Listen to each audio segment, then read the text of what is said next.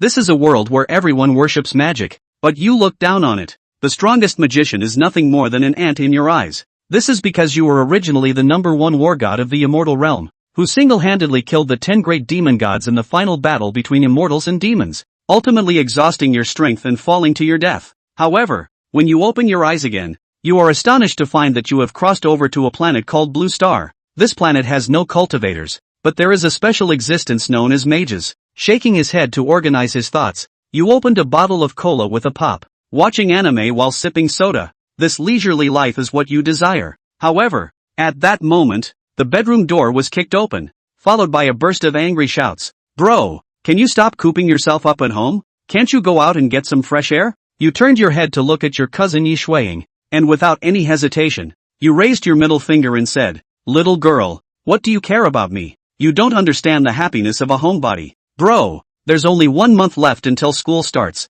Don't you want to achieve good grades in Magic High School, get into a good university, and reach the peak of your life? I don't want to. Life shouldn't be a mess. Just like cola without bubbles. Someone actually wants him to struggle. What the hell is there to struggle for? He fought for thousands of years in his last life, and now he can finally enjoy life. So why should he struggle?" Yi Shuiying was even angrier upon hearing this, rushed forward to turn off the TV, kicked him out of the house, and declared that he was not allowed to come back before 6 o'clock in the evening. You helplessly shrug your shoulders and walk towards the internet cafe. Who said you can only be a homebody at home? Boss, start up. Your ID card shows a balance of 0. The boss said. Recharge how much? Now recharge 100 and get 50 extra. You touched your pocket upon hearing that, but surprisingly couldn't find a single dollar. Then you smiled and looked at the internet cafe owner. Sister, do you know which way in this society is easy to make money? Making money? Of course, it's to become a hunter. The network administrator's sister had a face full of admiration and worship. Hunter. You were taken aback by the mention of this profession. To put it simply, it's a bounty hunter, hunting down monsters to earn commissions. With your strength, you should be able to easily handle a few jobs and not have to worry about internet fees. By the time the gateway girl comes back to her senses from her fantasy, you are already gone. Pengcheng is a second-tier city, and there is naturally a demon hunter association here. However, to become a hunter, one must join a hunter team and complete a task to become an official hunter. You squeeze into the crowd and casually look for a team, but they don't even ask and simply refuse you. Why? Little brother. The Demon Hunter Association. Little kids can't come here. Hearing the woman on the other side say this, you finally realize that you might not be very bright. You're only 16 years old. How can you be a hunter? But it's not a big deal. You go to the bathroom, circulate the spiritual energy within you, and quickly create a mask to wear on your face. Looking around, you soon find a new target. This is a hunter team that no one cares about. A strikingly beautiful woman sits at the recruitment booth playing with her phone, and the sign in front of her boldly states, recruiting teammates, only Thunder Mages. Thunder is the most powerful attribute among all, but its strength also means it is rare, and you are naturally not a Thunder Mage. But who says only mages can control lightning? You walk up to the woman and ask in a hushed voice, are you looking for Thunder Mages? Are you? The woman looked up in slight surprise, and you nodded. Then you suddenly clenched your fist, and a dazzling flash of lightning appeared in your palm, the crackling sound of electricity filling the air, causing an instant uproar around you. No way. Is there really a lightning mage coming to be a hunter? Lightning mages are such rare beings, aren't they all treasures of the major families? Could it be the legendary wild lightning mage? The surrounding crowd all looked at you in disbelief, and the spirited woman also showed surprise. They didn't expect to stumble upon a lightning mage who wanted to be a hunter. As expected, you successfully joined the hunter team. As for your name, just call me Maple Leaf. I am Suya, the vice captain of the Sky Eagle Demon Hunting Team. Welcome to join the Sky Eagle Demon Hunting Team. Yifeng followed Suya to their lounge in the Hunter Association. There were a total of 10 people in the Sky Eagle Demon Hunting Team counting him, and everyone was very happy and excited after hearing that there was a Thunder Mage in the team. Hello, my name is Chen Jindong.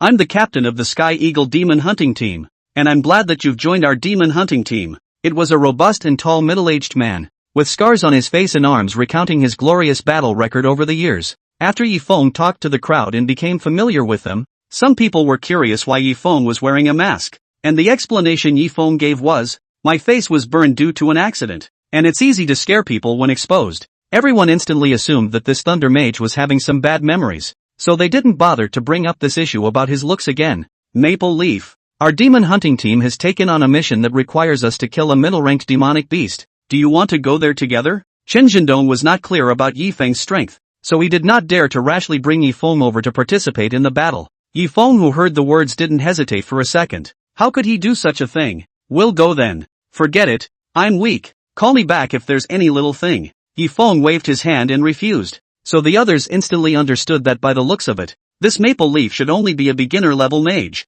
Ha ha ha. In that case, then we'll have to wait for the next cooperation. Chen Jindong smiled and rounded off the situation. Logically, they shouldn't have taken in a beginner mage, but the lightning system was simply too scarce. They couldn't afford to let go of this seedling with strong potential.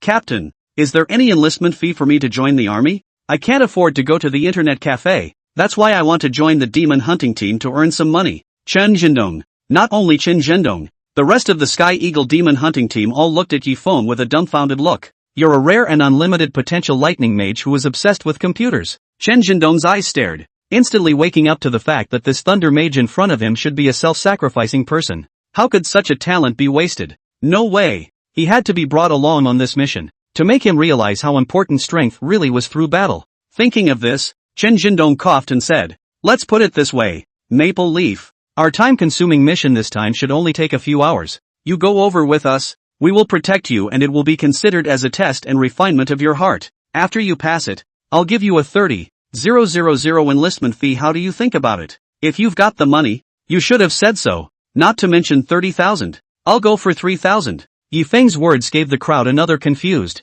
good guy. This one is an oddball. The mission that the Sky Eagle demon hunting team had taken on was to hunt mid-ranked demon snakes. The Devil Snake was located in a deserted area 10 miles outside of Peng City. That side used to be a development zone, only that it had been abandoned because of the frequent appearance of demons over the past few years. 2 vans were parked on the deserted area road. Chen Jindong and Suya led the way out of the car, and the others followed one after another deeper into the woods ahead. Yi Feng yawned and followed the group with an unconcerned look. Chen Jindong couldn't help but flatten Yi Feng even more in his heart after realizing that he had a lazy look on his face. How could such a seedling be so unmotivated? One had to practice him. Chen Jindong made up his mind, and the pace of his walk couldn't help but speed up a few points. In the middle of the woods there would occasionally be some ordinary demonic creatures that didn't even have a rank, such as demonic rats, demonic insects, and whatnot. However, these were naturally not taken into consideration, and were quickly wiped out by the Sky Eagle demon hunting team's people. The woods ahead disappeared and were replaced by an empty site that had been abandoned halfway through development.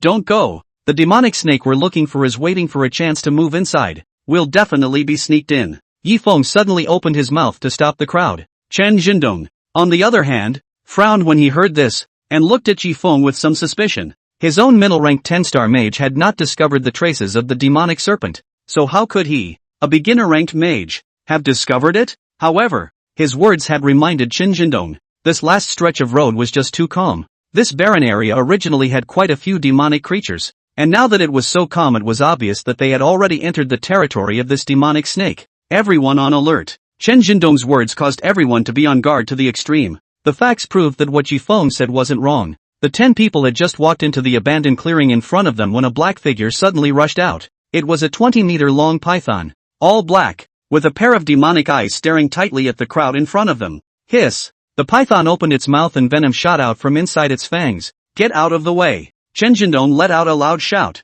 and the crowd hurriedly dodged as the venom landed on the ground with a zippy sound. Gulp! The crowd swallowed a little fearfully. Asterisk. Your opponent is me. Chen Jindong let out a roar as he waved his hands to turn a large amount of flames into 2 fiery snakes that swept towards the demonic snake in front of him. However, the devil snake didn't care, and with a fling of his body, the flames were extinguished on the spot. The black python body was like a whip as Chen Jindong jumped into midair then landed heavily again. A pair of iron hands had a death grip on the demon snake's body. Fire and system. This pairing makes up for the mage's lack of melee combat and the bodymaster's weakness of long-range consumption. Not bad. Yi Feng nodded in his heart. It was the first time he had seen a mage fight with his own eyes, and there was inevitably some curiosity in his heart. The battle was thoroughly fought, and everyone started using various magic attacks. It was only at this time that Yi Feng sent out the fact that everyone here was a middle-ranked magician with 2 attributes. It looked like he had entered a top-notch demon hunting team. But, I'm afraid that's not enough if that's all they've got. Asterisk, go to hell. Chen Jindong jumped into midair and his iron fist landed with a roar hitting the top of the demon snake's head.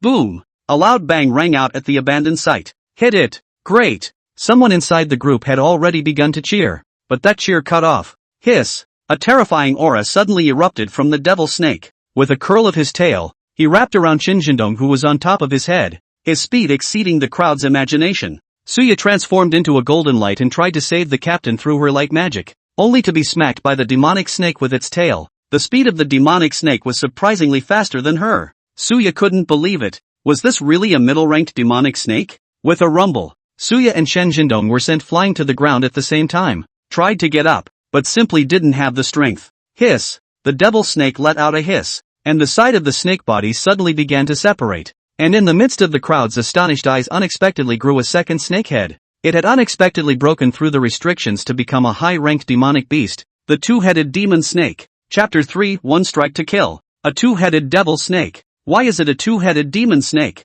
Run quickly! High-ranked demonic beasts are simply not something we, a middle-ranked demon hunting team, can fight against. The team was instantly thrown into a panic. Chen Zhendong and Suya were also constantly spitting in their hearts as they looked at the two-headed demonic snake in front of them. Why would it be a two-headed demon snake? Two-headed demonic snakes and demonic snakes aren't even on the same level. It's a descending blow for them. No wonder his attacks were so lackluster on the other party. No wonder the other party could injure him with a single strike. The original. Leave me alone. You guys go. Chen Zhendong reluctantly stood up. It was now time for him to fulfill his duties as the captain. Suya also stood up at this time. Facing the two-headed demon snake that was strong enough to crush them, she had no intention of retreating. It was her honor to die in the middle of a battle. The other 7 members of the team were you looking at me and I looking at you, and although there was fear in their eyes, not a single one of them left. What are you guys waiting for? Get out of here! As soon as Chen Zhendong's words fell, the two-headed demon snake's newly grown head violently opened its mouth and spewed out a line of fire.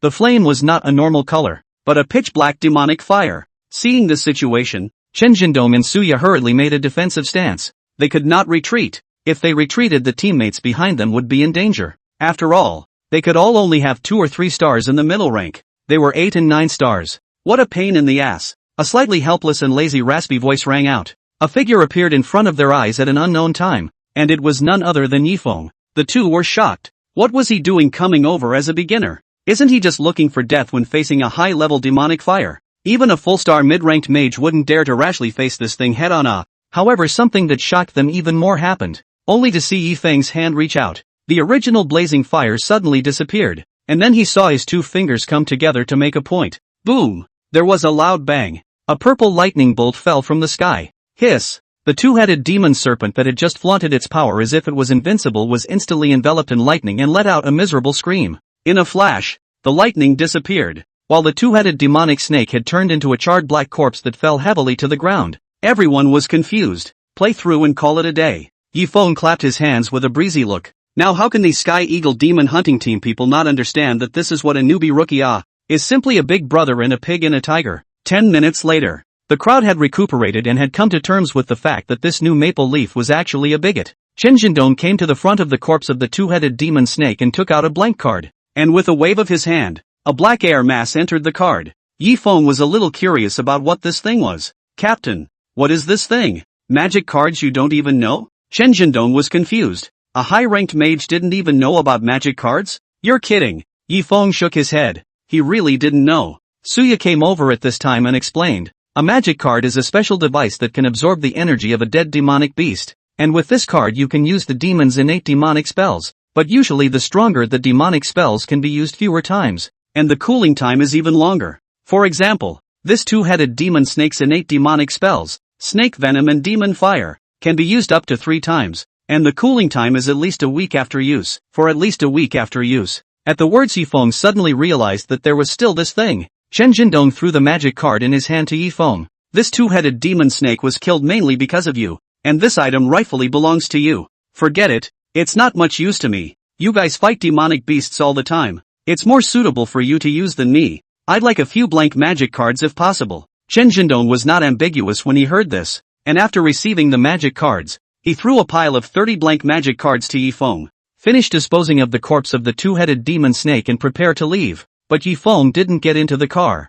Maple Leaf, aren't you leaving? Suya was a bit puzzled while Yifeng waved his hand and didn't say anything. Let's go. Maples must have something to deal with. It's not appropriate for us to be here. Chen Zhendong could see that things weren't quite right, and after saying so, He led the way. He wasn't stupid. How could a high-level two-headed demonic snake appear in the wasteland around Peng City and no one had discovered it yet? It was obvious that this thing was intentionally placed here by someone. And shortly after the crowd left, Yifeng looked up at the shadows of the woods not far away and said, "Come out. I don't like talking to people hiding in the shadows. Your perception can even detect me. When did Pengchang produce a mage like you?" A black-robed man emerged from amongst the black shadows. "There is a force in the blue planet that is in the company of demons, and they have made themselves powerful through secret methods, and have also become half-human, half-demon monsters. And such people are collectively known as demon people, and the most reviled existence in this world. But you may be strong, but I'm stronger than you." After the black-robed man finished speaking, a magical wave emanated from his body, glancing at the black-robed man, and then at the already somewhat darkening sky. He had to hurry back himself. The computers at the internet cafe were waiting for him. It's a new update day. No more chit-chat. Time for me to go see my secondary wife. Yifeng made a seal with both hands and a heavenly thunderbolt suddenly fell. And the black-robed man who had been flaunting his power a moment ago had now turned into ashes. 2 hours later, 2 more black-robed men came to the place. Looking at the only thing left on the ground, scattered Chardray's belongings, they were a bit bewildered. Who killed their companions? And a companion who was at the top of this operation. When did Pengchang have such a big brother mage who could exterminate high-ranked mages under silence? Most of the month later, a teenager at the Star Internet Cafe is dragged out of the cafe by a teenage girl who grabs his feet. "Stinky old man, come home with me. School starts tomorrow and you have to come back with me to pack." "No, I don't. I want to play games. I want to watch anime. I don't want to go to school." In the past half of the month, Yifeng became an internet cafe god and made the internet cafe his home. And Yi Shuiying had only recently found him. This stinky old brother hadn't been home for most of the month. She was about to break down with worry. "The first couple times I came over to talk him into coming back or not, it was fine. But not today. School starts tomorrow. So how can you not do your job and hang out in internet cafes all day?" In this way, Yifeng collapsed in despair, watching the internet cafe as a paradise gradually disappeared from sight. No. Chapter 4, Starting School. The next day, the early morning sun shone into the bedroom. Yifeng was sleeping soundly, and before he woke up from his beautiful dream, a pair of slender jade hands strangled his throat. "Get up! Older brother, get up! Up, up, up! I'm up!" Under Yi Shuiying's coercion, Yifeng was forced to get up. Today is the day they start school. Yi Shuiying and Yifeng were in the same grade, and both were admitted to Pengchang's second magic high school. Under Yi Shuiying's urging, Yifeng could only get dressed and wash up then go to school. Unlike Yi Shuiying, who usually walks to school with her friends, Yifeng is too lazy to walk, and definitely doesn't move his legs when he can take a taxi. So Yifeng had to arrive at the school before Yi Shuiying. Classes are divided, which is the first thing they have to do when they start school. After awakening to become a mage, Yifeng hadn't practiced at all. Split test. Nice guy. 1 star at the beginning of the order. With a full 10 stars, most student awakenings are 3 stars or more. Without a doubt. There were 12 classes in total, and Yifeng was assigned to class 4. And although class 4 is ranked high, the number doesn't signify very well, so it's rightfully a poor class. Unlike Yifeng, Yi Shuiying had 6 stars and was happy to be in the top class. The first lesson of the school year, Yifeng was arranged to sit at the back by the window. Rear window, home of the king. Such a valuable position. He would be sorry for the position if he didn't sleep. Just as Yifeng was sleeping, the homeroom teacher of class 4 had also started talking at length. The 4th class teacher was a young female teacher who looked like she should have just come to the 2nd middle school, then was forced to take over this problematic class. "I'm your class monitor. My name is Sun Lanxue, and I'm a middle-ranked ice mage." Wearing a teacher's uniform, Sun Lanxue appears to be sexy and feminine, so that most of the boys inside the class are inevitably a little heartbroken. Of course, there was definitely no Yifeng in it, because the guy was sleeping at this point, let alone watching Benjamin, and not even listening. "Midterms are in 2 months. And I want you to excel by then so you can get better resources and have an easier time getting into a good magic university." Sun Lanxue was talking at great length when suddenly she noticed Yifeng, who was sleeping in the back row. Good lord! How dare a student sleep in the first period? Who can stand that? Sun Lanxue walked to the side of Yifeng with an angry face, and all the students in the class began to mourn for Yifeng. "This guy, it's over. What is your name?" "This student?" Yifeng opened his eyes in a daze and looked at Sun Lanxue before saying, "My name is Yifeng. Teacher, what are you looking for me for?" "Yifeng, I remember correctly that you're a beginner 1-star mage, right? Although your starting point is very low, that's not a reason for you to give up on yourself."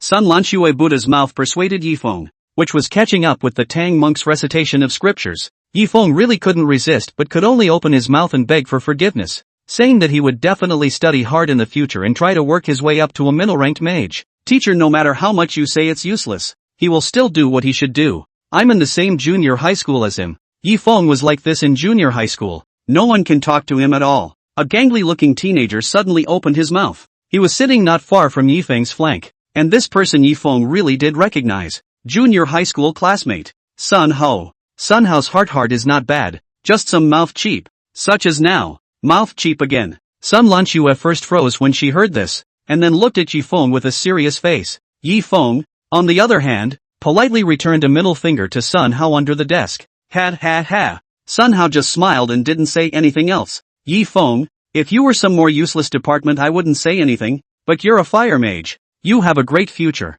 Teacher doesn't want to see you fall down, like this. As long as you can reach 5 stars before midterm, teacher will give you a magic artifact. Wizards? Yifeng was immediately interested when he heard this. A magical artifact is similar to a cultivator's magic treasure, but he didn't have a single magical artifact until now. That's right, it's a magical artifact. Teacher's word. Sun Lanshua's expression didn't look like she was lying. In fact, it is reasonable to say that the fire magician belongs to the existence of a relatively small number of students. Normally are the students of the top class. Sun Lanshue as a teacher graduated from the university is really too clear about the gold content of the fire mage, so she didn't want to stand by and watch such a promising magician end up wasting away because of self-loathing. In the back, Sun Lanshue resumed her lecture, and Yifeng didn't sleep again. Class dismissed. Yifeng stretched a lazy waist, intended to lie down for a while. Who knew that the teenager in front of him turned his head to look at him and said with a smile, "Buddy, go to the toilet together." No. There were a total of 41 people in class 4. And because it was an odd number there was one person who was single-seated, and that person was Yifeng. Going to the bathroom? Take me one. The teenager's tablemate similarly craned his head. Just like that, Yifeng met new friends, and equally good friends for life. Li Mubai, Wan Tian Lu. Between classes, on the playground. Yifeng, did you see that beauty? Li Mubai asked, pointing to a young girl not far away who was standing in the playground chatting with other girls. This young girl is not only tall, but also looks absolutely pure and lovely. A proper first love face. Saw it? Then? That's my goddess. Nya Sini. I've had a crush on her since junior high school. It's just a pity that dude doesn't deserve it. People are pointy class students. And dude, alas. Li Mubai raised his head to look at the sky, and those who didn't know thought that he had lost his love. Not far away, Wan Tianlu couldn't help but spit out at his words. So, are you a dog licker? No. I'm not like a licking dog. I won't bother my goddess. I'll just watch silently from behind. A crush is not as bad as licking a dog. Yifeng, you die. The three were chatting in the playground without even noticing that someone was watching them. What are you looking at? Shuiying? Nyesini asked after realizing that her best friend Yi Shuiying was staring at a group of teenagers with some surprise. She remembered that her best friend had stayed away from men. Nothing. Let's get back to class. It's getting a little chilly out there. Yi Shuiying pulled Nyesini back to her class in a bit of a trance. In his heart, he was in excitement. His oldest brother finally had a friend. It was too hard. His oldest brother had finally grown up. Looking at Yi Shuiying's distracted expression, Nyesini suddenly had a bold idea. Could it be that this BFF of theirs? There's a favorite, and it was among those 3 teenagers just now. Yifeng didn't go home after school, but headed to the meeting place that he had agreed to with the people of the Sky Eagle Demon Hunting Team. That's right, they're on a mission again. Chapter 5, The Coyote Demon Pack. Passing through an alley, Yifeng's finger on the storage ring slightly trembled. The original clothes disappeared, replaced by a black casual dress. The mask also reappeared on the face at this time. This storage ring is Yifeng after coming to this world inadvertently encountered a space stone will be refined into this storage ring. This storage ring has a powerful means of preserving life in addition to having unlimited storage space. That is the space jump. Only after using who does not know will space jump to what place. So this thing unless it is a last resort otherwise he is not at all will not use. After meeting up with the rest of the Sky Eagle Demon Hunting Team, Yifeng realized that everyone's expression was extremely heavy. Maple Leaf is really sorry for troubling you this time. The Pale Wolf Demon packs inside the mountain range near Pang City have suddenly come out en masse to surround Pang City, and all the demon hunting teams and members have to head over there to hunt. Chen Jindong knew that this high-ranking big brother was a person who hated trouble, so he usually didn't call the other party without a situation, and this time they truly had no choice. Yifeng smiled and nodded gently and did not say anything more. The only ones in the team who were on good terms with him were the 2 captains, Suya and Chen Zhendong. and he didn't even remember the names of the others, not to mention whether they were on good terms or not. The Demon Hunting Association was overcrowded, and all the demon hunting teams and members in Pengcheng were gathered together to assign combat guidelines. There is an army in the city. The Kangwolf demon group want to attack and is impossible, but the beast of war, but dragged for a long time, is not only easy to supplies appeared scarcity, is likely to also cause the Pengcheng residents panic. So now the urgent task is to quickly eliminate the Kangwolf demon group that suddenly launched an attack on the human race. For Rock City, for the human race, the president of the Demon Hunters Association placed his hand on top of his heart and shouted loudly, and all the hunters at the same time started to vent their blood at the same time in a model. Yifeng in the middle of the crowd was a bit confused, although he felt a bit embarrassed but still learned. All the demon hunting teams are out in full force. Outside of Pengcheng at night, the battle has been raging for 2 hours. The Sky Eagle demon hunting team was in charge of an area where most of the wolves were low-ranked, and occasionally there would be a few medium-ranked wolves that would all be killed by them one by one. Everyone looked in one direction from time to time as they fought the demonic wolves, because they all understood that it wasn't them who would decide the winner of this battle, but rather the high-ranked mages who were fighting to the death against the Pale Wolf Demon King. All 5 of Pengcheng's high-ranking mages had been deployed, but after 2 hours of fighting there was still no winner. Ow! The Tsong Wolf Demon King let out a wolf howl, and his huge body that was fully 3 meters tall was covered with white demonic patterns. A dozen wind blades whistled out at the same time. 5 high-ranked mages desperately fought back, including the president of the Demon Hunters Association, Tian Kuwei. Tian Kuwei wiped the blood from the corners of his mouth. His tall and powerful body was a bit lousy, but his majesty was still there. With a wave of his palm, countless blades appeared out of thin air, emitting burst after burst of air-breaking sounds as they whistled towards the Crow Wolf Demon King. Not only that, at the same time as the blade appeared, the ground under the Kangwolf Demon King's feet collapsed and countless vines grew to entangle the Kangwolf Demon King to death. Tian Kuei had a total of 3 attributes as a high-ranked mage: gold, earth, wood. The other 4 high-ranked mages also kept using their magic to launch attacks against the Tsong Wolf Demon King. However, no matter how hard they tried to attack, this Pale Wolf Demon King was not injured, but instead, a pair of demon eyes revealed disdain and regicide. Ow! The wolf's howl shook the sky. The Tsong Wolf Demon King suddenly broke free from his bonds and then transformed into 5 figures. It was one of the Kangwolf Demon King's innate demonic techniques. Split. Each of these doppelgangers had half the strength of the demon wolf's main body, and the original form of the enemy being outnumbered suddenly transformed into an even match. No, I should say crushed. It wasn't until this time that they realized that this Tsong Wolf Demon King in front of them was actually a proper high-grade full-star existence. If it wasn't for the bloodline restriction, later on becoming a super-ranked existence wouldn't be impossible. But the biggest problem right now was that even the strongest among the 5, Tian Kuei, had a mage level of only 6 stars at the high level. How's this for a fight? They now sort of understood one thing. This Tsong Wolf Demon King had been teasing them before to deliberately hide his strength and drag his feet. But what was the reason for this? In the shadows, the 2 black-robed men couldn't help but let out a burst of sinister laughter as they watched the scene. That's right, just like this. Let these people feel desperate. And after the Crow Wolf Demon King kills these 5 people, then directly break this Peng City before the other cities react. Thanks to the organization sending someone to lure away that military region powerhouse in Peng City.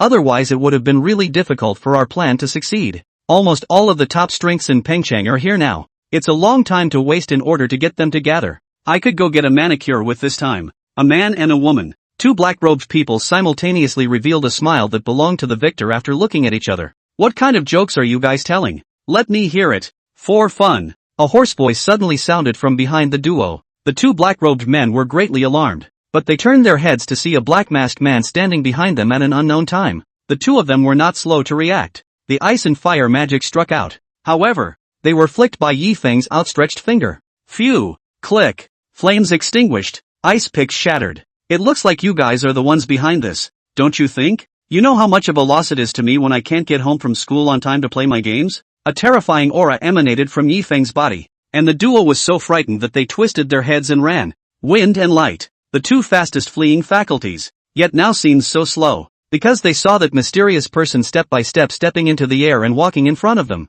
It was as if no space existed before his eyes. Had enough? Yifeng waved his hand and 2 wind blades whistled out. The 2 black-robed men couldn't even react in time before the wind blades directly shattered all their means of defense. 2 heads hit the ground. With a single grab of Yifeng's hand, the interesting items on their bodies all came into his hands. Looking at the thousands of dollars inside the wallet, Yifeng's face under the mask smiled and jerked. There's money. Man, there's money. Putting his wallet away, he glanced again at the two men's magical card packs. There are quite a few magic cards. Nice to get back and collect them to put inside your own collection book. That's right, the current Yifeng had a new hobby, which was collecting magic cards. He's now more than just a secondary otaku. He's a brand name guy. Looking towards the Tsong Wolf Demon King not far away. One's first high-level 10-star magic card. This is not coming. Boom! Tian Kuei's body fell heavily to the ground. Facing the Tsong Wolf Demon King's main body he had already lost, while the other four were likewise no better. Looking at the Tsong Wolf Demon King that was getting closer and closer, it was the first time he felt that death was so close to him. Chapter 6. No way. I can't go down yet. Tian Kuei struggled to stand up. He understood that once he fell, then there would be no one left to guard the 10,000 lights behind him. There was his family there. Just as Tian Kuei was preparing to fight to the death, a black shadow suddenly appeared in front of him. Yifeng clenched his fist with one hand and let out a furious shout at the lunging Tsong Wolf Demon King. One punch and you won't even recognize your mother. Boom! The high-level 10-star Tsong Wolf Demon King's vitality instantly collapsed under this blow, and his bones shattered all over his body. No matter what means of defense and means of attack in the face of absolute power were all empty talk. Blank magic cards float into your hand. The energy mass of the Coyote Demon King was absorbed by the magic card. With that he dashed away. The whole thing didn't take more than 10 seconds. So much so that no one reacted. That was a person who just appeared, wasn't it? But when did Peng Chang have such a super-ranked existence? To be able to kill a high-ranked 10-star with one punch. It must be a super rank without a doubt. The battle ended in such confusion. It was already 12 o'clock in the evening when Yifeng returned home. After opening the door, he quietly groped around with the intention of returning to the house. Who knew that he would see his cousin, Yi Shuiying, who was waiting for him in the living room with an angry face. Older brother, you must have gone out to work hard on your magic instead of going to an internet cafe if you're back so late, right? Yi Shuiying gradually approached, and Yi Feng's cold sweat was scared out of him. Would you believe me if I said I didn't go to an internet cafe? I'll believe the hell out of you. Yi Shuiying was so angry that she punched and kicked at Yifeng. She was also hating her own old brother's talent was clearly better than her own. Why didn't he have any motivation? If her eldest uncle and aunt knew that she had brought her cousin into this light and colorless state, although they would not say anything, she really did not feel good about it. This cousin in particular had grown up with her, and she certainly couldn't let her oldest brother fall from grace. To hit is to kiss and to scold is to love. Yi Shuiying now felt like an old mom who was worrying about her son. A new day. A new beginning. Yifeng felt very comfortable sitting in the back row of the class by the window. However, the calmness of the class is shattered by class monitor Sun Lanxue. We have a new student in our class today. Han Yi. Everyone clap and cheer. A well-built and somewhat fierce-looking tan teenager stood on top of the podium. This Han Yi has a very distinctive look. The main reason is still because its appearance is too fierce, belonging to the kind that is not a good person at a glance. Especially the other side of the mouth there is a scar. Not to mention in the school. Put in the community this look must also be a big brother level characters.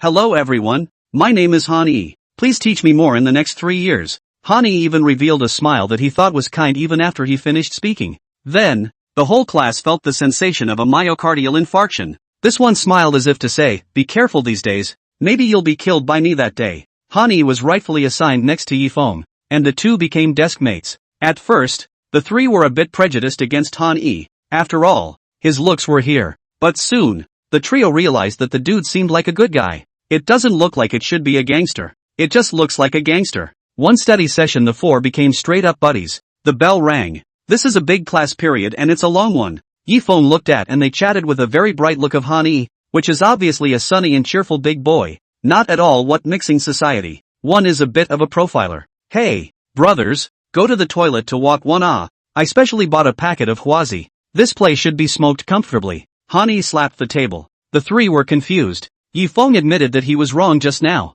This one was a jerk. Cool. Inside the restroom Han Yi gulped down the clouds. And through conversation the three also learned about Han Yi's situation. Han Yi grew up on the battlefield, attending military schools in elementary and middle school, and awakening as a mage in high school. His parents wanted to make his life easier, so they sent someone to send him to Pengcheng to attend high school. No wonder he looks so fierce. It's because of that. Don't you guys smoke? Han Yi handed the cigarettes to Yifeng's three men, who shook their heads in rejection. Li Mubai, I'm a good student. I don't smoke. Wan Tianlu, smoking is bad for your health. Yifeng, a geek's life doesn't need tobacco. Han Yi, smoke one and try it. 3, no.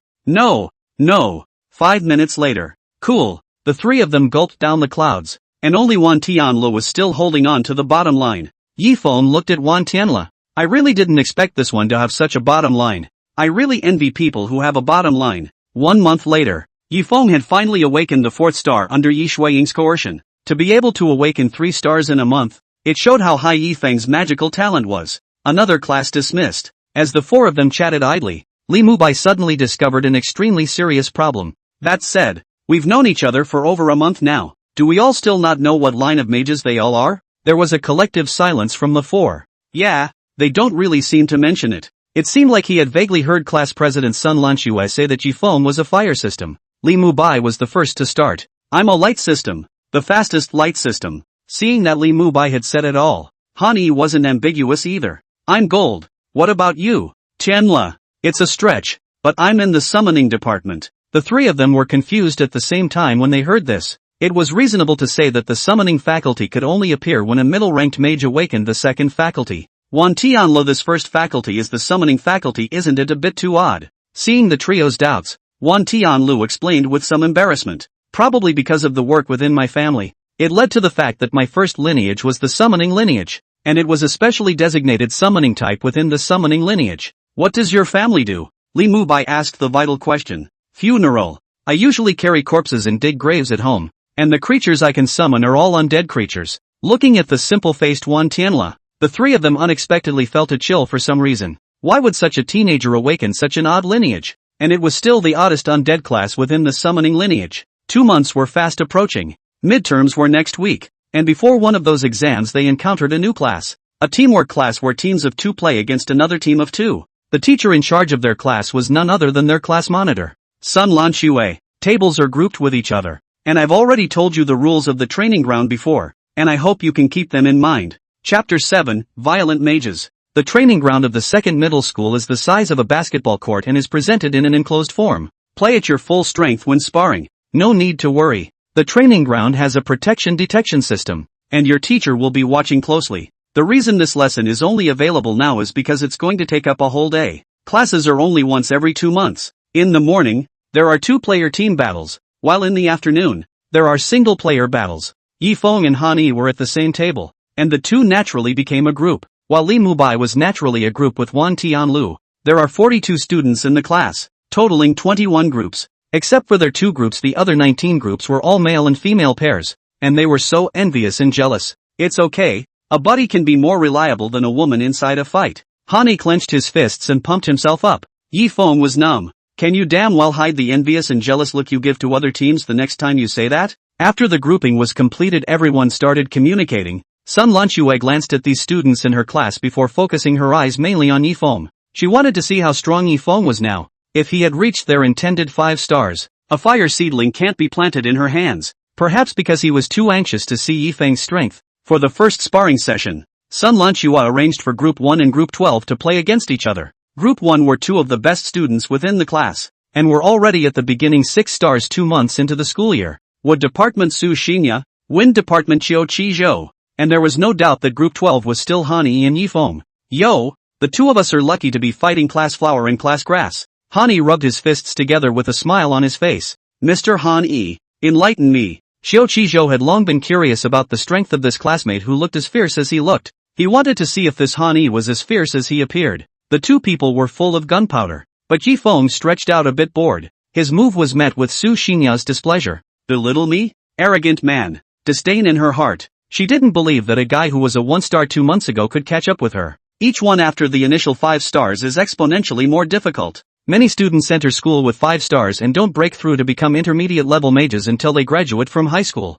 Sun Lanxue saw that the atmosphere of both sides had already reached the point of tension, so she announced the start of the battle without saying a word. Within a few minutes before the battle started, Li Mubai and Wan Tianla had already gotten up a bet. All but 2 of the students are betting that 2 of the 12 groups will lose. Thinking that this was money for nothing, they pressed almost all of their pocket money inside the bet. Knowing the strength of the 2 of them laughed wildly in their hearts. A group of fools, wait a while to have you cry. Such an opportunity to pick up money if they give up can be too much to their own treacherous heart. The moment the cut began, Han Yi let out a loud shout and violently charged towards Qiu Qizhou. The incident was sudden. Qiu Qizhou hurriedly used the wind to increase his speed to avoid Han Yi's swinging punch. I'll take this guy, you take the pussy. Okay. Yifeng stretched his waist and then rushed towards Su Xinya as a ray of fire. Su Xinya was startled and hastily summoned a wooden vine to form a shield. Break me! Yifeng punched out with his hands attached by flames. With a rumble, the wooden vine shield was punched out on the spot. Meanwhile on the other side, Han Yi's hands continuously appeared with various metal flying daggers, then threw them at Qiu Qizhou. Qiu Qizhou couldn't help but slow down because of his constant dodging, and Han Yi also saw the right time. A metal baseball bat was held tightly in his hand with magic creation. Eat my stick! Bang! The baseball bat hit the wind wall with a loud noise, followed by a click. Qiu Qizhou was hit by the baseball bat on the spot and flew out directly backwards. Fortunately, Sun Lanxue reacted quickly and caught Qiu Qizhou, then used healing magic to help Qiu Qizhou recover from his injuries. Han Yi's side of the battle ended while Yifeng's battle continued. Su Xinya hurriedly activated her magic, and vines continuously emerged from the ground to attack Yifeng. However, Yifeng in the state of Fire Fist was punching a hole in the ground, hitting Su Xinya back and forth. At this point her entire body was confused. It's nifty to be a mage. Fire mages don't always stand behind the team and output like crazy. How does this one play close combat? Not far away. Han Yi was sitting on the ground, not knowing where. He pulled out a pack of spicy noodles and was watching with great interest. It was clear he didn't mean to intervene. Yifeng jumped into mid-air. Su Xinya felt that this was a good opportunity. 5 or 6 tree vines appeared around his body wanting to wrap the mid-air Yifeng. However, who knew that Yifeng's right leg was covered in flames at this time? It was a trick he had learned from Sanji. Demon Wind Kick. The flames instantly incinerated the vines. The dazzling fiery red had already shown among Su Xinya's line of sight by now. It was the first time she had ever felt that she was even this close to death. However, Yifeng, who was in mid-air, suddenly stopped his feet and said after landing, "It looks as if I won." There was silence in the room, followed by the sound of a collective retching of cold air. This Yifeng and Han Yi are purely two violent maniacs, two mages fighting in the same way as a body master. These two are not devils, I'm afraid. Moreover, what kind of magic did Yifeng use just now? Is there a melee attack magic like this within the primary flame magic? As a teacher, Sun Lanxue couldn't help but sigh in her heart at the sight of this scene at the high level of Yifeng's talent. If she hadn't guessed wrongly, the magic Yifeng had used was actually only one from start to finish. Elementary fire magic. Flame covering. This is usually used as a defense against sudden melee enemies using a means of making flames appear on one's body. But the price for this was that it was easy to be burned by the flames, and Yifeng could do it without being affected by the burns at all and still be able to perform so many difficult maneuvers. Physical strength was one aspect, and the other was his control over the flames. I'm afraid this mastery has already reached the intermediate level. Thinking of this, Sun Lanxue couldn't help but reveal a smile. Sure enough, Yifeng, this kid was really gifted and could crush many ordinary students with some hard work. If we can keep working hard, there's no limit to our future. And that Han Yi isn't bad either. With this physical strength, it's worthy of the talent that came out from over there. Ha ha ha. Sun Lanxue was suddenly interrupted by a burst of laughter and turned her head to find Li Mubai and Wan Tianlu were counting money while letting out loud laughter. Usually the four of them were glued together and inseparable. Han Yi and Yifeng were doing well, and the two of them should be pretty much anywhere. Next game,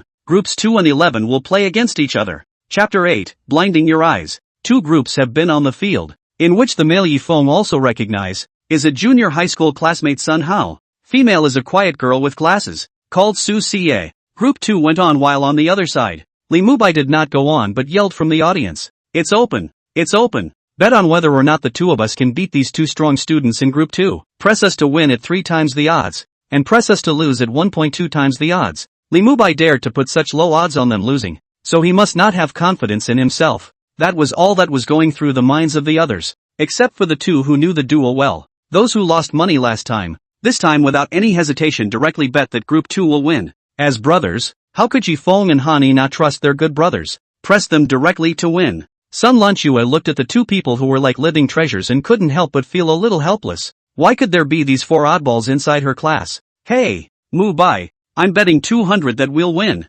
Sun Hao shouted out while Li Mubai held out his hand to indicate okay. After collecting the money, both Li Mubai and Wan Tianlu came to the playing field at the same time. Sun Hao was an earth mage and Su Xie was a water mage. Both are among the more controlling and they are both 5 stars. Li Mubai and Wan Tianli's strength wasn't as deeply hidden as Yifeng and Han Yi's. They only had 3 stars at the beginning level, and everyone inside the class knew it by heart. Sun Lanxue announced the start of the duel after confirming that both sides were ready. Tengoku, know what I mean? Too understandable. Wan Tianlu stomped the ground with 1 foot, and a summoning formation appeared out of thin air in front of him. quickly interrupt his summoning cast. When Sun Hao ordered it, he prepared to use ground spike to stop Wan Tianli's summoning. Yet who knows just at this time. Watch me blind your dogs. Li Mubai transformed into a dazzling golden light that kept weaving in and out of the competition stage. The dazzling light caused the two of them, Sun Hao, to squint their eyes. Man Tianlu, on the other hand, calmly took his sunglasses out of his pocket and put them on.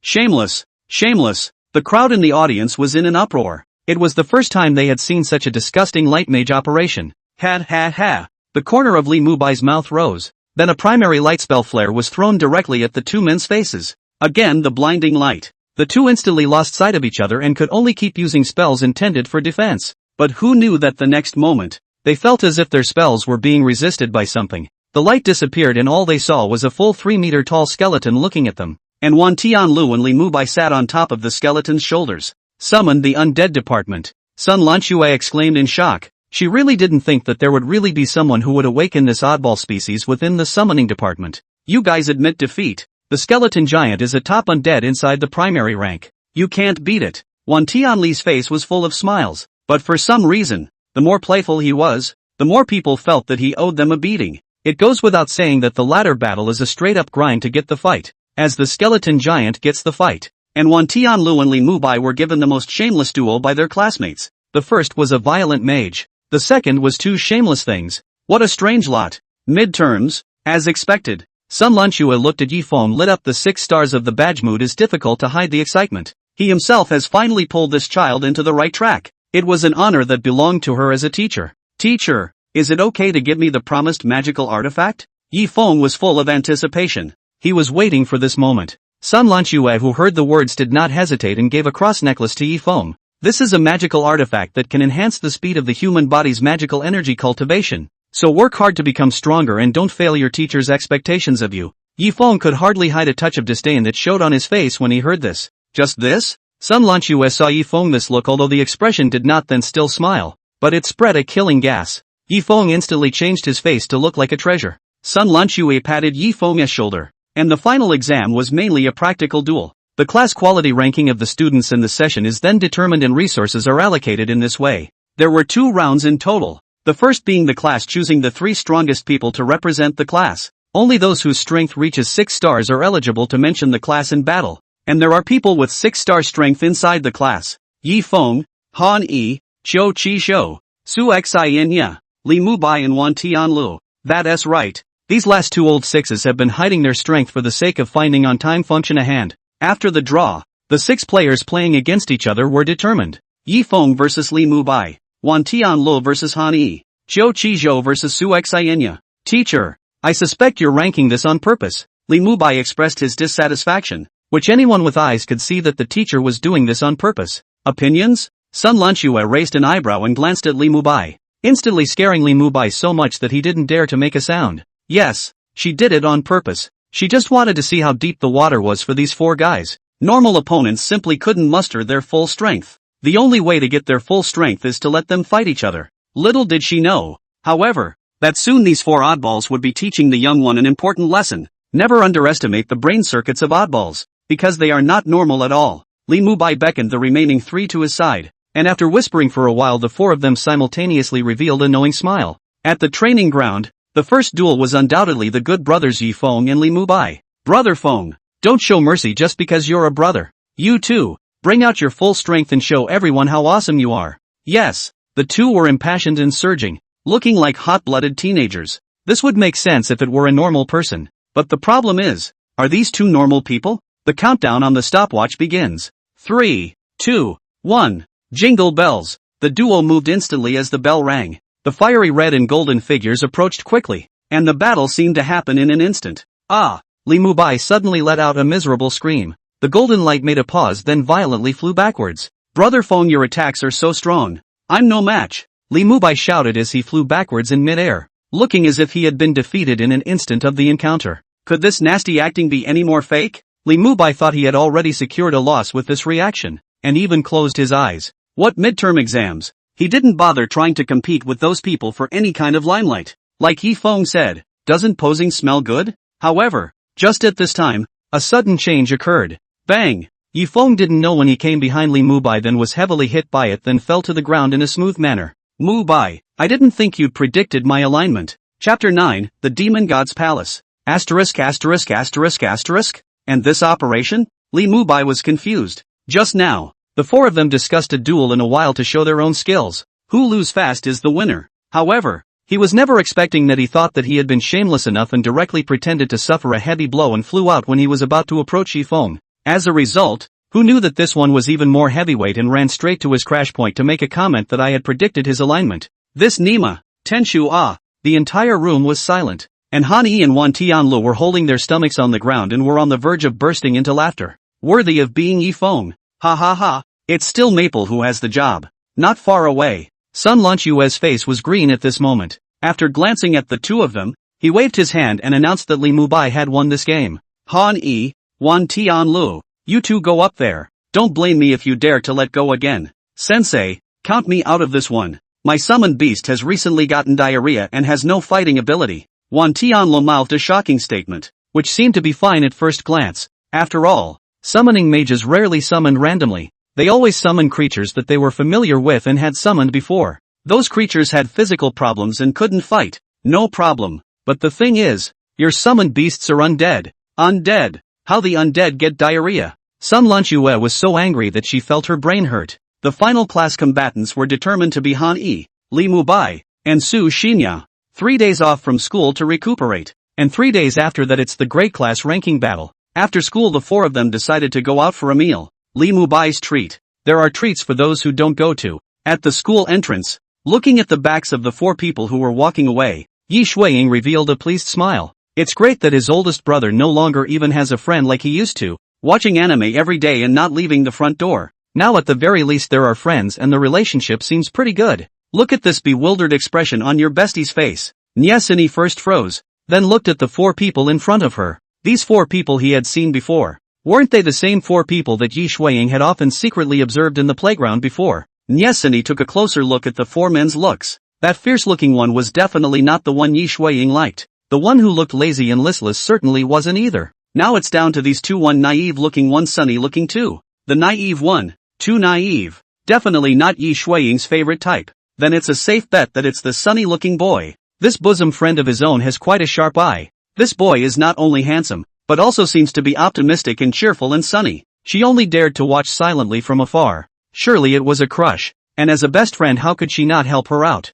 At this time, Yi Shuiying did not know that his attention to his old brother Yi Feng's behavior has caused his best friend Nyesini's misunderstanding. Peng Cheng was slightly quieter at night. A black-robed man walks down a dimly lit street. As he walked, he looked left and right in a very cautious manner. Four heads suddenly protruded from a corner not far behind. It was none other than Yi Feng's four men. Just now they went to an internet cafe to dash off after dinner, and went out to get ready to go home only to run into a middle-aged man who didn't look any different from a normal person. As a result, who knew that Wan Tianlu would say that this person actually had the aura of the undead on him? One must know that even Wan Tianlu, the one who summoned the undead, didn't have this kind of aura on him. Wan Tianli's special nature caused him to be particularly sensitive to this kind of aura. And there can only be one kind of person with that kind of aura. That would be the demon people of the demon temple. There was only one power for the demon people, and that was the demon god temple. They revered the demon race, believing that it was the demon race that could lead mankind to glory. To put it bluntly, they are the lackeys of the demon race. Hani had a deep hatred for demons and wanted to follow after hearing that the man had an undead aura about him. The good buddies had gone to follow. Could the three of them just sit back and watch? So they attempted to get here all the way by relying on the so-called concealment-type magical artifacts that Yifeng had taken out. In fact, what Yifeng took out was the immortal cultivation treasure, the wind-walking bead, which was one of the only few immortal cultivation treasures that he had crafted over the years. After seeing that this person had actually changed into the representative black robe of the demon god temple, they were even more certain that this fellow was someone from the demon god temple. Strange. How did someone from the demon god temple appear in Pang City? Li Mu Bai scratched his head in some confusion, while Hani said in a grave tone, not long ago when a demonic disturbance occurred outside Pang City, there were people who suspected that it was the demon god temple's people who were behind it, and now it seems to be true. So are we really going to follow? With our strength isn't it a bit too presumptuous to face this kind of power? Wan Tianla was a bit of a wimp. Hani reached out and knocked on Wan Tianli's head and said, you're a wimp. This magical artifact of Yifeng's can completely shield our figure and breath. Relying on this thing it's a sure thing that we'll be able to find out the information. and as long as we find out the specific information about the reason why the demon god's temple is in Pang City, the officials will most likely reward us with a magical artifact. Han Yi was right about being rich. After Li Mubai finished speaking, he and Han Yi led the charge. Yi Feng and Wan Tianle simultaneously shook their heads helplessly after looking at each other and could only follow. The four followed all the way to an alley where there was a closed door to a room. The man reached out and knocked 3 times on the door of the room after the same black-robed man appeared to open the door and bring him inside. Go, follow it in. Han Yi took the lead and was about to charge being pulled back by Yi Feng. I'm stealthy, not through walls. Are they blind not to see us open the door? Yi Feng really some convinced this guy's brain. Muscle is too developed to the brain also accounted for? Fair enough, so what should we do now? If you ask me, just go back to your homes. I want to get back to watching anime. Yi Feng's proposal was recognized by Wan Tianlu, and just at this time, Li Mubai, who hadn't said anything, suddenly had a flash of insight. After half a day of muttering to the three, the crowd finally looked as if they had come to a realization. Sure enough, it is Li Mubai who can play the plotting and scheming. The expressions of the 3 black-robed men in the room were grave, and their eyes were filled with fear and helplessness. Right now Pengchang is looking for our demon god temple people everywhere, and the 3 senior officers in charge of this operation are all out of contact. The previous phases were clearly going well, so why did things go wrong when it came to the final and vital stage of the siege? I don't know, but one thing I'm sure of is that we're going to have to use that thing now if we want to escape with all of our people. At those words, the other 2 fell silent. They'd really have no wiggle room at all if that thing was used. Ha! Just as the 3 of them were having mixed feelings, the door of the room was suddenly knocked sharply. Chapter 10, Skipping Class to Do a Mission. The 3 people's pupils suddenly shrunk after hearing the knock on the door. Could they have been discovered? Hurriedly going on alert, all of them mobilized their magical energy, ready to unleash their magic at any time. Help! Help! Scream after scream came from outside the door. The 3 of them froze at the same time after hearing the voice, and before they could react the door was slammed open with a bang. A teenager was kicked into the middle of the house. Run! You continue to run, ah! Dare to cut my corners and cuckold me. Really think I'm easy to bully. Han Yi rushed into the house and directly yanked up Wan Tianlu, who had an extremely frightened look on the ground, his face filled with killing intent. Big brother, I was wrong. Big brother, I won't dare again. I really didn't know she had a boyfriend. Wan Tianlu pleads and asks Han Yi to let himself go, while Han Yi, without saying a word, carries Wan Tianlu out of the house while beating him. Looking at the departing 2, the 3 people from the demon god temple were confused. What's going on here? One of the black-robed men closed the door and said unconcernedly, it's just 2 beginner mages. It looks like it should be the high school. They should have come here by mistake. After all, this place is remote, and it's not once or twice that a brawl has occurred. But the 2 of them can't guarantee that they've already seen our demon god temple's costumes. It's not advisable for us to act rashly now. Or do you really think I'll let these 2 go? And I've already put a curse on them. They'll be dead in less than 3 minutes. The man gave a sneer. Li Mubai, who had stealthily come in inside the house while the door was just opened, was startled at the words and turned his head to look at Yi Feng, but saw that he did not care. Seeing Yi Feng's expression, Li Mubai guessed that Yi Feng must have left something behind, so he wasn't afraid of Wan Tianlu and Han Yi being cursed. It's worthy of Maple to be thoughtful. However, the truth was that Yi Feng had directly wiped out the curse when the other party made a move to place the curse. It was thanks to the fact that they had him, the big man, mixed inside the 4 trash, or else they would have died at least 2 rounds today. Time is running out now. If we don't use that thing to create chaos and thus escape Pengchang, I'm afraid that all of us in this detachment will be doomed. The words of the man in charge had made it clear that this was the only way they could go now. The 3 of them left at the same time after finally agreeing on a location. After the 3 left,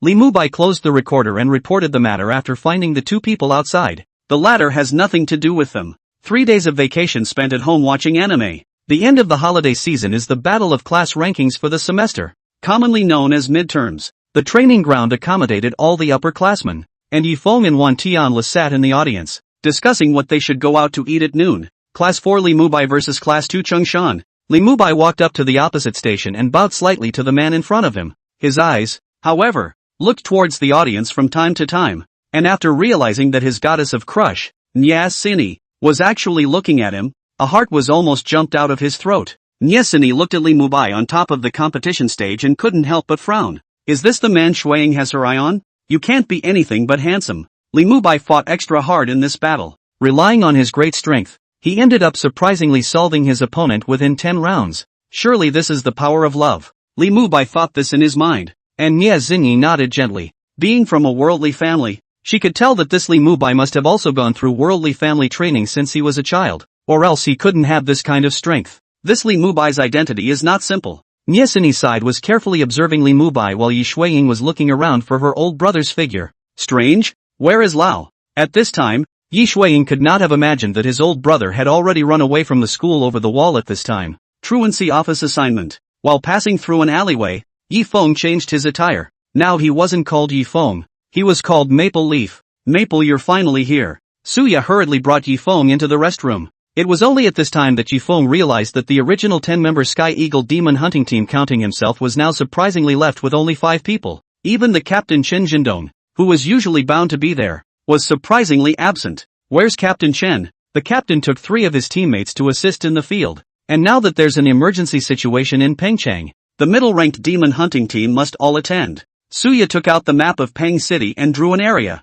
The remaining members of the Demon God's Temple in Peng City used a special potion to emit an odor that attracted a large number of insect-type demons. Right now all the demonic insects are gathered in these areas, and our task is to clear the small area of insect demons. Because we are fewer in number, we are quite a bit smaller than the other demon hunting teams responsible for the area. Hearing this, Yi Feng nodded his head gently. It's not too late. Let's leave immediately now. Good. Yi Feng followed Suya out of the lounge after he promised. The Skyhawk Demon Hunting Team was in charge of an abandoned factory part of the area. A few hundred demonic ants had already gathered here at some point, but fortunately, these demonic ants weren't even considered to be of a low rank, so it was easy to kill them. Phew! The flames in Yifeng's hand whistled past, and the ant colony in front of him was instantly turned into charcoal. Let's call our mission complete like this. Yifeng clapped his hands. His tone was very flat. Suya smiled bitterly at his words. Such a strong person was really condescending within their team. Yi Feng, who was planning to leave with the Sky Eagle Demon Hunting Team, suddenly realized that something was wrong. What's going on in Pengchang lately? Why does this stuff keep popping up? What's wrong with Maple? Is something wrong? Suya stood and inquired, while Yi Feng waved his hand to signal them to go first. He then disappeared into thin air. The remaining people of the Sky Eagle Demon Hunting Team, were you looking at me? I was looking at you, and for a while, they surprisingly didn't know whether they should or shouldn't go. Deep underground, a crimson centipede that was only a dozen meters long was constantly digging holes underground. Scarlet Centipede King. Super Order 3 stars. The demon race had always despised the Demon God Temple. Like this time, the Scarlet Centipede King was the backhand they had left behind. If the Demon God Temple failed in its actions, then the Scarlet Centipede King would come out to complete the task that the Demon God Temple had not accomplished. A bunch of accomplished things that can't even find a relic. And in the end, they have to bother me to make a move. The Scarlet Centipede King kept spitting in his mind.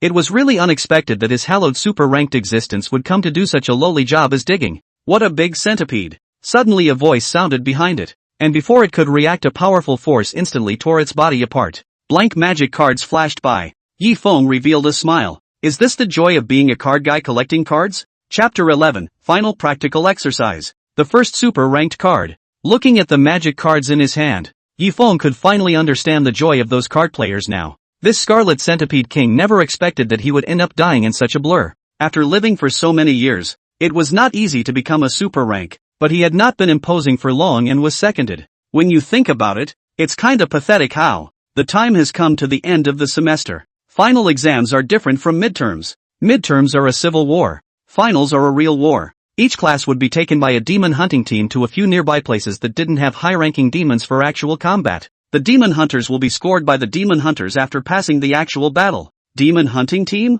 Yi Feng, who was sitting in the back row, suddenly woke up from his cultivation state after hearing this news. Why did he suddenly get a bad feeling? Class, let's welcome the Skyhawk Demon Hunters to our class. Sun Lanchua led the applause. The class manager applauded. Can the students not agree? In the midst of Yi Feng's slightly stiff clapping, all 9 members of the Sky Eagle Demon Hunting Team arrived in the middle of the class. The Sky Eagle Demon Hunting Team is not small in Pengchang. After all, Pengchang does not have a high-level demon hunting team, and the strongest middle-level demon hunting team is undoubtedly the Sky Eagle Demon Hunting Team. Looking at this familiar face, Yi Feng cracked on the spot. It's so damn embarrassing. Thankfully, he'd been wearing a mask for the last 6 months he'd been involved in missions, or he'd have had to take off in place in embarrassment. Hello everyone, I am Chen Jindong, the captain of the Sky Eagle Demon Hunting Team, and likewise your main instructor for the next 7 days. Chen Jindong's voice was like a flooding bell, and at his words everyone was in awe. Protecting the country is never a one-man battle. Teamwork is the most important thing. When you get to Mage University you'll understand the importance of your teammates. Now you go home right away, pack up your things, and first thing in the morning with your luggage for the next 7 days. I'll show you how brutal the real battlefield is. Chen Jindong's voice fell but not a single person dared to move. They all did not know whether they should go or not. But quickly, in no more than 3 seconds, someone stood up and packed their book bag and headed out the door. It was Han Yi. Han Yi had left. The other 3 would not follow. Not to mention Yi Feng had long wanted to run. Han Yi, Yi Feng, Li Mubai, and Wan Tianlu were the ones who put on their backpacks and ran out, without the slightest bit of procrastination to speak of. Ugh, I knew it had to be these 4 oddballs. Sun Lanxue covered her forehead somewhat helplessly, and just at this time, Chen Jindong suddenly spoke again. Other than the 4 of them, the rest of you give me a very poor impression score. What's the point of being hesitant? Remember, obeying orders on the battlefield is your instinct. The other students immediately understood to pack up their things and run. The class quickly ran out of students. After the students left, Suya, who had a serious face just now, changed her expression and said to Sun Lanxue with a smile, "How is Xiao Shue's sad face? I see that the students in your class are quite good and there are no rumors that there are so many problems among them especially the 4 just now." Decisively, so that I am a little surprised. Not bad, and I felt pretty good about those 4 kids just now. Chen Jindong nodded in agreement with Suya's idea. The main reason why their Sky Eagle Demon Hunting team came over as instructors this time was because of Sun Lanxue. All of them on the Sky Eagle Demon Hunting team owed Sun Lanxue. After all, her brother had once been their teammate as well, only to be attacked by a demon in the middle of a mission and sacrificed. Alas, in reality our class has no problems with anyone but those 4 just now, and the 4 of them have the biggest problems. Sun Lanxue's words had aroused the curiosity of the crowd, and they all listened carefully with sideways ears. 4 people inside the ferocious-looking one called Han Yi, battlefield grown-up children, before has been in the military school, acting style can use violence to solve things will never move mouth. Gold Mage. The sunny-looking one is called Li Mubai, a light mage with a positive idea, a big nerve, and a penchant for mixing everything up. The naive one is called Wan Tianlu, looking quite naive a child, belongs to the kind of near Zhu Ji Qi. Near the ink is black. He and Li Mubai together with what happened to a strange chemical reaction, always think of some moths, and can also use this to seek benefits, and he is still extremely rare summoning system of the undead species. Then there is that student who looks lazy. A look of anything cannot interest students. His name is Yi Feng, but also the most let me come angry students. Fire Mage, 2 months from 1 star soared to 6 stars. Fire control ability at the beginning of the level reached the level of the intermediate level, the talent of the sky, but he does not want to make progress. Do not compete, completely a set of bad mentality. These 4 students are still getting tired of each other like brothers every day. It's a headache. The more Sun Lanxue spoke, the more helpless she became. The people from the Sky Eagle Demon Hunting team couldn't help but ignore the other 3 people and mainly focused on this Yi Feng. With such talent, instead of thinking about serving the country, defending the country, and slaying the demon race, he only wanted to eat and wait for death. Guys like this have to be sanctioned and put in the right frame of mind. The 9 members of the Sky Eagle Demon Hunting team made up their minds, and it was at this time that Sun Lanxue discovered a very serious problem. 1.5. How come there's only 9 of you? Didn't one come 6 months ago to refill the 10? Sun Lanxue was a bit puzzled. She had originally wanted to see what her new teammate looked like. You mean Maple Leaf? Ugh. Suya sighed then continued. Maple Leaf is a very strange person. He usually runs missions with us with a mask. According to him it's because facial disfigurement is too scary. Usually he won't take the initiative to look for us at all. Moreover his strength is very strong. A proper high-ranked mage. The only 2 attributes I know of him are thunder and fire. Top-level offensive mage. The more Suya said this, the more Sun Lanxue became curious about this person called Maple Leaf. How come I haven't heard of this high-ranked mage? It's impossible for a high-ranked mage to have no popularity in a small place like Pengcheng. Actually it's not hard to understand. Maple Leaf shouldn't have been from Pengcheng in the past. He just switched to live in a different city after disfiguring his face and was forced to become a hunter for a living. And I suspect that the name he has is all fake. This statement of Suya was also the recognized statement of Yi Feng and the Sky Eagle Demon Hunting team right now. Sun Lanxue nodded indistinctly, which made sense. Looking at the mostly vacant book of cards, Yi Feng had some difficulty. When will he get a book of magic cards? Suddenly he thought of a problem. Looking at the winter vacation, he can go out to wave come to the Blue Star. So many years he has not gone out to take a good look. I've heard that there are a lot of handmade stores and second-hand shrines in big cities, so it wouldn't be a bad idea to go out and see what's going on. Chapter 12, The Four Who Were Given Special Attention. Yi Feng leaned back in his chair, looking up at the sky outside the window. Unconsciously he has integrated himself into the world. This world was only a mortal world after all, or a mortal world without a cultivation system. The lack of a cultivation system meant that no one here would break through the lifespan limit, and he was now a Jindan cultivator with a lifespan of thousands of years. With the passage of time his close friends and relatives will slowly leave his side. People in this world didn't have spiritual roots, and the only reason he was able to cultivate was still because of the partial retention of his divine soul power from his previous life. It could be said that his body was born because of his divine soul, so he was the only one in this world who could cultivate. After so many years of not refining pills, I don't know what the level is now. Yi Feng had a bold idea. Since he couldn't change this world, he would change these people around him. Through the elixir he was sure he could make his friends and relatives around him get rid of their bones. Only that it was a long road, and he could only grope his way through it slowly. Older brother, it's time to eat. Listening to the sound Yi Shuiying made, Yi Feng faintly smiled. It's nice to live like this. Yi Feng stood up and left the bedroom, walking towards the living room table. The next day, Yi Feng just carried a backpack and came to class. Not surprisingly, the other three were like him, that is, as simple as they could be, and brought that little with them. Compared to the big bags of others, they appeared to be extremely abrupt. Chen Zhendong looked at the four of them with great satisfaction, and then glared angrily at the students with large bags, his tone that was fierce and unforgiving, especially one of the girls. Nice guy, a suitcase, a duffel bag, and a satchel. Who didn't know that they were moving? Yi Feng, Li Mubai, Wan Tianlu, Han Yi, you four have performed the most outstandingly, so I'm going to lead the four of you alone. The moment Chen Zhendong said this, the other students immediately revealed an expression of we are finally liberated. The final grouping was complete, and not surprisingly, the four of them were given special attention. Led by Chen Zhendong, Group 1 members, Yi Feng, Han Yi, Wan Tianlu, Li Mubai. The four were led by Chen Zhendong to break away from the large group.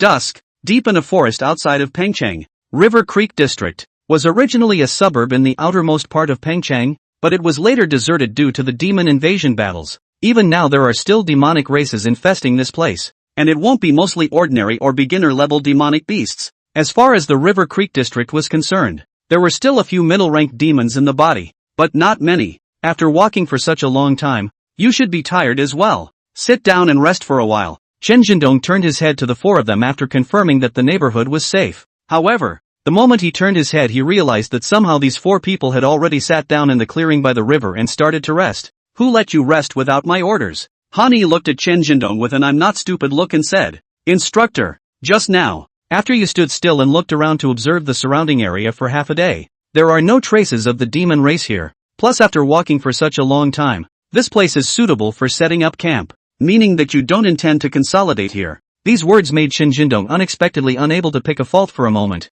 Worthy of being out of the military district, young in the line of battle no but really quite a lot. Maple catch some fire. Li Mubai took out a piece of plasticized raw meat, and Yi Feng sniffed and directly took it and opened it. Phew! The flames rose and the heat took but a moment to sear the cutlets. Then Yi Feng took another piece. Looking at the roasted meat with oil bubbling in the hands of the four people, Chen Zhendong's heart was shocked beyond measure. He had been out in the field for many years and was too aware of how difficult it was to grasp the fire of something like roasted meat. This Yi Feng was not only able to roast the meat in a few moments, but he was also able to control the roasted meat fire to perfection. This ability to control fire was a few points higher than even him. But soon he thought of what Sun Lanxue had said and couldn't help but feel angry. Why would such a talent be in such an uneducated waste of space who just wants to mingle and die? If one had this talent not to mention high rank, becoming a super-ranked existence would not be an impossible thing. The more he thought about it, the more angry he became, and the more he looked at Yi Feng with a murderous look in his eyes. Yi Feng felt Chen Zhendong's killing aura,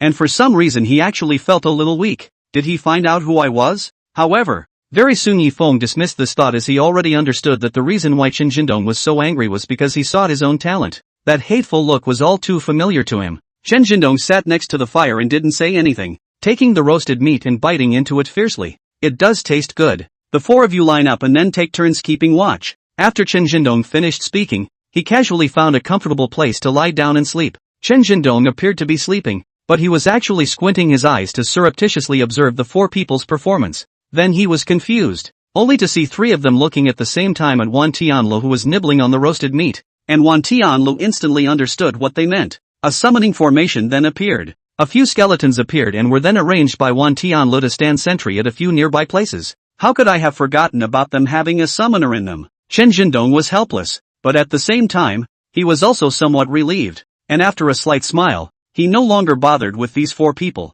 The starry sky was bright. Yi Feng lay on top of the grass and looked at the sky, but he had no intention of sleeping. Brother Feng, looks like you have something on your mind. And I feel that this despondent expression of yours is very strong with my expression when I was helping the families of those deceased to bury their corpses. Are you remembering your former deceased? Wan Tianlu came to Yi Feng's side and asked with some doubts. Yi Feng sniffed but smiled faintly and said, sort of, but all in all it should be a regret. Wan Tianlu looked at Yi Feng. It was the first time he saw Yi Feng reveal such a look. He didn't know why, but he always felt that the current Yi Feng was very similar to his grandfather's look when he was reminiscing about the past years. Yi Feng looked at the starry sky, and a silhouette flashed in the middle of his mind. I have accompanied you through your life, and I have no regrets. Yi Feng closed his eyes and quickly fell asleep, but a tear slipped down unnoticed. It's true that I still can't get over it. Early the next morning the 4 of them continued on under Chen Jindong's leadership. Through the forest, an abandoned pasture appeared in front of their eyes, and in the center of the pasture,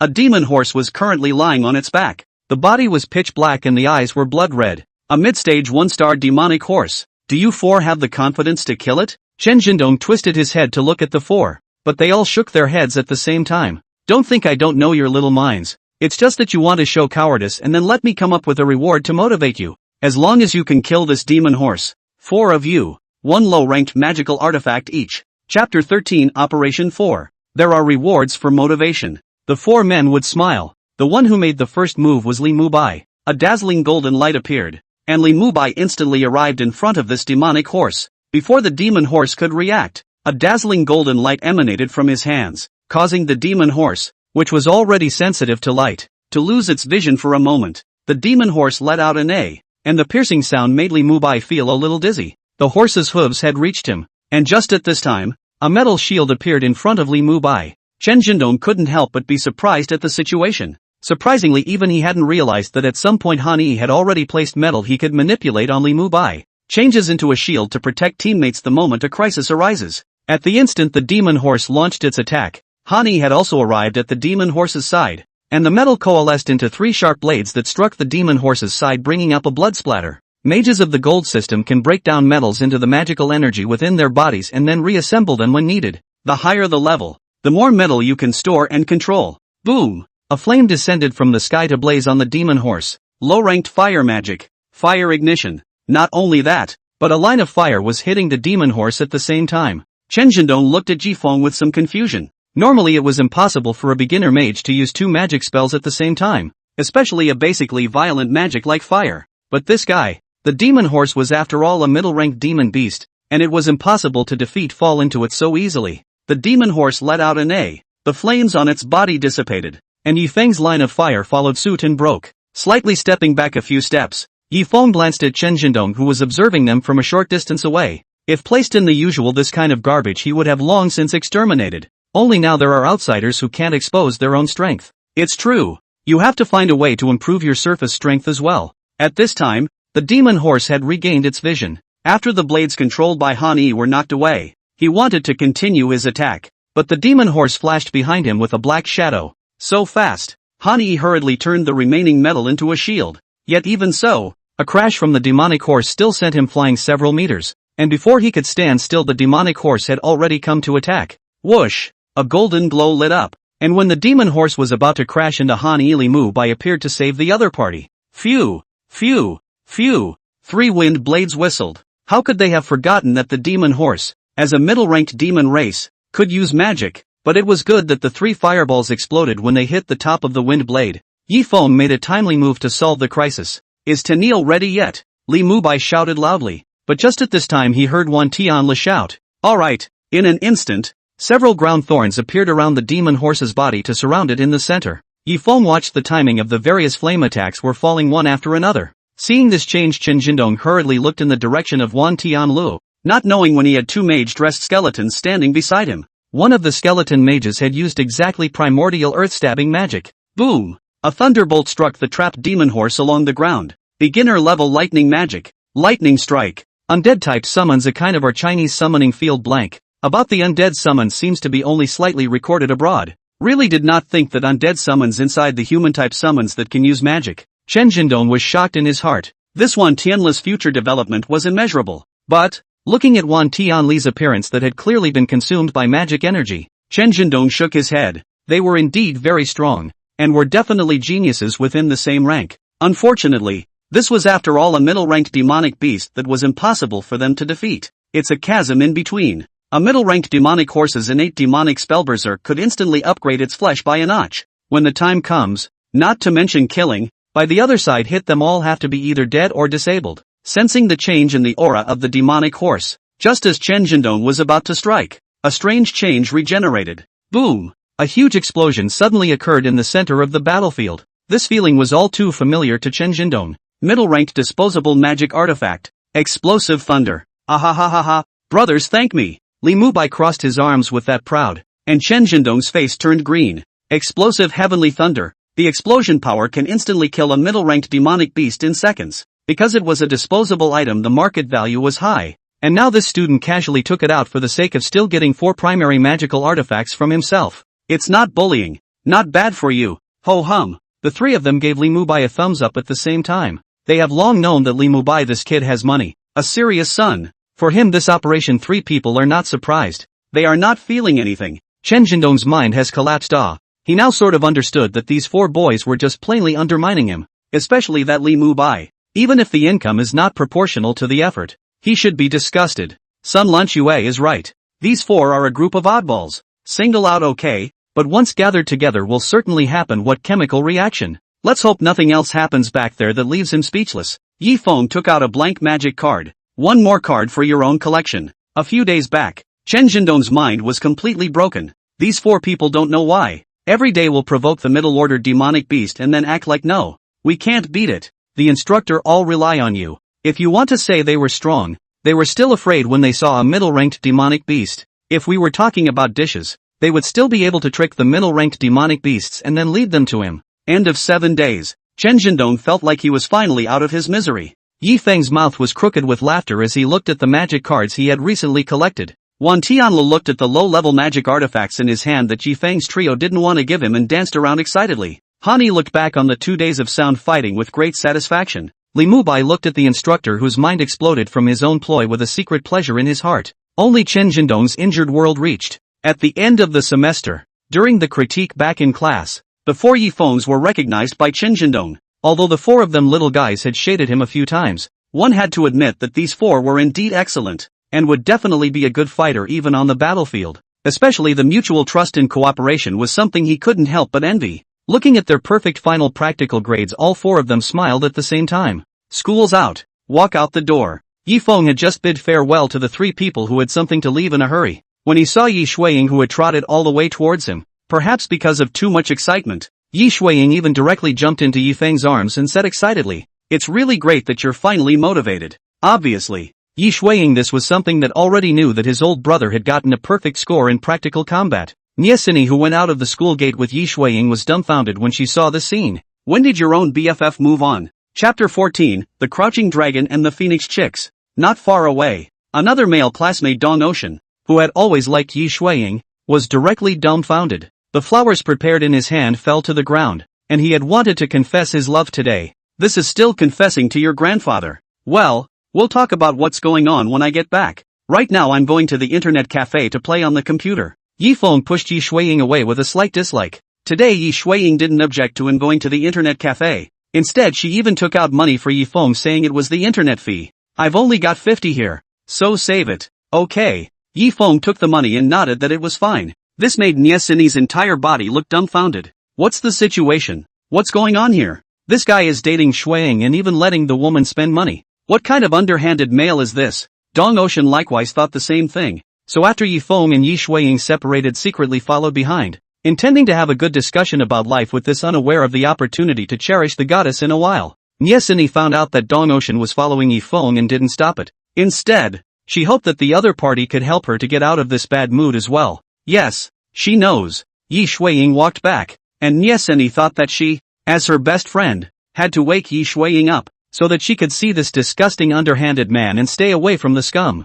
Shuiying, How do you feel about that man? Nye Sini pointed at Yifeng's back and asked. Day in and day out. Uneducated. Otaku. In addition to liking anime is playing games. The internet cafe catches up with his home. But I heard that he got a perfect score in the final practical, showing that he has gradually changed under my persistent and tireless efforts. Yi Shuiying was very proud as she said this. Nye Sini, on the other hand, had a black line on her face when her best friend became so infatuated. Shuiying, this man I feel is very unreliable. You don't want to be fooled by him. After all, people's hearts are not the same. If you give your heart to him, he might just treat you as an ATM machine. Why can't I understand what you're saying? Yi Shuiying suddenly realized that something didn't seem quite right. Nye Sini said decisively after organizing her language. This is a scum. You must not be confused by his flowery words. Break up with him.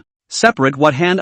He is not my boyfriend. He is my cousin. Called Yi Feng. Is my uncle's son. He and I have always been a family, grew up. Uncle and aunt out of work after has been the two of us live together. Because he usually do not learn. Every day swinging, so aunt let me control him. I heard today that he's finally showing signs of getting better, so that's why I'm so excited. Yi Shuiying cried and laughed a little. She now sort of understood that it was Nye Sini who had misunderstood. Nye Sini was stunned at his words. He's really your brother. Aha. Nye Sini froze for a second and then instantly reacted. If she was any later, I'm afraid that Yi Shuiying's oldest brother would have been beaten up by Dong Haiyang. Pulling Yi Shuiying, Nye Sini quickly ran towards the direction the duo had just left. Looking at the teenager in front of him who had angrily brought himself inside the alley, Yi Feng was a bit confused. What did you want to see me about? Something's up, and it's something big. Dong Ocean suddenly grabbed the collar and said through gritted teeth, if you are sensible, give me away from Shuiying. That kind of good girl is not something you can get your hands on. Yi Feng instantly realized that he had been misunderstood when he heard this. So you like Shuiying? Exactly. Even I think I might not be good enough for him. How can you, a scum, be good enough for him? It was obvious that Yi Feng's previous careless behavior of asking for more money had irritated Dong Ocean. He now decided that Yi Feng was a scum who played with women's feelings. Do you know what my name is? Does that have anything to do with me hitting you? Yes, there is a big connection. My name is Yi Feng. So what? What's my last name? You're not trying to stall for time, are you? Let me tell you, no matter what you call over today I must beat you to remember. And then from now on you're not allowed to harass Shuiying again. My last name is Yi. And Yi Shuiying's last name is also Yi, which means there's no possibility that she's my sister. Ocean Dong. And it was at this time. Brother, Dong Ocean, what are you doing to my brother? Frost condensed on Yi Shuiying's body under her anger, while Dong Ocean, who had heard the words, first froze, and then his face went white. With a loose hand, Yi Feng appeared standing on the ground. Alas, Laddie asked for clear information before blocking people in the future. Yi Feng sighed and patted Dong Haiyang, the poor child's shoulder, and walked towards the street outside the entrance of the Hudong. Great uncle, I was wrong. This is all a misunderstanding. Dong Ocean hurriedly chased after him to try to explain, but he was deadened by Yi Shuiying's icy cold eyes. Who is your great uncle? Not only did you bastard try to hurt my brother, you also tried to take advantage of me. Leave it to me for Shuiying to beat him up. Nye Sini spoke out to stop it, looking at Dong Ocean with sympathy in her eyes. Dong Ocean, on the other hand, was outright desperate. His love, completely flown. As for Yi Shuiying, she was a bit helpless. This Dong Ocean and Nye Sini were really a pair of crouching dragons and phoenix chicks. Winter break has begun. Yi Feng looked at his cell phone and thought about how he should spend his winter vacation. Asked a mouthful of people inside the F4 group who were available for winter break. As it turned out, it was just Wan Tianlu who said he had time. Yi Feng, I'm going to go out of town for a month or so. Interested in going out with me? Add Wan Tianlu. Wan Tianlu, no money. Yi Feng, I'll wrap it all up for you. Wan Tianlu, righteous father. Accept my obeisance. An hour later, there was a knock on the door of the room. Yi Feng went over to open the door. And sure enough, it was Wan Tianlu. Sis, I'm out traveling and I'll definitely be back before the new year. For Yi Feng to go out and travel, Yi Shuiying was really begging for it. After all, being able to go out and travel meant that Yi Feng had begun to gradually detach himself from this state of being a geek. At the train station, Yi Feng and Wan Tianlu were discussing what place they should go to wave. Tianla, are you bold? Yi Feng asked in a rare serious manner. Brother Feng, I've been doing funerals. Do you think I can be timid? That's true. In that case let's go to this place. Yi Feng pointed at a mountain range on the map.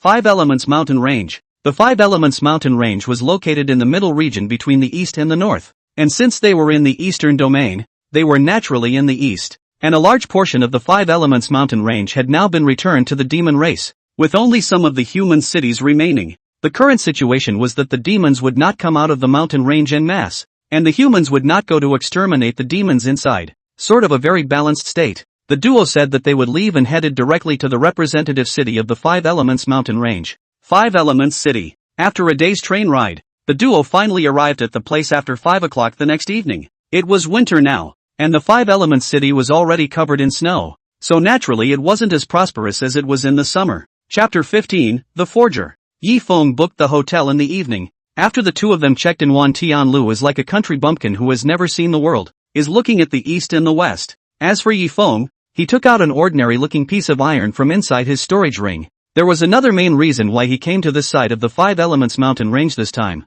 The Five Elements City was the largest trading place for medicinal herbs in the eastern region, and likewise here, because of the abundance of minerals, the trading of rare ores was even more visible everywhere. He planned to take Wan Tianlu and experiment with him first, to see if he could find a way to make his body metamorphose through the elixir, and this actually must require a lot of money to buy herbs, so he planned to get some extremely special metals to sell, thus exchanging them for money. Tennille, you go out and get me some snacks and drinks. The money has been sent to you. Okay. Wan Tianla ran away happily. Yi Feng, on the other hand, had flames rising up in his hands the moment Wan Tianla left. With his late Jindan cultivation level, wanting to refine an ordinary piece of iron to the extreme to become refined iron was just too easy and effortless. The iron impurities were dispelled, and the originally dull iron was now shining. Looking at a full 3 pounds of fine iron in his hand, Yi Feng couldn't help but reveal a smile. By the time Wan Tianla came back, Yi Feng had already gone out. However, because the message was sent in advance, Wan Tianlu was not surprised. Magical artifact forging stores are everywhere in Five Elements City. Yi Feng put on the familiar mask again. Because it was winter, the forge didn't have any customers. After Yi Feng walked in, the woman sitting on top of the bar looked at him and asked, "What does this guest need to buy? Things in our store are not cheap." It was a woman in her 30s, smeared with light makeup, feminine. A pair of long black silk legs could not find a single flaw. There was a slight carelessness on his face, and it was obvious that he didn't put Yi Feng as a guest in his heart. "Do you take metal materials here?" "Of course we'll take it, but it has to be a good material for us to take it. If it's an ordinary material, go out and turn left, there's a forge street that takes it there." The woman was a bit speechless in her mind. How could she still have ignorant customers coming in when she had opened her store so far out of the way? "I think you should take this iron." Yi Feng flipped his hand, and fine iron appeared in his hand. The woman could not help but stare after seeing it. Where did the other party take this thing out from? Soon, though, she was drawn to the fine iron,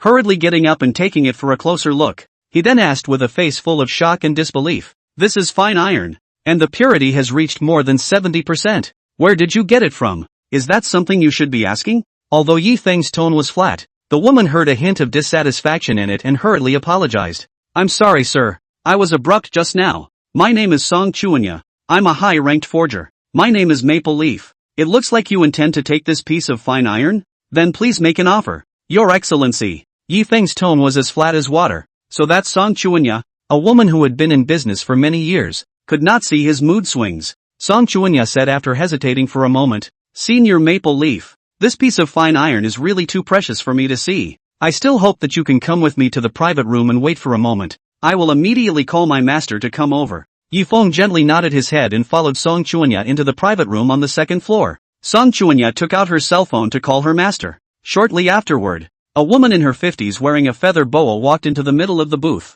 The woman wore glasses, her hair was gray, and despite her age, her eyesight wasn't bad, and it was because her eyes weren't bad that a look of disbelief soon appeared on her face. "How is this possible? How is this possible? What's wrong with master? Could it be that there is something wrong with this fine iron?" Song Chuanya hurriedly inquired. She had never seen her master have such an expression after following him for so many years. "There's nothing wrong with this fine iron. But the question is why there's not a single impurity. Why? Why?" The woman's eyes were filled with doubt and confusion. She was the only female within the Chinese super-ranked forger, which showed just how high her craft of forging was. But even a forger like her can only remove 80% of the impurities in the iron through various means of machinery and instruments. And removing more than 50% of the iron is fine iron. The piece in front of her was so hard she couldn't find a trace of impurities. "This friend, can I use an instrument to test this piece of fine iron?" "Don't worry. I'll definitely be able to give you a suitable price for this fine iron later," the woman pleaded slightly. It was clear that she really wanted to know how pure this piece of fine iron was now.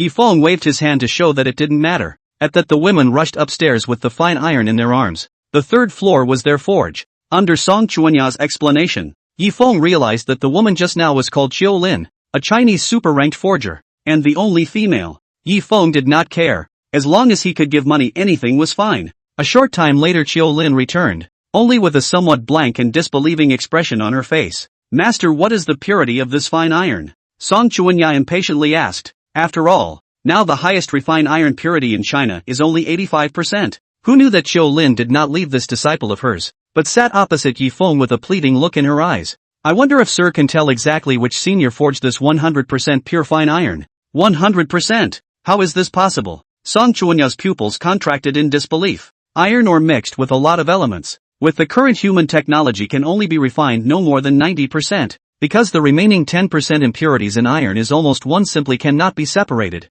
How can anyone actually forge 100% pure fine iron?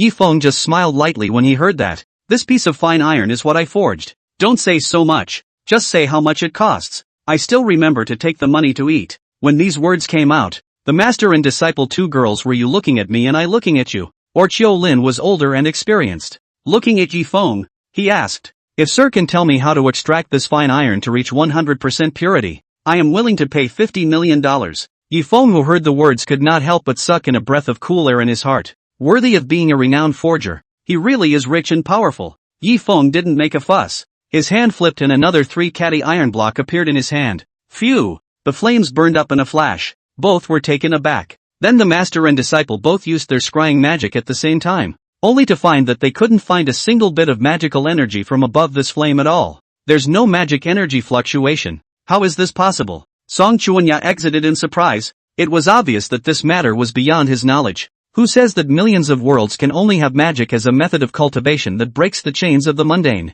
Chapter 16, The Might of Immortal Cultivation. The flame in Yifeng's hand suddenly surged into the iron block, but in a flash all the flames were absorbed by the iron block, and fire-red lines appeared on top of the iron block. Qiu Lin took this piece of fine iron and carefully examined it. She was a fire mage and quickly realized that this was not only a piece of 100% pure fine iron, but it also contained a large amount of fire element. Not only can it increase the flame magic power degree, the fire resistance is also extremely strong, and it can even help fire mages cultivate the role of fire energy. This kind of forging technique is unheard of. Unheard of. The shock returned to greatness, but soon Qiu Lin and Song Chuanya reacted to one thing. Listening to the person in front of him, the other party wasn't a mage, but had abilities comparable to those of a mage. Could it be that this world has other transcendent cultivation systems besides practicing magic? Song Chuanya was the first to press the issue and ask. Yifeng was not ambiguous when he sniffed. He now had to put on an inscrutable image to make these two worships in front of him really fearful, because only in this way will it be easier to cooperate in the future. There are thousands of realms with countless cultivation systems, and your so-called magic is a crooked gate in my eyes, unable to even break the shackles of the laws. Qiu Lin is worthy of being a person who has lived most of her life, instantly grasped the key in the words and asked with some excitement, does it mean that you, sir, are not a person from our blue star? That's right. I'm from other realms, just like the demon race, who originally came from other realms. What Yifeng said was also the truth. The demon race of the blue star, he could conclude that it was a branch of the real demon race. It's still quite a bit worse than the real demon race. It's like they're immortal cultivators and the mages here. Both are human, but the quality is worlds apart. The eyes that the two looked at Yifeng changed after they determined this. After all, the last otherworldly creature demon race that came to their world had started a war for hundreds of years. Seeing the panic in the eyes of the two, Yifeng waved his hand and said, don't worry, they are all human races, and it's just me on our side who came to this realm. Sir, I'm really a bit curious since you said you're a human. What exactly is the difference between you and us? How much difference is there between your cultivation system and ours? Is it all against the heavens? Qiu Lin was now curious about the things in Yifeng's world to an apex. Not only her, even Song Chuanya's eyes were filled with a yearning for the unknown among them. The gap is huge. Let me put it this way. You guys practice magic.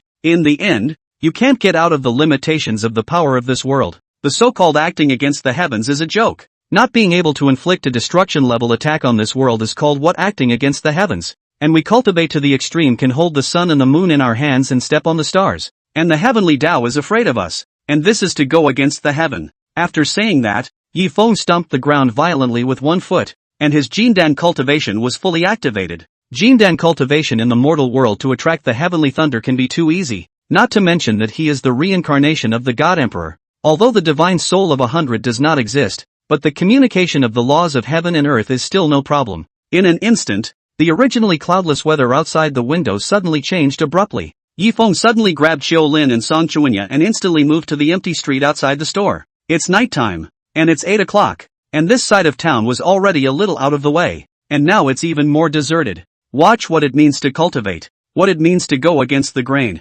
Yifeng regained the iron block, then his feet powered up and slammed into the air. Today, Xiaolin and Song Chuanya could only see a black dot standing high in the sky. Heavenly thunder, fall, boom, a dozen of lightning bolts suddenly fell. However, these lightning bolts did not strike the ground, but suddenly turned in mid-air and bombarded Yifeng's body. Because Yifeng had used his aura to tamper with the two women's eyes, now only they could see themselves. The fine iron in his hand instantly absorbed the power of heavenly thunder. However, in a split second, the dark clouds in the air suddenly spread again, and Yifeng slowly floated down like an immortal from his mouth. The master and disciple who watched this scene could no longer speak. Is this something that people can do? Is this something that people can do? Do you guys think I'm strong now? Re-entering the house, Yifeng looked at the duo slightly teasingly. Very strong. Ridiculously strong. Our cultivation system is simply, compared to yours. Song Chuanya's eyes gradually became confused. Their hard work to cultivate the so-called magic was simply trash in front of others.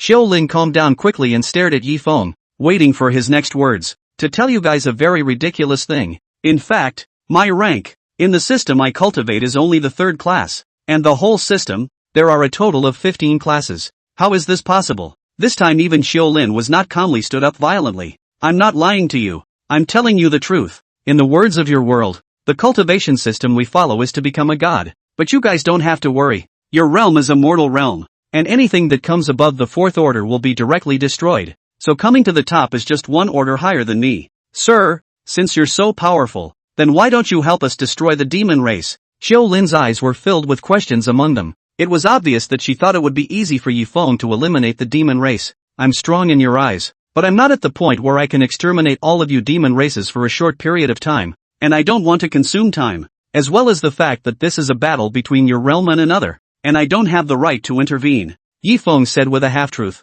Xiaolin sniffed and sat down disheveled on top of the sofa, and at this time Song Chuanya suddenly stood up with a face full of gravity and pleading. Sir, please teach me your cultivation methods. I'm willing to do whatever you can make me do. The human races in your realm don't have spirit roots in their bodies, so they can't cultivate at all. So give it up. Yifeng shrugged his shoulders, then continued. So now we can discuss the price of this thing of mine. Just now and quenched the heavenly thunder. The price should be able to be raised quite a bit. Xiaolin received the fine iron and looked at the fire pattern and purple thunder pattern on it in her heart. People could casually make extreme materials that they could never make in their lifetime. How amazing their forging heritage must be then. Sir, I can't figure out why you need money when you're so strong. Does my being strong conflict with my lack of money? I just came to your world, I can't go burning and looting. I'm not like that either. Yifeng cried and laughed, while the master and disciple two daughters also came to a realization upon hearing this. Soon they closed the deal for $80 million.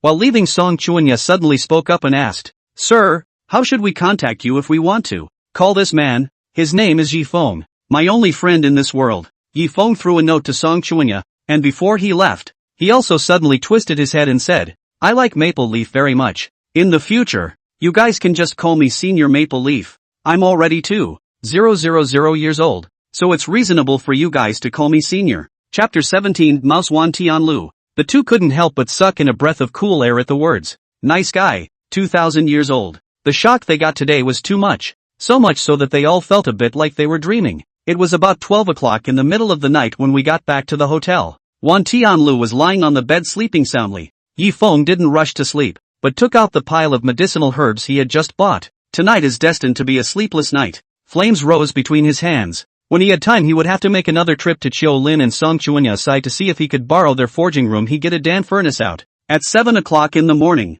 Wan Tianla, who had woken up from his sleep, stretched his back. I thought that what greeted me would be the early morning sunshine, but who knew that I would open my eyes and see Yifeng with a bad smile on his face. Brother Feng, this expression of yours is making me doubt your orientation. Wan Tianli's face showed fear, and he couldn't help but sit up hastily, fearing that his chrysanthemums wouldn't be protected, especially when he had been with Yifeng for several months. The other party froze and never once looked at those good-looking girls inside the class, even outside. Passing by a beautiful woman, their brother and sister's eyes lit up. He still had a disinterested attitude, as if he didn't see it. It's hard not to suspect something is wrong with sexual orientation. What are you thinking? Man, I'm straight. Yi Feng gave a middle finger to Wan Tianlu, then took out a white elixir. Before Wan Tianlu could react, he was held down by Yi Feng and the medicine was directly stuffed into its mouth. Feng, don't. Brother Feng. Wan Tianlu wailed and screamed miserably, while Yi Feng cried and laughed a little. After seeing him take the medicine, he went back to his bed and asked,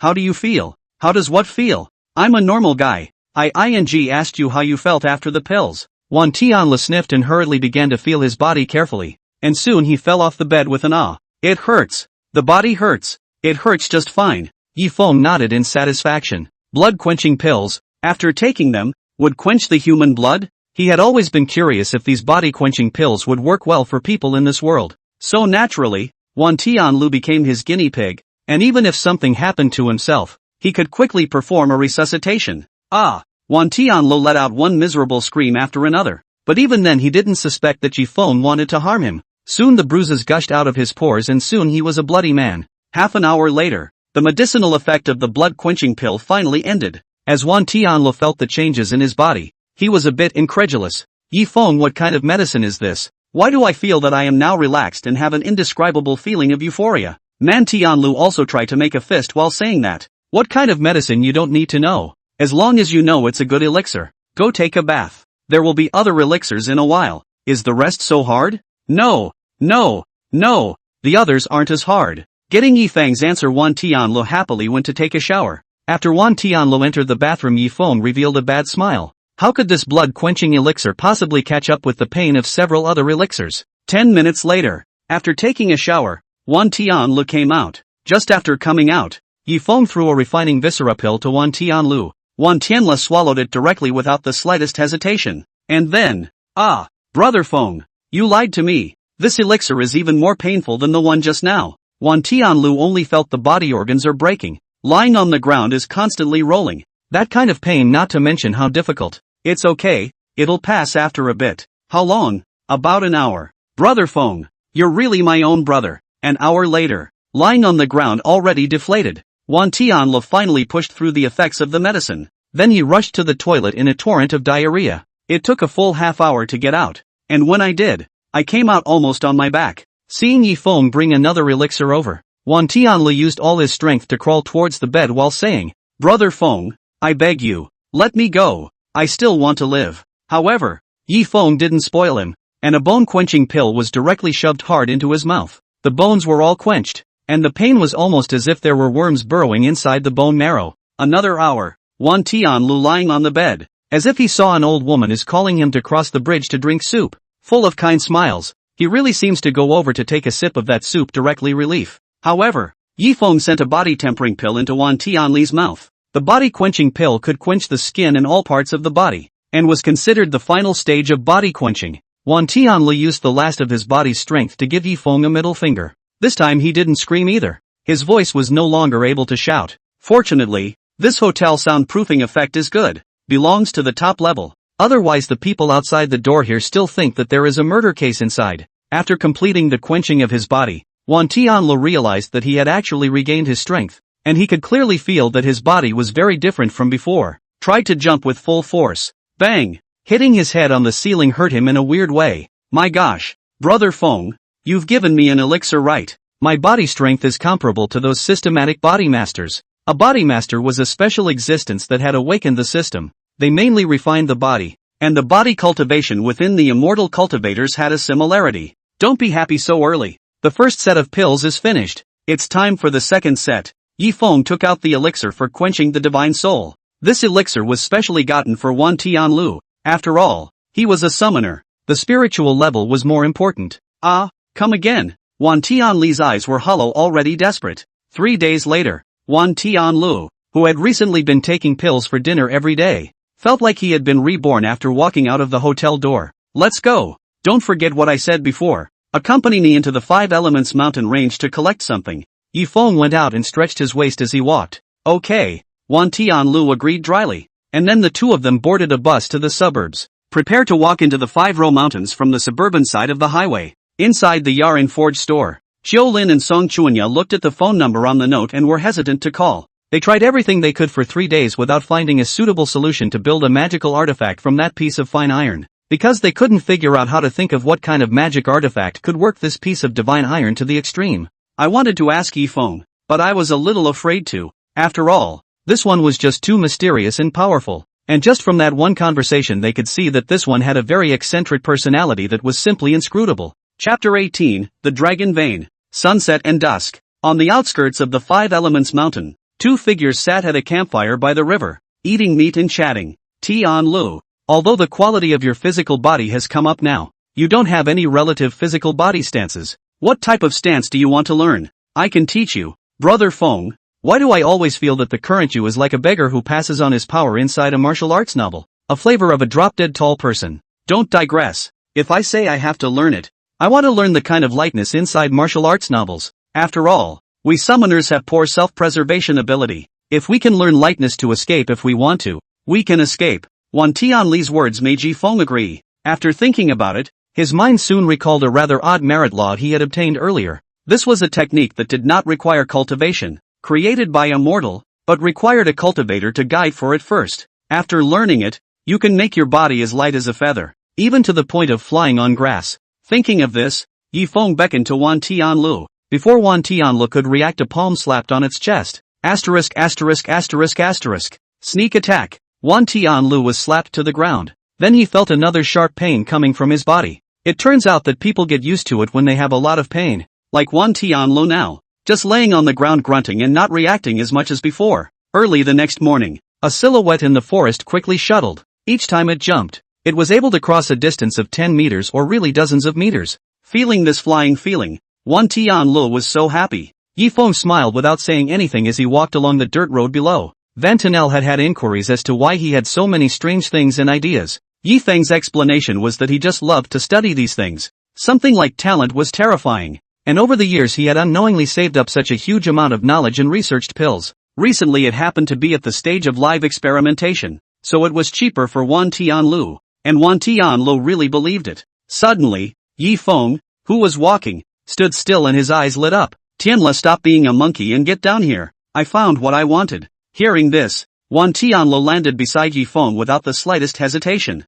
What did you find out, Feng? Wan Tianlu was a bit puzzled and curious, while Yifeng couldn't hide his excitement on his face. I found the cave that can lead to the mountain range's underground dragon vein. Yifeng had lived for so many years in the immortal cultivation world, so he naturally understood the term feng shui. So there are dragon veins underneath mountain ranges, and the bigger the mountain range the bigger the dragon vein underneath. But because the dragon veins are located deep underground, the only way to access them is through underground caves and caverns. And there were a lot of good things inside the dragon vein, among which the one he was most interested in was the dragon vein essence. He was the one thing he lacked right now, a good sword. After about 10 minutes had passed, Yifeng quickly found the entrance to the underground cave that he had discovered under the sweep of his divine sense. It was a cave located in a crack at the bottom of a large river, and in order to get in you would definitely need to go into the middle of this large river. Tianlu, or you can wait for me outside. There might be some danger inside. It's best if you don't go. There's danger and I'm going all the more. Am I the kind of coward who's afraid of death and lets his brother go to a dangerous place and ignores it? It was rare for Wan Tianlu to show a serious look. Yifeng, on the other hand, couldn't help but reveal a bitter smile at his words, throwing the other party a chi-closing pill. After taking it they jumped headfirst into the middle of the rushing river. After Yifeng's elixir transformation, nowadays, Wan Tianlu could still see even in the middle of the river. Shortly afterward, under Yifeng's leadership, he arrived above the river bottom crack. Yifeng didn't hesitate to dive directly into the crack, with Wan Tianlu following closely behind. I don't know how deep I swam. The two entered into a dark current. A short time later, the poofing duo poked their heads out of the water. This is an underground waterhole which is located in the middle of an underground cave. Finally, it's coming in. Yifeng used the flame to roast and dry the clothes on the two of them. Under the sweep of his divine sense, the entire underground cave structure of the Five Elements mountain range surfaced in his mind. Suddenly Yifeng realized that the situation was not right and looked towards Wan Tianlu, who was not far away, and hurriedly shouted,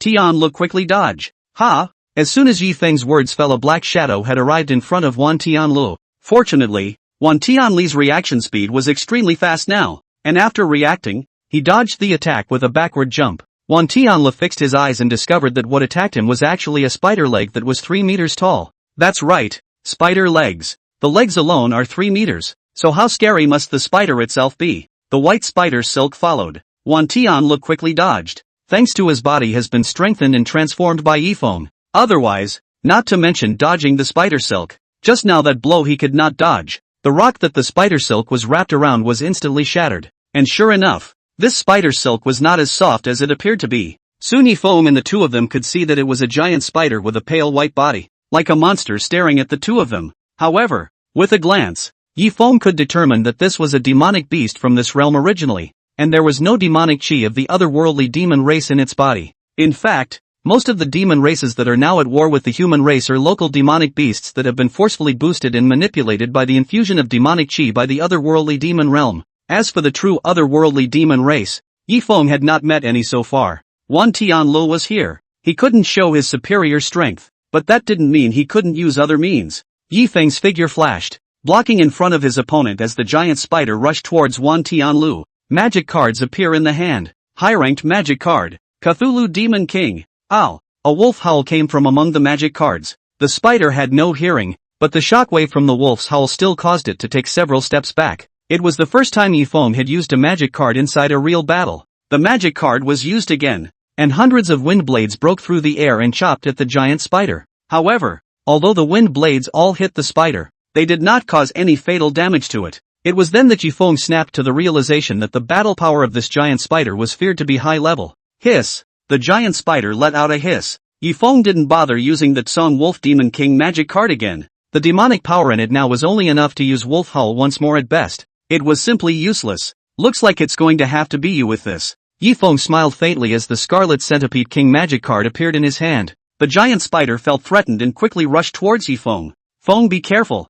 Careful should be it. Scarlet Centipede King's innate demonic spell. Blood mist. Scarlet mist floated out from the magic card, and the giant spider that came into contact with this blood mist stiffened, and then saw its body begin to rapidly melt and decompose. And in the end, all that was left was some corroded to the point of not being able to look like a wreckage lying quietly on the ground. Chapter 19, Returning with a full load. The blank magic card absorbs the demonic power from the giant spider's body. Now that he had 2 high-ranked magic cards and a super-ranked magic card, it was simply beautiful. Feng, did you just use the legendary magic card? Wan Tianla, who was a poor man, was filled with curiosity, and Yifeng nodded, then said, Tianla, you're lucky. This spider occupying a good thing for an unknown number of years is now going to be cheaper for you. Cheap me? What cheapens me? Wan Tianli's head was full of questions while Yifeng just smiled faintly and didn't say much. Flames rose in his hands for illumination, leading Wan Tianlu to a nearby cave entrance located in a stone wall. The cave entrance was covered by spider silk,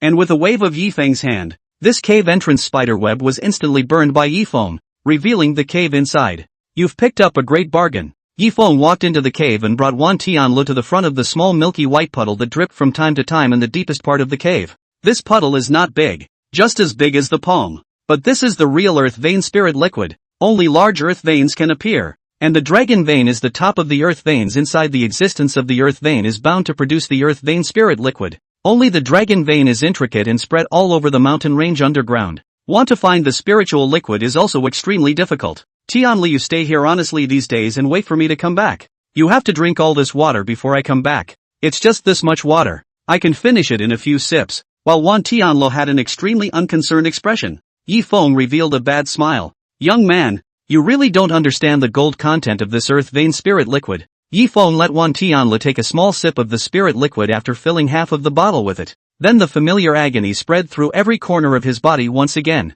It's body hardening stuff again. That's right. Enjoy. Yifeng smiled and left. As he left, he purposely set up an array in case any other demonic beasts would attack Wan Tianlu in his absence. These spirit liquid without 10 days and a half months do not want to consume all the light. Thanks to Wan Tianli's body was quenched by him. Otherwise directly drink this vein of spirit liquid he had to directly burst and died. Without Wan Tianlu as a liability, Yifeng had nothing to worry about. His late Jindan cultivation was fully activated as he began to scavenge this dragon vein for all kinds of heavenly treasures. 10 days passed in the blink of an eye, and Yifeng arrived at the bottom and deepest part of the dragon vein. At the very bottom of the dragon vein was a cave that wasn't that big. Walking into the cave, Yifeng saw what he was looking for this time. A golden stalactite glows in the dimly lit cavern. This is the essence of the dragon vein, the dragon essence stone. This root of the dragon essence stone is 2 meters high. Yifeng is not the kind of person who kills chickens to take eggs. Take away half can. If all take away this dragon vein will lose the spirit.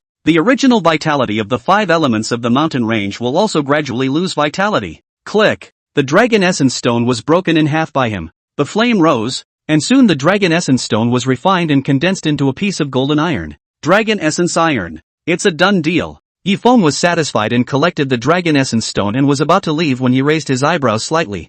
I didn't realize there was a windfall coming in front of a rock wall.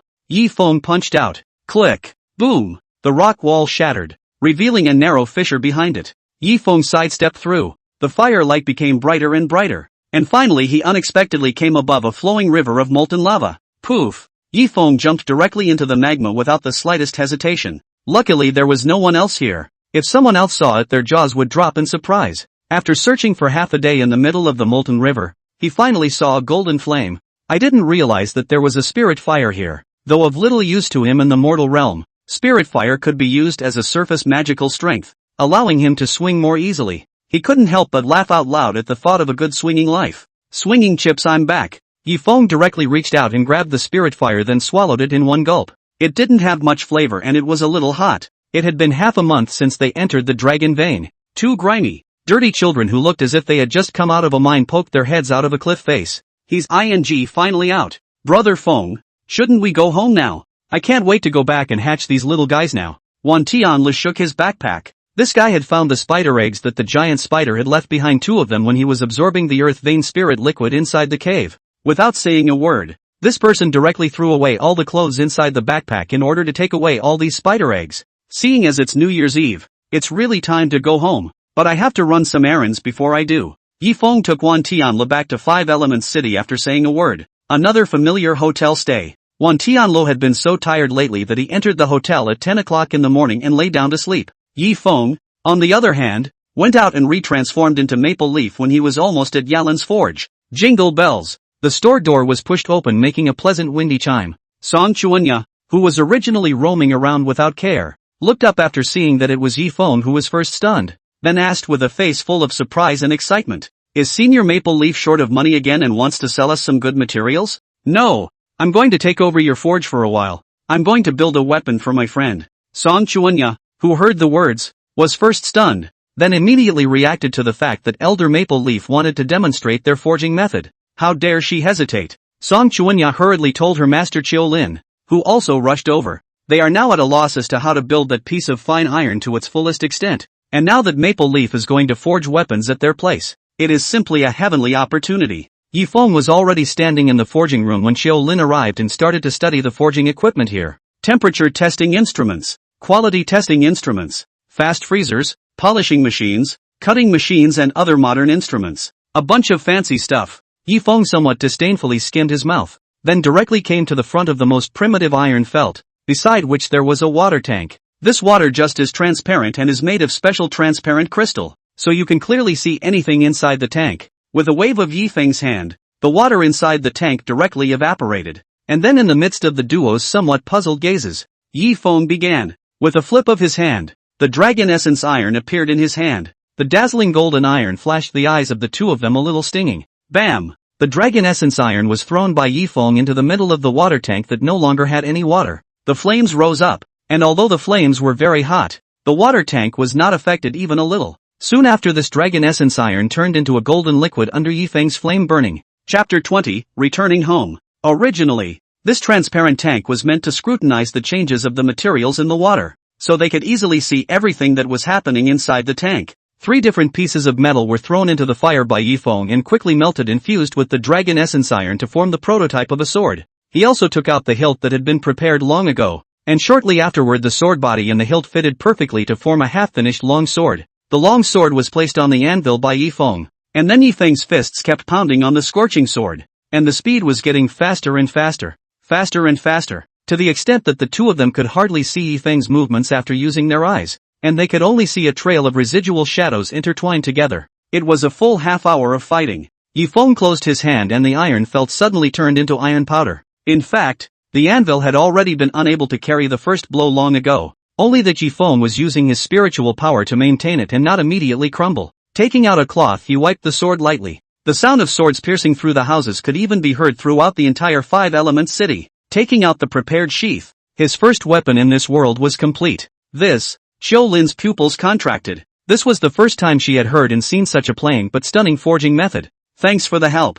Yifeng put away his long sword and cupped his hands to thank him after turning around to leave. Wait, senpai, can you tell me the name of this sword? Yifeng turned his head to look at Song Chuanya with a faint smile and said, this sword is named Dragon Abyss. Yifeng left, but neither of the two women had slowed down from the shock they had just experienced. It was only after a long time that Song Chuanya reacted and said, just now, did Senior Maple Leaf say that this sword was for his friend? He said he only has one friend in this world. That person is called Yifeng. I checked the cell phone number. It's from Pengcheng City, and that Yifeng is a high school student. He is a famous fire mage. This person has such a good relationship with seniors. His future prospect is unlimited. You and I mustn't be offended either. Xiao Lin's eyes actually have a flash of envy. If she can get the senior instruction to learn the profound forging art, even if she is allowed to pour out all what can be. The train station said goodbye to Van Tenra. Yifeng looked at today's Pengcheng. The snow was heavy and it was already late winter. Walking on top of the snow, he was surprisingly a little homesick. I don't know if my parents will be able to come back to spend New Year's Eve with them this year. Bought a pack of cigarettes from the store. Standing on the street after lighting it, looking at the snow falling in the air, he remembered his last life. The road to cultivating immortality is long, and he soared all the way up from the mortal world. Step by step, he walked up the steps to become the legendary God Emperor. Is he happy to be the God Emperor? No, there was only endless loneliness and isolation after becoming a God Emperor. Home. It was a luxury he had looked up to before. He couldn't remember what his parents looked like in his last life, but they seemed to resemble his parents in this life. Perhaps this was the compensation the heavenly Tao gave itself for guarding the broken immortal realm. Smoke burns out. Yifeng took out the key and opened the door. However, he couldn't help but freeze at the sight of the person sitting on top of the couch in the living room. It was a young girl with long hair down to her waist. The bright pearl was haloed. The beautiful jade was glistening, and there was a transcendent beauty hidden between the eyebrows. It was her white hair that was most attractive,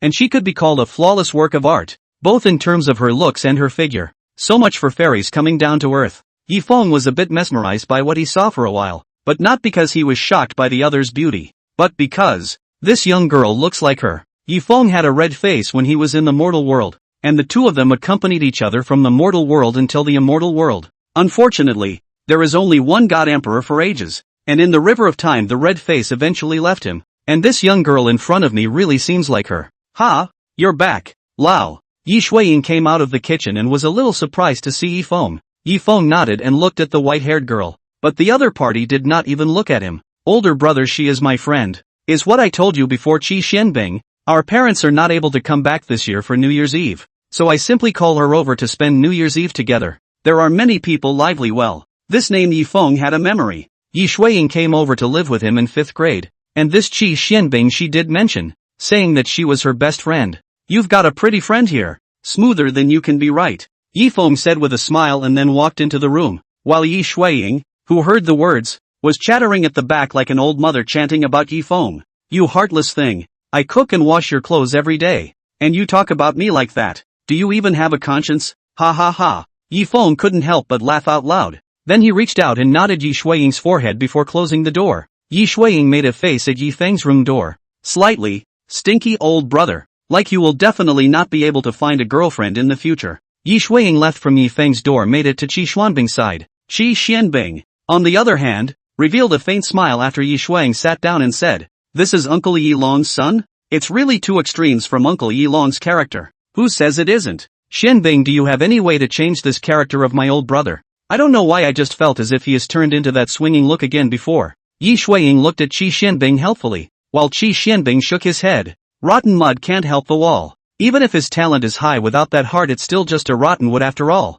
He definitely won't have great achievements in the future. Ugh. Yi Shuiying, who heard the word, sighed helplessly. Dinner. Yi Shuiying made a sumptuous feast to welcome her old brother home. Yo, still remembering what I like to eat. Not bad for my good sister. Deep in my heart. Yi Shuiying, who heard Yifeng's compliment, could not help but raise her slightly flat chest. Humph. Knowing my good intentions, then why don't you still work hard to become stronger so that I can say it out in the future with face? It's impossible to make an effort. Not in this life. Yifeng said with a smile while eating. Yi Shuiying, who heard this, was just about to get angry when she saw Yi Feng throw an object to her. After rushing to catch it, she realized that it was actually a silver bracelet. This is a middle-ranked magical artifact I stumbled upon out in the field. It can increase the speed of ice magic condensation. I'm giving it to you as a gift. Yi Shuiying looked at the bracelet in her hand and first froze. Then her eyes turned red and a little moist. You've finally grown up to understand. Old brother. Yi Shuiying kept shaking Yi Feng's shoulders as if a mother saw her child finally grow up and become a man.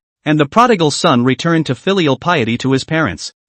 Yi Feng was speechless. Was he very ignorant in the past? Chapter 21 New Year. After dinner, Yi Shuiying cleaned up the dishes, while Yi Feng went back to the bedroom. Lying on the windowsill and smoking a cigarette, he was in a somewhat mixed mood today. Why is it a coincidence that there is a young girl who looks so similar to her? Yi Feng finished smoking and walked out of the bedroom to find Qi Xianbing sitting on the living room sofa reading a book and drinking tea. Yi Feng sat down across from him and said with a smile, "Beauty, interested in chatting?" Yi Shuiying in the kitchen noticed the scene and raised an eyebrow. It was the first time she had seen her oldest brother initiate an opening with a woman of his age. She stopped scrubbing the dishes and hid behind the door to observe in secret.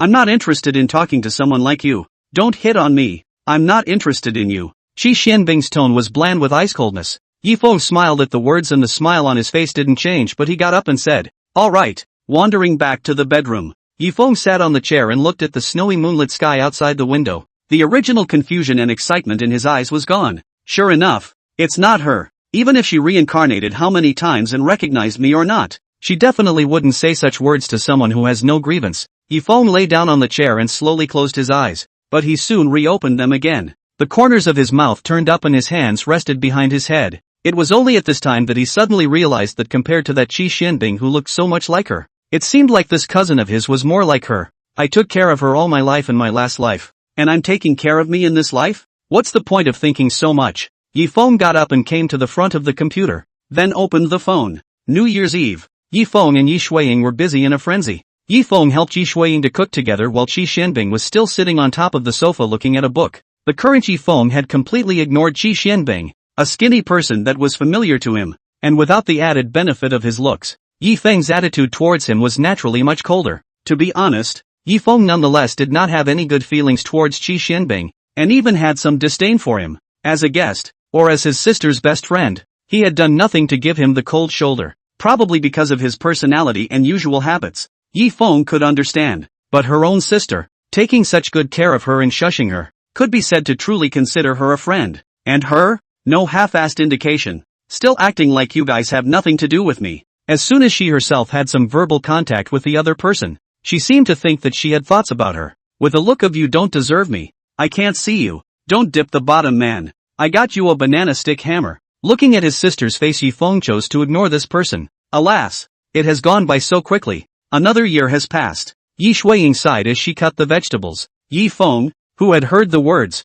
nodded and said, "Yes, time really flies." At New Year's Eve dinner, 3 people sat at the table. The countdown inside the TV begins. Outside the house, fireworks were flying and firecrackers were going off. The countdown is over. A new year has begun. Happy New Year, old brother. Xianbing. Yi Shuiying laughed and cheered. Yi Feng followed suit, while Qi Xianbing still had that same cold look. After dinner, Yi Feng and Yi Shuiying went out for a walk. Happy New Year, old brother. Here's my New Year's gift for you. Yi Shuiying handed a magic card to Yi Feng, which caused Yi Feng to stare in disbelief. Yi Shuiying, on the other hand, heatedly smiled, revealing her small tiger teeth. I've long since realized that you actually have the habit of collecting magic cards at some point. Old brother, this beginner-level magic card is something that took me a lot of effort to get. Isn't this a good gift? It's really good. Yi Feng smiled faintly and after receiving the magic card took out a jade pendant from his pocket and handed it to Yi Shuiying. The gift I gave you before was just a souvenir I brought back for you from my travels outside.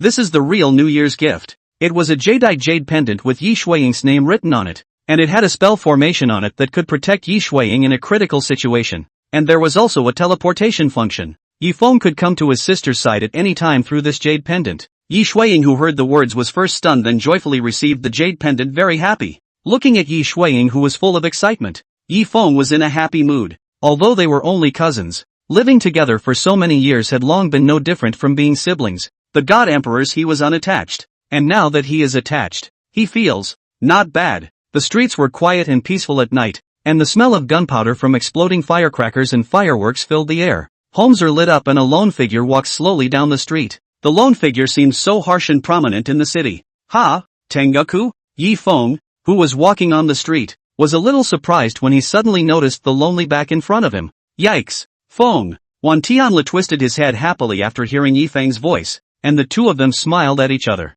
Yi Shuiying beside Yi Feng naturally recognized Wan Tianla and couldn't help but ask with some curiosity. Tianla, why are you alone outside? I was bored at home, so I thought I'd come out for a stroll. You're in trouble with your family? Don't get angry with your family. They're all cutthroats. I'm the only one in my house. Wan Tianlu scratched his head and smiled. Hearing this, Yi Shuiying first froze and hastily apologized. I'm sorry. I didn't know about this. I'm sorry. I'm really sorry. It's okay. I don't care. Wan Tianlu had a disinterested attitude. Yi Feng sighed in his heart. The day before the two of them went out on a trip, Wan Dilu buried his departed grandfather with his own hands. He's an orphan, and according to him, he was picked up from the cemetery by his grandfather. With such a body, but living such a cheerful life, it made Yi Feng couldn't help but feel admiration. Tianlo, have you eaten yet? I made too many dishes today, so I'll go back and reheat them for you, as long as you don't mind. Really? That's great. Wan Tianla laughed heartily. Just like that, Yi Feng's siblings went out a door and picked up a Wan Tianla back. After eating, Yi Feng himself let Wan Tianla sleep in the same room with himself. It's been an interesting year. Yi Feng cried and laughed in his heart. Then he closed his eyes and slept. The third day of the new year, Qi Xianbing left. Still looking. People are leaving. Yi Feng glanced at the slightly dazed Wan Tianlu, somewhat speechless. He really couldn't understand what was so good about this Qi Xianbing that he could make Wan Tianlu fall in love at first sight. Wan Tianlu, who heard the words but coughed and whispered, Yi Feng, she's really pretty. Little old me is really moved. It would be good if I can marry such a beautiful woman in the future. Just think about it. Yi Feng nodded Wan Tianli's forehead, but in his heart, he was not amused. Chapter 22, Awakening the Second Lineage. One quinquennial later. Senior year is approaching graduation. The recess bell rang. Li Mubai directly rushed out of the classroom without saying anything. 5 minutes later, a forlorn-looking man returned and resumed his seat. How many times has this happened?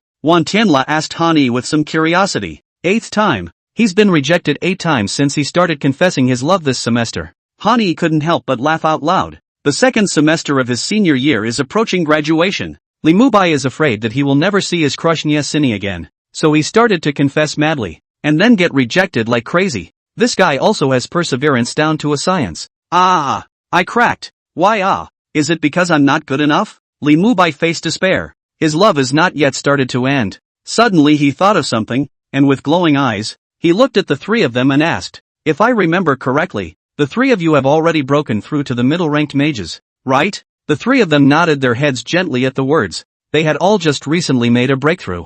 I'll find someone. We don't need a high school test before we awaken the second faculty. Now. After saying that, Li Mubai went straight to the restroom to make a phone call. The three of them simultaneously shrugged breathlessly after looking at each other. Li Mubai was also a ruthless person, and actually really got them the channels and qualifications to awaken the second lineage in advance. Inside the awakening room, a middle-aged man placed 4 diamond-shaped light blue crystal stones in the hands of the 4 people. This thing is the awakening stone. They've used this stuff before and it's not unfamiliar. Who's first? Brothers? Li Mubai asked. Han Yi, who heard the words, directly opened his mouth. Asterisk. I'll go first. Han Yi closed his eyes and gripped the awakening stone in his hand to carefully perceive the magic energy in his body. A dazzling blood-colored light appeared. The middle-aged man could not help but stare at this. System? Doesn't it stand to reason that systems would only appear within the first lineage? The middle-aged man was a bit puzzled, but the other 3 didn't care, and instead felt very deserving. The second Li Mubai began to awaken. Dazzling light cyan light appeared. Wind system. Good lord. The already lewd one got even more lewd this time. It's the third turn for Wan Tianlu. Everyone was more curious about this guy whose first awakening was the summoning lineage, and the second lineage would awaken above. Soon the light green glow lit up. Dark green is wood-based, while light green is asterisk. Healing. The 3 exclaimed in shock. Good lord. So there are just 2 auxiliary type departments within the department. A summoning department that is more on the auxiliary side, and a healing department that is a proper auxiliary. Lu. Wan Tianla, who was a party to the incident, was likewise a bit shocked. Healing lineage with summoning lineage. Good lord. This is the first time in all my years of living that I've heard of someone awakening such a configuration. The middle-aged man rubbed his chin. These little guys could really surprise him. Now to the last person. Yi Feng's second faculty awakened. Everyone stared carefully at the awakening stone in his hand. They were all curious about what lineage Yi Feng would awaken. Yi Feng held the awakening stone and felt the magic energy in his body. He likewise had wondered what his second faculty would be. However, the awakening stone in his hand emitted a tremor, and it was clear that it had responded, but no light appeared. The situation left everyone on the field a little confused. Only the knowledgeable middle-aged man let out a foul mouth. Nima. Didn't it say that the space department would only have a tiny possibility of appearing within the high-ranking third department? Spatial. Li Mubai and Han Yi exclaimed out in shock at the same time. And only Wan Tianla and Yi Feng himself were dumbfounded. Soon after Li Mubai's explanation, the duo realized what was going on in the space department. The space department is generally a department that has a very small probability of appearing only when the third department is awakened at a high level, and is likewise the most mysterious of all the departments. Most of the magic in this department is related to space. It is an esoteric and mysterious department, and there are less than 50 mages who have awakened this department in so many years of Chinese history. And for those who awaken space in the second lineage, Yi Feng was definitely the first. So it is, Yi Feng suddenly realized. However, soon Li Mubai said to Yi Feng in a grave tone, "Brother Feng, I know you don't like trouble. The space department is very easy to attract other people's attention, especially all kinds of families and also forces. The less people know about your ability to be a space department, the better, understand?" "Of course I understand." Yi Feng nodded his head to show that he understood, then added, "In the future, when people ask me what the second department is, I'll just say Thunder Department." After saying that, Yi Feng rubbed an arc of electricity in his hand with magic energy mixed with aura. The scene gave the trio a dumbfounded look. "I forgot to tell you guys, I actually awakened 2 faculties during my first awakening. It's just that I'm usually tired enough of using fire. I've been too lazy to use thunder." When Yi Feng said this, Li Mubai and Han Yi directly went crazy. "Genius! What kind of genius is this?" Li Mubai held his head and cried out, while Han Yi growled, "Damn it! Why would such talent be in a person who is this posh and lazy? The most detestable thing about this person is that he's still my buddy. I can't beat him up." Looking at the frenzied duo, Yi Feng and Wan Tianla looked at each other and decided to stay away first. Li Mubai sighed in his heart. Fortunately, the person he found this time was their family's beloved, and wouldn't have leaked Yi Feng's matter. Otherwise he would have to feel guilty for the rest of his life. The middle-aged man, on the other hand, was so dumbfounded that he hadn't reacted until now. Time passes quickly. The college entrance exams are over, and the acceptance letters are coming down. Yi Feng and Yi Shuiying took the same university, East Region Magic Academy. Li Mubai, Wan Tianla, and Han Yi were also students of the Eastern Region Magic Academy just like them. Sitting at home stretching, he decided to stay at home for 2 months during his rare summer vacation. After all, he would have fewer chances to stay at home after going to college. Demon God Temple. The main camp. Bunch of losers. The hall master of the Demon God Temple actually directly smashed the coffee table in anger after reading the news from Pengcheng. "Hao Tian, there is a limit to our patience. Since you are unable to take Peng City and serve up what we want, then it's time for us to make our move." A hoarse voice came from behind the hall master. A humanoid demon race whose body was covered in green scales slowly walked out from the dark depths of the passageway. This demon race was 3 meters tall, covered in green scales, with a pair of dark green bat wings behind it, a head with 2 horns, and 2 pairs of narrow eyes with blood-red eye whites. There was also a tail behind him,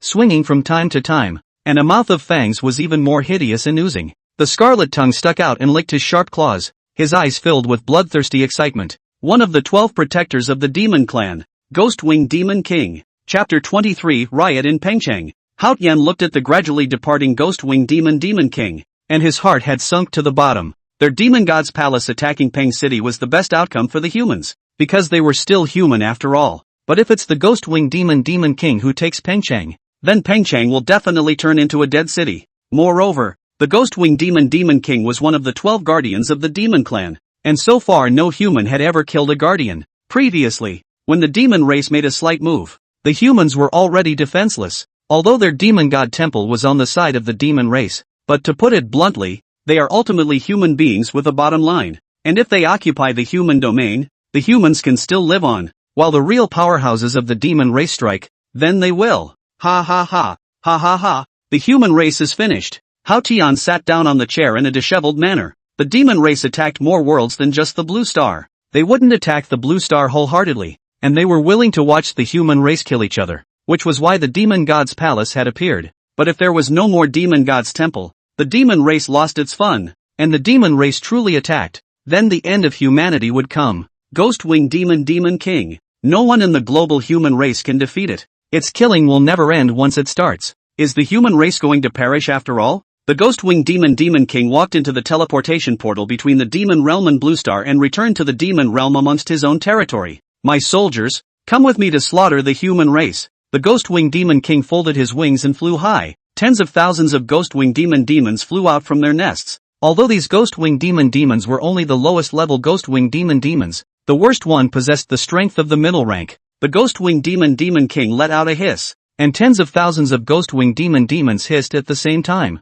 3 days later, Peng Cheng. There was a sudden sharp and anxious alarm in the testing room of the military zone. The calm military area instantly flashed with alarm bells, and the color red spread throughout the entire military area. Spatial anomaly detected. It's a teleportation array of the demon race. The location of the demon race's teleportation array is determined to is the entire Peng City. Level 1 alert. Level 1 alert. Everyone in the military region couldn't help but look at the sky above Pengcheng at the same time, and in the next moment their pupils contracted and a sense of despair rose to their hearts. In the afternoon, Yifeng returned to school to finish taking graduation photos. Walking off campus, they will henceforth be completely out of high school and on to a bigger stage. Just as the remaining three were thinking about the future, Yifeng raised his head sharply and his eyes flashed with a flash of surprise at that time.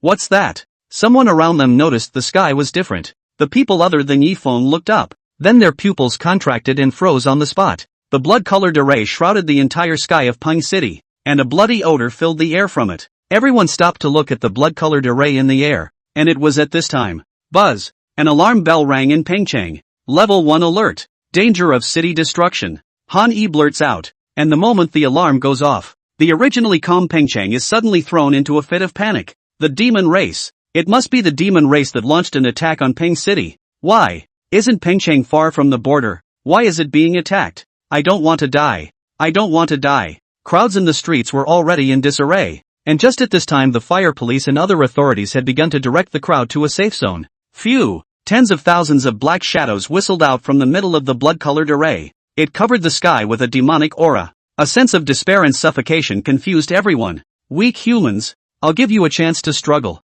In an hour I'll lead all my warriors to launch an attack in East City. If you can stop and kill our demon warriors, you still have a chance of survival. If you can't, death awaits you. Ha ha ha ha ha. The Ghost Wing Demon King did not appear, but his voice spread throughout Peng City. Han Yi gritted his teeth, his eyes becoming bloodshot from the exertion. Damn demon race, is it trying to show off their great power and make the people of Peng City feel desperate? Yifeng, Tian Lu, Mu Bai, let's split up and evacuate the crowd. After all, we are at least middle-ranked mages. The three of them didn't say anything more after sniffing and looking at each other, just nodded their heads gently. The four men then scattered in 4 directions and rushed into the crowd. 40 minutes later, inside the security zone, Yi Shuiying was a little anxious as she searched for Yifeng's figure inside the crowd of the safety zone, but she did not see Yifeng's voice. Older brother. Older brother. Yi Shuiying couldn't find Yifeng, couldn't help but shout loudly, but there was no answer. Don't worry. A person like your brother who thinks about swinging every day must be greedy and afraid of death.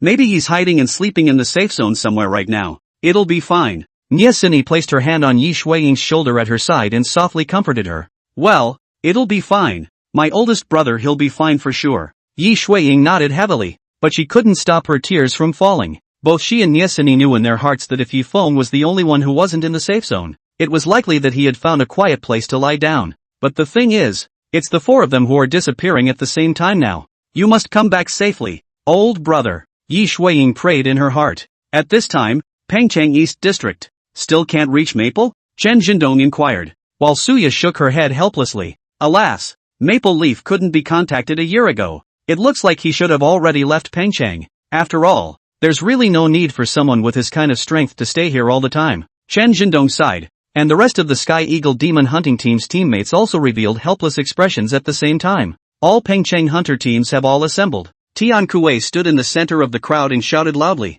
This battle is related to the survival of Pengcheng. Our sacrifice is not scary. What is scary is that those demons rushed into the safe zone and killed our wives, children and old children. For the sake of Pengcheng, for the sake of our families, we must rise up and fight back. This battle will be won. This battle will be won. This battle will be won. The crowd let out an earth-shattering cry. All of them had forgotten their fear at this time and only had the desire to fight. The military unit side was also shouting and cheering at this time. Mu Yunshan, the supreme commander of the military region, looked at the soldiers under his command and nodded gently. But then he looked at the blood-colored teleportation array in the sky. At this time, tens of thousands of demons were perched in the air, like the scythe of the god of death that would harvest people's lives at any time. Why? Why did the demon protector move out to attack Peng City? Why? Mu Yunshan's heart was a little desperate. As a mage of the highest level super rank, he knew the strength of the other party too well. The super order is also divided into classes. Doubling the magical energy possessed by a super ranked mage is 1 star,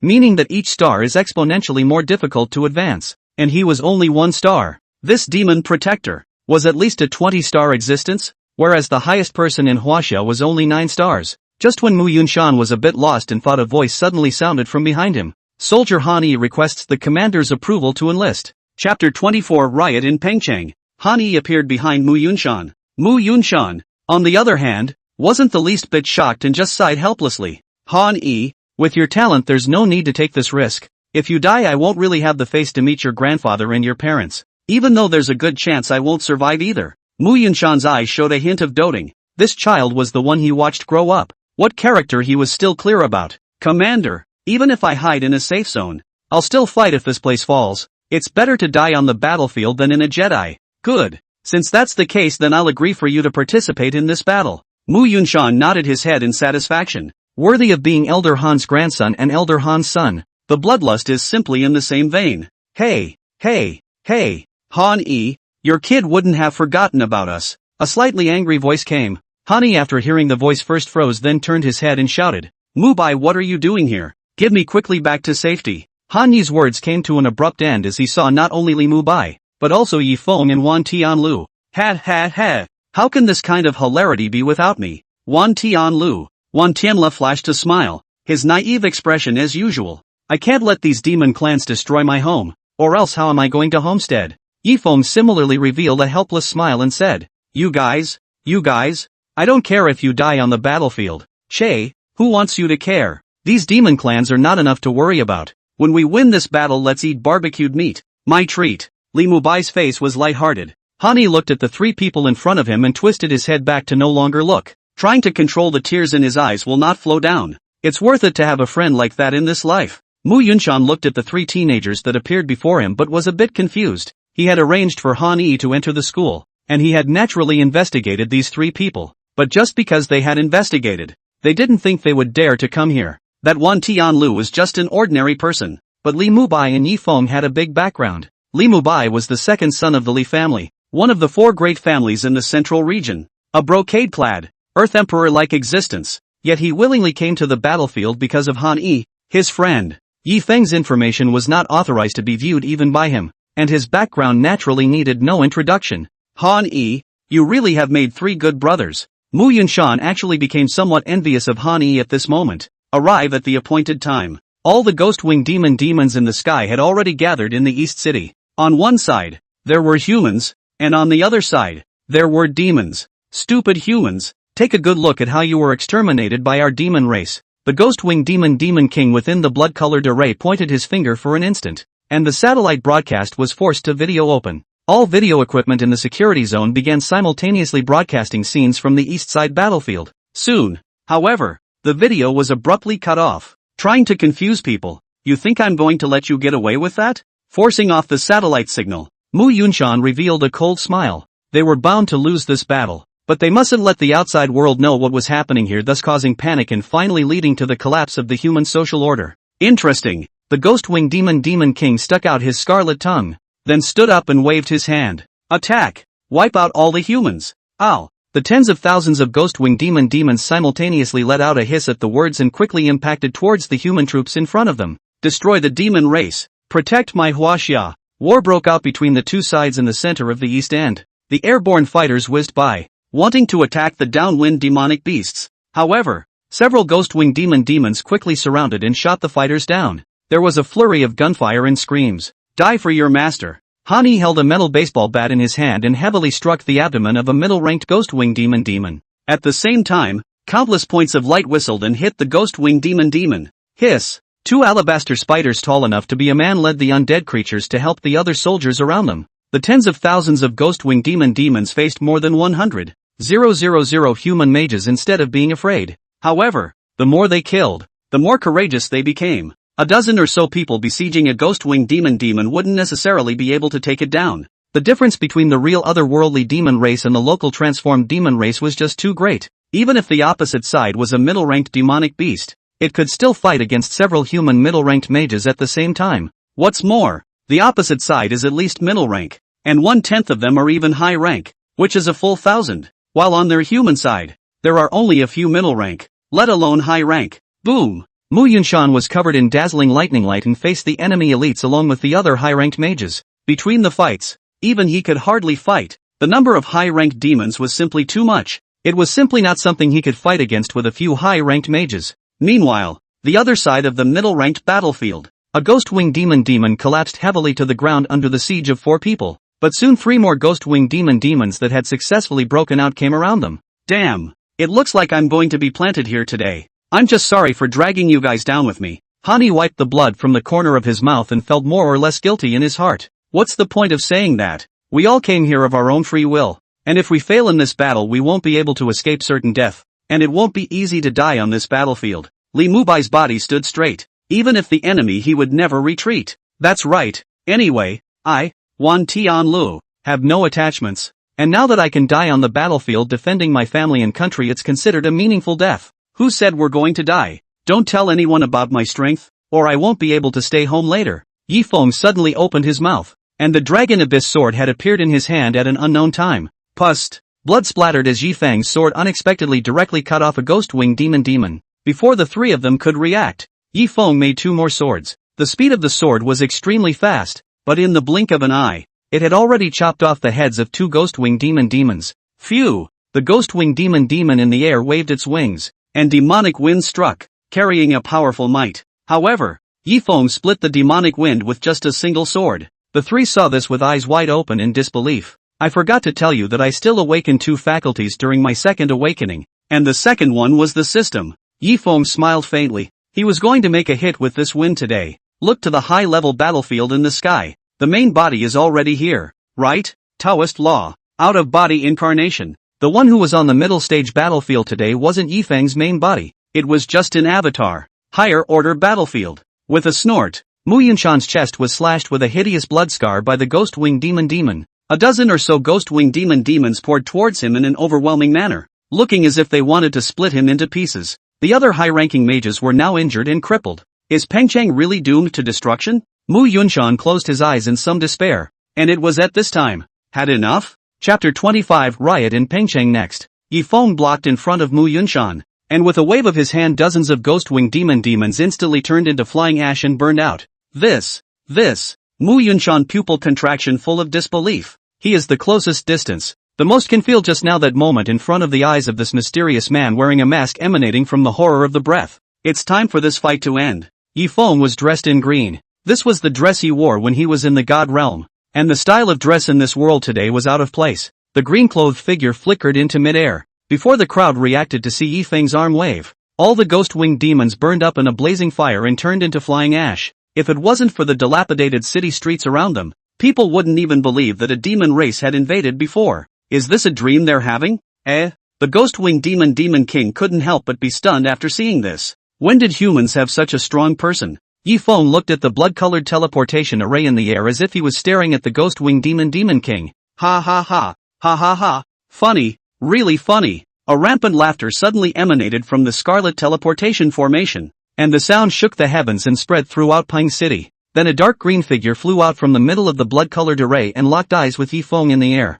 The 2 streams of mighty pressure rumbled against each other. All the people below actually felt breathless for a moment, and the fear of death rose in the bottom of everyone's heart. The ghost-winged demon king's wings swung, and hundreds of dark green wind blades whistled and rushed towards Yi Feng at the same time. Feeling the power coming from the wind blade, Mu Yunshan could be sure that if it was himself facing one could not catch it. However, only a wave of Yi Feng's hand was seen, and hundreds of wind blades instantly dissipated in the air. You are qualified to be my opponent. Yi Feng's face under the mask revealed a flash of excitement. He could feel that the strength of the other party was almost equal to him in the late Jindan stage. And it was not easy for you to meet an opponent in this world. Arrogant human. The ghost-winged demon king turned into a green light and quickly swooped down towards Yifeng. Yifeng was not ambiguous either, transforming into a green light, and the ghost-winged demon king kept colliding and attacking in the air. Bang! Bang! Bang! But in the blink of an eye the two of them had already made several moves against each other. Everyone on the ground couldn't believe what was in front of them at this point.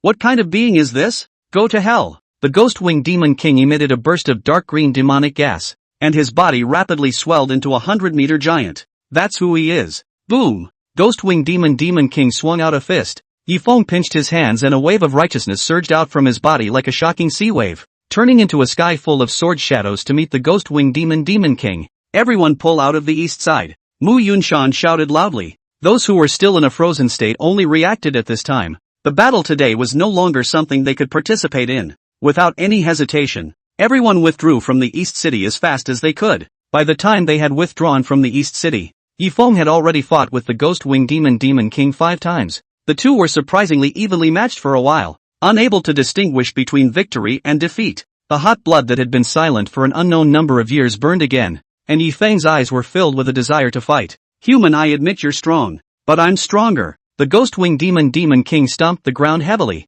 and the entire Peng city was like an earthquake, and the already dilapidated buildings in the east city now started to collapse one after another. A dozen or so 100-meter light pillars formed by green demonic chi emerged from the ground, trying to exterminate Yifeng. However, if Yifeng only had this much strength, then his previous life as a god emperor would have been in vain. Dharma, heaven and earth. Yifeng's hand struck out Dao seals, and a flash of golden light shone down. Boom! The green light pillar instantly disappeared, and in its place was a 100-meter golden light giant, a golden armor, holding a golden longsword. His skin and eyes were also dazzlingly golden. This was what he looked like as a god emperor in his last life in the divine demon battlefield. The people who had withdrawn from the east side didn't go far, and they were all watching the battle. The appearance of the golden light giant was like the descent of a saint, representing that mankind would finally put an end to this painful and chaotic world. Boom! The two of them exchanged punches with a loud noise. Yifeng, who had opened the Dharma heaven and earth, was at full strength. Withdrawing his steps back, the golden longsword in his hand swung out. The ghost-winged demon king lifted his wings and 3 demonic spells were struck at the same time. Tens of thousands of green bats appeared out of nowhere to surround Yifeng. Flying sands and rocks, wild winds raging, countless wind blades hitting Yifeng, but he didn't care. Those green bats also turned into flying dust after coming into contact with the golden light. Ow! The ear-piercing roar instantly reduced the building's brickwork to rubble. In the face of such an attack, Yifeng remained unmoved, only withdrawing the long sword that he had intended to swing over and changing it to a straight thrust. One sword breaks all laws. The golden sword chi instantly penetrated the ghost-winged demon king's body, a face full of disbelief and shock. It can't be. This is impossible. Why is there such a horrible existence like you in this human world? The ghost-winged demon king let out a roar as his body quickly dissipated as if it were the darkness of dawn. Click! The blood-colored array in the air disappeared and was replaced by the setting sun. We won? We won! A cheer went up from all who saw the battle. Han Yi was even dancing around like a gorilla. And the other two weren't much better. Wan Tianlu even picked up his alabaster spider and gave it a fierce kiss. Only Yifeng had a faint smile on his face. The crowd of the Sky Eagle demon hunting team revealed a bitter smile as they looked at Yifeng, who had cancelled his FA Tianxian D. So he's actually this strong. No wonder he always feels so mysterious. What a fascinating man. Suya shook her head and smiled bitterly while Chen Jindong sighed. His power is obviously not that of a mage. That demon chieftain is right. How could we blue star humans have such a powerful existence? I'm afraid this is neutral by the look of him. If the trouble hadn't gotten to him, how could he have stepped in? Everyone thought it was over. However, who knows? Just at this time, the originally cloudless sky at this time even quickly condensed dark clouds. Blink of an eye, dark clouds enveloped the entire Peng city. The crowd that had just been cheering under the dusk couldn't help but freeze in unison. And only Yifeng revealed a helpless bitter smile. I didn't expect that as a result of the fight just now, he would break through to Yuaning. Raising his head to look at the robbing clouds in the air, Yifeng didn't have a bit of fear. A white heavenly thunder suddenly fell. Yifeng did not go to hide, instead he greeted towards the heavenly thunder. The scene looked silly to everyone. In a month's time, Peng City could no longer be seen to have ever been invaded by the demon race. It's as if everything is calm again. Yuaning heavenly tribulation. The entire East District was transformed into a thunderfield. The heavenly tribulation ended, and no one knew exactly who that person was and where he was going. Chapter 26 Ancient Ruins of Pengcheng. Demon World. Imperial Palace. The demon emperor looked at the soul lamp that had gone out. and he understood that the ghost-winged demon king was dead. I really didn't expect that this blue star would still have an existence that could exterminate the ghost-winged demon king. The demon emperor did not order any more stronger protectors or generals to go to the blue star to avenge the ghost-winged demon king. Instead, they told the demon race of the demon realm to leave this blue star alone lately. There were hundreds of worlds that their demon race had invaded, and the blue star was just one of the most insignificant existences. It was uncertain what the strength of that being was now, and when the time came to conquer and destroy a few other worlds, they would then focus on this blue planet. Inside the bedroom, Yifeng looked at the magic card in his hand painted with the image of the ghost-winged demon king. Fortunately, he broke through to the Yuaning will be the magic card and this guy's soul and the power to transform. Otherwise you'd really be losing out on such good magic card material. He had discovered before that magic cards could only absorb existences below the super rank, and super rank existences could not be controlled by ordinary magic cards at all. Of course, this kind of problem is just a small problem for him to solve casually. Older brother, there's still a month before school starts, so hurry up and cultivate. The East Region Magic Academy is not something you can graduate from by just touching a fish. The familiar nagging voice came. Yifeng revealed a helpless bitter smile and casually replied, place the Ghostwing Demon King's magic card among the card catalogs and add another one to the collection. Now he had 2 super rank cards and 12 high rank cards in his hands. The high level magic cards were mainly all gotten from killing demonic beasts in the dragon vein. He had long heard that some people had made magic cards into a game style, except that not many people played them in their second tier near third tier city. After all, people who play magic cards are rich. It's the first tier cities that have regular tournaments and offline groups, but supposedly you have to have 20 to meet the minimum game participation criteria. Surely, 20 magic cards he must have enough. Putting the card book away. At this time Yifeng's cell phone suddenly rang. This turned out to be a strange call. A mature woman's voice came out from inside after the connection. Excuse me, is this Yifeng? That's right, it's me. Hello, my name is Chuanya-son, and it was Maple Leaf who told me to call you if I was going to be in trouble, and that you could find him. Oh, you mean my master. What's the matter directly? Song Chuanya on the other side of the phone sniffed but couldn't help but stare. Master? This Yifeng was actually Feng Ye's disciple. It's like this. I'm looking for your master to ask if there's any way is it possible to maximize that fine iron thunder pattern and fire pattern he sold us. That's the thing. You guys have been studying it for over 2 years and haven't come up with anything. Yifeng cried and laughed a little, then said smoothly, use fire and thunder to excite during the forging. Then use these 2 forces at their peak to find a magic array master to set up a magic array on it and it's done. You also know the art of forging? Aha! That's really great. I've heard that you've been accepted into the East Region Magic Academy, and I'm the teacher of the East Region Magic Academy's forging class, so you should definitely take my class when the time comes. Until then, Yifeng hung up the phone and got up to leave the house. After his divine sense became stronger, he suddenly discovered an existence inside Peng City that he hadn't found before. The reason why the demon race was so obsessed with Peng City was because of this place by the looks of it. Other side, Song Chuanya's face was still hard to hide her excitement after she hung up the phone. I didn't expect that Senior Maple Leaf would take Yifeng as a disciple. If that was the case, then he must have another world's inheritance forging. They, Huaxia, would inevitably have an incomparably powerful forging master in the future. Yifeng came to the place under the divine sense sweep. In coming to this place could not help but stare. Not because it has been turned into a site being excavated, but, isn't this the home of Nima Wan Tianlu? Thinking back to half a month ago when Wan Tianlu told himself that he was rich because his house had been demolished. He's become a demolisher. Tianli's grandfather owns a whole mausoleum which was given to Wan Tianlu after his death. And now this mausoleum along with Tianli's house is being demolished. The money given is naturally imaginable. Could it be that someone has already discovered this place? With a sweep of his divine sense, Yifeng realized that someone had already entered that relic underground. Stroking his chin, he decided to go in first before those people entered the center of the ruins. The figure disappeared, and Yifeng instantly arrived in the depths of the ruins. Phew! The flame ignites and lights all the torches in the Hall of Relics. It was a relic space the size of a soccer field that looked like a sky-hot cave, but it was filled with signs of artificial excavation. In the center of the ruins are 2 stone statues. One was a demonic gargoyle and the other was a human gargoyle. The demon was a full dozen meters tall, while the human was only about 1 meter 7. It was a woman in a long robe with her hands spread out like a saint. Opposite her was a humanoid monster with 2 wings on its back and 2 horns on its head typical of a demon. The robed woman looked victorious, but it was clear that she was also running out of gas, while the demon across from her threw back his head and laughed despite sitting on the ground as if he were the loser. With Yifeng's cultivation level, he quickly saw that both the holy woman and the demon were stone statues transformed into flesh after death. The virgin's power was still there, while the demon had been reduced to this useless stone husk. Who are you?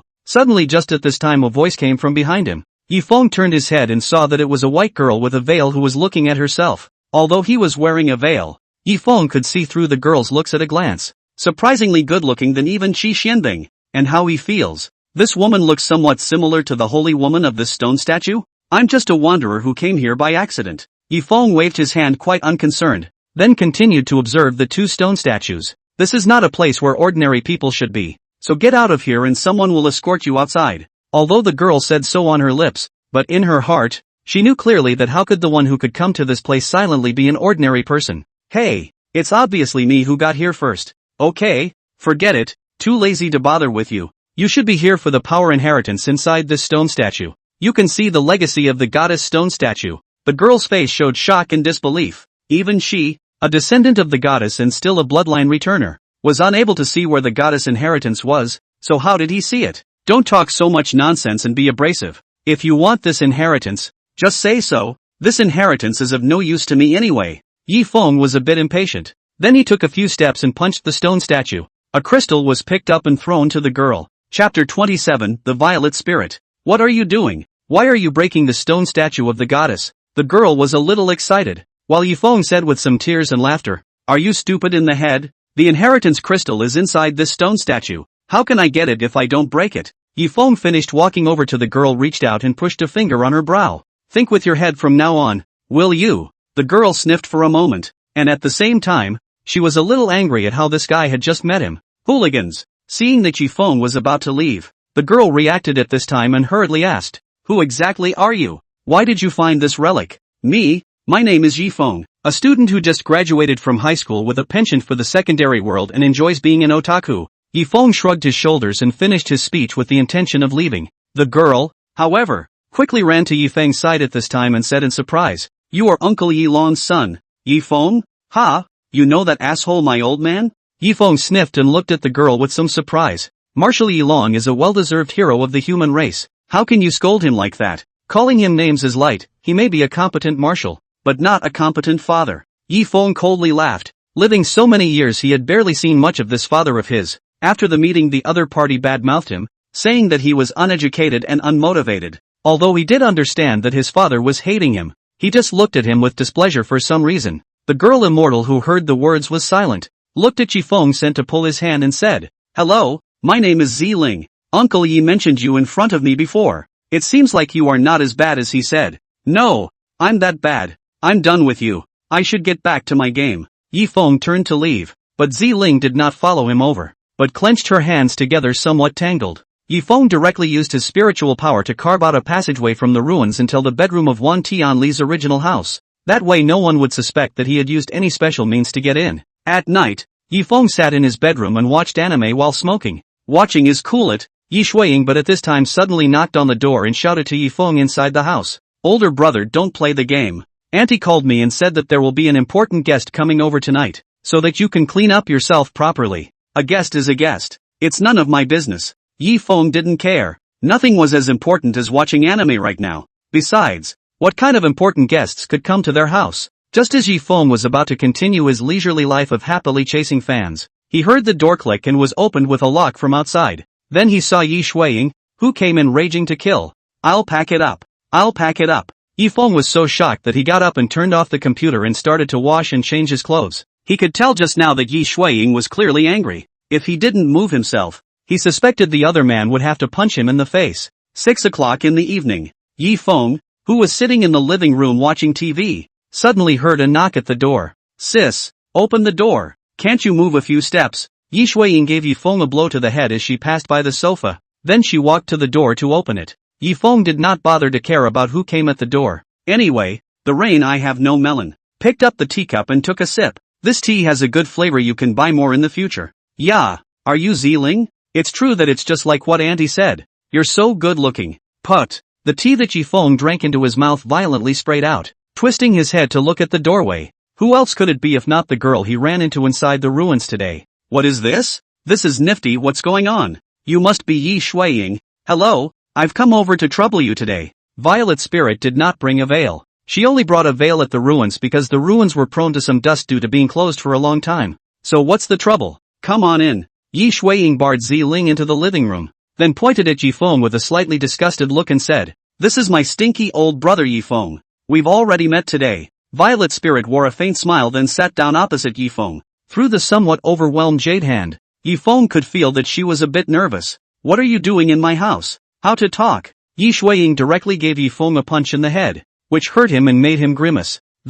It's Aunt Qin who specially asked me to come over to meet you after she heard I was in Pengcheng. After all, I am your fiancé." Violet Spirit's face was torn, and her slightly flushed face indicated her shyness. Yifeng and Yi Shuiying first froze when they heard this then a sentence at the same time. Asterisk asterisk asterisk asterisk. Yifeng directly Nima people stupid. When did he have more a fiancé ah? Isn't that bull asterisk asterisk asterisk asterisk? Yi Shuiying's reaction was even more agitated. Sister Violet Spirit, did you offend my eldest uncle and aunt over something? And what did you do that they were so angry that they let you be the fiancé of this trashy old brother of mine? No, I volunteered. Violet Spirit waved her hand and told the duo what had happened. It turned out that Yifeng's father, Yi Long, had saved Ziling, who had narrowly escaped death, in the middle of a demonic riot 3 years ago, because Ziling was injured and Yifeng's mother, Qin Yusin, was a top-tier healing mage. She had stayed by the duo's side to help them recover from their injuries. During that time, he heard about Yifeng, and knew that the couple was really relieved that Yifeng was an uneducated guy. So Ziling brought up this matter of marrying Yifeng in the future in order to repay the favor. Sis, aren't you being a little hasty in giving yourself away just like that? Yifeng's hand trembled as he held the teacup. Isn't that bull asterisk asterisk asterisk asterisk? How did you suddenly get a fiancé when you were fine? Not hasty at all. I've thought this through. The gift of saving my life is like regenerating my parents. This is the only way I can repay Uncle Yi Long and Auntie Yusin's kindness. Ziling hurriedly waved her hand while Yifeng and Yi Shuiying looked up at the ceiling. This girl is too damn simple. With all due respect, girl, isn't it too far to talk about marriage when you and I don't even have feelings for each other? It's okay. We can get married first and then slowly cultivate our feelings. Not to mention that we are still young and not old enough to get married. We can be boyfriend and girlfriend during this time to cultivate our feelings. Ziling looked at Yifeng with a smile like a flower. Yifeng just wanted to speak but was tapped on the shoulder by Yi Shuiying. Older brother, such a good girl, you will not bad people a piece of heart. You say right? Yi Shuiying's eyes were already carrying a murderous aura when she said this. It was obvious that if Yifeng said something like we are not suitable for each other again, Yi Shuiying would definitely send him to the hell to see the master with a punch. Chapter 28, Please behave yourself. Miss. Meanwhile, on the other side. What? You let that girl Ziling go see Yifeng? Yi Long's entire body was bad after hearing his wife's account. Well, that girl Ziling seems to have decided that the only way she can make up for our kindness is to be by our side as a son. Alas, it's a simple foolish child. Qin Yusin sighed helplessly after taking a sip of tea. Her eyes filled with worry. Isn't this a waste of such a good girl? If I had known I wouldn't have kept scolding Yifeng, that uneducated little brat, in front of her. Yi Long similarly sat on top of the sofa somewhat helplessly. Uneducated? You still know too little about our son. Lung, I'm his old man. Who knows him better than I do? Yi Long was a bit unconvinced when he heard this, but he was instantly honest after being glared at by Qin Yusin, as if he was a meat kitten. All you know day in and day out is worrying about the country and killing the demon race, never bothering to seriously observe Yifeng. This child. Qin Yusin took a sip of tea and continued. I found out a long time ago. I don't know why. My son, after he heard about magic, although he looked very uninterested, but I can see that there is a very heavy disdain in his eyes. If someone is not interested in magic, this is not very strange, but the disdain is a bit wrong. This, and if you think about it, many of Fenger's behaviors over the years, don't you have a feeling that they don't match his heart at the age he was at the time? Not to mention other things, just in the area of male and female feelings, shouldn't he be in his teens when he is in the throes of love? Yet you and I have never seen him show affection for that girl. And then there's the fact that no matter what comes his way he's always that breezy. Is that how a child of that age should behave? So what you're saying is, Fomer definitely has things on his body that we don't know about, and may even be carrying something heavenly. I'm letting Ziling, this girl, go over to get closer, not only to make her feel less guilty in her heart, but likewise in the hope that she can help Fomer to make it easier for him. After all, he's my child. Ah, what kind of a mother doesn't worry about her own child? Qin Yusin looked out the window at the moonlight, a trace of worry rising in her heart. Yifeng, who seemed to be carrying something heavenly and responsible in his mother's mouth, was distressed at this time. there's no way not to be bitter. The originally happy and relaxed life of a geek was broken today by the sudden appearance of a so-called fiancé. Yifeng at this time, if he knew what his mother was thinking, he would have to break his mouth. What responsibilities? What heavenly things? He just wants to be a geek and live a little retirement. Is that hard? Ugh.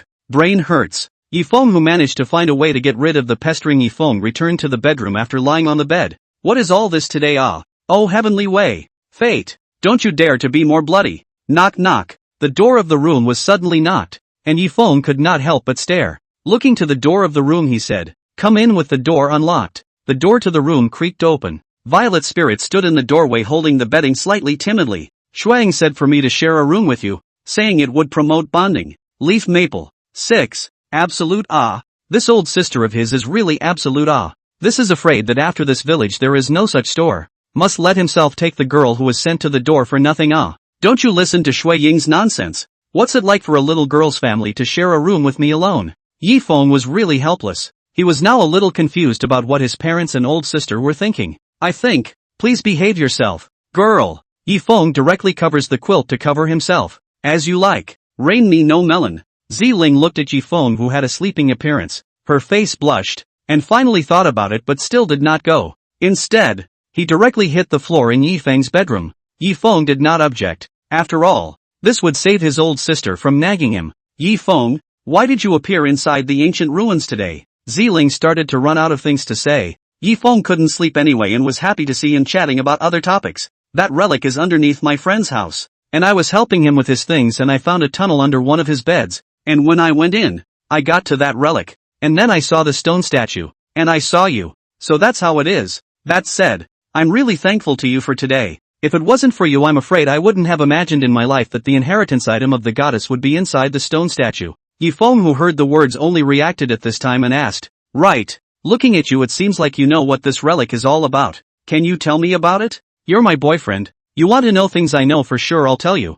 Ziling revealed a smile at Yifeng, and her large watery eyes became two crescent moons at this time. Hey, I didn't promise to be your boyfriend. Not to mention it's only the first day we've known each other. So don't trample on yourself like that." Yifeng was truly speechless to the extreme. In reality, how could there be such a strange girl? Seeing that Yifeng did not want to continue discussing on this topic, Ziling changed the subject. "In fact, the current human civilization is not the first human civilization. There was also a human civilization that existed 30 million years ago. It just didn't know why it was destroyed. This ancient civilization revered magic, and it could be said that the origin of magic was actually them. So this extinct civilization became known as the Ancient Law Civilization. According to the various ancient relic documents obtained now, an extremely powerful demon appeared 30 million years ago, and the demon spread diseases, deteriorated minds, and amplified the dark side of people's hearts. There is darkness and there is light. The goddess appeared and united the strongest people from other regions to die with the demons. Although the demons died, the demons spread various diseases and sinful thoughts before they died, and civilized societies began to gradually collapse amongst the internecine fighting until they were destroyed. After Ziling finished speaking, she looked at Yifeng, only to find Yifeng looking at the ceiling with slight emotion. Then sighed. "Do you know when humanity is at its most united? In the face of a strong enemy? Wrong. It's when it's for the same interest. Although I don't know the reason for the demise of the ancient law civilization, but I'm sure it's not because of the demons spreading diseases and ideas, but because all the strong people and demons died together. The interest cake appeared. In the beginning, it's a few hugging together and joining forces to gobble up the cake, but slowly, all people began to conceal the emergence of one power after another. Fighting each other for profit for a long time is the root of the demise." Chapter 29, Pengcheng Black Market. Yifeng finished with a cold smile on his face. He had lived for so many years and had seen too many things like this. Ziling fell into deep thought at his words, and when she wanted to retort, she realized that Yifeng had already fallen asleep. "Auntie Chin is right. You are such an interesting person." Ziling looked at Yifeng's side face and fell asleep like this. Early the next morning, Ziling opened her eyes only to find that Yifeng was not in bed. Where are the people? Puzzled in her heart, Ziling went out to ask Yi Shuiying, who had also just gotten up, yet she didn't know that either, and was pretty shocked. Normally, old brother would hardly get up before 10 o'clock, but today he would get up so early and go out before 7 o'clock. That's really a strange thing. Yi Shuiying was a bit puzzled, but soon, after she saw Ziling's floor in Yifeng's bedroom, she instantly understood everything. Stinky old man. After half a day of messing around, The reason his oldest brother woke up so early today was actually because he was afraid that he would know that Violet's spirit was living on the floor last night, and was afraid that he would cut him down. And is that really the case? That's really it. Yifeng left from the home after a sigh of relief. Wait for when his cousin's anger subsides, almost he will go back. The morning market in Pengcheng is very lively, and Yifeng rarely comes over. The morning market sells a variety of things. Besides breakfast, there are all sorts of crafts, and even magical artifacts can be seen for sale. Except that most of these magical artifacts are either fake or disabled. It's rare to see one complete. And they're all cockamamie. Or else they're very expensive. Higher than market price. Ha! Feng! Suddenly a familiar and underhanded voice came from behind. Yifeng didn't even need to turn his head back to know who the owner of this voice was. Mubai, don't sleep in the morning. What are you doing at the morning market? Brother Feng, don't tell me you don't know about the black market in Pengcheng. Black market? Yifeng twisted his head to look at Li Mubai, who had already put his arm on his shoulder. He had never really heard of such a place as the black market after living in Pengcheng for so many years. Brother Feng, you really don't know about the black market. The black market in Pengcheng is all open in the morning and at night. From 5 to 8 in the morning, and then it's 12 to 2 in the middle of the night. The black market at night is all fooling laymen. Only the black market in the morning has good things. And a lot of them are good things that the market lets not allow to circulate. And some of the rare demon materials are even more readily available. So there's something good inside the black market that you want? That's not true. Mostly. Li Mubai put his mouth on Yifeng's ear and whispered. Today's morning black market Nyasini will be there. You know what I mean. Leaf maple. 6. I get it. You're not a crush dog, it's a lick dog now. You've ascended. Yifeng gave a thumbs up. So ironic words in Li Mubai's ears even became a compliment. Holding his head high with a very proud look, Yifeng was speechless. Under Li Mubai's leadership, they arrived at a relatively remote store street in the morning market. Li Mubai led Yifeng to find the entrance to the black market after casually entering a store. And soon afterward came to a large underground trading market located underground and transformed into a large-scale underground trading market by the original abandoned air raid shelter. There were many stores here that sold a wide range of things. And just like Li Mubai said, things here were almost all kinds of things that were not easily available on the market. But although there are a lot of things here, the things that make Yifeng's heart flutter are really not. Bull asterisk asterisk asterisk asterisk. Li Mubai twisted his head, and Yifeng was gone. After searching for half a day, he found that Yifeng was squatting in front of a stall with his eyes glowing as he looked at the wide array of magic cards on the stall. Young man, you really have a vision. These magic cards of mine can be rare magic cards that cannot be seen on the market.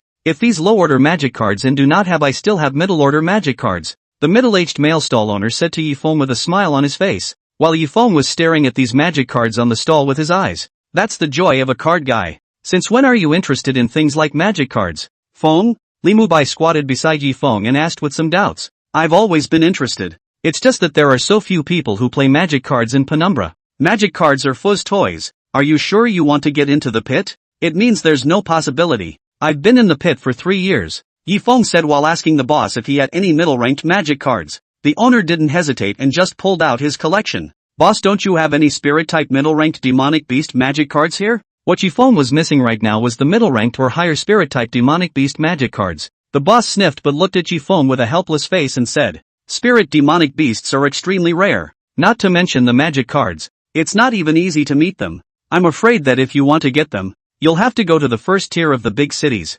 Yifeng sniffed with some disappointment. Glancing at the cards, there were none he was interested in. Get up and leave, ready to continue hanging out in the black market. Come on, Feng. We should get down to business. Li Mubai said and led Yifeng to his goal this time. The black market auction. The black market auction has a rule that you must carry a mask to enter and only have a code name, not a name. The inside of the spacious auction room was already almost full. Yifeng and Li Mubai were number 168 and 169. Yifeng looked at his 168 number plate, and then looked around at all these people who were uniformly wearing masks and couldn't see their faces, and couldn't help but ask, Mubai, are you sure you can find out who Nyasini is? The girl with the beige trench coat in the third of the first batch is Nyasini. Li Mubai reached out and pointed to the back at the very front that was almost no longer visible and said, that you can even recognize. Of course, after all, no one can tell Nyasini's back better than I can. Li Mubai's enigmatic confidence came back, and Yifeng couldn't help but laugh out loud. I get it. You've been rejected so much that you keep seeing a backstory. That's why you remember it so well, I guess. Brother Feng, can we still be brothers? Don't tear me down. Li Mubai was a bit angry, but there was nothing he could do about it because there was nothing wrong with what Yifeng said. There are no fragrant flowers anywhere in the world. Why do you need to be single-mindedly in love with Nyasini? What exactly are you clinging to? Yifeng couldn't figure out how this guy was so obsessed with liking each other when he didn't even have any interactions with Niasini. Brother Feng, I don't know if you've heard of love at first sight. I only like Niasini in this life. There will be no more women to enter my heart. Even if she abuses me 1,000 times, I still treat her as my beloved. That's love at first sight. You monk without a heart of the red dust won't understand. Li Mubai raised his head to look at the sky, tears flowing down his mask in an extremely affectionate manner. Yifeng looked at this scene and didn't know why he suddenly had an urge to hit someone. Chapter 30 Human Tattooed Bark. The auction began. And the previous auction items Yifeng was not interested. Until one thing came along. The next auction item is a very strange auction items. This item from the deep mountains of a 1,000-year-old tree. This tree was cut after part of the bark automatically detached. And above the lines cool like a person. No one knows what the role of this thing, but used to collect is definitely a good choice. The starting price of 50,000. The display case next to the beautiful auctioneer held a full meter-long piece of bark. Yifeng couldn't help but raise his eyebrows after seeing the bark. I didn't realize that such an odd material as tattooed bark existed in this world. Li Mubai noticed Yifeng's significance and turned his head to ask with some doubt. Brother Feng, are you interested in this weird bark? Yifeng just smiled when he heard that. Interested can't be said. The use of this bark is not much. I once read the records about this bark through an ancient book, and know that his refining method can refine this bark into a human skin mask. At best, it can only cover the face. Not much use. Yifeng spoke carelessly, but Li Mubai's eyes suddenly lit up when he heard this. Brother Feng, do you mean to say that you can refine a human skin mask from this tree bark? Aha! Li Mubai didn't hesitate to make an offer on the spot. This bark wasn't all human shot, so it was natural for Li Mubai to take it. You don't think you want me to refine a human skin mask for you, do you? He. Still Brother Feng understands me the most, although my favorite is only Niasini. But in case people never look at me, I can't stay unmarried for the rest of my life. Using a new identity to pick up chicks isn't considered Li Mubai moving on, is it? Just your little mind I still can't see. Isn't it just wanting to get a new identity to satisfy your own pleasure? It's not impossible to do it for you, provided that you get me these things on the material. Yifeng sent the long-prepared material list to Li Mubai. Li Mubai immediately got goosebumps after seeing these materials. Brother Feng, you didn't prepare these things for Tianlu, did you? On top of the material list was clearly a variety of exotic insects, and the one among them who was most interested in insects was naturally one Tianlu. Well, I once read a lot of ancient books, and within them I found a means that was particularly suitable for Tianli's summoner status. The compulsion technique. The corners of Yifeng's mouth under his mask rose. There was still a month to go before the school year started, and he planned to try out the plans he had long thought of on the three of them within this month. Previously, he still had some headaches and didn't know what kind of gongfu was suitable for Li Mubai, but now he seemed to have found it. Compulsion and thousand faces and body alchemy were all means for mortals in the immortal cultivation realm, and they could practice them as well. While he didn't like to get into trouble, he did like to stir the pot and then watch the show. He would like to see what kind of interesting things these three guys could set off at the university when the time came. Hopefully there would be more interesting things to do, after all, so that when the time came he could have some fun and not be so bored. The black market ended, and Li Mubai took the thing that Niasini didn't bid on but he ended up bidding on and farted off to offer it up. Yifeng stretched a lazy waist, feeling that his old sister's anger should be almost gone, and returned home ready to continue his life as a geek. Then, older brother, take Ziling out for a good time. Eat, shop, whatever. If I know you're being passive, you should know what happens, right? Yi Shuiying clenched her fists in front of Yifeng, scaring him so much that Yifeng couldn't help but break out in a cold sweat. What could he say? He couldn't say anything. He could only leave the house with Ziling, who had a smile on her face but was like a devil in Yifeng's heart. You want to go somewhere? I'll take you. I want to go wherever you want to go. Ziling still had the same innocent and pure expression, and Yifeng the person was numb. If it is the kind of heart female he is not afraid. Afraid is afraid of this kind of take pure innocent really simple girl. Since you like history so much, I'll take you to the museum. Good. Ziling smiled and agreed. Following Yifeng, the two of them left the neighborhood where Yifeng's house was located like this. Looking at the two people who were getting farther and farther away, Yi Shuiying revealed an anti-smile. Ziling is a good girl. You should seize the opportunity. Old brother. Yi Shuiying left the balcony and sat on the living room sofa to call her aunt. After strolling through the museum it was already noon. Yifeng brought Ziling to a burger restaurant for lunch. Because it was a Sunday, the burger joint was quite crowded, and most of the burger joint's customers were young people, with a decent number of bloodthirsty young guys. The appearance of Ziling, a great beauty, naturally attracted their attention. Then soon their attention was attracted by Yifeng on the opposite side. At this time, Yifeng didn't have the slightest bit of face to speak of, and picked up the burger and directly ate it with a big mouthful. I can't believe you're not disappointed in me after all this eating. Ziling didn't say anything as she watched Yifeng wolf down his meal. Instead, she revealed a smile and took out a paper towel to help him wipe off the salad dressing at the corner of his mouth. Asterisk asterisk asterisk asterisk. No more food. A bachelor suffers a violent attack and simply puts his half-eaten burger on his plate and turns away. The other males didn't take it too well either, and they just couldn't figure out what they were losing at. Yifeng was speechless plus autistic. Ugh. I don't know if you're really stupid or not. The violet spirit who heard Yifeng's exclamation instead of revealing a difference instead laughed even more happily. I feel like you're dumber than I am. You're pretending to be so obvious even if I'm a cutie. It's obvious too. The rest of the singles around Violet Spirit's words were stabbed hard on the spot. On what grounds? On what grounds? What was the difference between them and him? Feeling the angry gazes around him staring at him, Yifeng couldn't help but shiver. Took Violet Spirit out of the burger joint after she finished her meal. Ziling looked at Yifeng beside her, her eyes gradually becoming a little confused. How can I impress him myself? After getting along, Ziling found that Yifeng is not like other men of the same age that all kinds of pretend in front of themselves. A false face flavor. Yifeng never pretended in front of her, nor did he treat him any differently because she was a pretty girl. Such treatment was the first she had encountered in years. Instead, though, it was the realism that made her more interested in the boy. Since I can't impress his heart right now, I'll impress his heart first. Just like in the novel, he's a mage and I'm a mage. As long as I can defeat him, he'll work hard in order to catch up with me, and the relationship between us will get hotter and hotter in the middle of the cutthroat fights. Violet Spirit thought so in her mind. If Yifeng knew what Ziling was thinking right now, I'm afraid he would have to freeze on the spot. What a strange brainwave this is. Chapter 31. Something is wrong. 9 out of 10 wrongs. Where do you want to go this afternoon? Don't say anything about me wanting to go anywhere you want to go, because I don't know where to go either. Yifeng is now really ahead in too big. Special photography today update. He has not yet gone back to see it. I've heard that you're also a mage, and a mid-ranked mage as well, so we can spar with each other's magic to improve our relationship. Ziling's this idea deeply Yifeng's heart.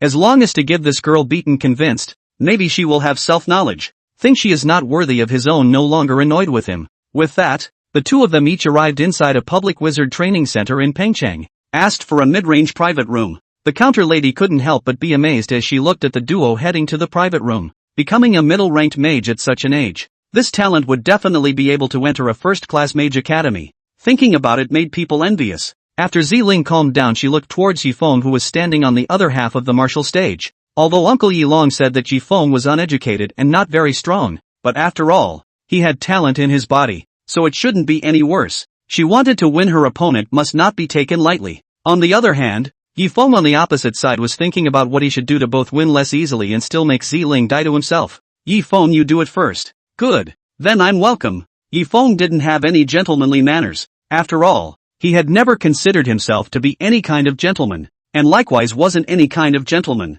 Korang. Dragon Abyss appeared in his hand, then sheathed it. Sword? The sudden weapon caused Ziling to be a bit surprised. However, before Ziling could react, Yifeng suddenly turned into a ray of fire and arrived in front of her. The sword came out like a dragon, piercing the sky. A cold aura suddenly appeared in front of his eyes. So fast, Violet Spirit quickly retreated. Her jade hand raised an ice shield, then appeared to block the sword awnings. Yet the next moment, click, the ice shield shattered with a bang. Under the Dragon Abyss sword blade, this ice shield couldn't even manage to block it for a moment. 3 tree vines emerged from the floor to entangle Yifeng's feet, making his movements lurch. Dozens of ice needles appeared out of thin air and flew towards Yifeng. Yifeng saw this. Instead of panicking, he coldly smiled. The golden flame rose and turned into a lotus flower that wrapped Yifeng, and the ice needle instantly evaporated. Spirit fire, Earth's core gold flame. This is heavenly fire. Even the Violet Spirit now exclaimed in surprise. Heavenly fire, a special fire born in heaven and earth. Fire mages will get a qualitative leap in strength after absorbing it.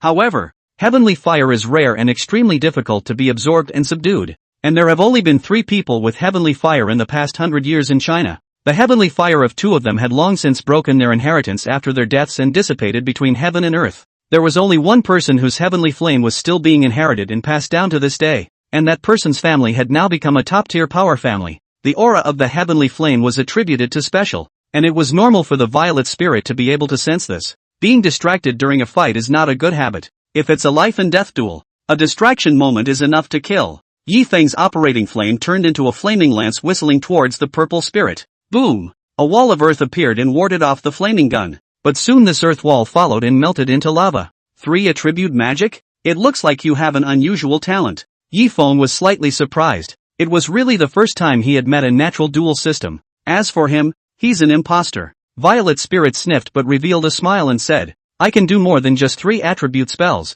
Yo! A purple thunderbolt followed the ground underneath Ziling's feet to Yi Feng's feet. Boom! Middle-ranked thunder spell. Thunder blast. Kind of. Yi Feng was covered in purple arcs of electricity, yet there wasn't a single thing going on. Seeing Yi Feng unharmed, Ziling was a little surprised. Before she could react, she saw that the thunder light on Yi Feng's body was getting more and more prevalent. It was only at this time that she reacted to the fact that Yi Feng's second lineage awakened at the middle stage was the lightning lineage, and lightning mages already had a high resistance to lightning damage. Not to mention that she had just sensed that she was afraid that Yi Feng was still an individual master. Body master isn't really a defined lineage, as even people without an awakened system can still be body masters. Only the ceiling will not be as high as a body master with an awakened system. Not messing with you. As soon as Yi Feng's words fell, his legs suddenly fired into a residual shadow. Seeing this situation, Violet Spirit didn't dare to be slow and pushed all of her magic energy. Ow! A fire phoenix made of flames appeared, and its body unexpectedly carried a gust of electric arcs.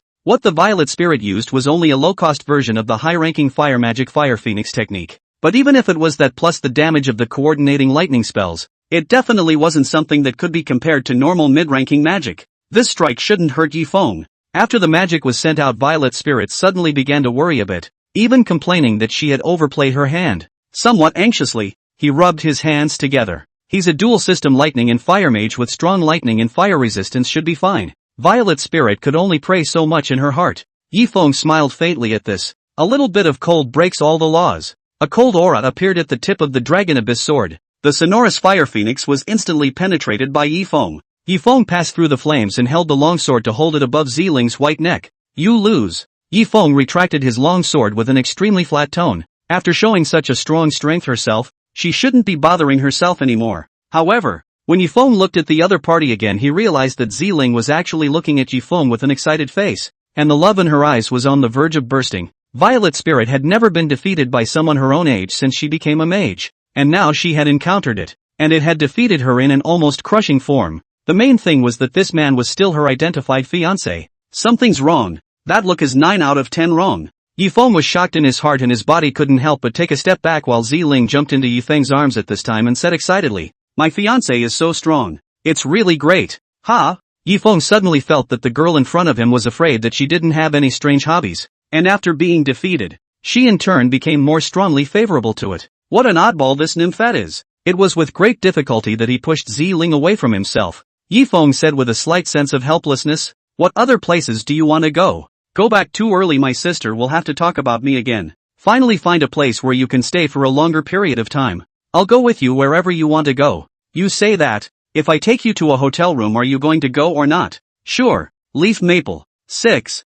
Yi Feng was speechless. Of course he couldn't really take someone's little girl to a room. He wasn't that kind of person. In the end, he could only take Violet Spirit to see a movie, go shopping, and finally have dinner before going home. What's all this about today? The more I think about it, the more my head hurts. Chapter 32, The Treasure Boy. Yi Shuiying's entire body was bad after hearing that Yi Feng had actually taken Ziling to the training gym for a fight. It's no longer a matter of being straight for your own oldest brother. It's a ing monk already. The most outrageous one had to be Violet Spirit. Her own oldest brother was like this, but she could still have feelings for him. For a moment, Yi Shuiying actually felt that these two oddballs were quite a good match for each other. Now facing this matter of Ziling living in a bedroom with him, Yi Feng had already said that it didn't matter. She sleeps her way, I sleep my way, and we don't bother each other anyway. In front of the study table, Yi Feng combed through his magic cards. He now really wanted to put together a deck, and then when college started, he would go straight to the big city's Comic-Con and the various exclusive magic card dueling venues to slay.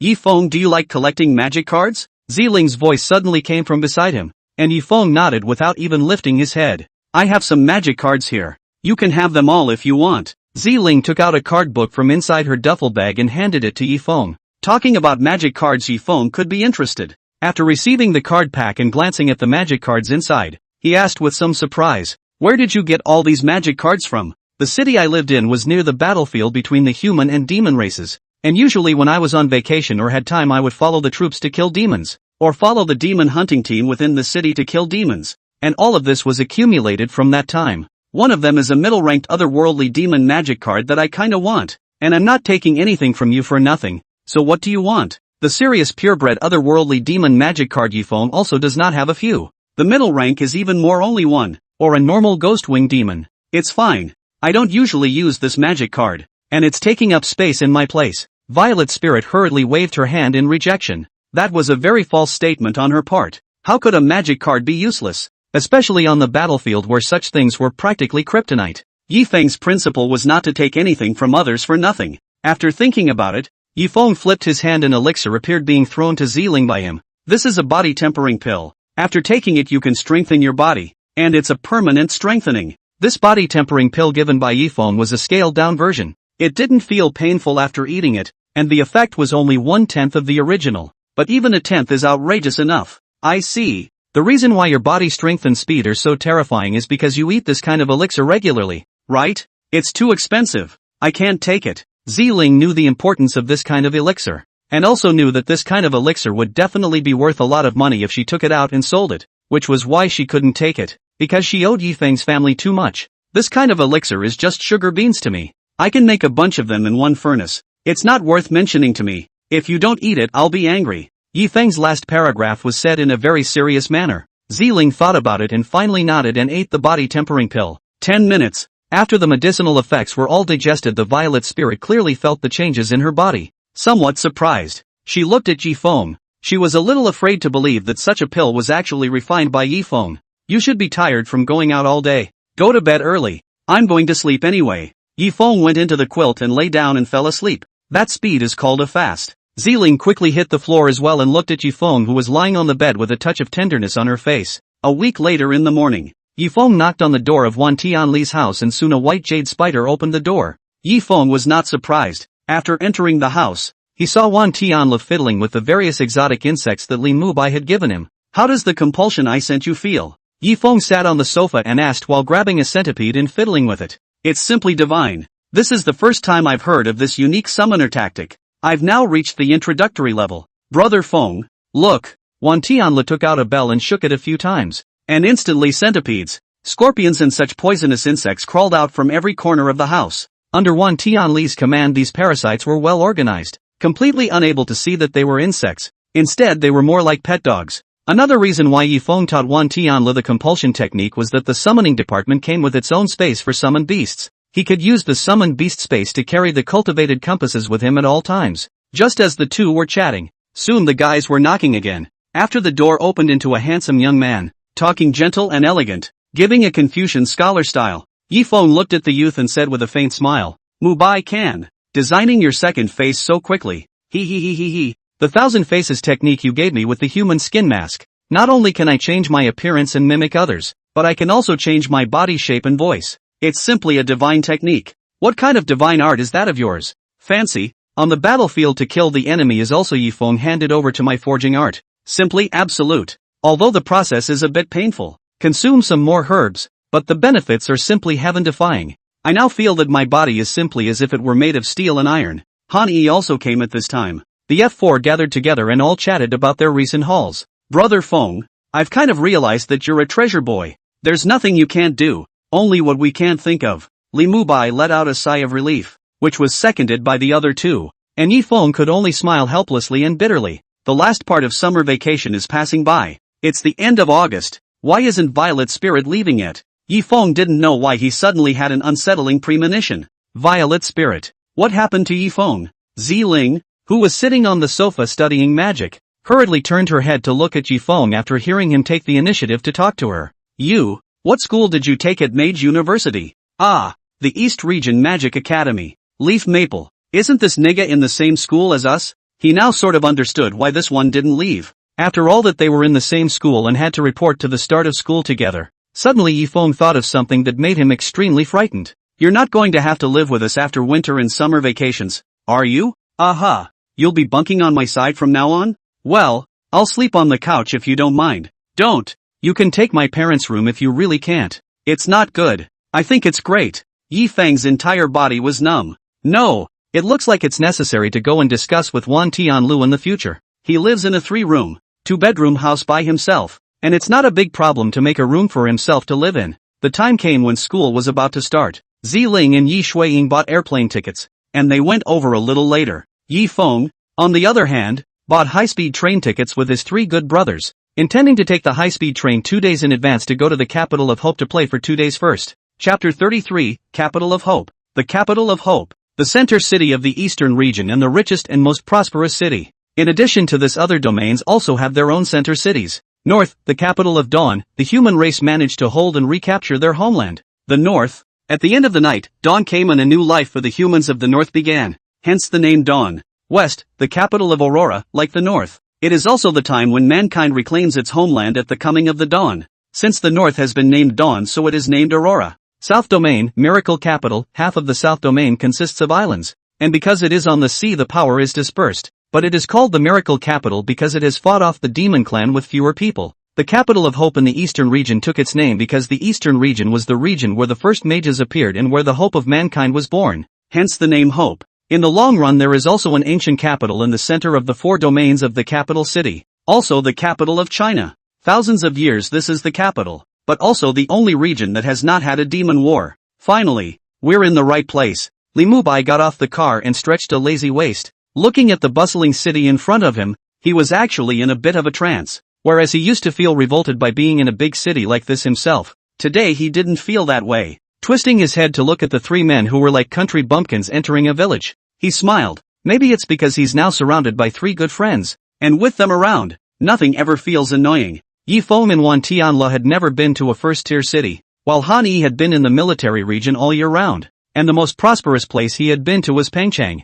The curiosity in his heart now that he had come to the capital of Hope could be said to have reached a peak. Mubai, aren't you kid from the capital? You know more than us. This capital of Hope as a first-tier city providing training and combat services should all be great, right? Han Yi asked his concern, and Li Mubai nodded his head to indicate that he was right. I've already booked the hotel, so let's go ahead and drop off our bags, and then I'll show you guys a good time in the capital of Hope. Li Mubai took out the prepared car keys. He had long ago asked someone to get a car at the train station. Coming into the parking lot, a silver Wuling Honda suddenly lit up a bit. After slightly staring, Li Mubai snapped to attention. Did they, the Li family in the capital of Hope, give the wrong key? Rushing to call and inquire, he soon got the message. Young master, I'm really sorry. I just realized I gave you the wrong key to the van parked at the train station. The person on the other end of the phone kept apologizing. Today he realized that the day he gave the bag to his men and asked them to mail the car keys inside, they ended up thinking that the keys to that luxury car were his car. So surely they couldn't mail it. So he found the keys to the van that his father had previously left on his side when he went out of town to board the train that he usually used to go out fishing. And so this Ouroboros came about. Li Mubai could not say anything when he sniffed. After all, he was the one who let the other party mail the car keys. He also thought deeply about having the keys mailed to him because he was afraid that he would have someone waiting at the train station to deliver them to him and make the 3 think he was deliberately trying to emphasize his status as a rich man. At first he was afraid that the 3 would resent it, but it turned out he was overthinking it. Sure enough, these 3 are usually either faking it or simply have no need for material things. Li Mubai drove the car and couldn't help but laugh at the 3 people inside the rearview mirror who were laughing and chatting. The van was parked in the hotel's underground parking garage, and the 4 were in no hurry to leave after finding their hotel room. Instead, start planning what to go for. Han Yi was strong-willed and had to check out the magic training grounds here, as well as the gym for exclusive bodyworkers. Wan Tianlu, on the other hand, said that he wanted to check out the pet stores in the big cities, and he had heard that there were also demon pet stores specializing in selling demonic beast cubs. Yi Feng, on the other hand, directly stated that as an otaku not going to a hand puppet store would not be a blood loss. Finally the 4 discussed and unanimously decided to eat first. Li Mubai took the 3 to a buffet, $39.99 a head. This price gave the usually poor and accustomed Wan Tianla almost no shock. After eating in the afternoon, Yi Feng did not go outside with the 3 people to wave, but dialed a phone. Before she came, Song Chuanya said that if Yi Feng arrived at the capital of Hope, he must call her and meet her. The phone call was dialed and the meeting place was set. It's a cafe, room 666. Yi Feng saw the familiar and somewhat unfamiliar face when he entered. Song Chuanya couldn't help but say after seeing Yi Feng, your temperament is really similar to your master. Yes? What temperament? It's called breezy in a good way, lazy in a bad way. Yi Feng sat down opposite Song Chuanya.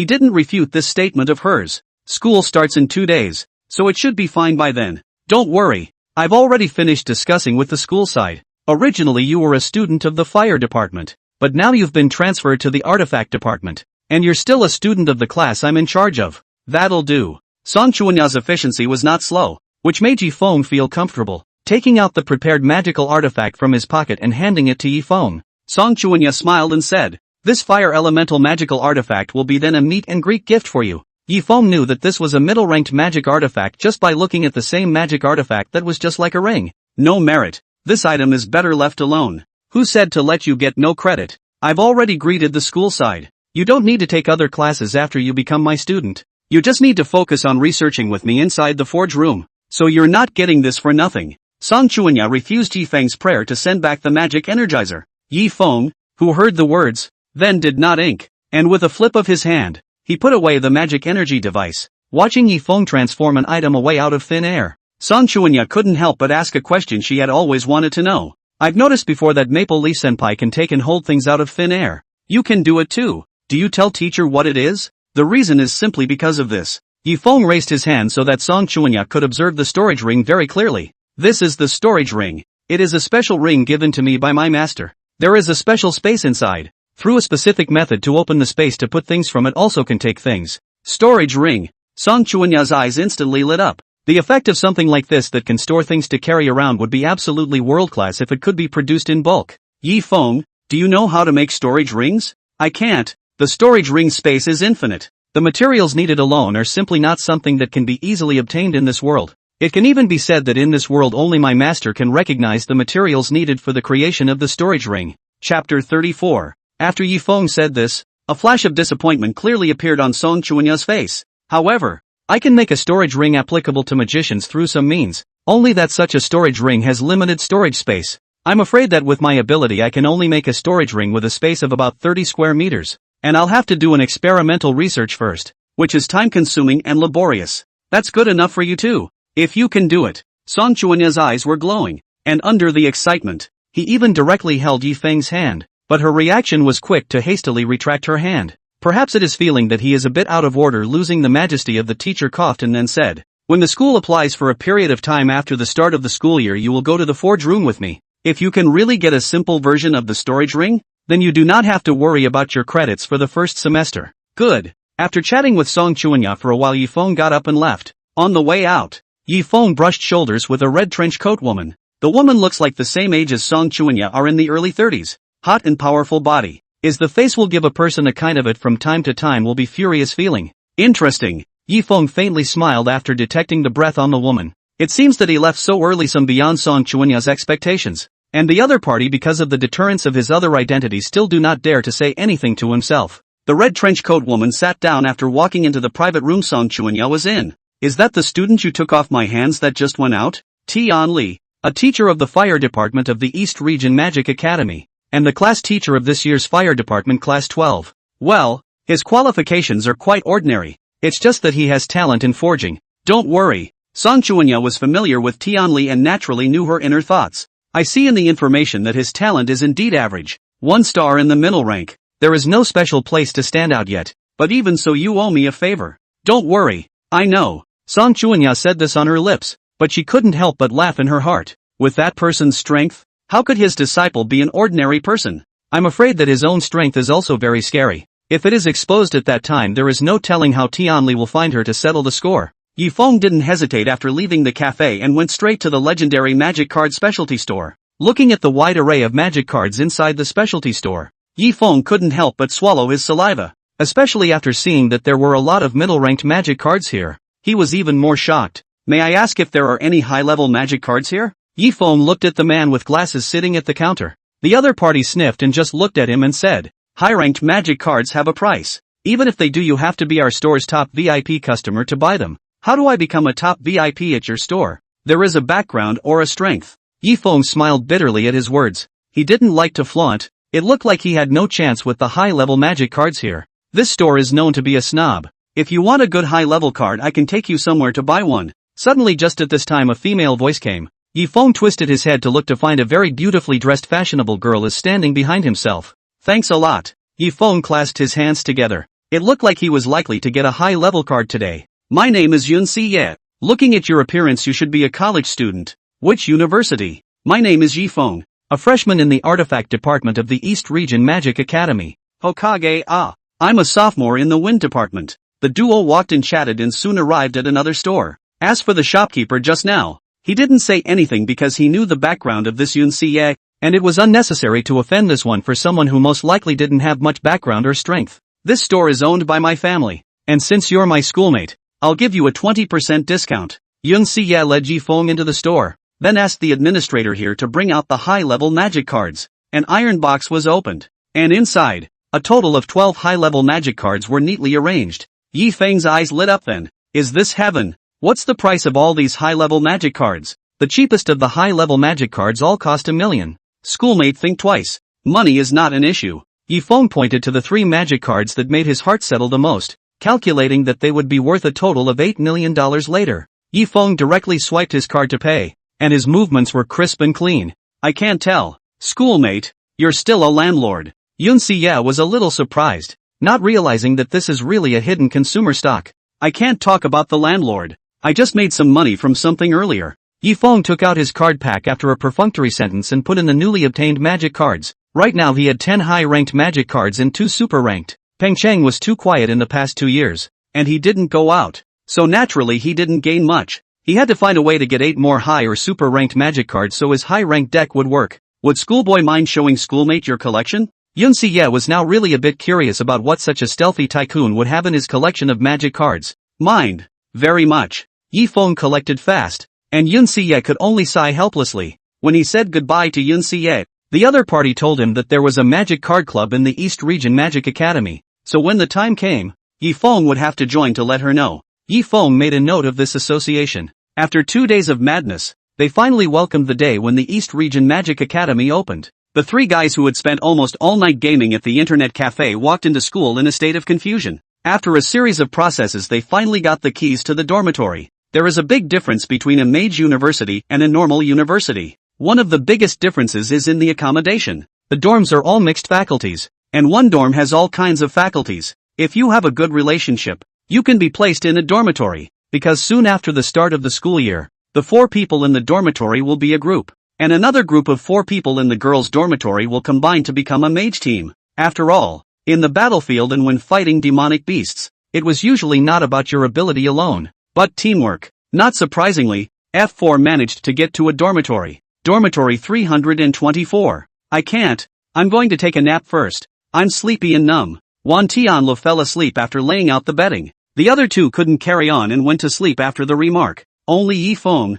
plugged in, charging, according to the laptop in one fell swoop. If you don't watch the new movie, you're an otaku in vain. The next morning at 7 o'clock the agonizing morning 8 began. The 4 of them hurriedly washed and dressed, and after going to the cafeteria to eat, they began to rush towards their respective classes. Yi Feng came to the class and found that someone had already come. Inside the class sat 10 people. However, leading him to be surprised as the class of these 10 people is all girls, he suddenly felt as if things are not quite right. Chapter 35, the only boy in the girls' class. It should be overthinking itself. It should be that none of the other students have come yet. Yi Feng found a corner and sat down. Rear window, home of the king. Along with the passage of time, until the class teacher Song Chuanya came over to the class. This time Yi Feng realized one thing. There were 16 people in the class and surprisingly he was the only male. It's nifty, not right. Seemingly seeing that Yi Feng was puzzled, Song Chuanya smiled bitterly and said, the Department of Artifacts has always had a tradition that both males and females are divided into 2 classes,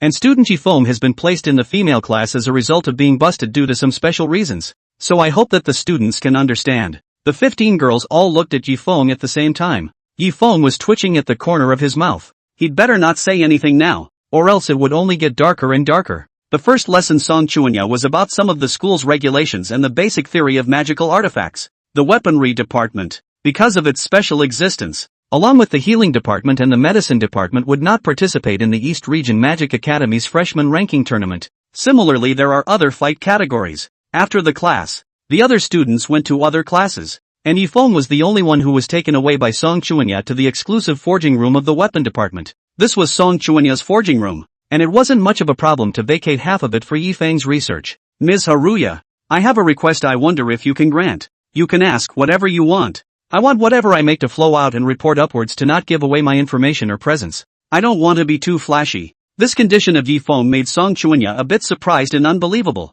Most of the forging masters for a name, and Yi Feng's operation is really a bit of the opposite. However, since he said so, she couldn't say anything, and after agreeing, she found a chair and sat down. She was a little curious about what level Yi Feng's forging had reached. As per Yi Feng's request the day before yesterday, she had gotten obsidian from inside the academy's warehouse. The material isn't hard to get and isn't considered rare. The only thing obsidian has going for it is that it's extremely hard and lightweight, so it's usually made into some sort of gauntlet. Yi Feng flipped his hand after getting the obsidian, and the dragon abyss appeared in his hand. Song Chuanya didn't feel surprised when she saw the familiar long sword. After all, Elder Maple Leaf had said that this was a sword made for Yi Feng. Just what did he want to do with his sword at this time? With the long sword dancing in his hand, the original obsidian was cut into a dozen rings and placed on the table. After awakening the spatial system, Yi Feng realized that he could actually use some spatial laws, the laws of this mysterious existence no one knows more than him. The aura catalyzed the law, which also carried magical energy for Song Chuanya not to be suspicious.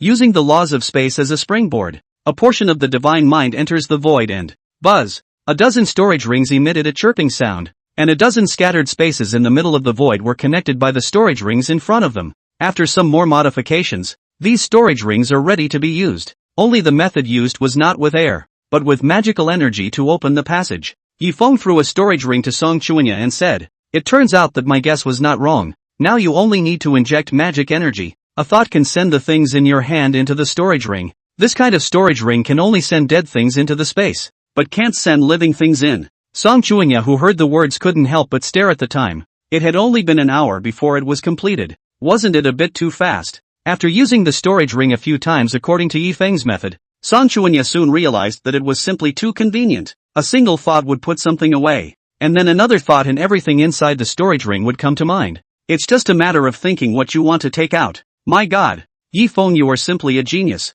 How on earth did you make this thing? How to put it? It's easy to say and hard to say. You can understand that you have to have forging skills and also be a space mage like me. As soon as the piercing eyes came out, Song Chuanya couldn't help but freeze and blurted out, "Isn't your second faculty thunder? I was born with dual lineage. The first awakening lineage is fire and thunder. The second is space and body. I don't like to be too flashy, so I just advertised to the public that it's fire and thunder." Yi Feng was careless when he said this, but Song Chuanya was dumbfounded. What kind of talent is that? What kind of demonic level talent is this?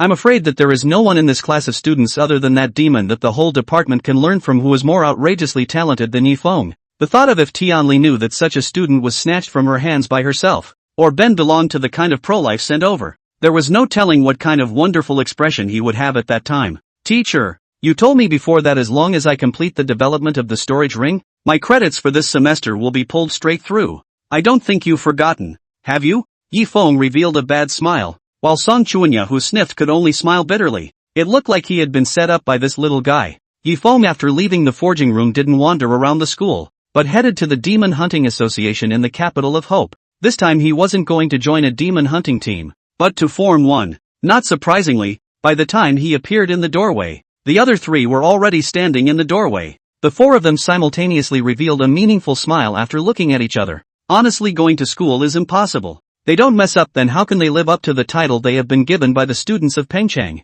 Messing with the F4, absenteeism on the first day of school. Except for them, I'm afraid that no freshman would dare to do such a thing. Demon hunting squads with a minimum number of 4. The 4 created a demon hunting squad named Maple Leaf Warriors with their respective identities. How could there be no test as a middle-ranked demon hunting squad? The association immediately gave them a task. Quest: remove the swarms of rat demons from the sewers of the capital of Hope. Sewers? Can I not go? Li Mubai's lips trembled.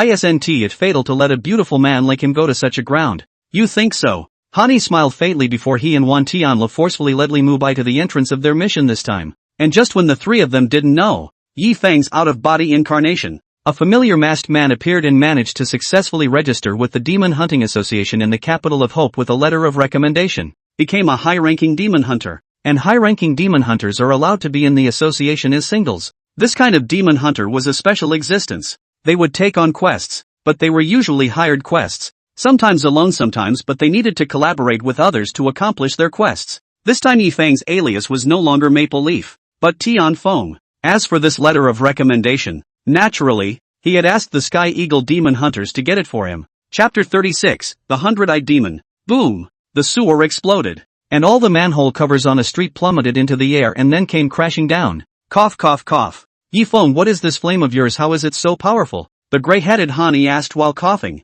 and the one who answered him was not Yi Feng but Li Mubai. Yi Feng's flame is very special. It's more terrifying than even the demonic fire. Just now we were at a location where there is a perennial accumulation of garbage and methane gas. It's not surprising that Yi Feng's flame triggered the explosion. The four of them fled the battlefield in a panic, not realizing that it was because of them that all the experts in the entire capital of Hope were excited, especially fire experts. Skyfire. That's right, it's the aura of Heavenly Flame. Heavenly Flame has actually appeared in the capital of Hope. Ha ha ha. Heavenly Flame is rare to come across once in 100 years. If I can obtain it, then I'm bound to be able to enter the super rank. The aura of this flame can be more than dozens of times more powerful than that inherited Heavenly Flame in the capital. It must be the first generation Heavenly Flame. Everyone thought it was the Heavenly Flame present, as far as someone taming the Heavenly Flame and then releasing it in the capital of Hope. Because those who have the ability to recover the Heavenly Flame can remain undetected after recovering it? The four men of 324 did not expect the commotion they had caused to be so great.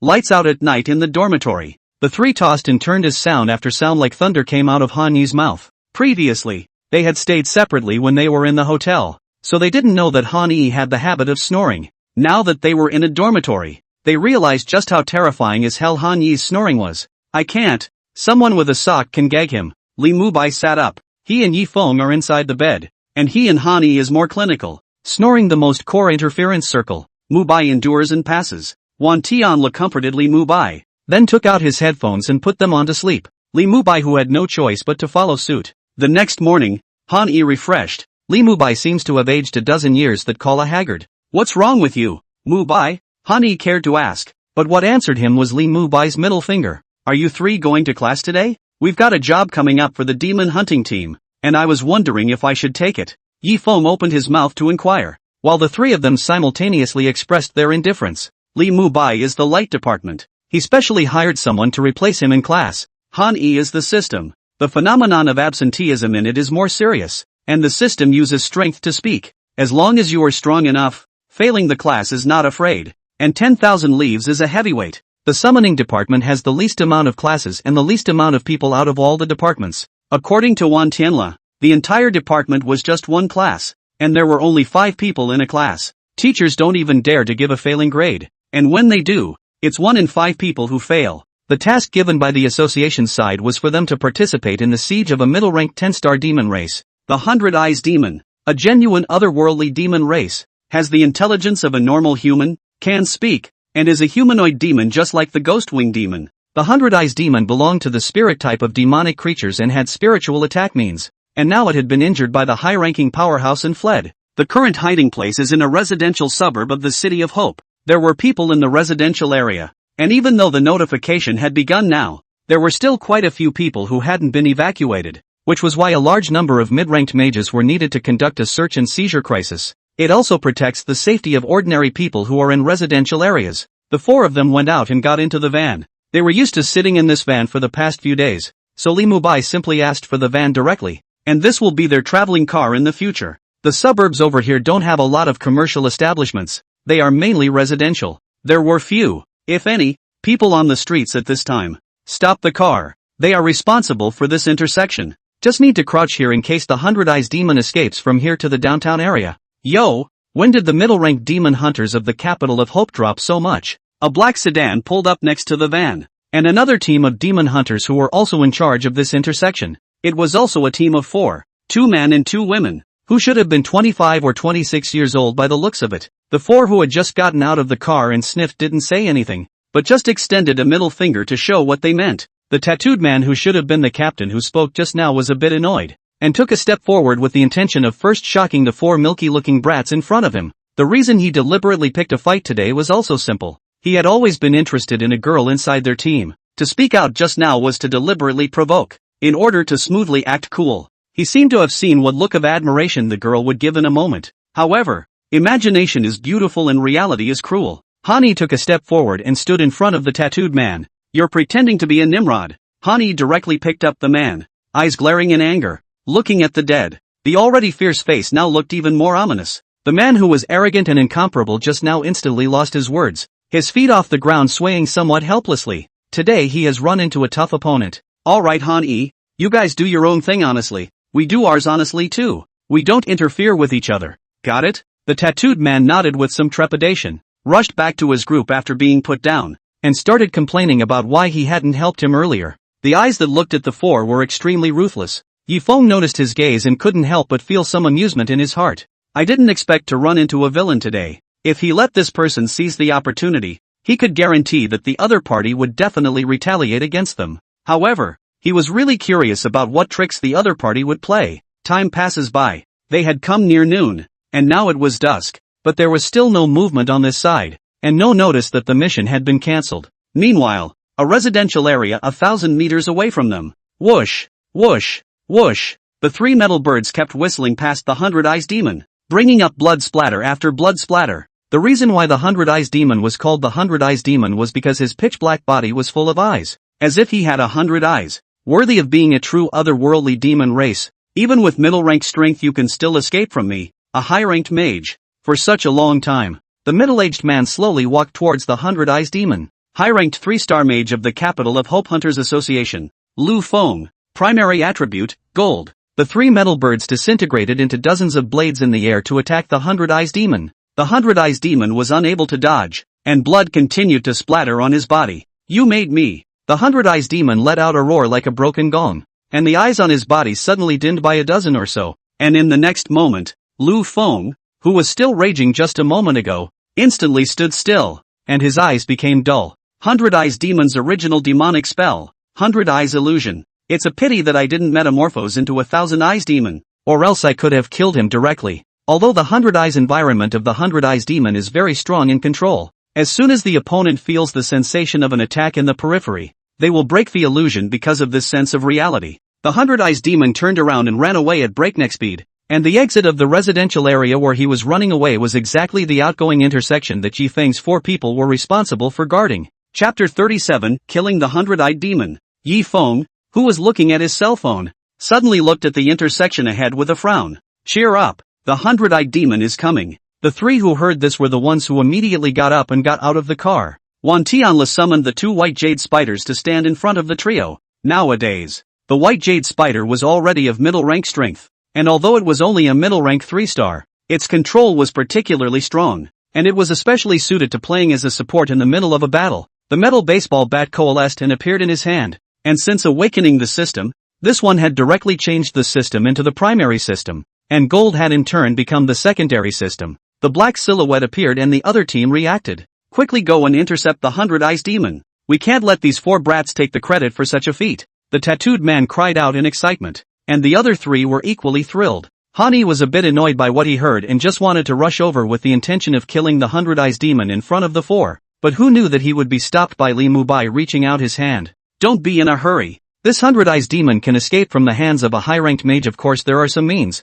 None of us have any experience against 100 Eyes Demon. It's just right to let the four of them go first to help us find out the strength of the other side. Li Mubai finished with his hands in his pockets looking like he was watching the show. Mubai is right. Let's just concentrate on the drama for now. Yifeng directly sat on the body of an alabaster spider, while Wan Tianla had long ago sat down and watched the show when Li Mubai opened his mouth, with a bag of melon seeds in his hand and was eating vigorously. The 100 Eyes Demon let out a cold snort of disdain as he looked at the four people who were rushing towards him. A mere four middle-ranked humans still want to leave me behind. Thinking is a bit too naive. The 100 Eyes Demon's pair of sharp claws suddenly emitted a strong black demonic aura. The original one figure had also changed into three at this moment, and the demonic aura on each figure was extremely thick, making it impossible to tell the real from the fake. The tattooed man stomped the ground with 1 foot and a dungeon appeared trapping all 300 Eyes Demons. Use a magic attack. 3 magical whistles hit the 100 Eyes Demon. 100 Eyes Demon. But who knew that the 3 demonic shadows would turn into black gas and disappear at that moment? The 3 were all doppelgangers. No good. The 4 who felt the killing intent behind them turned around violently, only to see a creepy face with a dozen or so blood-colored eyes appear in front of them. Through the line of sight a powerful mental shock entered the minds of the 4. Buzz, ringing in the ears and blurred eyes, and sharp pain after sharp pain. The 4 people who were so aggressive just now instantly lost their resistance and all of them sat down on the ground with their legs weakened. Sharp claws whistled in the cold wind and swung at the tattooed man, Death pervades the mind. No, I don't want to die. The tattooed man let out a terrified yell. And just then, ow! The ear-shattering wolf howl instantly caused the 100 Eyes demon's body to lurch. A thud ensued. The metal bat in Han Yi's hand had hit his head heavily. Han Yi's strengthened body was no longer comparable to a normal middle-ranked physique master, and this blow directly knocked the 100 Eyes demon to the ground. At the same time, the two white jade spiders had already spat out their spider silks to stick the 100 Eyes demon to the ground. Except the baptism of light. Li Mubai used a low-level wind spell, the wind sentry, to float into mid-air, and dazzling golden points of light kept hitting his body like raindrops. He wanted to use the illusion technique again to repeat the same trick on the four, but who knew that just at this time, the magic card in Yifeng's hand had already been replaced with the Scarlet Centipede King. Scarlet venom flew out from the magic card and landed on the 100 Eyes demon, instantly starting a strong corrosion. However, in an instant this top middle-ranked demon race turned into limbs and died beyond death. Yifeng pulled out a magic card to take away the power of the 100 Eyes demon. Magic cards plus one new card. And just at this time, Lu Feng had arrived. Looking at the corpse of the 100 Eyes demon on the ground, slightly surprised, he thought that it was the tattooed man's 4 people who solved the 100 Eyes demon. After all, the 100 Eyes demon was a full star of the middle order, and the highest of the other team of 4 people was only a 2-star of the middle order. However, he soon reacted that something was wrong. The 4 people with the strongest strength were now in a state of weakness, and it was obvious that they had suffered a spiritual attack. The other 4, on the other hand, had nothing to do with it and were instead chatting happily somewhere. But if so, how did they kill the 100-eyed demon? Lu Feng wasn't a person who was murky and directly went over to inquire. This kind of occasion to deal with people was naturally more appropriate to be given to Li Mubai. The main reason we were able to kill this 100-eyed demon was because we had 2 high-level magic cards, plus the fact that this 100-eyed demon was not yet healed from its injuries gave us an opportunity to take advantage of it. So it is. Lu Feng suddenly realized that this explanation made sense. It was over, and the 4 men who had completed their mission returned to the school dormitory. Yifeng, what are the grades of the 2 magic cards you just used? The more Li Mubai thought about it, the more wrong he felt. He always felt that even if it was a high-level magic card effect, it wouldn't be this good. Yifeng, who heard this, did not hesitate and directly threw the Pale Wolf Demon King and Scarlet Centipede King magic cards that he had just used to Li Mubai. Li Mubai couldn't help but suck in a breath of cold air after taking a look at the 2 magic cards. Through his study of magic cards, he could clearly feel the level of demonic power inside. High-ranked, full-starred Pale Wolf Demon King and a super-ranked Scarlet Centipede King. The previous one was fine. They had a few in the Li family, but the super rank was outrageous. So far there is no magic card superorder. After all, superorder for the demon race is a qualitative change. Their demonic power is no longer a magic card can be controlled by the bondage. Feng, where did you get this Scarlet Centipede King magic card from? My master gave it to me. Your master? Who? Li Mubai had long suspected that Yifeng had a high-level person behind him. After all, the means and unheard-of ideas he was displaying now were just too much. It would be obvious that he couldn't have figured it out all by himself. Maple Leaf, the masked man who fought the Ghost-Wing Demon King when Peng City was invaded by the demon race. Yifeng's reply was very plain, but the 3 people who heard this were all nonplussed. They had experienced that battle and naturally knew the terror of that person, and each of them had that wonderful expression. Yifeng, are you that mysterious big man is your master? Can you introduce me? I want to be his disciple too. Han Yi held Yifeng's hand under excitement, while Yifeng shrugged his shoulders helplessly. My master comes and goes without a trace, and I don't even know if he's in the Blue Star right now.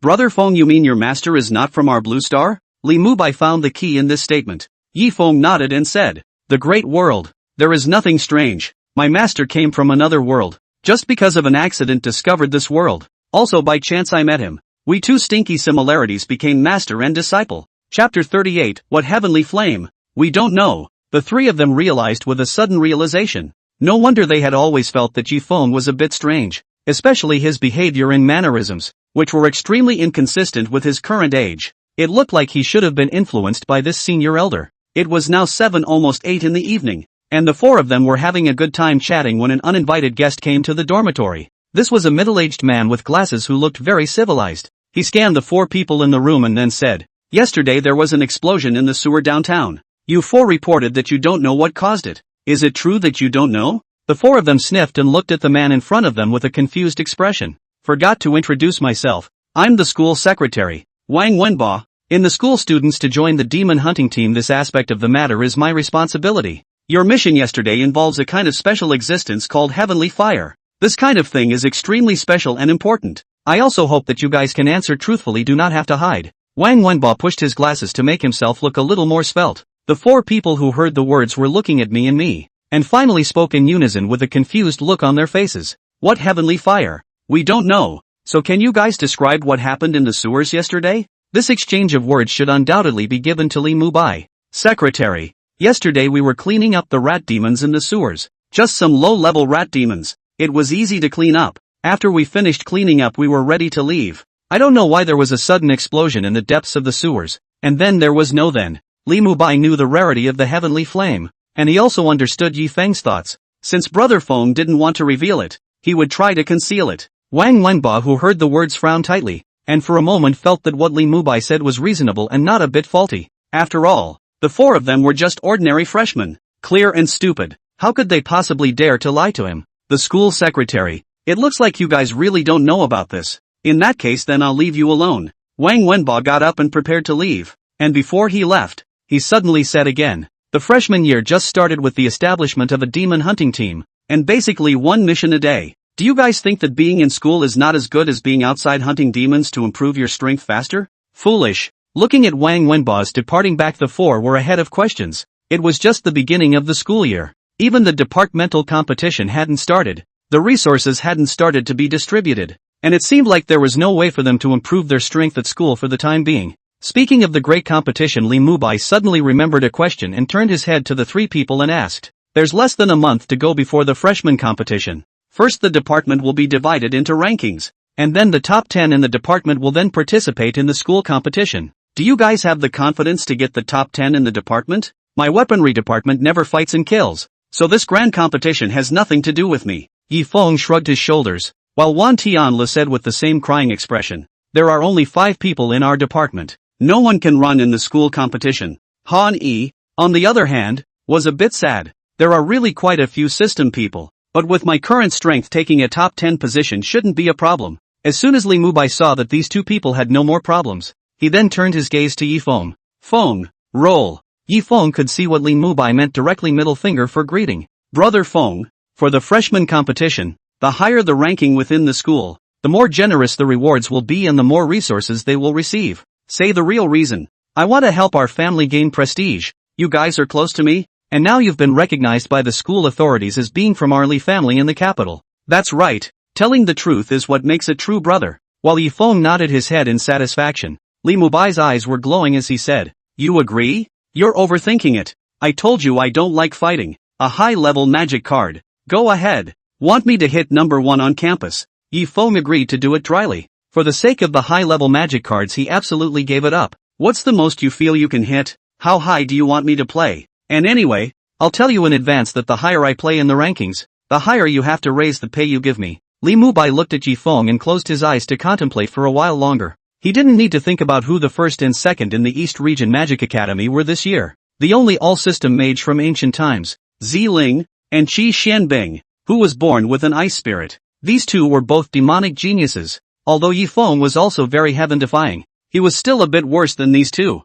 After all, Yi Feng didn't spend all his time on magic. Together with the other geniuses, it was really difficult for Yi Feng to enter the top 5. Tell you what, I'll give you a high-ranked magic card if you make it into the top 20. I'll give you 3 high-ranked cards if you make it into the top 10, and 3 high-ranked cards if you make it into the top 5. But from now on you'll probably be directly bound to our capital city Li family at school. No problem. The two hit it off. The latter period of time everyone was training intensely, hoping to emerge at the freshman competition. Only Yi Feng, day after day, was invisible. The main thing is that Yi Feng is this no time, since getting a high-level magician's identity in the Demon Hunters Association. Now he is just picking up missions and doing missions every day. And I don't know where so many tasks come from. Boom! Several middle-ranked demonic beasts were killed by Yi Feng with a single strike. Recently, there were more and more demonic beasts inside the Capital of Hope, and the speed of quest release on the Demon Hunter Association's side was almost catching up with the money printing machine. It was also unknown how all these demonic beasts managed to enter the heavily defended Capital of Hope. Inside the basement of an operational factory in the Capital of Hope, a dozen black-robed men gathered in it for a meeting. That's right, today's demon temple has its sights set on the Capital of Hope. The otherworldly demon race began to gradually visit the Blue Star in person. The real otherworldly demon race is really awesome. This recluse demon race can even dig tens of miles of tunnels in a day. And the digging is deep and not easy to be detected. And now there are already 5 or 6 tunnels exits within the capital of Hope. And we can let the demon race invade the capital of Hope at any time. The matter of invading to create chaos is not urgent. Our current priority is to find a way to get one of the qualifications for this year's freshman of the East Region Magic Academy to enter the Ancient Book Pavilion. Don't worry. I'm confident that I'll enter the top 5 of the East Region Magic Academy freshman competition to get an entry slot. And then find the blood exchange secret that our Demon God Temple needs. The Demon God Temple had not been weakened after the Pengcheng incident but had instead increased its strength by a few notches. And the reason for this was also very simple when it came down to it. The otherworldly demon clan,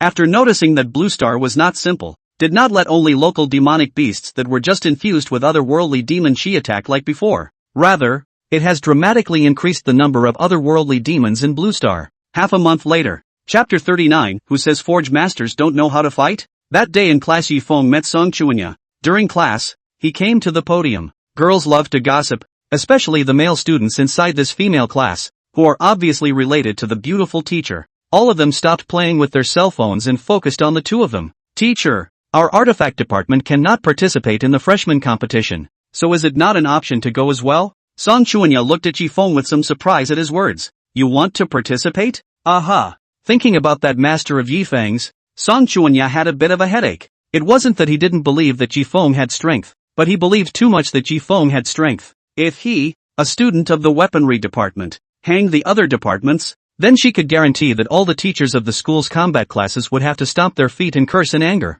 But, she really wanted to see such a scene. No problem. Song Chuanya agreed dryly, but as soon as this voice fell, Su Han, who was the class president, was not happy. Su Han is the class president of this class, average looking, but belongs to the kind of appearance that is very durable, with a short hair, stood up and said to Song Chuanya, Teacher, we forging masters shouldn't go to participate in the fight. Once student Yifeng started this, I'm afraid that by then all the school students will be controversial about our department of artifacts, let alone forging masters who are not good at fighting in the first place. Yifeng froze for a moment as he looked at Su Han, who stood up. Who are you? Classmates Yifeng appeared to be one of the most unrecognizable. The name is not known. After all, he does not attend classes. The class also sleeps. It can be said that it is mixed to a completely new realm. However, he would not let Su Han interfere with his plans and opened his mouth to retort. Who says forgers don't know how to fight? Aren't we forgers also mages? When this statement came out, these female students in the class CPU more or less dangled. There's something wrong with that statement, but it doesn't seem to be wrong. Alright, you guys don't need to say anything. Since Yifeng wants to try, let him try. I'll cover for any problems, teacher. Song Chuanya smiled faintly. She was really a bit curious about how strong Yifeng was in terms of fighting. Thank you, sensei. Yifeng clasped his hands in gratitude. The other female students in the class looked at Yifeng and their eyes became odd. It was only at this time that they suddenly realized that this usually seemingly uneducated guy didn't seem simple. Now that the big competition inside the department had begun, Yifeng's side of the Department of Artifacts was the only one competing, and there was no doubt that he would directly advance. Inside the school cafeteria at noon. Ouch, TM almost didn't tire me out. Hani recounted his battle today while breathing heavily. Today, Hani had beaten 5 people in a row in one breath inside the departmental duel, directly using his strength to obtain the enrollment qualification for the school's freshman competition. This hard work naturally goes without saying. Looking at the two in front of him, who had automatically advanced to obtain the qualifications for the school-level competition without having to fight. For some reason, Hani was on fire with no name. If you two disgrace your buddies on top of the big competition, don't blame them for giving you an early social beating when the time comes. Ahem. I shouldn't be able to. Wan Tian coughed a few times somewhat vainly, while Yifeng changed the topic and said, Where's Mubai? How come I haven't seen him at dinner in the last while? At this time, the other two also reacted and realized that it seemed that Li Mubai's figure could not be seen at any of the meals in recent times. And just as the three were slightly puzzled, they saw 2 people, a man and a woman, walk in from the entrance of the cafeteria. The woman is tall and wearing black silk. Next to the man's gentle and elegant is to show all the bookishness. The female they don't know, but isn't the male the one who was Li Mubai. Although he had changed his face and his voice had changed, they had seen this face of Li Mubai. Good lord, this 1,000 faces trick kind of played out for him. When they saw Li Mubai back in the dormitory at night, the 3 of them began to torture him. What's the situation? Doesn't your brat only like Nyasini? How come you've even changed your target nowadays? Hani asked his question with a straight face. Li Mubai, who heard the words, did not hesitate, had long thought of what to say. Nyasini is the love of my life. She's my ultimate goal. So in order to be able to give Nyasini a perfect love experience, I decided to upgrade myself first, and wait for when it's full before I love her wholeheartedly. Li Mubai said it with a straight face, but the three of them couldn't help but extend their middle fingers at the same time to show their contempt. Especially this kid. Wan Tianlu. Straight from the mouth is a sentence, you scum. I bah. Li Mubai's old face blushed and didn't bother to retort. It was obvious that he had also discovered his playboy mentality. A cell phone ringtone suddenly rang. Yifeng took out a look and found that it was his old sister who called. That said, he hadn't really been able to go and meet his oldest sister for as long as he'd been at school. Answering the phone, Yi Shuiying's voice then came out from inside. Older brother, come out and go shopping with me. Okay. Yifeng didn't feel that there was any problem. After all, it wasn't like he hadn't shopped with his sister before. Get dressed and head out the door and wait in front of the school where you agreed to meet. Within 10 minutes or so, though, he saw a familiar figure. It was her own cousin, and she just wanted to go over, but her footsteps lurched as she realized that it wasn't just Yi Shuiying who had come out. And Purple Spirit. Although Violet Spirit was wearing a hat and mask, he was certain that this was Violet Spirit. Nima, it's a trap. Seemingly seeing Yi Feng's thoughts, Ziling's eyes curved into a crescent moon with a smile, while Yi Shuiying was smiling badly. Stinky old brother. If I had said that Violet Spirit was there too, would you not have come out? Yi Shuiying pinched the flesh on Yi Feng's waist, and Yi Feng was grimacing in pain. The three of them walked towards the shopping street near the school. It was only during the casual conversation on the road that Yi Feng learned that Yi Shuiying and Ziling were actually roommates, and what made him even more surprised was that the other two people in their dormitory were both acquaintances as well. Nyasini and Qi Xianbing. Nyasini didn't have a bad feeling, and even had some good feelings because of Li Mubai. But Qi Xianbing, Yi Feng couldn't look at this woman, even if she looked a lot like his last redhead. No amount of face that made his heart go soft could prevent him from seeing the heart underneath the face that made him nasty. Sister, it's not that brother is speaking badly. It's this Qi Xianbing. I really feel that she's not someone to be trusted or believed. Yi Feng had thought that his words would make Yi Shuiying angry, but who knew that she just sighed. Alas, I don't know why. The former Xianbing wasn't like this. Now she has a heavy heart of victory and is unwilling to be weaker than others. Although she and Ziling are in the same dormitory, she now regards Ziling as a rival, and said that she wants to fight with Ziling at the freshman competition. Chapter 40, New Student Competition. Don't mind her, as long as she doesn't disgust me. Yi Feng patted his old sister's shoulder, signaling that she didn't need to worry. By the way, what lineage are you in? Violet Spirit? It was only at this time that he remembered that he never seemed to have asked Violet Spirit exactly which department in the school she was in. After all, she could use any line of magic, and choosing a department was indeed a difficult task. The fire department. I was going to be in the same department as you, but who knew you'd run off halfway to the artifact department? There was more or less a bit of complaining amongst Violet Spirit's eyes when she said this. Yi Feng, who heard the words, coughed twice in some embarrassment. Luckily, I ran away, or I would have been in big trouble. Yi Feng, when will you be my boyfriend? Ziling suddenly came up, while Yi Feng reached out and tapped his finger on her brow to stop her approach. Wait until you beat me sometime. Violet Spirit's eyes lost their high beams when she sniffed. Stinky old brother, do you know how powerful the Violet Spirit is? It's not easy to beat you. Yi Shuiying used to kind of look at a little cutie's eyes at her old brother, really not knowing where her uneducated old brother got his confidence from. No, Shuiying, I can't beat him. Ziling shook her head, but Yi Shuiying, who heard the words, was stunned. He just wanted to ask, but Yi Feng and Ziling found a way to change the topic at the same time. All the selections within the department have been made and the school competition has officially begun. The freshman competition of the East Region Magic Academy's freshman year. This was not only a battle between students, but also a competition between departments and faculties. Looking at the list of this year's participants, Dean Supingshan was a bit confused. Touching his already white beard, he thought he was blind. Turning his head, he realized that the old fat man, the vice dean, was also surprised. Old fellow, am I mistaken? Did the artifact department even have someone participating in the grand competition this year? The vice president looked at the dean, and the dean looked at the vice president, and the two old men suddenly felt that their heads were a little short. It's great that one of our dormitories was selected for the freshman competition. Li Mubai sat in the audience, his face full of excitement. The two of us are relying on strength. These two are relying on luck. Hani raised his middle finger at the duo. He really couldn't let go of this matter. The two sniffed and turned their heads to the side at the same time. Rain me no melon. The tedious opening ceremony was extremely boring. The freshman competition is actually also a time for the older students of the major departments to observe the new students of this class, and for some clubs to start searching for a new generation of members. The normal person in charge of this freshman competition,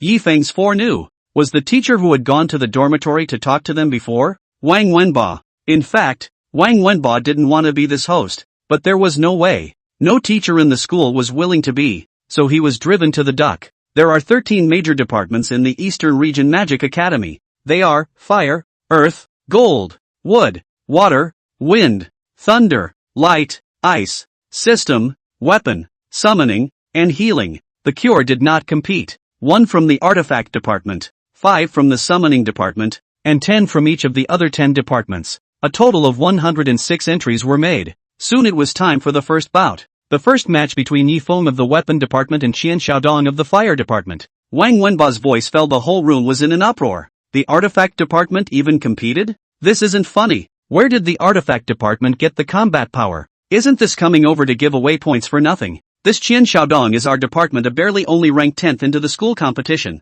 Surprisingly stumbled into the department of where this give away points. Into the second round of the school competition is considered to earn a lot. The entire crowd was pointing at Yifeng, including those from the Artifact Department. All of them felt their faces were dishonored. How could a disgraced guy come? All the teachers also looked at Song Chuanya in surprise, while she shrugged and said, he had to. At this time a youth had already stepped onto the competition stage. A somewhat obese and ordinary student who couldn't be any more ordinary. Walking up to the stage with his head held high, he was arrogant and thought he was going to win this one. An instrumental student, he fights with his eyes closed. Okay. Yifeng snorted and walked onto the competition stage in a lazy body. Can Mr. Wang start? Wang Wenba looked at Yifeng, then at Qian Xiaodong, and sighed in his heart. This Yifeng was definitely not a good person. The guy who could go and kill demons every day could be much more vicious than a normal student. The contest begins. Since you're in a hurry to come over here and get yourself killed, then I'll. Before Qian Xiaodong could finish his words, he saw Yifeng flip his hand and a bow appeared in his hand. The students of the Artifact Department can use magic artifacts of their own making.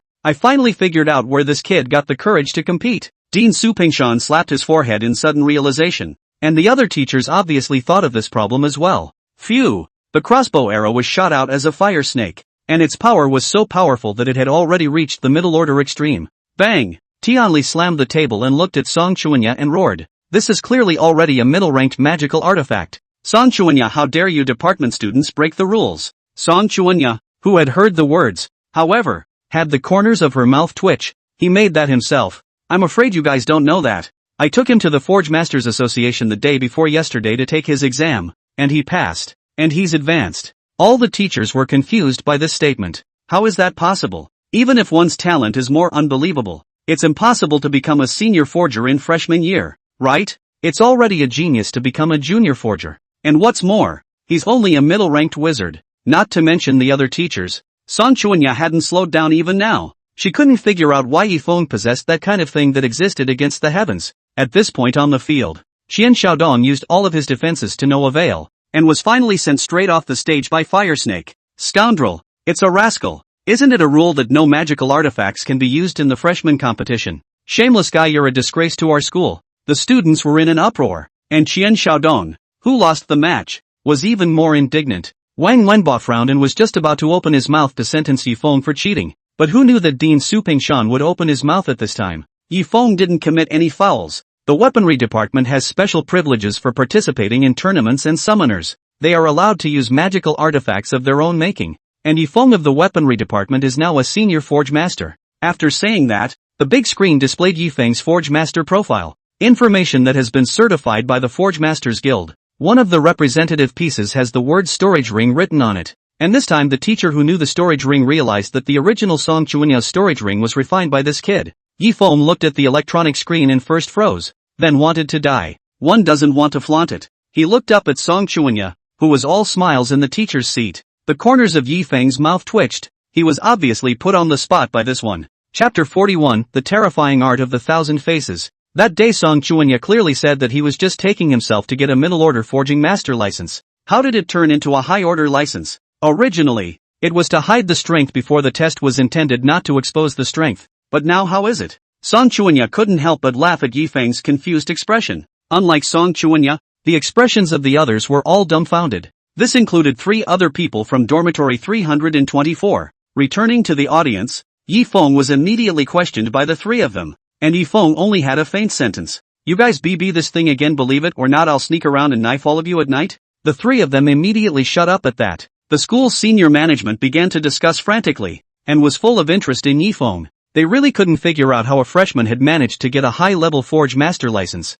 Ask Song Chunya and she won't say. The game continues. The latter matches were usual and normal. Until Li Mubai's on stage. Light Department Li Mubai vs Thunder Department Chen Nan. Brothers, watch my show. Li Mubai landed on the competition stage as a dazzling golden light. It was a waving, fancy. The opponent, Chen Nan, was somewhat disdainful, with a look of being very unable to see Li Mubai. Wang Wenbo looked at Chen Nan's expression and sighed somewhat helplessly. This Chen Nan really did take the enemy lightly. Boom! A purple lightning bolt fell from the sky. Middle-ranked magic. Falling thunder. Yoo-hoo! Compare me to Bright. Li Mubai's figure suddenly turned into a dazzling golden light, and the lightning had no way to hit under the high-speed movement. Is running all you do? Chen Nan stomped the ground with one foot, and an electric current spread from his foot to cover the ground. However, Li Mubai flew directly into the air with windwalk. Get down here. 2 wooden vines drilled out from the ground turning towards Li Mubai, who was running extremely fast in the air. This Chen Nan's second lineage was actually the wood lineage.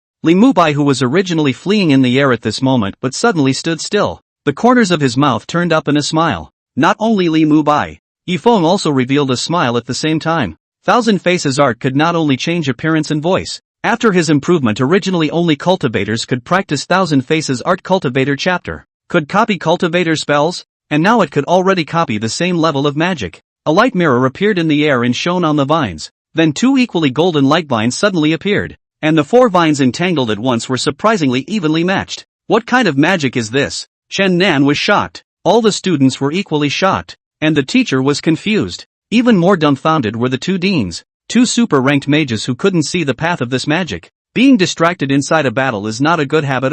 Li Mubai had already flashed out of the air to Chen Nan's back at an unknown time. A powerful wind pressure suddenly attacked from behind. Chen Nan was shocked and hurriedly used his lightning spell to surprisingly attack. A thunder python fell from the sky. What light spells lacked was explosive damage, and he didn't believe that Li Mubai had just ignored this move. However, light mirror appeared again. A light python whistling out and thunder python collision, even indistinguishable in the air at the same time, dissipated. Asterisk asterisk asterisk asterisk. Even the 2 deans, who were always composed, couldn't help but burst out. This was already a bit beyond their comprehension, and it was the first time they had seen and simultaneously replicated a light spell that could even replicate the explosive-like power of a lightning system. Middle-ranked spell. Wind blast. The powerful wind pressure condensed the wind force generated after the explosion directly shook Chen Nan out of the competition arena. Where's my cheer? Li Mubai pointed his right hand to the sky, and the room instantly erupted in applause. As for Yi Feng, the 3 of them looked like, I don't recognize this middle-aged teenager. Nyesini looked at Li Mubai, who had stepped down from the stage, with somewhat complicated eyes. When did he get so strong? Nyesini was in a somewhat bad mood because she didn't even make it into the top 10 of the department, and didn't have the qualifications to participate in the competition at all, and once has been pursued to let him. Some annoyed really despised the playboy son Li Mubai. Now but, Sini, what's wrong with you? Yi Shuiying noticed Nyesini's abnormal concern and asked, while she shook her head and said, it's fine, just thinking of some things from the past. Other side. Brothers, I'm handsome, right? You handsome, you grandmother bear. Fancy. Direct violence to solve the fight is finished. Play what handsome ah. Hani directly just returned a middle finger. I don't know if the teacher's side heard Hani's words. The next person to come out was none other than Hani. System Hani versus ISO Yang Shui. Wang Wenba's voice fell ice department side, but someone let out a laugh. I can't believe someone ran into one of our department's top 3 departmental flowers and number 1 in the freshman ice department. The guy in this system is out of luck. That's right. The system doesn't have an advantage when playing an ice system with lots of controls. So this dude is screwed. Losing to our departmental flower, he definitely earned his blood. The ice department side was all in a state of mind to watch, while there was a deep fear among the system's eyes. Why is this violent maniac matched to a girl? It's over. It's over. This time the system's reputation is completely ruined. Scrapped. The system has been left in the dust ever since. Inside the system there was a tall girl with wheat-colored skin whose pupils were filled with panic as she recalled the scene of her previous fight with Hani. Looking at the high-cooled beauty who walked onto the stage wearing an ice department uniform with an iceberg beauty look, her heart was instantly filled with sympathy. This one's pretty girl image is kind of up in the air today. If it's an ugly girl it's okay, if it's a good-looking one, especially this kind of high-strung girl, the image is bound to crumble today, and in front of the whole school. She thought she was bad enough in the departmental avalanche, but she didn't realize this one was even more of a heavyweight. Brothers, watch what it means to fight. Hani walked onto the competition stage with a gangly look as he finished speaking. The teacher of the system directly despaired after seeing Hanyi's appearance. This guy sure as hell isn't going to show any mercy just because this guy is a super gorgeous woman. The ice teacher will inevitably have a good discussion about life with their system teacher today. Referee, call the match. Hani looked at Wang Wenba and said. Wang Wenba, who heard the words, smiled bitterly before shouting. The match begins. As soon as the words fell, Ouyang Shui 5 ice cones appeared around each other. Remember, never try to test others in battle. Strike out and attack hard. The metal condensed and a baseball bat appeared in Han Yi's hand. As soon as the metal baseball bat came out, the system was in collective despair, and they seemed to have seen the fall from grace that would be their system's reputation after the game was over. Bang! Han Yi's feet powered up as fast as lightning, and those ice cones were instantly shattered as he arrived in front of Ouyang Shui in the blink of an eye. Chapter 42, Violent Maniacs. Wow! Ice suddenly appeared on Han Yi's body, freezing him instantly. Unbearable. Ouyang Shui laughed coldly in her heart and was just about to send a magical attack, but she heard Han Yi's voice coming from inside the ice. How dare you not think of retreating after trapping an enemy in close quarters and unleash your magic? You'd have been dead long ago on the battlefield. The ice instantly shattered, and Han Yi's right hand had already reached out to grab towards Ouyang Shui's neck. Ouyang Shui's pupils contracted in disbelief. Oh, this is the middle rank magic inside the freezing. Even the middle rank demonic beasts can be trapped for almost a minute. Against a system student, why would it be broken so quickly? Hurriedly using the ice shield to fend it off while backing up. Bang! Han Yi's metal baseball bat swung, and the ice shield instantly shattered into ice blocks that fell. The baseball bat hadn't been retrieved yet, so he punched Ouyang Shui's face directly. Click! Ouyang Shui hastily used the ice spell ice armor to protect her body before she was hit, but still flew backwards out 3 meters, barely landed and stood firm. The ice armor instantly shattered, and a red fist mark appeared on the left side of his face under his eye circle. She was angry. She was really angry.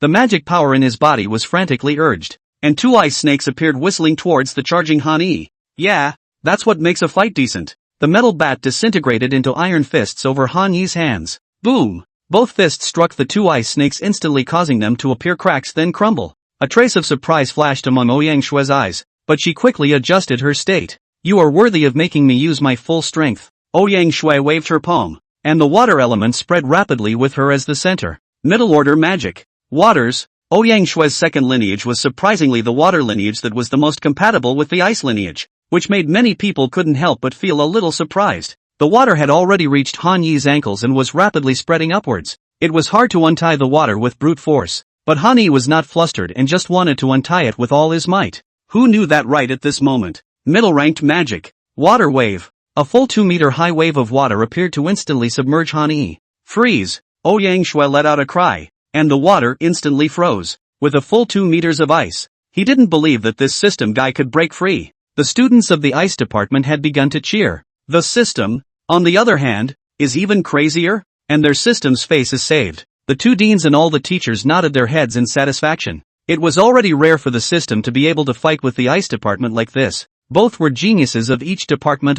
Only Yi Feng sighed helplessly. Let's hope that this Ouyang Shui will be able to protect her face later. Yi Feng's sudden words made the 2 beside him a bit confused. What did this mean? On the competition stage, Wang Wenba was just about to announce Ouyang Shui's victory, but who knew that just at this, the ice started to crack. Body refining art secret technique. Qi and blood quenching body. Han Yi hissed in his heart as his body's qi and blood began to boil. Qi and blood quenching the body. One of the secret techniques of the body refining art. Could strengthen the body by boiling the qi and blood to gain 3 times the strength under normal circumstances. The aftermath, a period of time, produces a constant stream of hunger. Bang! Han Yi exerted all his strength, and the ice instantly shattered. How is this possible? Ouyang Shui was shocked. The system student's face went straight to the ground. It's over. The system's reputation. It's over. It's been a long time since I've had such a painful fight. Boom! Han Yi's feet powered up like a cannonball and instantly arrived in front of Ouyang Shui. And the ground he had just jumped on was suddenly cracked.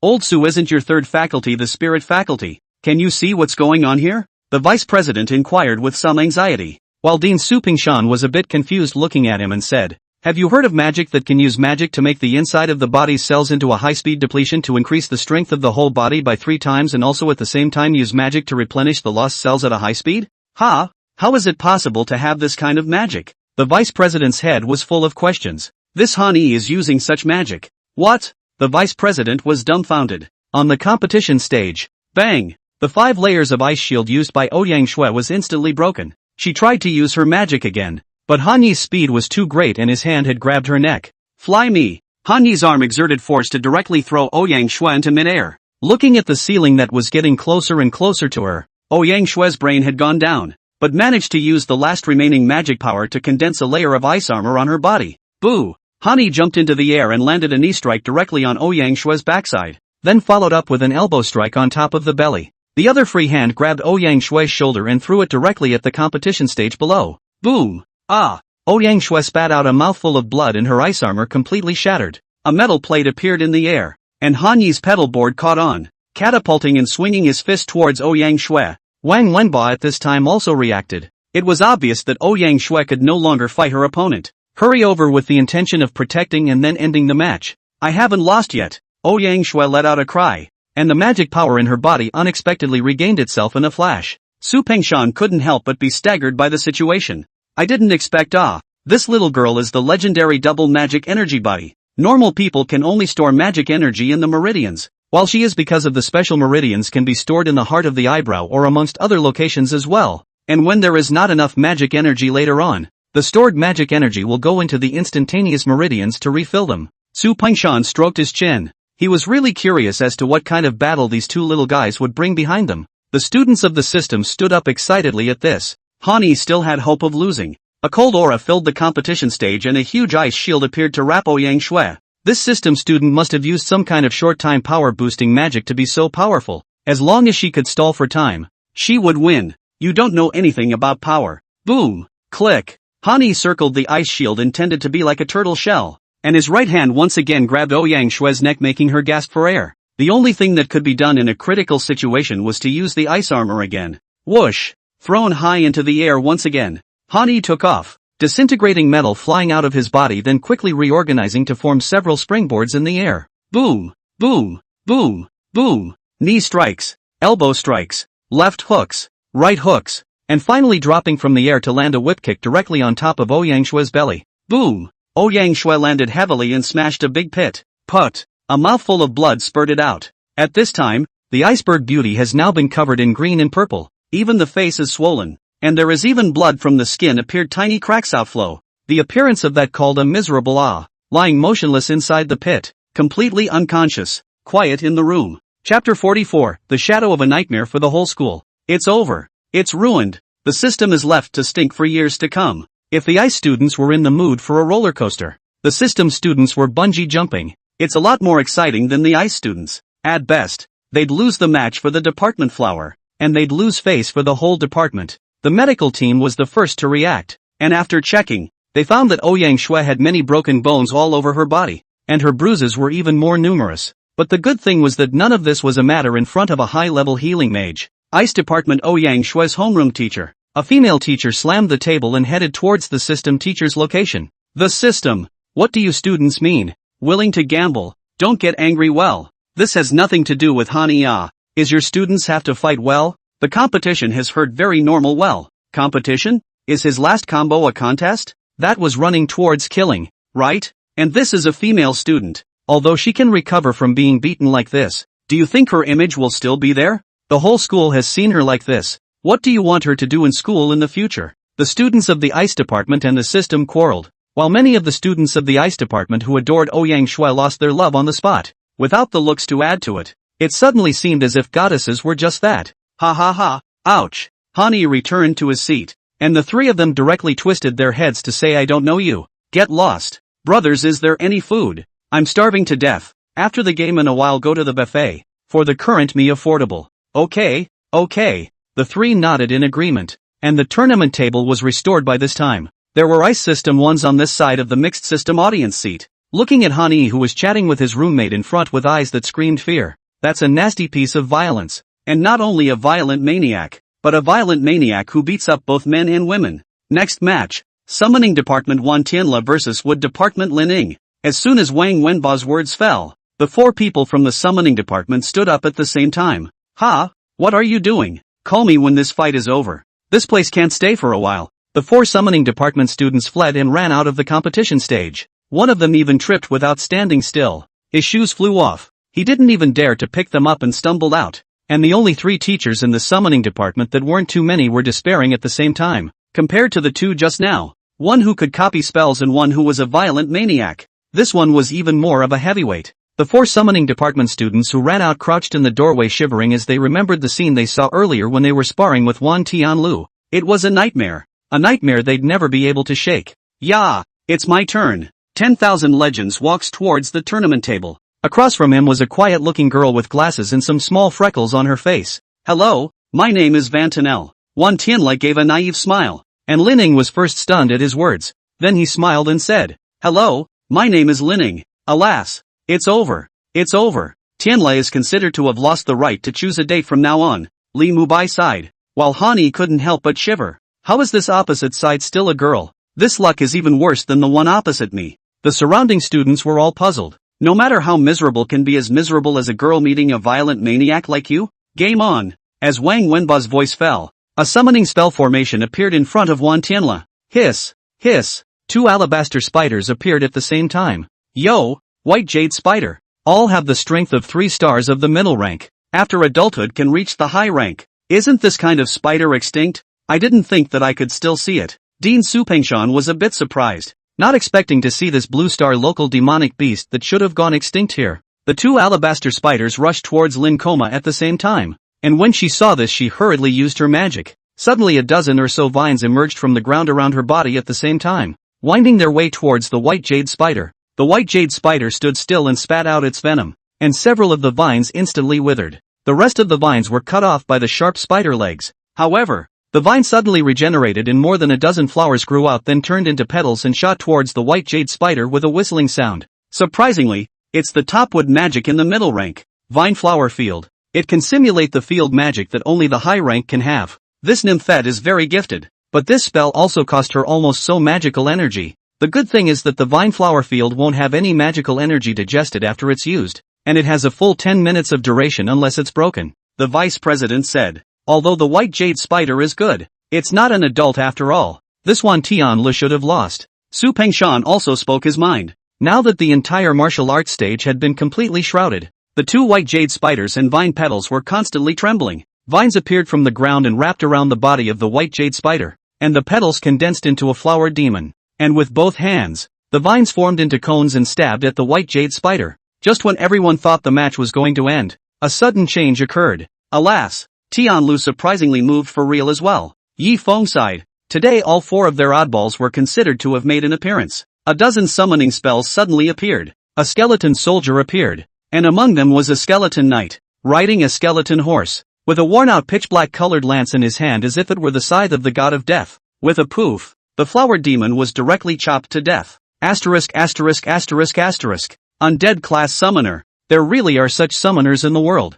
Su Pengshan once again foul-mouthed. The undead summoner has always been in the historical legends. Whether there has been no one can confirm and test. Yet before they could react, something even stranger appeared. An oversized summoning spell formation unexpectedly appeared behind Wan Tianlu. That's not right. A beginner summoner can sign a contracted beast. So can an intermediate level. Contracted beasts don't need magical energy. The 2 alabaster spiders are his contracted beasts. Summoning these skeleton creatures he's already exhausted all of his magical energy. How can he still have a summoned beast? This is not in line with common sense. The vice president was a bit confused. This thing was beyond his perceived common sense. While Yifeng's trio sucked in a breath of cool air when they saw it, it had finally come. The summoning department teachers all slumped in their chairs in despair. A summoning department student instantly understood after glancing in through the doorway and hastily shrank back, only to see Wan Tianla take out his bone whistle and blow it violently. Buzz! Thousands of pitch-black colored moths that looked like cockroaches whistled out, densely covering the sky above the competition stage. There were also hundreds of centipedes and hundreds of scorpions that crawled out from the teleportation array behind Wan Tianlu and began to frantically tear at these vine petals. Black swarms of insects and eerie skeletons dominated the tournament table. The scene was memorized by all present, because it had become the shadow of a nightmare for their entire school. Chapter 44, Fame in the School. Ah! The timid girls could no longer hold out and let out piercing screams. Even many female teachers couldn't help but shiver when they saw this scene. This is Wan Tianlu. Yi Shuiying. Who knows Wan Tianla? Is numb at this time? Usually Wan Tianla gives people the impression of being cheerful, optimistic and simple. But today, this is the devil's own damn thing. Why another oddball? Su Pengshan all but collapsed, questioning his knowledge for the first time. Old Sua, what are these things? How come I don't feel like demonic insects? The vice dean looked at Dean Su Pengshan, while the latter was somewhat confused and said, you may not believe me when I say it. These insects are obviously all artificially bred, but I don't know why. These insects don't have a bit of magical energy in their bodies, but they are as strong as demonic insects, and it looks like they are all bred from demonic insects, but they don't know why they underwent a metamorphosis, and don't have any magical energy left in their bodies, and that student can manipulate them by whistling. If I'm not wrong, he should still have a way to make these insects evolve again, which means he can use this fighting style for the rest of his life. The stronger he gets, the stronger these insects will surely get along with him. I just don't know what special means he's using. Where did this class get so many weirdos? The vice president was feeling a bit of a headache. At this time they suddenly appeared as if the first appearance of the oddball Yi Feng. In today's oddball inside the opposite is the most normal. It's not too far outside of common sense after all. Lin Ying, who was at the very center of the battlefield, was dumbfounded at this moment. It was clear that there had been some fumbling while maneuvering the vine flower field. The vines and flowers quickly coalesced into a fully 5-meter tall tree man rushing out towards Wan Tianlu, while the domain vines near him had now been gnawed away by the bugs. Beep, beep, beep, Wan Tianlu whistled. Instantly all the moths in the air gathered densely and directly covered the tree man. In a few moments, though, the moths dispersed, while the tree man had been bitten down to mere stumps. Beep, beep, the centipede and scorpion on the ground accelerated at the same time, and the skeleton took the lead in attacking Lin Ying's last defense. Beep, beep, beep, the moths gnawed on the vines along with the insects on the ground, and in an instant, the originally full field of vine flowers was now only a small spot where Lin Ying was. Thousands of parasites and a dozen skeletons and 2 alabaster spiders. Looking at these parasites that were gradually approaching, Lin Ying's mind completely collapsed. I concede. I admit defeat. I concede. Woohoo! Lin Ying sat on her butt and actually cried out in shock. Yikes! I can't believe I won. Thanks for bearing with me. Wan Tianlu clasped his hands. Then the skeleton disappeared and the summoning array appeared. All the parasites returned to the center. As for the bodies of the parasites that died because of the attack, they were all devoured by their own kind when the parasites withdrew. This Wan Tianlu wins. Wang Wenba's voice was a little shaky when he announced. In addition to Lin Ying is that he is directly facing those parasites. Good guy. The sense of prestige and the fear brought by the human heart. Really? 10,000 days of music. Wan Tianlu. I've memorized this name. In the future, I can mess with anyone, but I must not mess with this one. It's horrible. It's horrible. I hear whistles now. I get goosebumps. I thought the system's violent maniacs were tough enough, but I didn't realize this summoning one was even heavier. Since then, the name Wan Tianlu is known throughout the school. And don't put it on the list of the most dangerous people in the school. Who can mess with anyone, but can't mess with this one? Someone posted the video footage to the school forum, and some students who weren't there were simultaneously shocked when they saw it. This one was even crowned with the title of Bug Devil later on campus. The system teacher and the summoning faculty teacher looked at each other then at the same time. They couldn't help but hug each other and cry in tears.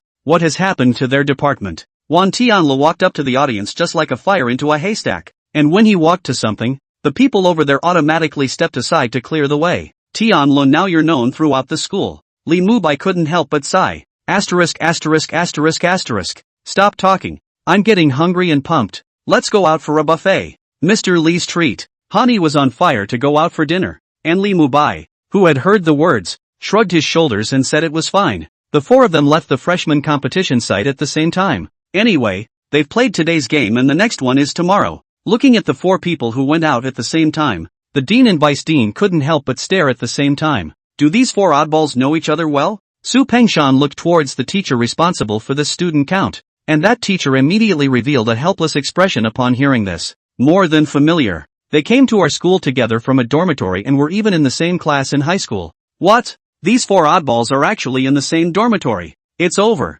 It's over. This year's team competition is going to be over. The dean broke down, and the vice president did likewise. The reason schools mix up departments for the sake of a good split team. It's mostly about teamwork on the battlefield. The battle team of the East Region Magic Academy was a male dormitory and together to become a battle team. And now these 4 oddballs are even in a dormitory. Which means that these 4 oddballs will be in a battle team. That's seen if you fight. Don't dare think about it. Don't dare think about it. The 2 deans saw for the first time that mixing faculties to live together and assigning them directly inside a battle team was the opposite of a stupid idea. The 4 of them walked into the buffet while chatting. Pay the money and then sit down in your seat and drop off your stuff. Then Han-yi and Wan Tianlu went to clip the food like 2 guys who hadn't eaten in centuries. This cafeteria is out of luck. Li Mubai had a look on his face as he watched the fun, while Yi Feng hemmed and hawed. Mubai, do you think the 2 of them making this fight so violent and disgusting will affect your Li family's reputation? Influences, but they're all good influences,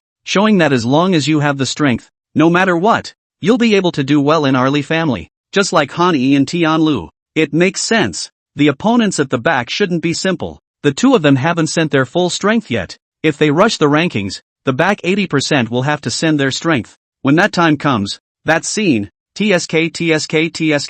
Yi Feng thought about it carefully and realized that he was actually looking forward to the scene when the time came in a small way. I'm no better off with you behind me. Li Mubai revealed a bitter smile. I'm afraid their oddball F4 moniker will continue to circulate in college as well. In the afternoon, Yi Feng found class teacher Song Chuanya in the school's forge. What is it that student Yi Feng is looking for me for? Song Chuanya put on an amiable teacher appearance, while Yi Feng's mouth twitched. Why did you make me take the high-level forgemaster's license? Chapter 45, a great gift for Banran. I'm not seeing that you're strong enough, and it's a lot easier to get a license. Song Chuanya was first a little weak then justified. In reality, she was like this mainly because she could see that Yi Feng wasn't very interested in forging and was too low-key and unmotivated. So she wanted to have a lot of people question Yi Feng after he became a high-ranked forger by making him become a high-ranked forger. And then he would forge hard in order to prove himself. How could Yi Feng not see these little schemes of Song Chuanya? Teacher, I'll give a surprise tomorrow. Yo! Yi Feng smiled and left after saying that, which made Song Chuanya a little confused as to what he meant by that. However, by the time she realized it the next day it was already too late, because Yi Feng chose to use the fastest method to erase the trouble brought about by his identity as a high-ranked forger. Ban run! Don't blame me for being unrighteous if you shade me. Day 2. The crowd automatically parted as the 4 entered. The impression left by Wan Tianlu and Han-yi yesterday was so horrible that it had already caused almost all of the students to resist these 2. It is really fearful. Even no one dared to sit around the perimeter where the 4 had taken their seats. Familiar game opener. Su Pingshan, who was sitting in the dean's seat, looked at the list of today's participants. Yesterday 106 played leaving 53. Because it's an odd number there's bound to be one person's turn. Looked at the names of the 4 men. Yi Feng, the first one to be ruled out. This one just has an unbelievable forging talent. Nothing much. Li Mubai, the second one excluded, is considered normal despite that copy magic and wackiness of this one. Han-yi, it's kind of the genius of the system. 10,000 days of music. This one advances directly. Su Pingshan made up his mind. This one Tian Li's bugs are weird. And the undead creatures aren't that bad. There's no problem advancing by strength. It's just that the combat is too disgusting to let him out. Wang Wenba shouted into the microphone after receiving the message. Since 53 people were promoted yesterday, one person will be promoted directly today, and the draw will determine the person. Wan Tianla. School-wise, the crowd in the audience cheered. They knew it was a backroom deal for the school, but they had no objections. None whatsoever. The players also breathed a sigh of relief. Not being able to run into the worm demon was definitely good news. First match. Yi Feng of the weapon department versus Lu Haochuan of the fire department. Looking at Yi Feng who walked onto the stage, Dean Su Pingshan couldn't help but stretch his brows. He had deliberately arranged Yi Feng to be the first. After all, it was rare that there was a decent one among these 4 oddballs. Playing with forging, with good talent and special means, it was normal to become a high-ranked forger. Or it was a deliberate watering down on the side of the Forge Master Association. And it hadn't been so counterintuitive that he couldn't comprehend it. Watching him was a real physical and mental pleasure that made him forget for a while about the 3 oddballs that were beyond his knowledge. Yi Feng and Lu Haochuan fought against each other. Lu Haochuan already knew Yi Feng's bottom line. This guy is relying on magic devices. As long as his spells are fast and powerful, the other party is definitely clueless. Game on. Lu Haochuan's voice fell instantly launching the spell. A fire python whistled. Everyone thought that Yi Feng would use a magical artifact to counterattack. But no one realized that he wasn't even holding a magical artifact in his hand right now, nor did he have any intention of taking it out of his storage ring. Why do I have a bad feeling about this? Song Chuanya suddenly felt something was wrong. It always felt as if Yifeng was going to do something beyond the norm. Mr. Song, greet my great gift. Yifeng suddenly raised his hand and golden flames suddenly appeared in his hand. Asterisk asterisk asterisk asterisk. This one turns out to be the head of the oddball inside. Su Pengshan Nima's mind completely collapsed. Heavenly fire. This is ing heavenly fire. Rather, it was a golden heavenly fire. Unheard of and unheard of. Clearly this was a kind of heavenly fire that had never appeared to anyone before. The fire python suddenly transformed into ordinary flames and entered into the golden fire mass in Yifeng's hand before it even got close to him. Firecracker. Yifeng violently clenched his fists. Boom! A golden lotus blossomed on the martial arts stage. The powerful flame might even shattered the martial arts platform shield with a click.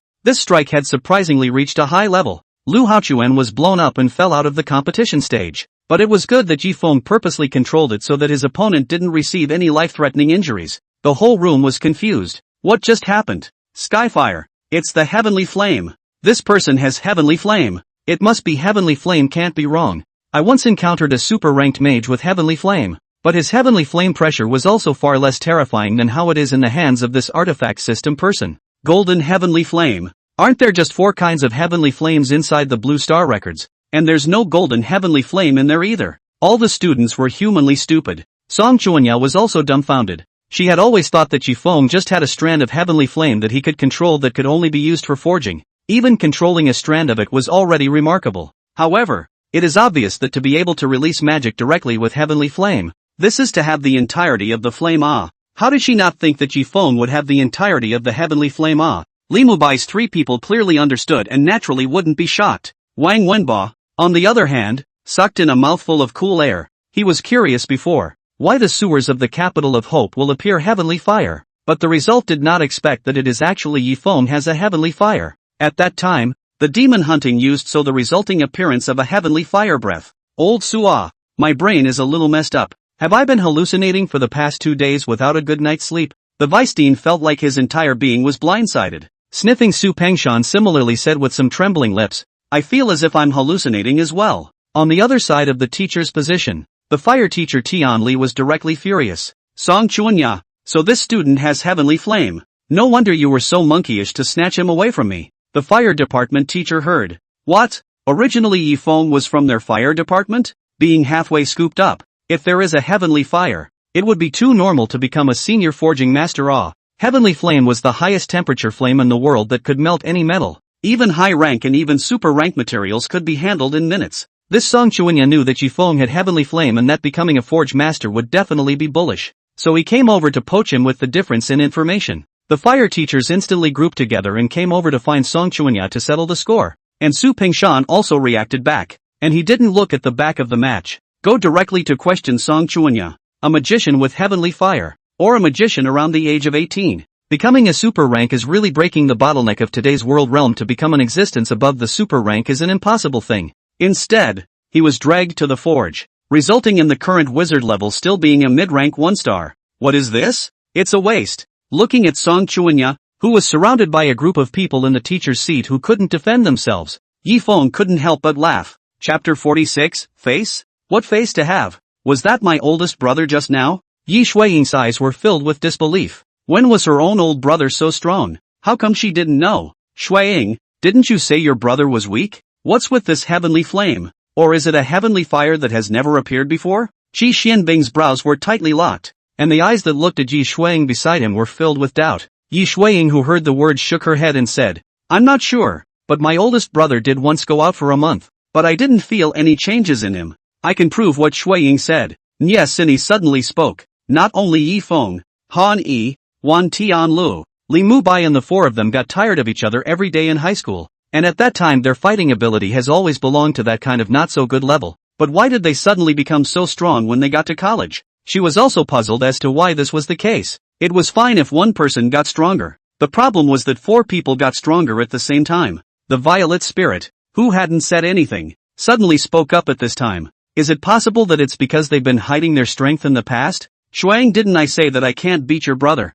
This. Yi Shuiying felt as if her CPU was burning a bit. Qi Xianbing's eyes were cold as he looked at Ziling and said, to have someone who makes even a first genius like you feel inferior to him, it's rare. The Violet Spirit didn't reply back as she sniffed. She was too lazy to bother with this guy. It really wasn't for nothing that her own fiancé was annoying her. While the match continued on the competition table, the teacher's side of the table got noisy. No way. Say what you want about this, Yifeng will take the fire department. Change departments immediately. Tianli tapped the table in front of Song Chuanya with an undoubted air. Tianli, I really can't give it to him. He has already become a high-ranked forger. His future is unlimited. Don't pull these useless ones. When I don't know, you must have deliberately made this person a high-ranked forger in order to keep him as a high-ranked forger as a way to tie him down in your department. Tinley's guess was echoed by all. Well, I think Lori has a point. Su Pingshan agreed. The vice dean not far away was a bit speechless. What are you, a dean, doing getting involved in this?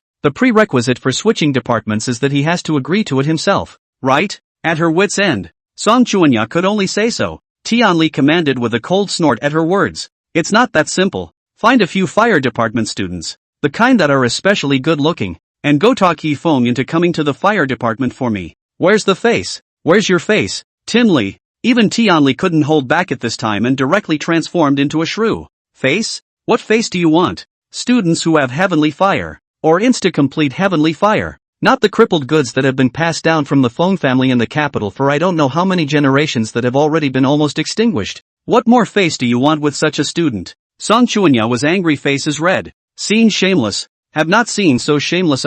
Okay. The other teachers in the fire department sniffed that was a speedy one. And it was clear that they very much approved of this shameless idea. The best looking in the whole department was practically undoubtedly Violet Spirit. But Violet Spirit was a kid who never spoke to strangers in general. So it definitely wouldn't work. Each and every one of the beautiful women of the fire department were also very proud. After all, the fire department was the most powerful department besides the thunder department. And there were still more people than the thunder department. This male teacher couldn't help but have a bit of a headache. However, the female teacher beside him didn't hesitate to go to Violet Spirit. She was Zi Ling's homeroom teacher. Usually Zi Ling asked magic questions and was instructed by her individually one-on-one, going to her and saying that it would definitely be fine. Soon this female teacher came to Violet Spirit's side. Violet Spirit, I have something I want to talk to you about. Can come over here for a moment? Zi Ling sniffed without hesitation and got up to follow, which made both Yi Shuiying and Niesini a little curious as to what this was about to discuss. Finding a corner where there was no one,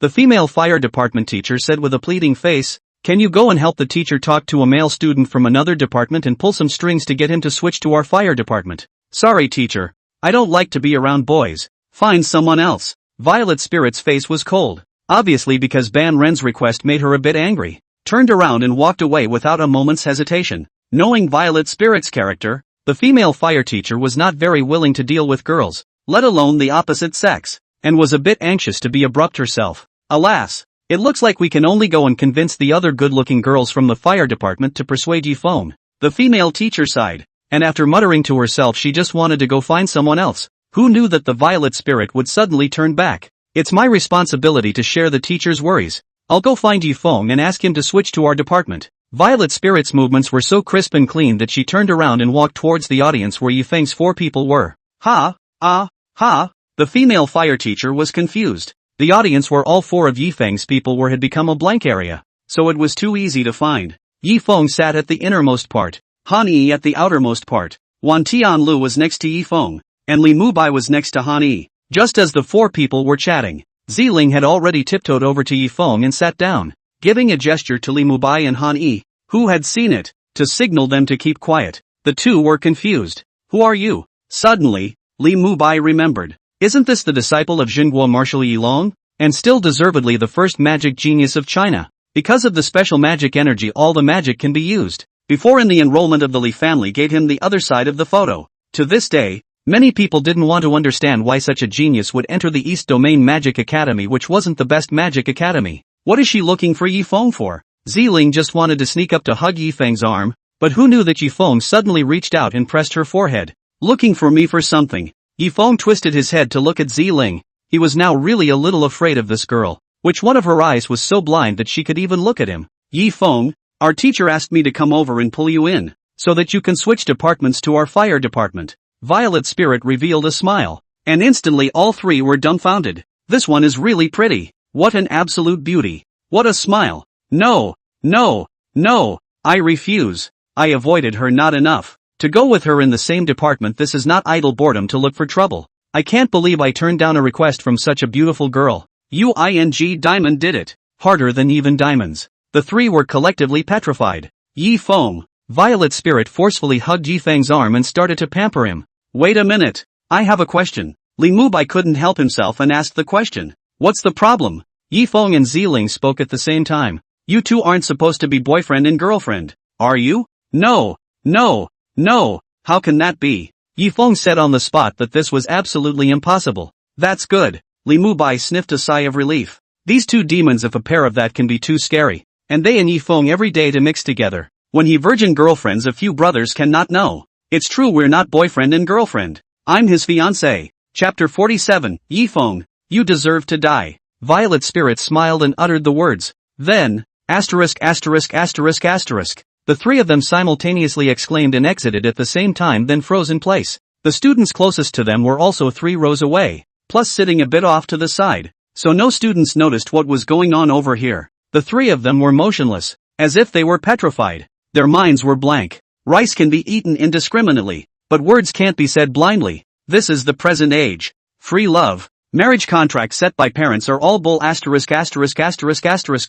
Yi Feng is really do not want to get out of the single. He has put his heart with cement paste. The heart method is used to the extreme suppression of male and female emotions. He did this out of necessity. The people in this world didn't have spiritual roots, nor did they have powerful cultivators like him whose souls transformed their bodies to make spiritual roots. Everyone except him was destined to be mortal. Parents, family and friends one after another become old history. He this can accept. After all, when the God Emperor all the way do not know how many years, this kind of thing has long been numb. But male and female feelings can be different. His last life from the beginning to the end there is only one red face. This one wife. The God Emperor can only have one. She is ultimately a great limit will be away from himself. How could he walk away from countless years together? Especially the one before she died. I'm sorry, can't be with you all the way. Sorry. Holding her hand herself. The last moment she was thinking of guilt. Not at God or anyone else, but at herself, at her inability to be there for her. So he sealed his heart.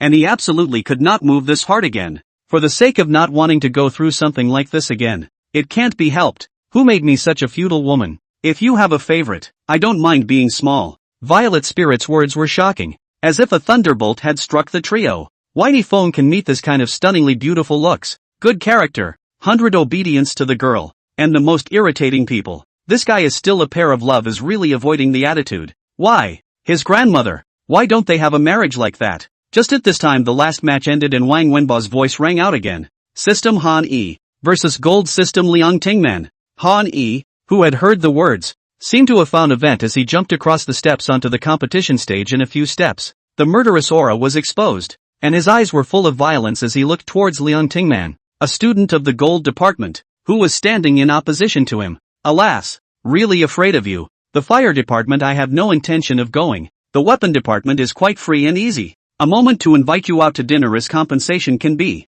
Yi Feng sighed helplessly. Right now, compared to his old sister, Ziling was going to make him feel even more terrifying. Yes, Ziling's eyes were glowing, and her eyes were full of joy as she was about to hug Yi Feng's neck to have a sticker result, but she was pushed away by the outstretched palm of her hand. Don't move your hands, man and woman. Yi Feng said these words in a flat tone, and Ziling nodded with some loss. Li Mubai and Wan Tianla finally couldn't help but gnash their teeth and say in the same voice, Yi Feng, you really deserve to die. On the competition stage, game on. Wang Wenba finished with a cold shiver. How is the killing aura on this Han Yi so heavy? Not ashamed to be a violent maniac from the battlefield. The secret method of body refining. Qi and blood quenching the body. Han Yi roared in his heart, and in an instant, his power steeply increment.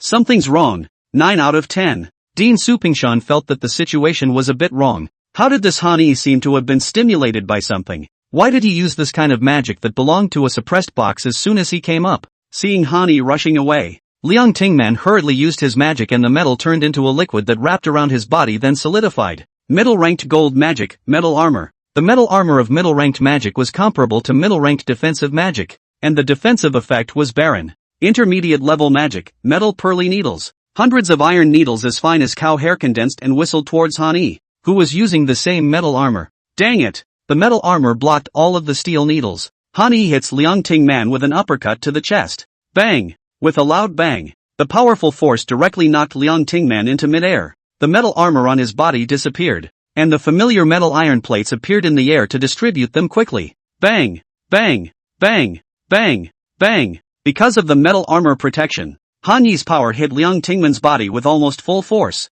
Knees, elbows, left hooks, right hooks, and finally a whip kick from the air directly on top of Liang Tingman's belly. Boom! Liang Tingman heavy landing smashed out a huge pit. Good thing there is metal armor, he just suffered some flesh wounds. Not a big problem. Just as he wanted to unleash his magic, who knew that Han Yi was extremely fast and didn't give him the time or opportunity to use his magic at all. Bang! Bang! Bang! Pressing down on Liang Tingman, his fists kept hitting the metal armor like rain from a storm. Watching this scene, everyone sucked in a breath of cold air. How hard does a fist have to be to hit metal armor directly and so quickly? The loud noise spread to every corner of the freshman competition site. Everyone couldn't help but shiver as they listened. Liang Tingman wanted to gather magical energy, but Han Yi's pressure and offense was just too losing and terrifying, making him unexpectedly fearful of being able to gather magical energy at all. Yi Feng, you deserve to die. Han Yi cried out in his heart as the speed of his hands surged to the extreme. Ola ola ola ola ola ola. Bang!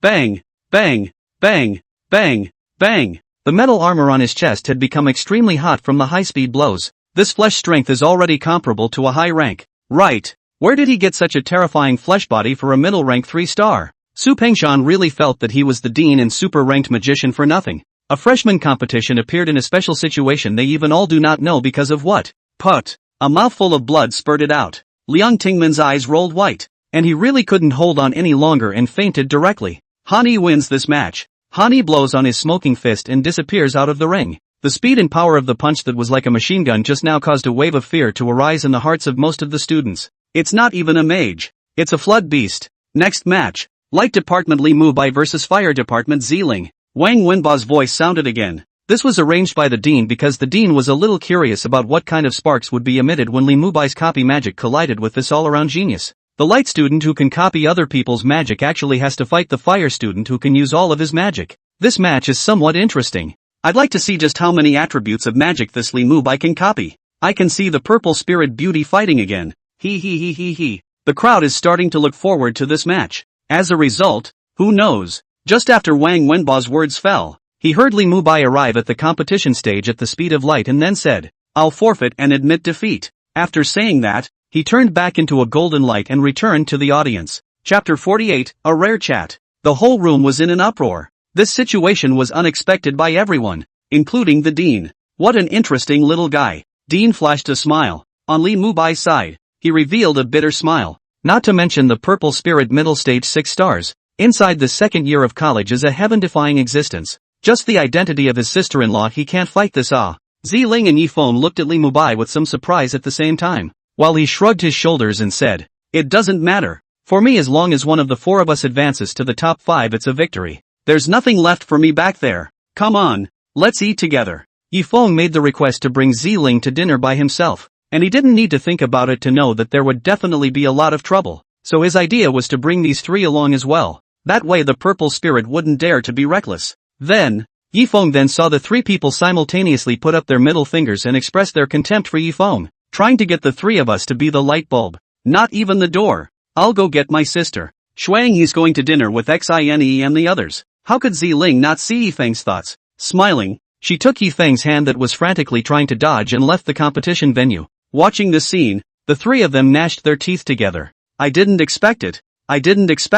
But Brother Feng is hiding so deeply. Wan Tianle looked like he had been cheated out of his feelings. I thought Yi Feng was going to be doomed to a lifetime of widowhood just like me. Now I kind of understand what it means. Don't blame the road for people not working. Han Yi had the same look of being cheated out of his feelings. Only Li Mubai was a bit puzzled. How did Yi Feng know Ziling? And by the looks of it, the time of acquaintance shouldn't be short already. Fiancé? Wasn't Purple Spirit rescued by Marshal Yilong from a county that was destroyed by the demon race? Didn't her original adoptive parents die in the demon wave that destroyed the city? Could it be that Marshal Yilong has fixed the marriage? That's not right. Marshal Yilong is not that kind of person. Li Mubai really can't understand how to think about it. In a hot pot restaurant, Yi Feng and Ziling asked for a small private room. I really didn't think that someone who likes to keep a low profile as much as you would make such a big splash today. Ziling, hands resting her cheeks, looking at Yi Feng. She today but also got their fiancé performance, is very surprised.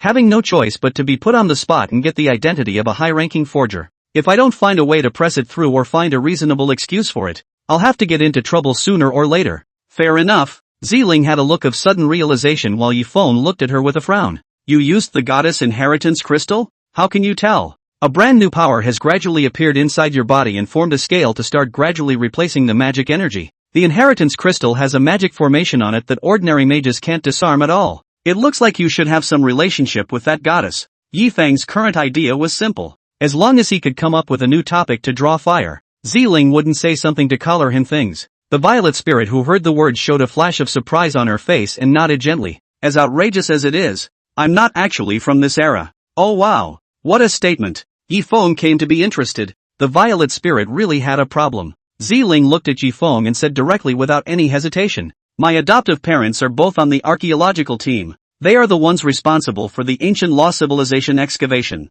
They said that they found a giant crystal during one of the excavations of the relics. The crystal melted after the two of them went in, revealing me as an infant. The two of them had never had children, and out of selfishness they took me away for adoption. By the time I was in elementary school, I had awakened a portion of my memories and power about goddesses. I was the last generation of goddesses, and the most intuitive feature of the goddess power was that the magical energy in my body could be converted into any lineage of magical energy. When I was about to go to high school, my county was invaded by a demon race. My adoptive parents died in the midst of the demon tide that broke through the city, and just as I was about to die, Marshal Yilong appeared, and it was he who saved me and funded me to continue studying magic. Ziling's experience surprised Yifeng a bit, but he soon realized a problem. So that relic from when we first met was something you sensed because of the goddess power, and then had that asshole old man of mine use his connections to dig it up? Aha! Violet Spirit nodded her head in agreement. Yifeng suddenly realized that things were really getting more and more interesting.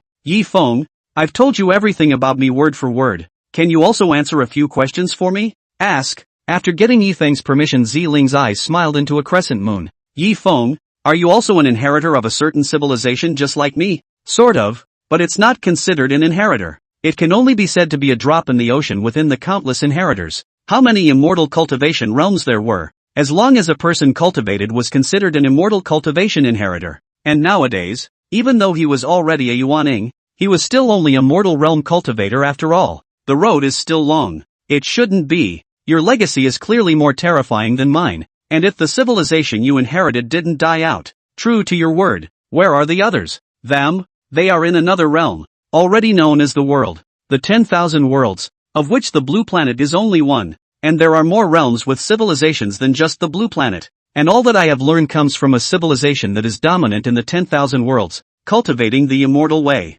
Cultivating the immortal way? What does that mean? Violet Spirit was getting more and more confused the more she listened. She now really felt that her fiancé was getting more and more mysterious. Mysterious to the point that even she was a little blind to it. There are some things that you won't understand even if you say them. The food is already served. Let's eat. You'll naturally understand when the time is right. Yifeng began to clip slices of lamb and send them into the pot. In fact, sometimes feel quite helpless. This world magic is the main, but he is the main cultivation of immortality. Cultivation of immortality of the realm, and he cannot go back. It's a bummer to be added in the middle and not on top of it. After sending Ziling back to her dormitory, Yifeng also returned to his dormitory. Having just returned to the dormitory, he was immediately met with a questioning look from the three of them. Li Mubai gave a look, and in an instant, Hani and Wan Tianle grabbed the arms to lock Yifeng firmly in place to prevent him from escaping. Say, what the hell is going on with you and Violet Spirit? Li Mubai said in a tone that said, you must give me an honest and clear explanation of things. Yifeng, who heard the words, was a bit speechless. Why did these three guys have a flavor of being annoyed because of envy? Don't mention it. My parents don't know what kind of brain cramp they had. They even made a marriage contract between me and Ziling. The main thing is that Ziling was stalking me like crazy after she met with me. I'm also a victim. Chapter 49, Visit of the Dean. Flatten him. After a while of fighting, the three began to persuade Yifeng. It is hard to find such a good girl with a lantern. So don't be arrogant.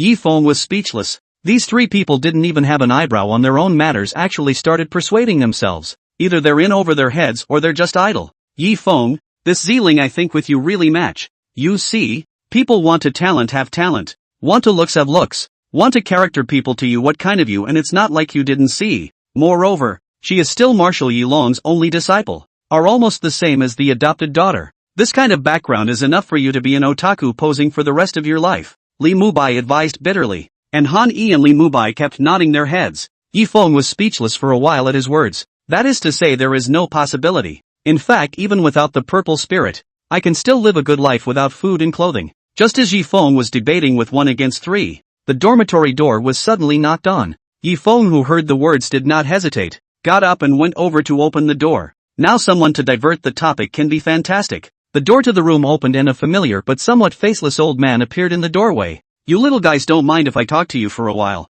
The boss stroked his somewhat white beard. Seeing the old master's appearance in the back, Li Mubai was shocked and hurriedly let the old master into the house and said with a smile, "What is the matter that you came to find us? Lord Dean?" That's right. This person who came to visit the dormitory wasn't someone else. It was none other than the Dean of the East Region Magic Academy, Su Pengshan. Han Yi and Wan Tianlu hurriedly got up after hearing that this old man was actually the dean. With a very respectful look. There's no need to be nervous. There's no need to be nervous. I came over today mainly because I wanted to talk to Yi Feng. Su Pengshan sat down on the chair after saying with a smile, Li Mubai knows how to read people's faces. Directly moved a chair to Yi Feng held down on top of the chair. I wonder what the dean wanted to see me about. Yi Feng was still as cloudy as usual. And seeing this reaction from him, Su Pengshan was even more satisfied. This son is not shocked by anything. He's a moldable talent. Yi Feng, can you tell me where your heavenly flame comes from? It's important to me, and even to the whole of Huaxia. A place that could nurture heavenly flame could definitely become a holy land of Huaxia, which would likewise become their base card against the demon race.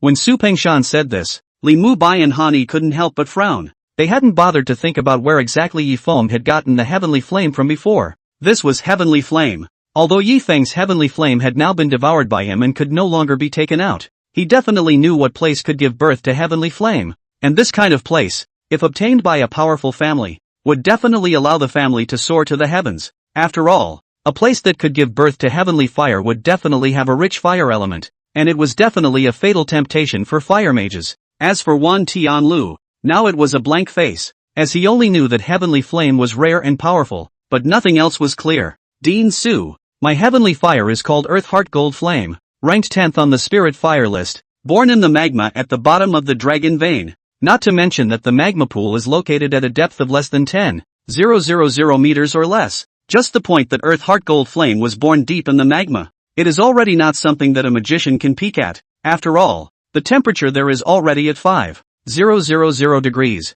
Yi Feng spoke in a shocking manner, which made no one expect it. Yi Feng, don't joke with me. If that's true, how can you get this heavenly flame? Su Pengshan naturally wouldn't believe such words, as it had drastically exceeded his scope of understanding. This fire was given to me by my master, who has the ability to enter the magma pool to obtain the Earth's core gold flame. Your master? I wonder which famous wizard. My master, he is not a magician, just a wanderer who wanders in thousands of worlds. I also met with him by chance. So Dean, you may not be clear and understand his strength. Pengcheng before the great battle. That masked man is the family master. Su Pengshan, who heard the words, could not help but suck in a breath of cool air. He had seen bits and pieces of video footage of that battle, and the man was truly terrifyingly unlike a wizard. No, it couldn't be a wizard at all. How could that fighting style be a wizard? Blue Star and the demon race have been fighting for many years, and have never been able to achieve a complete victory, in which the 12 protectors of the demon race have never won a fight. Or maybe it had never gotten to the point where the otherworldly demon race had sent out their protectors. Not long ago, the demon clan's protector Ghost-Winged Demon King appeared, and this news made the human clan's top management almost despair. But who knew that a high-ranking person who was even more powerful than the Ghost-Winged Demon King would appear? Moreover, it was said that after the Ghost-Winged Demon King was killed, thunder rolled in the sky, and this high person actually fought against the sky, facing the thunder and lightning directly. A full 99 thunderbolts all resisted hard. This was simply not something that could be done by a human being. An existence that could make even the heavens fear to strike had to be so terrifying. How do you prove that what you say is true? In order to eliminate the trouble already and be a geek at ease, Yi Feng took out the simplest and fastest way to prove his identity. The card book appeared in his hand, and the Ghost-Winged Demon King's magic card was taken out and handed to Su Pengshan. Looking at the Ghost-Winged Demon King magic card in his hand and the terrifying breath inside, Su Pengshan first froze, then blurted out a sentence. Asterisk.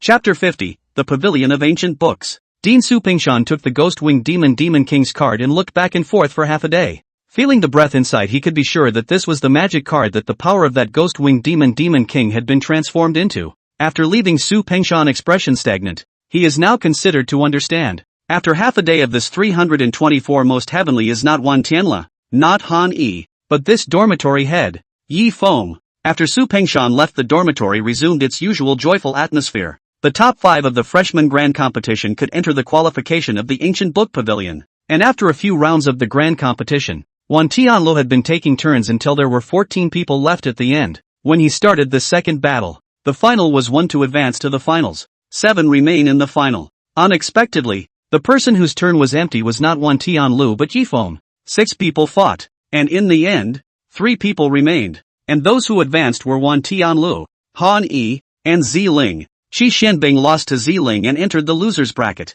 There were still 2 slots left, and the losers, 3 plus Yi Feng's 4, fought 2 by 2 against each other. In the end, Yi Feng defeated his opponent and became a top 5, and Qi Xianbing also defeated his opponent to enter the top 5. Perhaps the school's senior management is really shocked numb this year. Directly simply do not get the top 5 rankings. Announced the end of the freshman competition. Yi Feng, Han Yi, Wan Tianlu, Ziling, and Qi Xianbing. The 5 of them gained the opportunity to enter the ancient book pavilion. Inside the school infirmary, Ouyang Shui, who had been in a coma for several days because of the excitement, finally woke up, sitting on the bed a little disbelieving that he had lost. Actually losing didn't feel that scary to her. What was scary was that she had already punched her ticket inside the organization and would enter the ancient book pavilion herself to find the blood-changing method that the demon god's palace had been searching for. Now that the mission has failed, with the strength of the demon god temple's punishment won't he or she be? Just thinking about this, she couldn't help but tremble,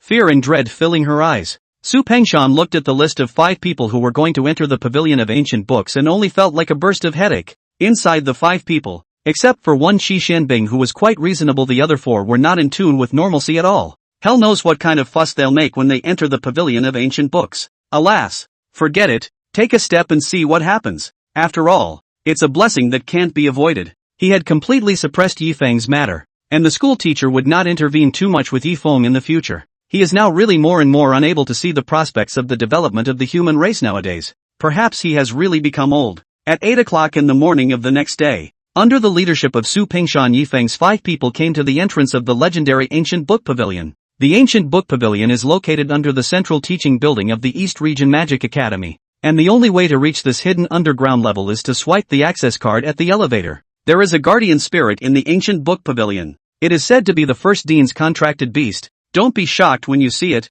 He will help you pick out the area of the ancient books that best suits you. The 5 of them nodded their heads at the same time, and Violet Spirit tried to get close to Yi Feng when no one was paying attention, only to be dodged by the other party, which caused Violet Spirit to be very slightly chagrined. The elevator door opened, and an ancient but wooden door covered with magic array patterns appeared, and in front of it lay a white fox comparable to a tiger. After sensing that someone had arrived, Fox stood up and stretched a bit before suddenly speaking. It's amazing how quickly a year has passed. These are the 5 students who are going to enter the Ancient Book Pavilion this year? That's right. This is the Ancient Book Pavilion guardian spirit I was talking about. The first dean's contracted beast, the White Fox, is now a super-ranked existence, and specializes in psychic perception, and can tell what area of the Ancient Book Pavilion you're best suited to enter. Su Pengshan introduced the 5 people to the origin of the fox in front of them. Upon hearing this, the 5 bowed and bent down at the same time and said, "Good day, Senior White Fox." Well, polite, nice. The White Fox nodded in satisfaction,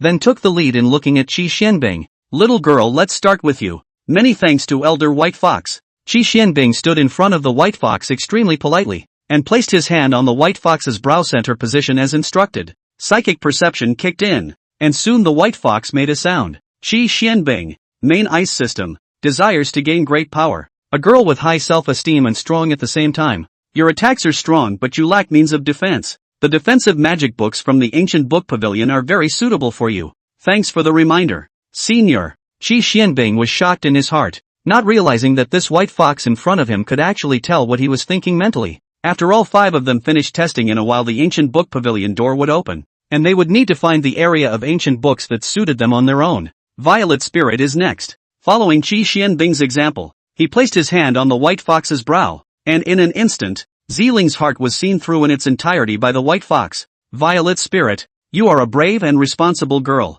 You will not change what you recognize, and you desire to protect others. You are suitable to go over to the auxiliary class magic side, which contains magic that allows you to guard those around you. Thank you, Elder. Violet's spirit ran away excitedly, because this was indeed what he wanted. Next, Han-yi. White Fox's originally calm and peaceful expression abruptly stopped after making contact with Han-yi, and then his body couldn't help but send a cold shiver down his spine. Han-yi, your killing heart is too heavy. You think that strength is the hard way. The one-dimensional fighting that you only know will only make you fall deeper and deeper into the hole. Spirit-type magic can change your mindset. You're suitable to go there. White Fox couldn't help but feel a little chilled as he recalled the inner world he had just seen. First time I've seen someone's inner world filled with blood and carnage. It's a violent maniac. Han-yi sniffed and walked away with some nothing to hang on to. The next Wan Tianlu. You. The White Fox reacted even more after seeing Wan Tianli's inner world than seeing Han-yi's inner world. He couldn't believe how anyone could have an inner world that was half dead and dreary and half alive. The inner world is just a reflection of a person's state. Just as Han-yi's mountain of corpses illustrates his style of behavior and his usual inner thoughts. For example. And the inner world projection of Wan Tianli turned out to be half grave, half flowery meadow. This is outrageous. White Fox was surprisingly a little unsure of what to say even for a moment. What area is suitable for me to go to? Elder? Wan Tianli couldn't help but feel a bit puzzled when he saw that White Fox was slow to answer. You're fit to visit the attack class magic section. Why are my words so few? Because my tongue hurts. Next. All White Fox wanted to do now was to grab and send this oddball away. Wan Tianli lost his mind and left. And Yi Feng, who was a bit stunned, reacted at this time and walked to the White Fox. Looking at the somewhat dumbfounded youth in front of him, White Fox couldn't help but breathe a sigh of relief. Looking like he shouldn't be an oddball. The following is not relevant to the text. The author breaks 6 days because 6 days ago sleep rolled over from the bed, rolled down to the right hand, don't fracture. Recently just recovered. Fingers can move. Has not too much impact on the code words. Chapter 51, White Fox's Breakdown. Let me con your inner circle. White Fox's native demonic spell is activated. It then arrives in a world full of second-handedness with paper people everywhere. Tap away. Dry throat. Where it hurts. I'm just a passing masked rider. Go Pikachu. Nicole. Travelers. Looking at the assortment of paper people in front of him, White Fox crumbled. What does that make him say? What to say? You. Feel free to look around when you get in. Okay. Yi Feng left. Su Pengshan was confused. White Fox despaired. His once omniscient image is considered to be completely collapsed. The ancient wooden door opened, and the four of them just walked into the legendary ancient book pavilion. White Fox, what exactly did you just see? What exactly is Yi Feng's inner world like? Su Pengshan inquired with some curiosity. Hearing this, the White Fox turned her head to look at Su Pengshan and blurted out, Nicole. Ha?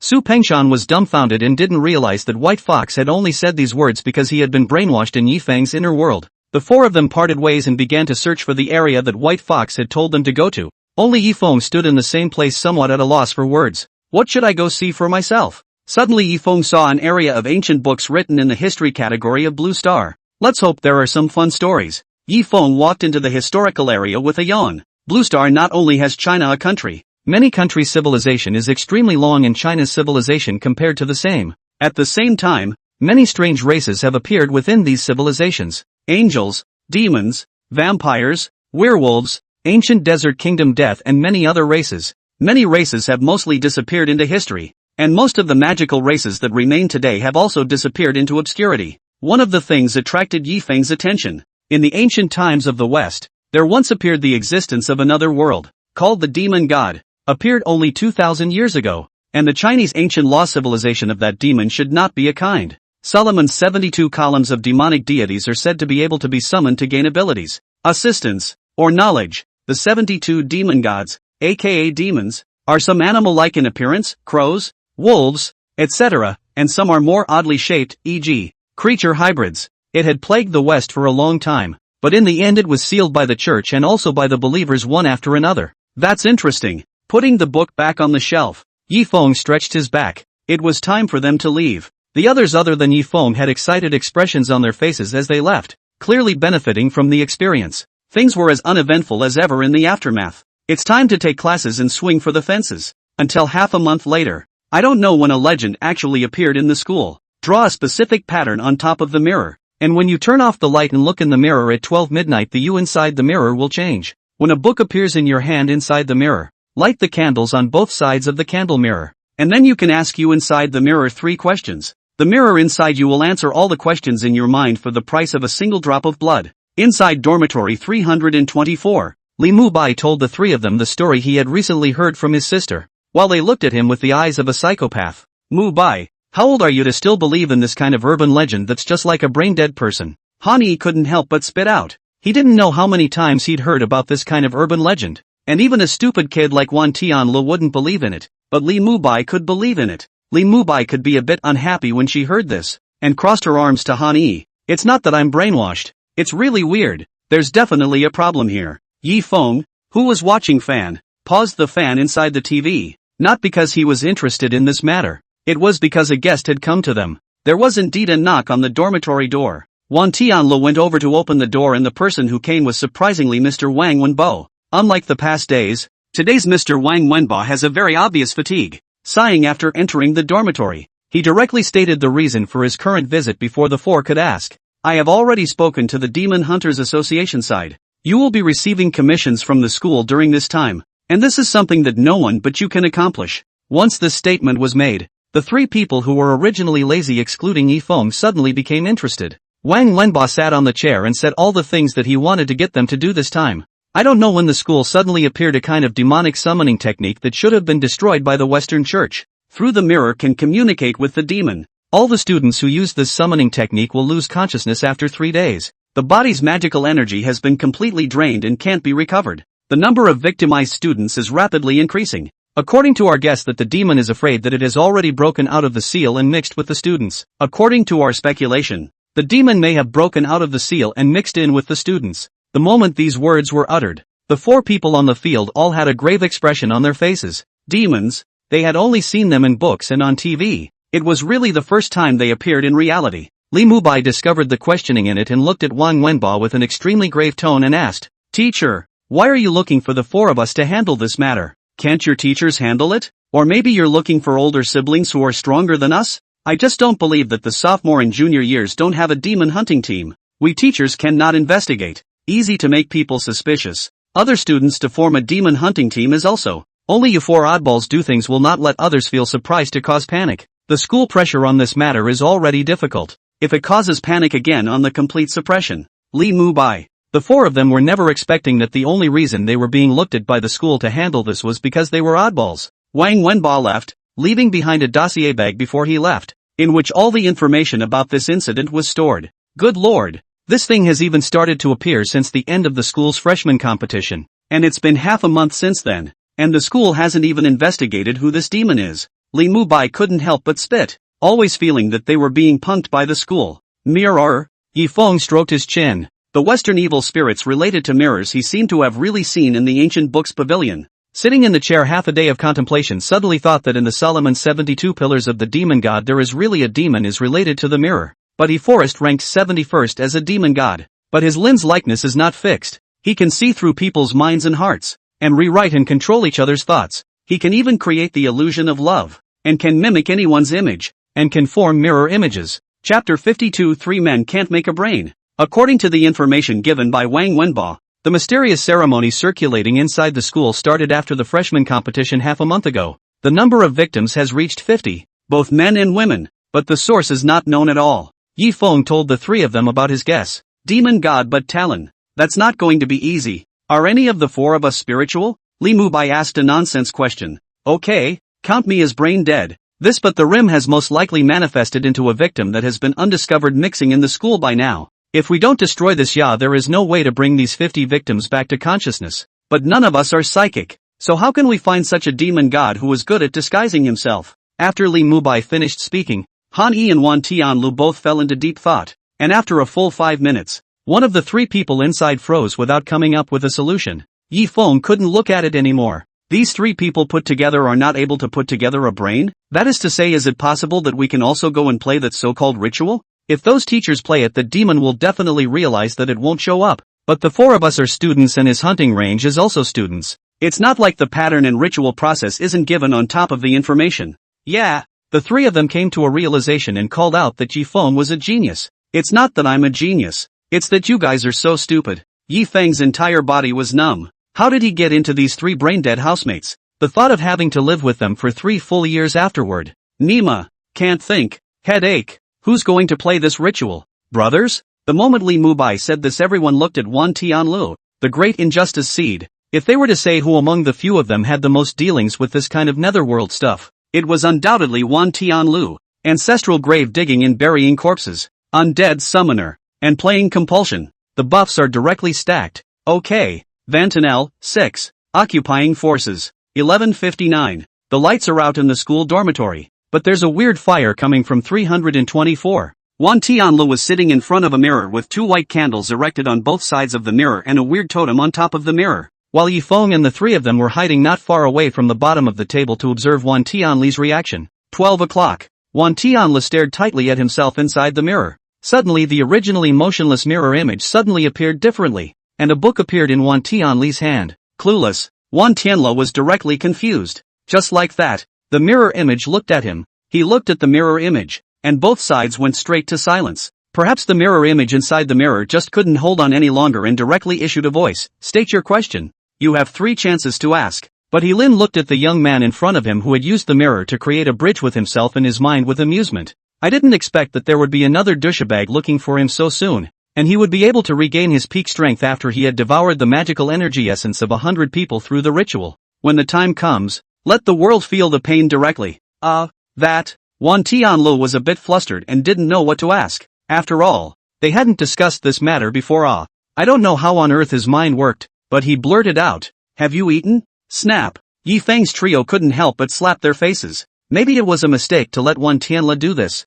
but Helen was directly confused by the question, and it was the first time he had ever been in this situation. This is not in the realm of inquiry. Say what your heart most wants to know, or what it most desires, and I can show you the way to accomplish what it desires. But Lin's professionalism that is called a professional. He does not believe that I have said to this point and still cannot take you a little cub. Upon hearing this, Wan Tianlu was suddenly enlightened. The thing I want to know the most is how I can rightfully collect the main family's red packet when I do the white work. Snap. The 3 couldn't help but slap their faces again. There's no face to see it. There's really no face to see it. They all felt embarrassed now for this demon god called Dantharan.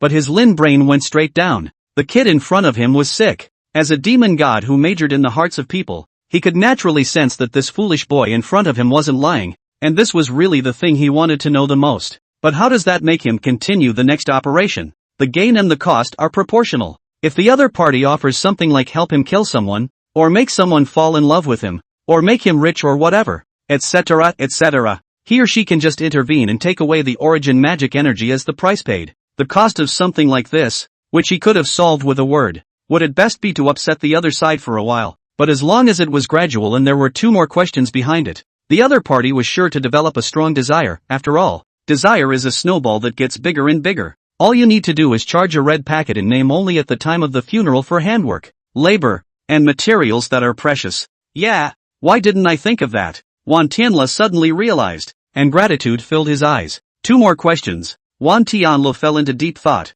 If he spoke again in the midst of but his Lin's expectant eyes, how do you live for a month in school on $100? I'm just so poor. The school spending is horrible. Snap. Yifeng 3 people Nima mentality has collapsed. You damn are demolished. Cemeteries and homes are demolished. The light bank interest is enough for you to live a lifetime. You are still worrying about money for the hair. But his forest mind was also nigh unbroken. It's okay. There's one more question. How many buns can you buy for $100? Everyday buns with water. The more you eat the fuller you get. School, I don't believe I won't buy buns. Oh benefactor. Wan Tianlu was grateful. Which was a demon god. This was a benefactor. 1 more question. But Lin forced down his anger and said, last question. Very important. Wan Tianlu's eyes among the eyes revealed desire, which made but Lin could not help but come to the spirit. At first the other party's powerful desire he almost did not cry out. Is it finally here? Say, I'm sure I can make it happen for you. It's no longer about solutions. It's straight to realization, which falls into the category of being impatient. The moths I have keep getting eaten by spiders. What can I do to keep the spiders from eating them? Yifeng's trio despaired. Breed separately. Yao. Wan Tianlu suddenly realized, and then smiled to the mirror inside the but Lin said, thank you. I did not expect that you people also strange good Lu. Get out. Click. The mirror suddenly shattered. But Lin Gas did not even want blood. This is where the brainwashed ouch. The mirror shattering startled Wan Tianlu, frightening him so much that he directly stood up. Chapter 53 Oddly enticing thoughts. Beat him. Hani rushes out from under the table and gives Wan Tianlu a direct friendly beating. Li Mubai and Yifeng couldn't help but give Wan Tianlu a few kicks as well. What are you doing? Wan Tianlu was confused. Had he done anything wrong? Li Mubai couldn't stand it anymore and scolded while kicking. Have you forgotten how we discussed it just now? We agreed to say in answer to the question that you can't stand to see that Hani has been single and want to ask what can be done to get Hani off the hook. The other party will surely turn into a schoolgirl to get close to Hani so that we can find him along the way. After all, who would like Hani as a violent maniac? Yeah, I forgot about it just now when I was so excited. Wan Tianlu suddenly realized that it was not that they did not say how to answer the question but that they had forgotten it. Li Mubai and Hani, who heard the words, came even more angry. Li Mubai is because the plan failed. Hani is because he sees that he can take the opportunity to feel the feeling of the girls throwing themselves at him. But now he is extremely angry by Wan Tianlu to stir up. It was only after some time of fighting that the four men began to discuss what they should do next. Li Mubai sighed helplessly. Alas, we can only get it tomorrow. This time change me. Just now I can also see. That demon god is able to see through our thoughts. I've always been not worried about Han Yi's romance. What I'm worried about has always been when Feng will be able to get out of it. I'm really worried about what do I care? Yi Feng Num. How to go around and get involved with himself again. The other two who heard this looked at Yi Feng at the same time, and their eyes were similarly filled with sorrow. Ziling, such a beautiful woman to throw her arms around. Yi Feng, are a look of your girl fast away from me look. Such a mentality and character. Get off the single is really difficult as heaven. I think Mubai is right. Han Yi agreed. Wan Tianlu nodded his head repeatedly like a chicken pecking at rice. Good. It's settled. And tomorrow I'll come and do the ceremony and nag Butterin. After Li Mubai finished speaking, he took the lead and went out to wash up. Yi Feng and Han Yi did the same, and only Wan Tianlu bitterly swept the floor. Other side. Ouyang Shue's fists pinched and clicked. How did he stumble upon such a strange person? The current Ouyang Shue wasn't actually Ouyang Shue, but He Lin. After Ouyang Shue's mission failure, the Demon God's Palace gave her a chance to redeem herself for her sins, and the Demon God's Palace got but the way to unseal Talon through means. So it was that Ouyang Shue summoned Dantharan and had him descend possessed. When but he had devoured enough of Lin's magic energy, he could remake his magic body, then return the body to Ouyang Shue, and cause chaos in the East Region Magic Academy. East Domain Magic Academy can deal with but Elin this kind of spiritual domain demon god only Ancient Book Pavilion Guardian Beast White Fox. As long as the White Fox left the Ancient Book Pavilion, you Demon God Hall want to take advantage of the chaos to enter it to find the Ancient Blood Exchange secret method is not an easy thing. Ouyang Shue's silver teeth clenched, cackling. Is the more I think the more angry? Their own hall magic god but Elin now will be in a student on the defeat. Really suffocating. When he regained his physical body, the first thing he would exterminate was this cub seed called Wan Tianlu. Middle of the night the next day. Familiar time. Familiar place. It was Jin who changed from Wan Tianlu to Li Mubai. Wan Tianlu and Yi Feng duo hid on the floor of the side table. Idly he took out the steamed buns he bought today and ate them with relish. 12 o'clock. Li Mubai in the middle of the mirror suddenly had an extra book in his hand. A pitch-black colored book. The same as the book Wan Tianlu saw yesterday. This time but he Forrest spoke directly. You can ask 3 questions. Upon hearing this, Li Mubai was first stunned. He was not shocked, but he was handsome by himself inside the mirror. After coughing, Li Mubai opened his mouth and said, when will I be able to come together with my beloved girl? Any time. Do it my way and you're sure to woo her. Love is something you have to figure out on your own. I just need to know there's a chance I can pursue it. Li Mubai directly turned his words around, causing but He Lin to freeze once again. For some reason, he always had the feeling that the man in front of him would be the odd one out as well. What Li Mubai said was all true, so he didn't get suspicious. Second question. Can I live the life I want? A free and unfettered life. Your dream is simple. I can now. Just know it's simple. It doesn't need to be realized now. But He Lin Meng. This person is sick. Take yourself as a fortune teller.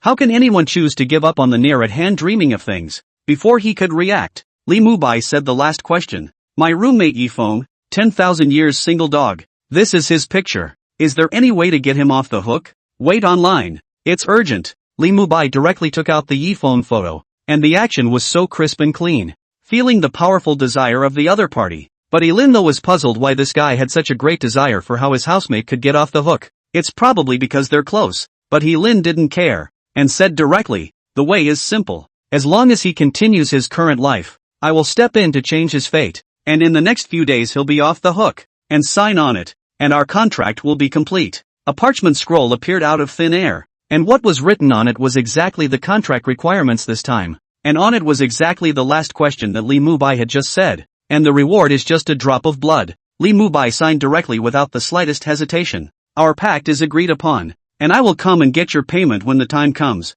Li Mubai inside the mirror returned to normal. The book on his hand has disappeared into a normal mirror image. Okay brothers, bait below, now we wait for the snake to come out of its hole. Li Mubai stretched a lazy waist. It was true that he still had to do it himself. Other side. Ouyang Shui looked at the contract in her hand with a cold smile on her face. Taking out the book, the originally blank pages suddenly appeared with Yi Feng's appearance and information. It was his demonic power to instantly learn a person's likes and dislikes in character and things they feared. Name Yi Feng. Hobbies, secondary characters, typical otaku. Personality, pose when you can. Don't fight with the world. Fear, $QUXJG.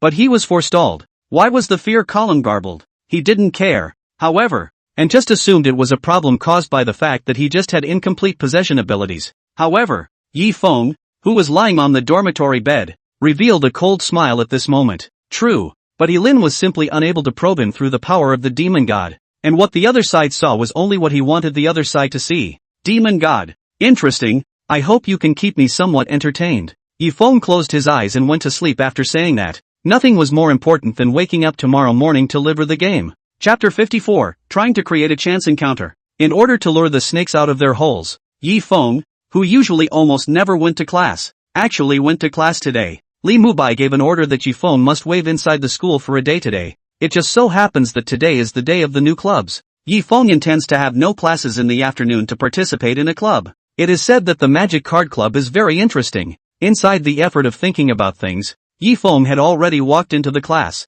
If it wasn't for the mission, he really didn't want to enter this class full of women. Although there was some discussion about Yi Feng inside the class, there was no initiative to go up and talk to him. I don't know for what reason, but it's nice to be happy. Rear window, home of the king. Song Chuanya, who came over to the class, saw Yi Feng, who was sleeping on the table at the first glance. Although there was some desire to find him and ask him face to face, but looking at the other party's appearance, he should not want to discuss what happened before. In the end, he could only sigh helplessly in his mind. Sleeping until the end of the class. Yi Feng left after class, not giving Song Chuanya a chance to speak at all. He couldn't afford to have too much contact with people himself right now. After all, he was being watched by the so-called demon god, Dan Theron. Song Chuanya also saw Yi Feng's abnormality and knew that this kid must have encountered something and didn't want to involve himself, but also didn't get angry. Let's talk to each other sometime later. Shortly after walking out of the classroom, a slim figure walked towards Yi Feng. It was no one else but Ouyang Shui, aka but Elin. But Elin first used his own ability to try to see through Yi Feng's heart. Yet he felt nothing, as if the other party's heart was blank. How did your own powers fail? It must be a physical problem that causes one's abilities to fail. After all, how could anyone's inner world be a blank slate? But Elin is very confident in himself. Is not just to take down a college innocent boy. For his kind of playing with the hearts of the demon gods simply do not be too easy. Oops. Ouyang Shui pretended to be inadvertently tripped by a passing student next to him and fell down to Yi Feng. Seeing this situation, Yi Feng that is not the slightest hesitation. Directly. I'm flashing. Poof. Ouyang Shui fell solidly to the ground, instantly attracting the attention of all the surrounding students who had gotten out of class. Lying on the ground, Ouyang Shui was confused. He hadn't misread it just now. Had that Yi Feng deliberately avoided the chance encounter he had created? Not far away from the crowd, Yi Shuiying saw this scene and suddenly had some itchy hands, as if she hadn't beaten up her stinky old brother for a while after coming to school. While Ling, who was beside Yi Shuiying, could not help but purse her lips and laugh. Worthy of being Yi Feng, this behavior was outrageous but reasonable. You're okay, classmate. At this time, a male student went over to try to help Ouyang Shui up, but who knew that the other party quickly got up and didn't even pay attention to the male student, but instead looked around to find Yi Feng's traces. Soon she found Yi Feng, who had left the scene and was about to go downstairs. Mixed in the crowd, hurriedly following, her mind was a bit confused now. Did it mean that this skin of her own this hadn't looked good enough? Shouldn't be.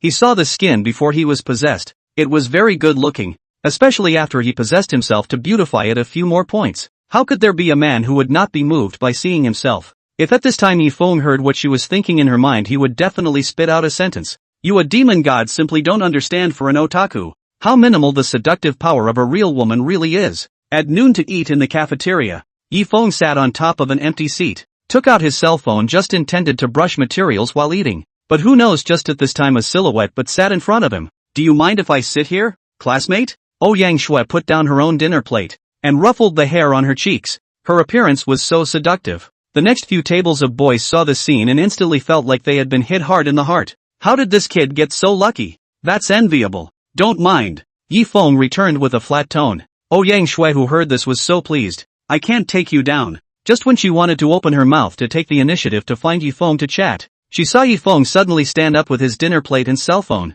and then sit on top of another empty table. I don't mind you sitting on top of the seat across from me, but it doesn't mean I won't change seats. Someone couldn't hold it together and tried to laugh but choked on the rice in his mouth. Yang Xuanyema was dumbfounded. The eyes that looked at Yi Feng were filled with questions among them. She now sort of understood why that indentured servant had revealed such an urgent desire. She was wondering before that this Yi Feng wasn't bad looking, so how could he not be in love? Now it seems she was the one who was shallow. The one in front of me is simply a steel stone man made of steel and concrete. Him. Hall magic god, but he Lin. When have you ever eaten such a defeat? She did not believe it. Their hall magic god still cannot take such a little cub. Yang Shui picked up the plate and sat down again opposite Yi Feng. Before she could open her mouth to say in an extremely pretentious tone, "Why are you avoiding me, classmate?"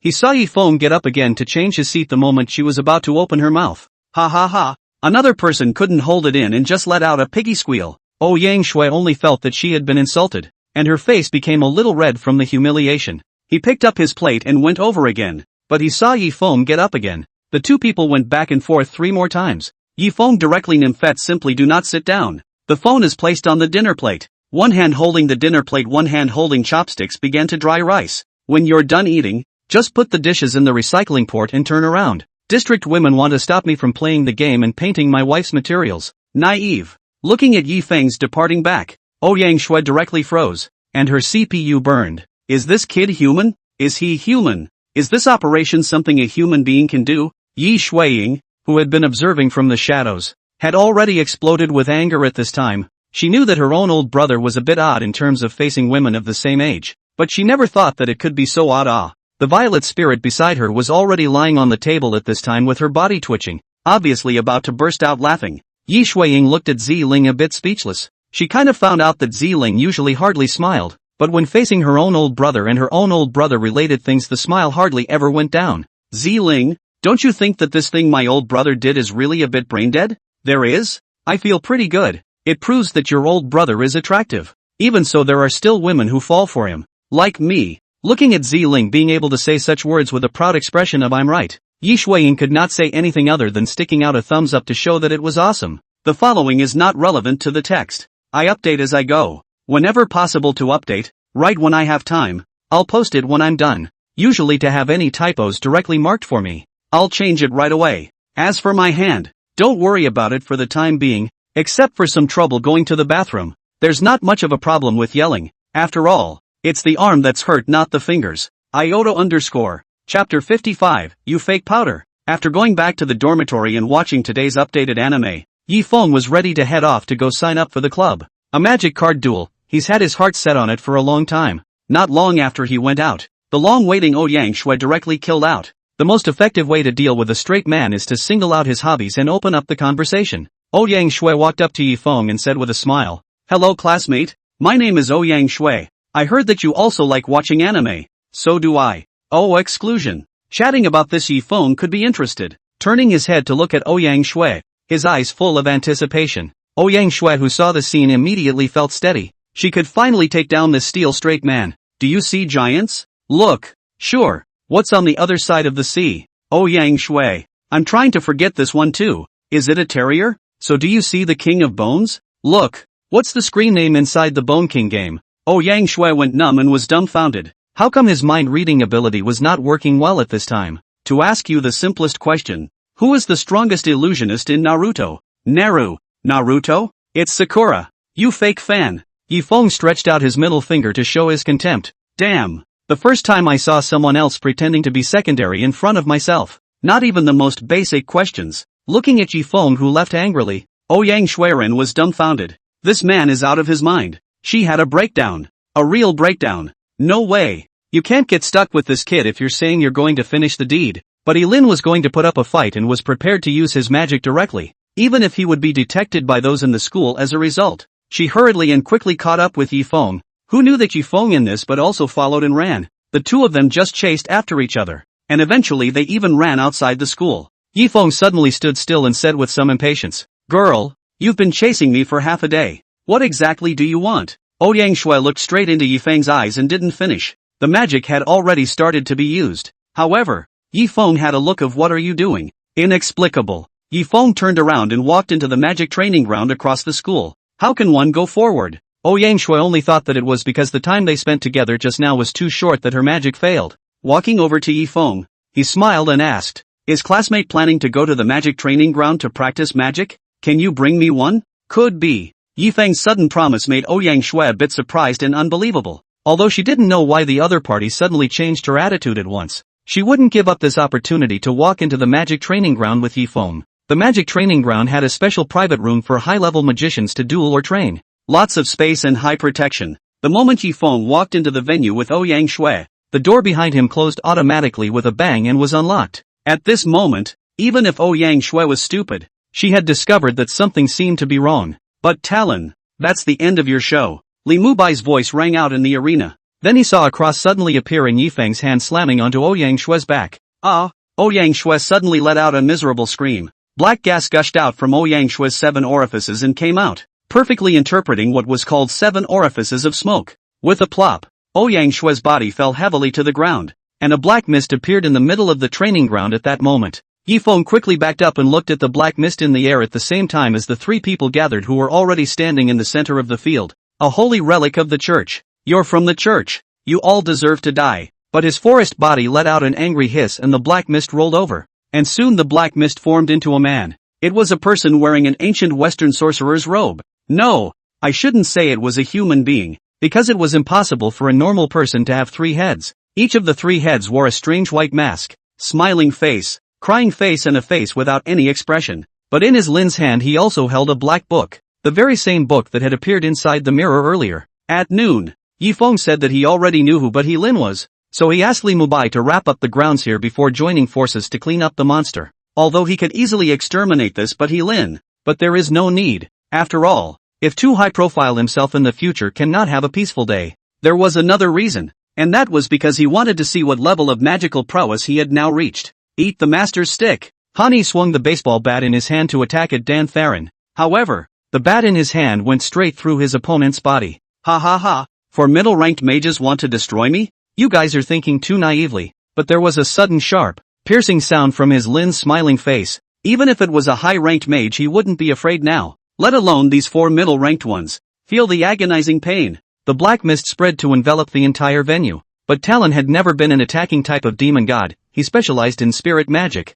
But his forest body dissipated into the black mist. The original 4 were unable to see their companions at this time, but they were all plunged into darkness. "Welcome to my world," a voice rang out in the middle of their minds, and the 4 of them were unexpectedly caught in an illusion without even realizing it. Entering the illusion. No, except for one. Yifeng snorted with some boredom. He was a little curious about what this but Helen could play with. "It's a labyrinth of countless mirrors." Wan Tianlu was a bit confused walking in the middle of it. "How did I get here? What is this place? Where are they?" But He Lin hid among one of the mirrors, looking at the aimlessly walking Wan Tianlu with a cold smile in his heart. "I didn't expect that I would run into this guy again so soon. Just in time. New grudges and old scores to be settled together. Show me who you have in mind to see the most." But He Lin used his ability, and instantly the appearance and figure of an old man who looked to be in his 70s appeared in the middle of his mind. The book in his hand opened, and it spelled out the man's relationship with Wan Tianlu. "Grandpa.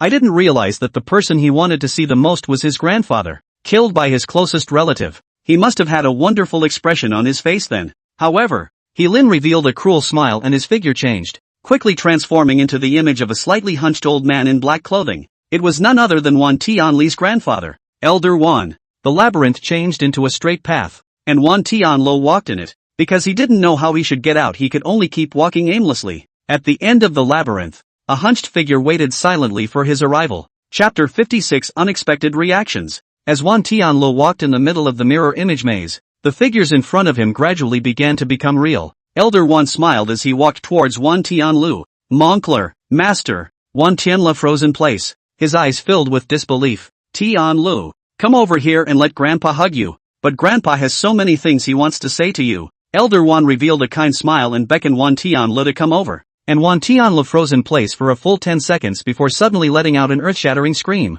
Ghosts! My grandfather crawled out from inside the grave. Help! Wan Tianla turned around and ran at that speed. He remembers very clearly that he had buried his master with his own hands, and now that he reappeared, what is it if not a ghost? It must be that Grandpa resented his spending money during this time and was so angry that he crawled out from inside the grave to take himself away. Dante Lin, who saw this scene, was directly confused. What's going on here? However, he soon figured out that this Wan Tianla was not a normal person, and his thought process was definitely not a normal person's thought process, and it was not unexpected that such a situation would arise. The mirror maze reorganized, and countless mirrors surrounded Wan Tianla. Let him get lost in the mirror maze, but he forced ready to go and clean up the next one. Passing through the mirror, he saw Han Yi, who was constantly destroying the mirror with his fists. The ability was unleashed and instantly he knew who Han Yi wanted to see the most. Surprisingly, it was his instructor in the army. The figure changed, but he turned into a middle-aged man with a robust figure. Han Yi, but he Lin let out a loud shout,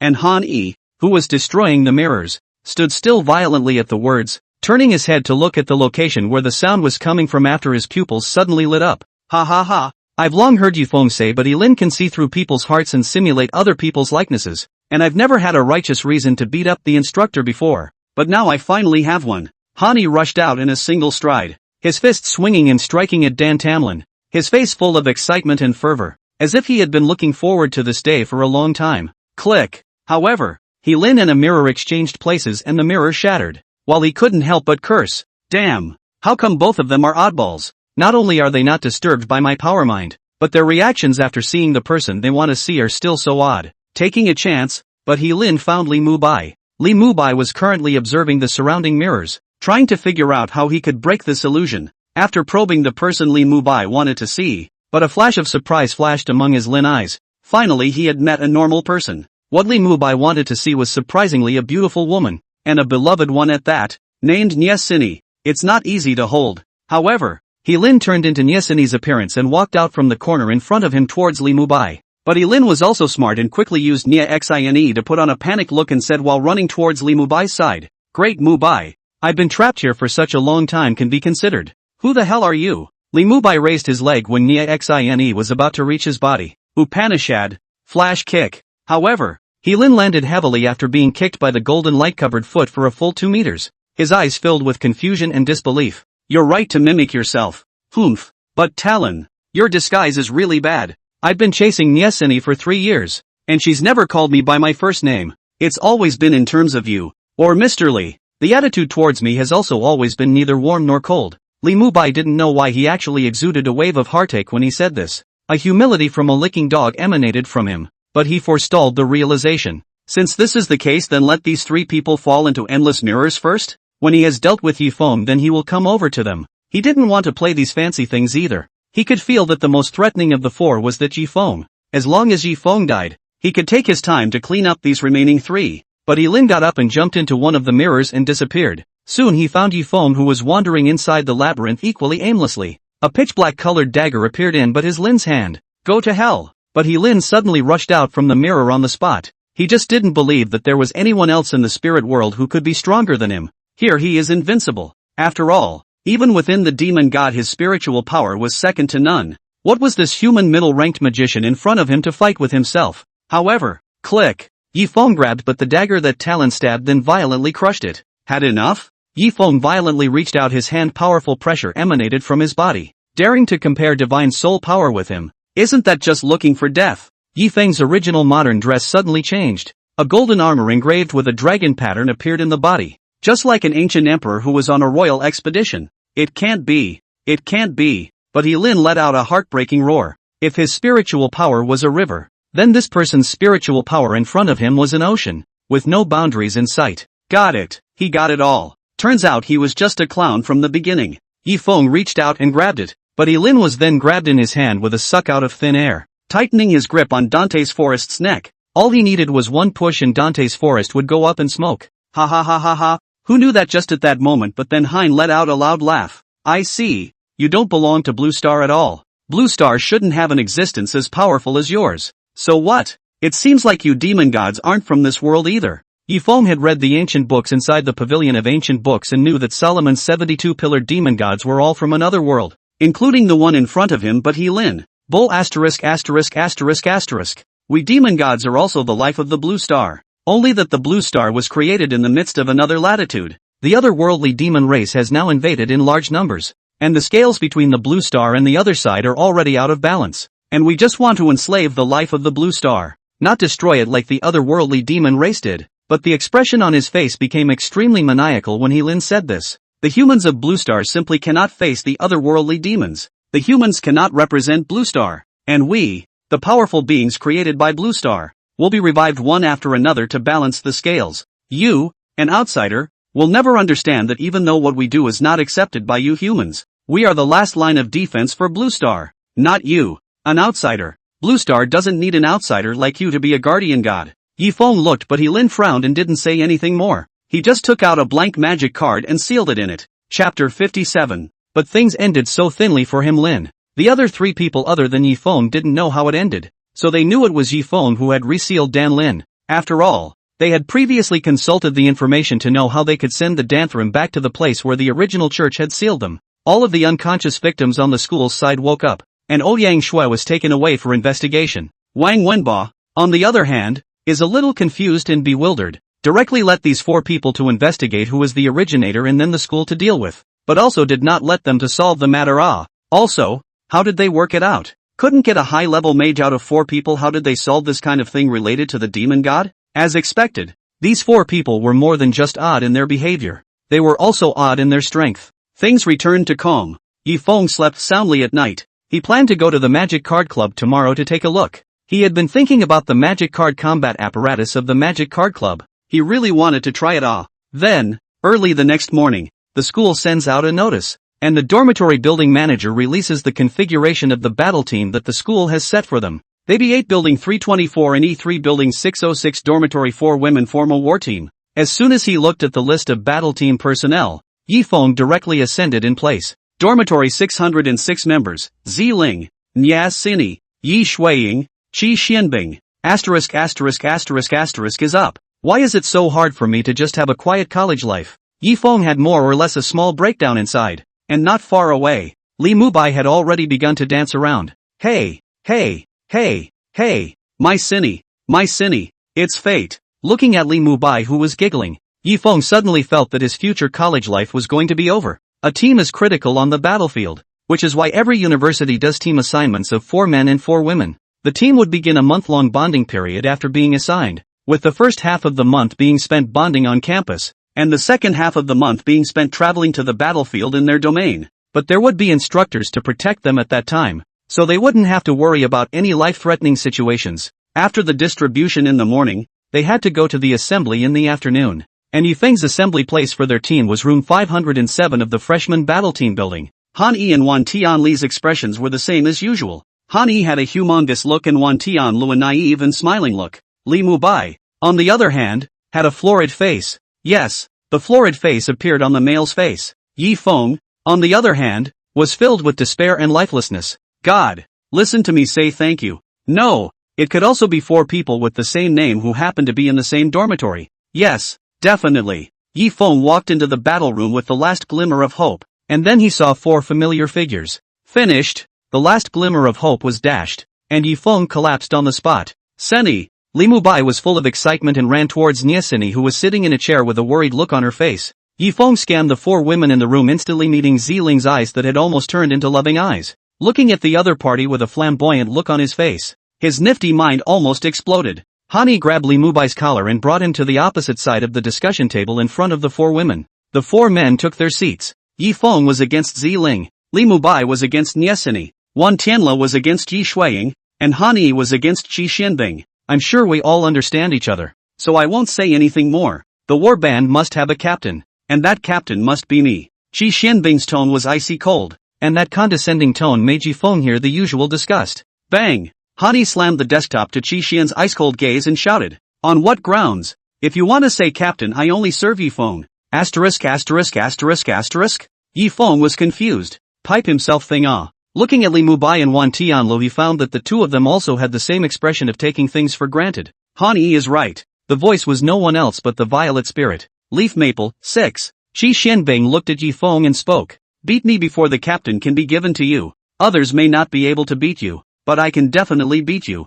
I'm not interested in the captain. If you're going to be one, just make the three of them convinced. Yi Feng pointed at the three Han Yi people. The three who heard this nodded at the same time. Fine, then I'll beat you three and be this captain. After Qi Xianbing finished speaking, he stood up looking like he was going to go to the training ground to fight. Hearing this, Han Yi looked at Qi Xianbing with disgust in his eyes. Yi Feng is all fine with it. You guys can be the captain if you like. Not because you can't beat them, but just because Han Yi, will never hurt my comrades. Although Han Yi's tone was flat, his dissatisfaction with Qi Xuanbing's behavior was already clearly laid out. Wan Tianla and Li Mubai, on the other hand, shrugged their shoulders at the same time. With a look of we're casual, Nie Sini sighed in her heart as she watched this scene. Qi Xianbing was strong, she knew. If it was anyone else she might have actually obeyed, but it was these four oddballs. They still had a purple spirit on their own side. 8 people, 5 oddballs. This battle team was afraid of trouble. Shuaying, is there any way you can get your brother to talk and ease the relationship between the 4 of them over there in Xianbing?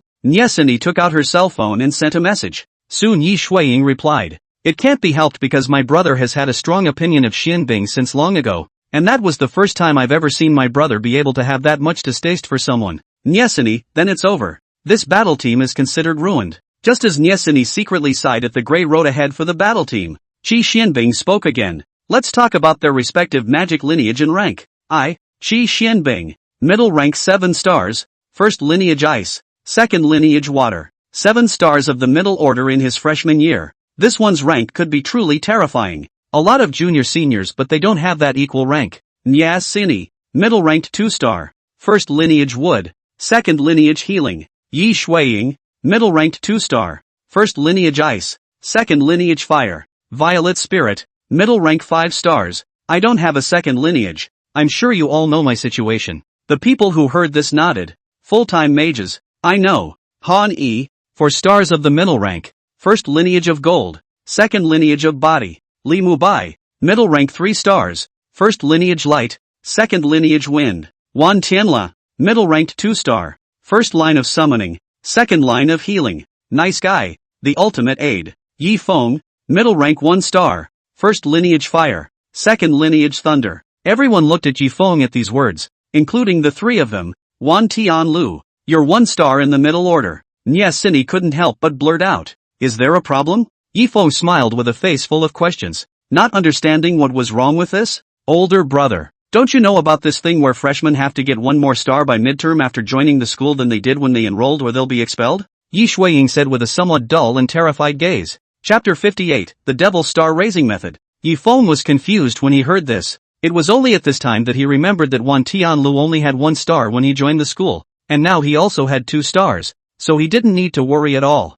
I didn't realize I'd become the one hanging on. It's okay, I'll raise the star tonight. The crowd didn't say anything else. After all, looking at Yi Feng's light-hearted look, it really didn't seem to be a difficult task for him. All afternoon, Qi Xianbing was arranging what kind of planning each of them should belong to among the team. The main firepower outputs were Han Yi and Qi Xianbing and Yi Shuaying. Those responsible for defense were Li Mubai and Ziling and Yi Feng. At the back were Nie Sini and Wan Tianla, both of whom belonged to the support category. Not very aggressive, but outrageous in control and harassment. In fact, Qi Xianbing wanted Yi Feng to be the main attacker. After all, Yi Feng has 1 fire and 1 thunder, and even has the legendary heavenly fire, which is simply an explosive weapon. But Yi Feng just didn't want to go as the main attacker, saying that it was too tiring, while Ziling said that she would go and take charge of whatever Yi Feng went to take charge of. And so the team pairing took shape. Everyone has a job to do. Moreover, Qi Xianbing was extremely generous in giving everyone a middle-ranked magical artifact. When it came to dinner time,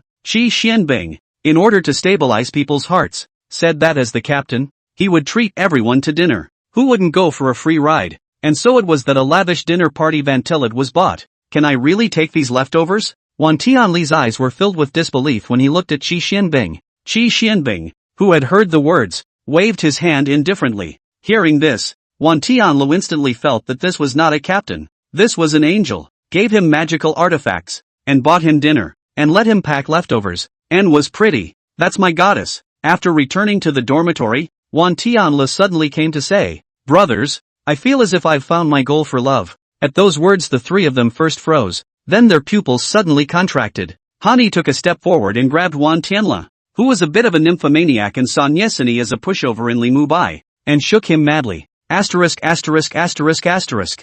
wouldn't be looking at that Qi Xinbing. Well, that's my goddess. Now I finally understand why Mubai would be willing to be a licking dog. Wan Tianla said and gave a silly smile. Li Mubai sniffed and went straight up for a kick. You kid, get your head out of your ass. Can that be compared to my Cinny? You're blind and you've got your eye on her. Even Yi Feng, who usually didn't ask much about such things, couldn't help but come over and kick Wan Tianlu. CP can be cold, but can't pick up evil. You do not learn from the anime inside the evil love. Wan Tianlu looked at the three people who were filled with shock plus devastation to reveal an expression of you don't understand. He grew up with his grandfather, and in elementary and middle school because he was a white man there was no one to befriend him, let alone any women his age who would approach him. Even though I knew 3 good brothers in high school, I still didn't have a girl after all. Qi Xinbing is not only good looking, but also the first time he was treated so well by the girl. Who else? Who is not moved? Looking at this expression of Wan Tianla, Han cannot be tensed. That pussy gas, he wants to beat a meal. Wan Tianla, the simple goods even still look at it. Get out of the way. Just now I drink too much drink. The urine should be sweet. I give him a direct nuisance to wake up. One could tell that Han was indeed in a hurry. Sometimes liking someone is just sudden and obsessive, and the trio ends up hopelessly desperate. Let him be. After the farce was over, Yi Feng put on his clothes and said, "Come back tomorrow morning and I'll bring you buns." Afterward he went out. "Make it meat-filled." 10. It was Han Yi's voice. "I have leftovers, don't need to bring mine. This one goes without saying. For 3 leeks and eggs. There's only one left, no more." Yi Feng left the dormitory building inside the last period of time when the dormitory door was closed. The East Region Magic Academy was extraordinarily silent at night. Yi Feng arrived at a gazebo located inside the woods. He was ready to give himself a devil's ascension. This method was of his own creation, and could quickly raise the magic star rank. In the past, he only needed to use heavenly fire, but now that he had an additional faculty, he had to add another spice. This was why it was much more difficult for a mid-ranked wizard to ascend the stars than a beginner. After all, there was an extra faculty. Yi Feng's aura changed and his early yuaning cultivation suddenly exploded. Click! The space in front of him was shattered by his punch, revealing the void within. Ever since he had broken through to yuaning, he had realized that this blue star was a notch lower than even the mortal realm within immortal cultivation. Realms that were more crotch-pulling than even the immortal cultivation mortal realm had much more fragile law barriers than the mortal realm. Peak Jindan was already the strongest force that this world could withstand. If there were 2 yuaning level cultivators fighting at full strength in this world, he could guarantee that the laws of this world would completely collapse, and the world without the protection of the laws would be instantly swallowed up by the void. Yi Feng jumped into the void. It wasn't technically a void, but was actually still a region of nothingness within the confines of Blue Star's laws. The reason he came here was to get a better feel for the spatial laws of this world. This was used to enhance the magical ability of his space system that should normally be enhanced by practicing magic diligently. The fire of heaven burned in his body. Surrounded by the heavenly flame and the laws of space, Yi Feng quickly entered a meditative state. This is Yi Feng, but if any other magician comes over, not to mention the high order, the super order will have to be sent away instantly, directly spiraling up in place. Early the next morning, Yi Feng returned to the dormitory with a bag of buns. The 3 people in the dormitory were still huffing and puffing on their beds. Han Yi's snoring was as loud and rhythmic as ever. Wan Tianlu and Li Mubai have long been accustomed to it, and have even developed the vice of not listening to the sound of snoring to sleep, always feeling that something is missing. Place the buns on their tables. The most convenient thing about the top bunk and bottom table is that everyone has their own table and it's easy to tell whose stuff is whose. You're back, Feng. Li Mubai sat up and snorted. Yi Feng nodded and turned on his computer, ready to continue the liver game. You broke through to the 2nd star? Li Mubai asked as he climbed down from the bed while eating a bun. Breaking through too much for 5 stars. 5 stars. Li Mubai sniffed at first, did not react to the subsequent as a cry of surprise. The buns are off the hand, flew out directly, stood up. Feng, what did you do yesterday? It was loud enough to wake up the other 2. What's wrong with Mubai? What's all the shouting about in the morning? Hani asked with a face that didn't wake up. Feng has broken through to 5 stars. Not just 5 stars. 5 stars. Han Yi, who was originally a bit sleepy, was instantly spooked. Chapter 59, Magic Card Club. When Wan Tianlu heard this, he also rolled and crawled down from the bed with Han Yi and Li Mubai to surround Yi Feng in the center. Brother Feng, how did you ascend the stars? Can you tell us? 4 stars in 1 night. You're really a bit outrageous. Li Mubai asked what the 3 of them were most concerned about. Hearing this, Yifeng is not ambiguous directly is a sentence. Heavenly fire quenching the body. Burned all night. You want to try? No no no no. All three said no at the same time. Heavenly fire. That is heavenly fire. Ah. This is on Yifeng is a freak. If they are replaced, not to mention quenching the body, be burned a little bit, have to die in place. That's not right, Feng. Li Mubai suddenly remembered something and hurriedly asked. If it is said that you only need to slightly cultivate for one night to break through 4 stars consecutively, and you were stuck at 1 star for such a long period of time before, could it be that you didn't condense your magical energy in the dormitory during the week? No. So what do you do inside the house every day? Watching anime, playing games, brushing up on materials. Yifeng's reply was plain and unadorned, but the three of them were listening to it with their livers cracking. Such talent was so bad. No wonder Yi Shuiying would scold Yifeng every day for not learning and not thinking about progress. Not to mention Yi Shuiying, they all want to scold Yifeng now. Too bad they can't curse because they can't fight. 4 people after dinner went to busy their own things. Li Mubai went out to pick up girls. Wan Tianlu began to raise parasites. Han Yi began to fitness. Yifeng, after reading the fan, also went out to go to the magic card club that he longed for. 8 o'clock in the morning. Another day of club orientation. The other clubs were full of people who came to sign up for the club, but only the magic card club. The door was closed. The main reason is that most students can't afford to play magic cards. Ah, and if they can, they still have to have a deck to get into the magic card club. Freshman, sophomore, junior, 3 whole grade sections. Together, the magic card club only managed to get together the minimum number of people standard. 20 people. Ugh. Yun Xie, who was in charge of recruiting, sighed. They had only recruited 5 people in the past 2 days. These were the only people in the first 2 days, and there was no need to even think about it in the following days. Just as she was disheartened. However, there was a knock on the society door. This is the magic card club, right? Yun Xie's eyes instantly lit up, and as she followed the voice she saw a familiar face. Schoolboy, I knew you'd come. After realizing that it was Yifeng, Yun Xie's mood couldn't be happier. Of course, this was because she didn't know about Yifeng's legend within the school. Otherwise it was absolutely impossible to be so excited. As for why she wouldn't know, a card player, nothing but magical cards could possibly interest her. Yifeng sniffed and revealed a laugh, signing the application to join the troupe under Yun Xie's instructions. Well, from now on, senior brother, you're a member of our magic card club. Is there anything you want to ask? Senior sister, I'll know everything. I'll tell you everything. What's the magic card dueling device at? This was the only thing that Yifeng was interested in at the East Region Magic Academy. Yun Xie, who heard the words, immediately stood up, her chest full of pride, and said, Go, I'll take you to play a handful of cards, just so that I can let my senior sister see how your deck is. Yun Xie pulled Yifeng's arm and left. This action was like a bandit grabbing a yellow flower girl and yanking her towards the cottage. Previously, Yifeng had only seen magic card dueling devices inside videos. It's a little exciting to see it in reality for the first time. Soon they came to a place that was the size of a basketball court. Looking at the equipment site in front of him that was somewhat different from the one inside the video, Yifeng couldn't help but stare blankly, then turned his head to look at Yun Xie.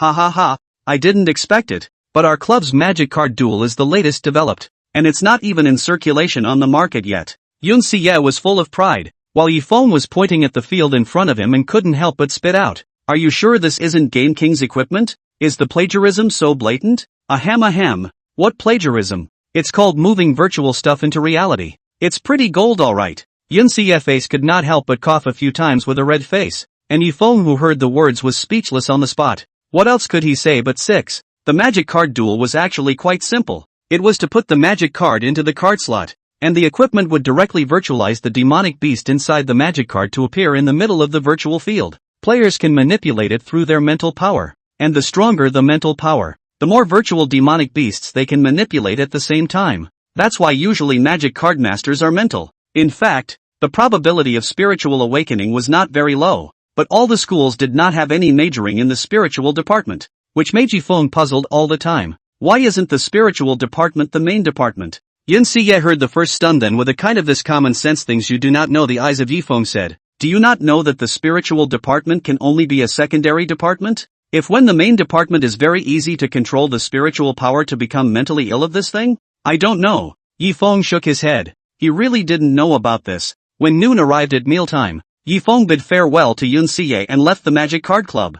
After a morning of playing Magic Card Duel, he had finally found a new level of enjoyment. Sure enough, the joy of a card guy is collecting and playing cards. looking at Yi Feng's departing back. Yun Siya was a little envious. Why would a newcomer playing magic cards have so many rare mid-ranked cards? It's really enviable. And it looks as if he still has a good stock that he hasn't taken out. In the future, I must find a way to properly set a set on him, and see if I can light up his best cards for me to see. Yun Siya thought to this in her heart. Then she put her magic deck back into the middle of her card pack. Just now, a message came from the battle team group that Qi Xianbing was again and again going to treat them to dinner. Perhaps she could see that the only way to enlist the four on the men's side of the dormitory was to eat. When he came to the restaurant's private room, Yi Feng realized that the others had all arrived and he was the last one. Yi Feng, you made a breakthrough? Qi Xianbing was keenly aware of the change in Yi Feng's magical aura and couldn't help but frown. Well, broke through to 2 stars. Yi Feng did not intend to tell the other uninformed people in the arena about his consecutive 4-star breakthrough. Li Mubai's 3 understood Yi Feng's thoughts, nor did they reveal them. Qi Xianbing frowned at his words. This Yi Feng is not simple, and it's very uncomplicated. He breaks through when he says he breaks through. How did he do it? Yi Feng sat against the door, next to Li Mubai. Li Mubai just wanted to speak, but who knew that at this time, Violet Spirit walked over. Mubai, mind switching tables with me? Ziling was full of smiles. Li Mubai, who heard the words, originally wanted to refuse because he had something he wanted to discuss with Yi Feng, but the result was that the rest of his eyes swept, and Ziling's position was actually next to Nyesini. Okay, you sit down. Chapter 60, Han Yi's bottom line. Looking at Li Mubai, who sat next to Nyesini on his butt, Yi Feng covered his face and felt a bit blind. After eating, Qi Xianbing glanced at the crowd and said, I've already found a good training ground. The top 8 teams that excel before the end of the freshman semester will qualify for the school tournament, and the top 2 teams of the school tournament will get the focus of the school's cultivation in preparation for the national tournament in the future. So in order to make sure that our team enters the top 2, the first step is to get clear about their respective strengths with each other. I think Xianbing is right. Yeah, your ass. Han Yi directly slapped the back of Wan Tianli's head, who looked like a licking dog beside him, then looked at Qi Xianbing and said, if it's a hunt for demonic beasts or something, I don't have a problem with it. But this kind of fighting for the purpose of rankings to go to war with other battle teams that are going to be going into battle together to kill the enemy in the future. With all due respect, it's unlikely that I would be able to exert my full strength even if I were to go on the field. With these words, Qi Xianbing's attitude instantly chilled a few degrees. Do you want to give up the honor of the entire team because you alone don't want to play? The honor of the war party? I think it's your honor. Han Yi directly erected a middle finger at Qi Xianbing. His attitude was obvious. What Han Yi despised the most was the human scum who went to kill each other and their compatriots for the sake of the so-called fame and fortune. The atmosphere of the dining table instantly fell into an awkward silence. Nyesini helplessly whispered to Li Mubai, do you have a solution? No, you don't know Han Yi's temperament. Once he violates the bottom line, he's like a stubborn donkey. Qi Xianbing has been repeatedly jumping sideways at his bottom line. It's already very good that he hasn't stormed out to make a move. Li Mubai shrugged his shoulders in a way that he couldn't do anything about it. Nyesini gritted her teeth at the words and her voice lowered even more. Come up with something. If you can de-escalate the 2 of them, I'll give you my contact info. Li Mubai got up directly without saying a word. Han Yi, listen to what Xianbing has to say first. Han Yi heard a glance at Li Mubai, eyes full of question marks. Just wanted to say something when he felt a vibration from his cell phone. Look down. WeChat transfer $1,000. Okay, give you a break. Han Yi hurriedly turned off the cell phone screen with a look of I'll give you a face as a brother. Yi Feng, who was not far away, was a bit speechless. His viewpoint could see the small movements of Li Mubai's hand under the table. How did he manage to transfer money without looking at his cell phone? That's got to be a lot of practice. At this time Qi Xianbing also calmed down his mood. His tone was as flat as ever. We have 4 males and 4 females in our battle team. In a moment in the training ground, men and women will be divided into teams for regimental battles, so that we can familiarize each other with their respective fighting styles, but also increase some cooperation. Han Yi, who heard the words, didn't object, while Mia Xianyi looked at Wan Tianlu and Han Yi with some fear. Qi Xianbing might not be afraid, but she was. Yi Shuiying also couldn't help but shiver at this time, and Nyesini looked at each other with fear in their eyes. Leave the hotel for the training ground. On the way, Li Mubai and Han Yi walked at the end of the group and chatted, and the others consciously gave them room to talk. Alright Han Yi, think about it. Didn't you participate in the freshman competition before? It's all pretty much the same. Han Yi, who heard the word, shook his head and said, it's not the same. The freshman competition can only be considered as a sparring match, and it's true that I haven't used my full strength. At best I've injured and not killed anyone. A person I can control the force and let the healer heal them completely, just like in the troop sparring match. But it's not like you haven't seen that look of Qi Xianbing. surely a person who will do anything to win. I can guarantee that he will surely lay down a deadly hand for the sake of victory at the competition. This kind of person I really despise from the bottom of my heart. Han Yi said every word is reasonable. Heard the words of Li Mubai also some do not know how to refute. Can only pat his shoulder said, so brother, if she in the game or is a duel when made beyond your bottom line. Not to mention you. Buddy I with you to strike. And me. Yi Feng didn't know when he suddenly stood next to the two men. And the violet spirit that was originally pestering him had already been forced by Yi Shuiying to reverse the fire onto herself. Brother Feng, do you think Tian Lu he can still be saved? Li Mubai pointed to Wan Tianla who was frantically chatting with Qi Xianbing not far away. But the other party didn't even give a damn about him was full of sorrow. Yi Feng sniffed and shook his head. I thought you were already hopeless enough. Who knows that this one is even more heavyweight? If you're just a senior licking dog, then Wan Tianla is the dog god. After all, Niesini will still occasionally give you a few words to talk about. Tianla, he said up to now there are 30 sentences, right? The other party hasn't returned a single word to him, and he's still there entertaining himself. Wasted. The boy is wasted. Han Yi also let out a sigh of relief. A group of 8 people arrived in the middle of the private room booked by Qi Xianbing at the training ground. Start the war party and instantly stand over. Yi Feng glanced at Ziling who was standing on his side without saying anything directly pushed the other party's shoulder to push her to the opposite side. Wan Tianla was also dragged over by Han Yi from Qi Xuanbing's side. Now that's the right station. Tian Lu. If you kid dares to release water to the Pacific Ocean level, believe it or not I'll rip your brain off.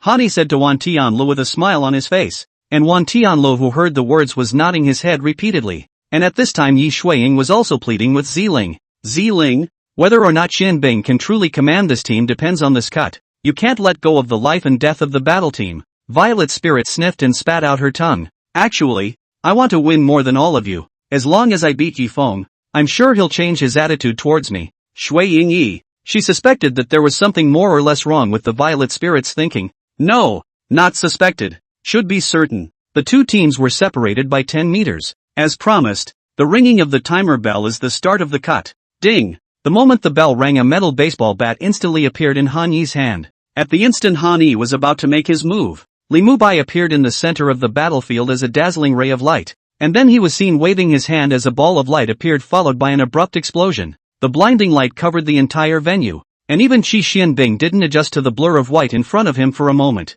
At the same time, Han Yi had already rushed in. They had long had a tacit understanding after being together for so long. They closed their eyes the moment Li Mubai's light ball exploded. Bang! Qi Xianbing heard the wind and hurriedly summoned an ice shield to block Han Yi's attack. However, just at this time, 3 wind blades came whistling through the air. Li Mubai took the opportunity to directly unleash triple wind blade magic. Qi Xianbing just wanted to raise his hand again to summon an ice shield. Who knew that the ice shield that blocked Han Yi's metal baseball bat would suddenly collapse at this time because it could not withstand the force of Han Yi's arm. Chapter 61, Is this a summoner? However, to Han Yi and Li Mubai's surprise, all of their attacks were defended by Qi Xianbing. A colorless water ball wraps Qi Xianbing in it. Han Yi's attack is instantly unloaded when it hits it, and Li Mubai's triple wind blades do the same, immediately dissipating when they hit the water wall. Wooden vines and ice cones attacked the duo at the same time, and the duo hurriedly retreated as Niesini and Yi Shuiying had regained their sight and began to support Qi Xianbing.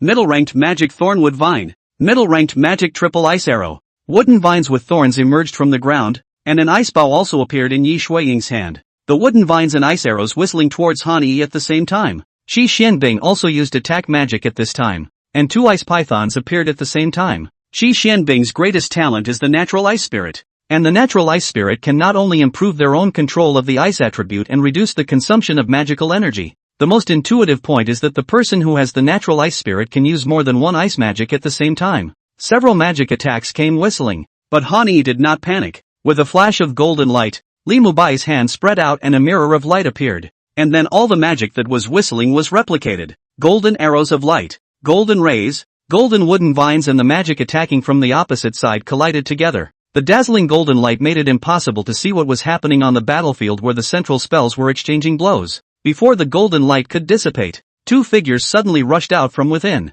Han Yi rode the white jade spider. 5 metal blades were controlled by him to attack Qi Xianbing, while Li Mubai used wind magic to ride the white jade spider directly to the back row to raid the 2 Yi Shuiying girls. Qi Xianbing didn't think that Li Mubai could fight 2 against 1. Yet the 3 dozen summoning spells lit up at this time, and 3 dozen skeletons crawled out from amongst the spells. An eerie and lurid aura came from them. There was no need to ask. This must be Wan Tianli's handiwork. Beep. The whistle sounded, and a sky full of moths flew out from the magic formation behind him. The sheer number of them, even as friendly troops, the two couldn't help but shiver. The 3 men and 3 women on this side of the battle were hot, and the other side. Bang! An explosion occurred as the 2 flames clashed. Violet Spirit's body took a few steps back slightly. She had wanted to attack the summoner located at the back, but she didn't expect to be blocked by Yifeng. Don't use a sword? Ziling couldn't help but laugh a bit when she remembered how Yifeng fought with herself before. While Yifeng shook his head at his words and said, "You're not at the point where you'd let me use my sword right now." "Oh, yeah?" The Violet Spirit's figure suddenly disappeared, abruptly arriving behind Wan Tianlu. Spatial magic. Spatial movement. However, Yifeng, who saw the scene, was not in a hurry. Instead, his hands condensed flames, and 2 fire snakes whistled and swept over Shallow Water and Wooden Vine, who had appeared on the field at an unknown time. Qi Xianbing frowned and couldn't help but look at Yifeng in the distance as he fought with Han Yi. Violet Spirit had hit the back row to tackle the summoner inside their team. So why wasn't he in a hurry? Li Mubai was able to handle 2 people by himself. It was a little tough, but not a big problem. He could perfectly replicate whatever magic the 2 women used. And besides, he had the help of undead creatures and alabaster spiders here. Qi Xianbing looked at Han Yi, who was rapidly approaching towards her with a baseball bat in his renewed hand, and gritted her teeth as a cold aura spread rapidly with her at the center. This cold aura was nearly twice as terrifying as the cold aura that Ouyang Shui had dealt with him earlier. Just as Han Yi was preparing to use a secret method to boost his physical strength to resist, a flame suddenly swept across the entire ground of the center field,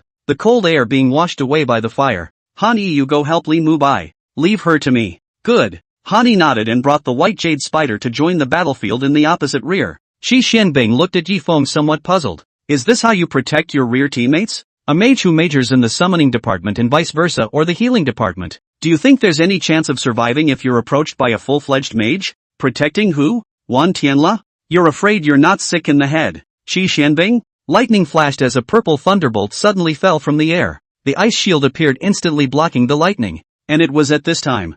Bang! A silhouette flew out backwards from the grounds behind Yifeng, then landed heavily. Qi Xianbing thought it was Wan Tianlu. His heart just wanted to steal joy, but he saw Ziling standing up in a bit of a mess, the color of confusion overflowing. Qi Xianbing was confused. What was this? Yet just the next moment, boo! A residual shadow suddenly appeared in midair behind the Violet Spirit. Wan Tianlu was extremely fast, faster than even Han Yi, who majored in body. Seeing this situation, Ziling hurriedly used spatial movement to dodge Wan Tianli's whip kick that fell from the sky. Boom! The ground suddenly cracked. Wan Tianli's kick had actually hardened the ground. Ziling had already retreated to the back. Qi Xianbing saw this and didn't hesitate to give up tangling with Yifeng to change the battlefield to the back. The 4 women who saw Wan Tianli's kick just now were all in a bit of a trance. Is this the kind of combat power a summoner should have on his own? Han Yi, Mu Bai, back off and end this cut. As soon as Yifeng's words fell, Li Mubai and Han Yi rode the white jade spider to exit the battlefield at the same time. The airborne moths also reflew back into the middle of the magic teleportation array in an instant. Qi Xianbing frowned and looked towards the 4 people who had already restood together, somewhat wondering what they were up to. She had a bad feeling about it. Though, wind reel, Li Mubai let out a low roar, and the middle-ranked spell Wind Scroll suddenly drained all of his magical energy. A tornado that covered a full half of the field suddenly appeared. Wind Scrolls, a middle-ranked magic that consumed magical energy based on its range. Because of its high consumption and low power, very few people would like to use this kind of flashy magic. Boo! Yifeng stomped his foot, and the original tornado suddenly mixed with heavenly fire to form a fire tornado. A hot golden fire dragon scroll was like a death sentence, and that terrifying aura made people feel desperate just by looking at it. Just as they were wondering how they should defend themselves, another spell had struck. Undead Spit. A summoning formation suddenly appeared behind Wan Tianlu, and a light black color that made people feel fear and despair from their psyche floated out from amongst the summoning formation, instantly controlling the entire venue. This was the magic that Wan Tianlu had learned from the Pavilion of Ancient Books, one of the only few means of direct attack available to summoners. After summoning dead things from the world of summons, such as gusts of wind and rocks, to attack, he modified them and came up with such a move. This move was not very offensive, but it had one of the most outrageous and counterintuitive effects. It could affect the enemy's magical energy cohesion, and the deeper the person was affected by the undead spit, the longer the magical energy could not be cohesive. Chapter 62. Odd but terrifying combination technique. Now even the Violet Spirit was somewhat unable to gather magic energy for a while, and looked somewhat incredulously at Wan Tianlu, who was still releasing black mist in front of her. This guy is a top-notch oddball too. Han Yi also used magic at this time. All the metals in the body appeared at the same time at this time, and then transformed into countless silver needles that entered the fire dragon scroll and shuttled through. The original silver needles instantly turned crimson, emitting hot temperatures and continuously shooting toward the 4 people in front. And the fire dragon scrolls were also whistling toward the 4 people in front under Li Mubai's control. Violet Spirit, who was the first to regather her magical energy. But in the face of this situation, even though she could use spells of all the faculties, she didn't know how she should respond. He could only use the earth to first resist the silver needle attack, and then a dozen earth walls appeared, originally thinking that he could resist the fire dragon roll. As a result, the fire dragon scroll instantly melted the earth wall into magma and merged into the fire dragon scroll. Violet Spirit was desperate. How was this going to be a fight? Qi Xianbing, on the other hand, was still gritting his teeth and unwilling to say such words as admitting defeat. However, just this fire tornado suddenly stopped and then suddenly dissipated. Forget it, we admit defeat. Li Mubai waved his hand with an indifferent look, while the other 3 had the same look on their faces. Although Li Mubai was like this on the surface, but in his heart, he sighed helplessly. Just now, all this situation, Qi Xianbing even died without admitting defeat. From this, it can be seen that Han Yi was right. This woman is a person who will do anything to win or lose. Qi Xianbing looked at the 4 people who had already gotten off the field, and his heart was shaken. Although these 4 people's combos were odd, they had to admit that the power was really terrifying. Not only the terrifying range damage brought about by the heavenly flame and wind scrolls, but also the terrifying black mist that could make people unable to condense their magical energy, and the silver needles that appeared to be insignificant but could kill them when they were unable to condense their magical energy. With the 4 of them, I'm sure the warriors will be able to ask for the state championships at a later date. Qi Xianbing thought beautifully, but the truth was that Li Mubai and Han Yi had completely lost hope in her. The matter ended and Yi Feng left the training ground after the 4 of them recovered their magic energy. It wasn't because they didn't want to stay, but the Demon Hunters Association, which hadn't moved for a long time, had sent them a new mission. A van drove slowly out of a parking lot near the school. Wuling Honda, my Superman. I told you, that Qi Xianbing is a guy who will do anything to win or lose, Han Yi said to Li Mubai as he drove. And Li Mubai, who heard the words, sighed helplessly. In the future, we can play in the battle teams match, but if Qi Xianbing is too much, brother and sister do not have to be spoiled to directly open the pendulum. Li Mubai stated his point of view, and Yi Feng and Han Yi, who heard the words, nodded their heads at the same time, such that Wan Tianla had an extremely entangled look on his face. Ugh! The 3 of them sighed helplessly at the same time. They still couldn't figure out when this eye of Wan Tianla went blind. How could he look at that Qi Xianbing? According to the news sent by the Demon Hunting Association, the sewers in an area of the capital of Hope had recently been infested with demonic beasts, and given that their team had had experience entering the sewers before, the association had sent them to investigate the source of the demonic beasts in the sewers.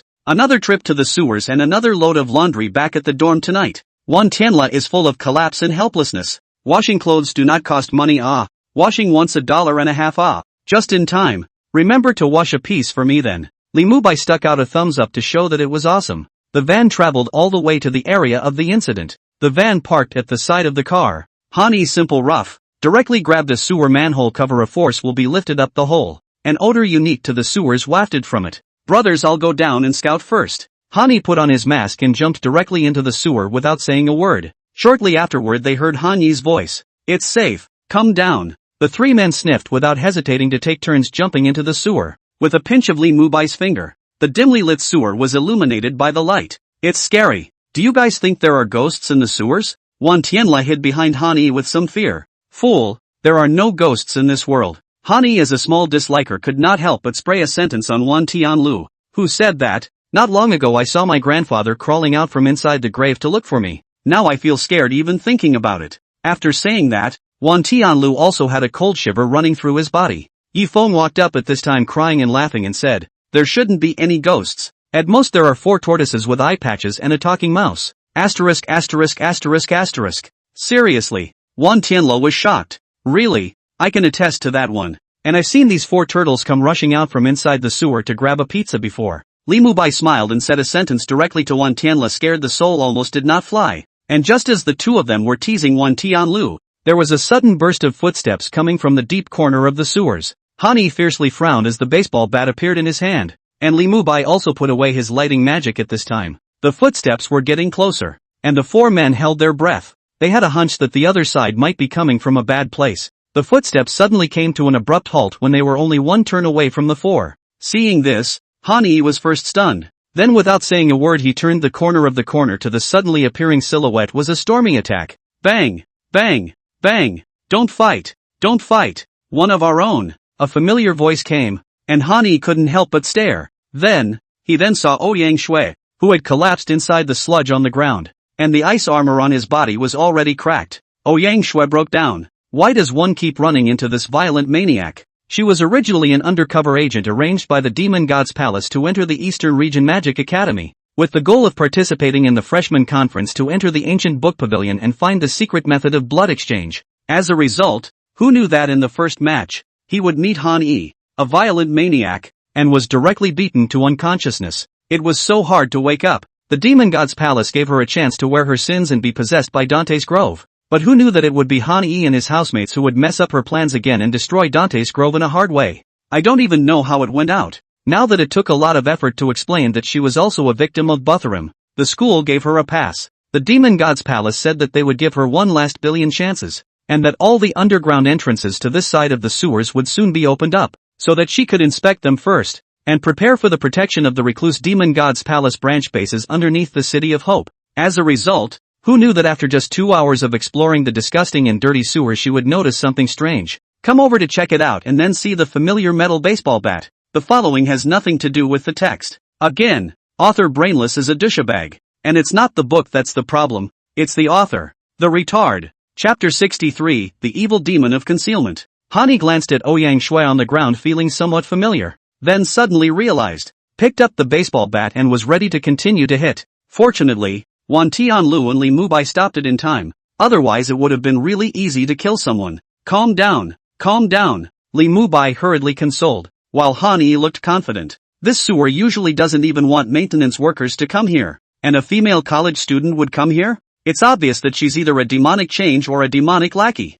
I came to the sewers to look for my necklace. It was left for me by my mother and dropped here when I was possessed, and I've been looking in the sewers for 2 hours. Ouyang Shui scrambled to explain. But she didn't think she could fool the four with this flawed lie. After all, they're not stupid. However, you have to stay close to us, or else be careful of being injured by the demonic beasts in the sewers, Li Mubai said to Ouyang Shui, who was following them closely behind him, while walking in front. Aha! Ouyang Shui nodded with some confusion. These 4 people believe this? Feng, are there talking turtles and rats in the sewer here? Wan Tianlu was still a little scared as he hid behind Han-yi. Yi Feng nodded confidently. In his eyes the secondary world was real. Gulp. Wan Tianla swallowed a little fearfully. The 5 moved on. Looking at the direction the 4 people went, Ouyang Shui's heart was about to pop out. This was because she realized that the 4 were heading towards the area with the densest concentration of recluse demon tunnel entrances. Shouldn't he or she think of a way to warn the 4 to let them go a different way? Otherwise, if they really fight later, who will they help? Help the recluse demon. Even if it meant that if she let one of them run out and expose her, she'd be done for. If he helped the 4, the Demon God's Palace side wouldn't let himself go off. Just when she was a bit overwhelmed, a pair of blood-red eyes suddenly appeared in the dark depths of the sewer ahead. Yo, humans, looks like you're in for a treat today. A recluse demon that was nearly 2 meters tall, covered in gray hair, and looked like a rat appeared in front of the 5. After seeing this recluse demon, Wan Tianla first froze and then screamed in panic. Aha! Talking rats. Sewers really do have talking rats. You're not fooling me. Han-yi made a snap decision and kicked Ouyang Shui several steps back after throwing Wan Tianlu aside. Get lost. Don't get in the way here. After saying that, the familiar metal baseball bat appeared in Han-yi's hand, only to see his feet bent into a bow and instantly rush towards the recluse demon. A middle order, 10-star recluse demon, or in a closed space like the sewers. I'm afraid it would be a bit tricky for them to deal with. That's time to worry about an Ouyang Shui. When the transported earth demon raised its own sharp, steel-like claws to block the attack, the crunching sound of metal on metal echoed in the middle of the sewer. Brighten your mouse eyes. Li Mubai threw a flash. The 4 people closed their eyes at the same time, and Ouyang Shui, who didn't react, was directly blinded by the shake. With a white fog in front of her eyes, she collapsed. How one can't see anything anymore. At the same time the recluse demon also issued a scream. Recluse demon is the underground demon beast. Eyesight is not good. Was so shaken eyes did not directly blind is good. The 2 white jade spiders spat out their spider silks and wrapped the recluse demon to death. Han-yi just wanted to swing the baseball bat in his hand, but the recluse demon opened his mouth fiercely, and a brown earth mist instantly spread out. Hani was attacked head-on by the earth mist and took several consecutive steps back, while his opponent took this opportunity to break free. Go to hell, all of you. The transported earth demon got up and attacked Hani. What was strong about the transported earth demon wasn't his attacking power, but that terrifying defense. Under the gray fur is almost the same skin as the steel armor. Hani swung the metal baseball bat in his hand to hit the recluse demon. Unexpectedly felt a sense of numbness coming from his arm. Good lord, this guy's got some tough skin. The transported earth demon was knocked back a few steps, and the sharp claws that were originally swung at Hani also stopped as a result. The wind howled and the earth fog was blown away. The densely packed points of light whizzed past Hani's head, but they hit the recluse demon, causing him to take a few steps back but unable to cause any substantial damage. The two alabaster spiders crawled along the left and right side walls, spitting out two streams of venom that landed on the recluse demon. Two streams of white smoke of the recluse devil demon body bubbling. The point of light stopped, and Hani had reappeared in front of it wielding a baseball bat. Bang! This time, the baseball bat in Hani's hand hit the recluse demon and even sent it flying and smashed it heavily on the wall. A mouthful of green blood sprayed out of the recluse demon's mouth. It was a bit unbelievable how the power of this human in front of him suddenly skyrocketed so much. Ouyang Shui, who had regained her sight, couldn't help but shiver at the sight, and it was obvious that some bad memories came to her mind. She was all too familiar with the fact that Hani was definitely using the same body strength enhancement method that he had used against her before now. Hani appeared as a shadow on the side of the recluse demon. Bang! Bang! Bang! It was as if he was hitting a baseball, constantly hitting the recluse demon, leaving more than a dozen human-shaped craters on the surrounding walls in just a few breaths of effort. Human! You seek death. The recluse demon's sharp claws were waved, and the metal baseball bat in Hani's hand was suddenly split into two. The transported earth demon's innate demonic method was used to increase the strength of his body by several times, and his original height of 2 meters had now skyrocketed to 3 meters. The muscles of his body swelled and protruded, and he just wanted to swing his sharp claws to send this human in front of him to meet the king of hell. Who knew that just at this moment, a blood-colored poisonous mist suddenly wrapped around the body of the recluse demon, and the recluse demon, who was still raging a moment ago, suddenly collapsed on the ground and kept emitting miserable screams. Ah! Flesh and blood were quickly corroded into blood and sludge, and the original struggling recluse demon was no longer moving. That was a close one. Yifeng put away the Scarlet Centipede King's magic card and let out a long sigh of relief. The three were speechless. You call that a close call?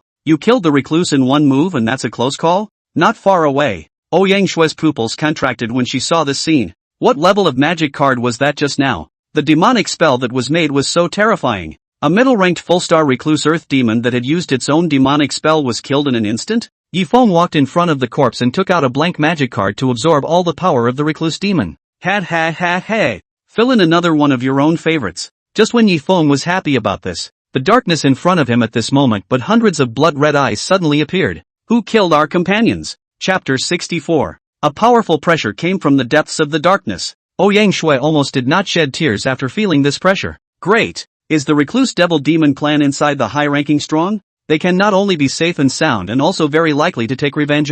It's a high-level demonic beast. Brothers run! Li Mubai transformed into a dazzling golden light, matching the wind speed that was called fast. Wan Tianla sniffed and directly gave the white jade spider one of his exclusive secret little pills, and instantly the white jade spider became red all over. The other one was put away by him. Run! Wan Tianla rode on the white jade spider. Instantly the white jade spider was at full speed. All 6 legs were so fast that they formed a stump. The speed was so fast that it was actually comparable to Li Mubai for a while. Without saying a word, Hani took out a pill from his pocket and stuffed it into his mouth, directly using the 3 secret methods of the body refining art. Magic energy, blood, and medicinal power burned madly at the same time. Then see Hani transformed into a shadow. In passing Ouyang Shui and seeing her actually in a daze, without saying a word directly carry and run. That's right, just like carrying rice. Put me down! Put me down! Ouyang Shui was shocked. How could he lose the opportunity to see revenge and hatred so easily? You're still squirming at this hour. You're really not afraid of death. Hani suspected that Ouyang Shui was too noisy and directly slashed her unconscious with a hand slash. The 3 of them each showed their skills, and their speed was that fast. Only Yifeng froze in place somewhat at a loss for words. Do they all run that fast? It's not that easy to kill our clan and still want to leave. Boom! The wall of earth suddenly appeared to directly block the road. The 3 people who were running away at breakneck speed didn't react and all of them crashed into the earth wall. This was a high-level demonic beast, or an otherworldly demon race. What were they going to fight with? At this moment, The three of them were not in the mood to touch each other. Just as they were thinking about how to escape, the recluse demon suddenly came from the front of the screams of the recluse demon. Turning their heads to look, they saw a scene they would never forget in this life. A blue-green wind blade instantly whistled past the entire recluse demon group in front of them, and all the recluse demons were cut off at the waist by the wind blade. In just a few breaths of effort, these recluse devil demons were completely motionless. Yifeng put away the ghost-winged Demon King's magic card.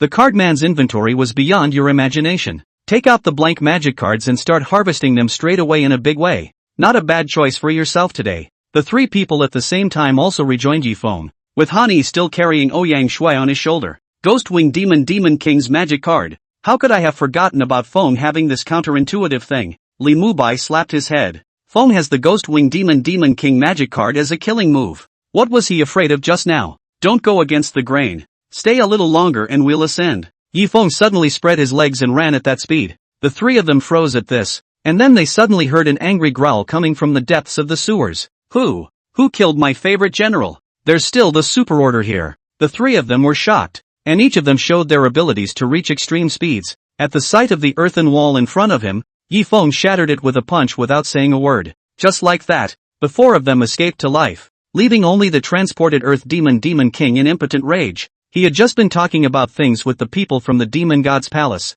but who knew that he would suddenly feel that one of his clansmen had lost contact with him. Then there was the disappearance of contact from one of the 5 generals under his command, along with the simultaneous disconnection of a full 100 mid-ranking clansmen. Obviously, all of them are dead. The recluse devil demon is actually not considered to be a high-level demon race within the otherworldly demon race, and originally there were fewer strong people. This time, he had brought 5,000 clansmen with him on his descent to the Blue Star Primary Order, and only 300 on the Intermediate Order, and 5 on the Higher Order. Nowadays, there were 101 directly missing from the middle rank, and 1 from the high rank as well. Which did this? The transported Earth Demon King was so distressed. By the time he got to the place, the people had long since run away, leaving only the ground full of corpses. The sewer filled with the roar of the recluse Demon King, and the 4 Yifengs had already patted themselves on the back a long time ago. Through the cell phone they contacted the site of the Demon Hunting Association, and after the Demon Hunting Association learned of the news, they knew that nowadays things could no longer be accomplished by a middle-rank squad.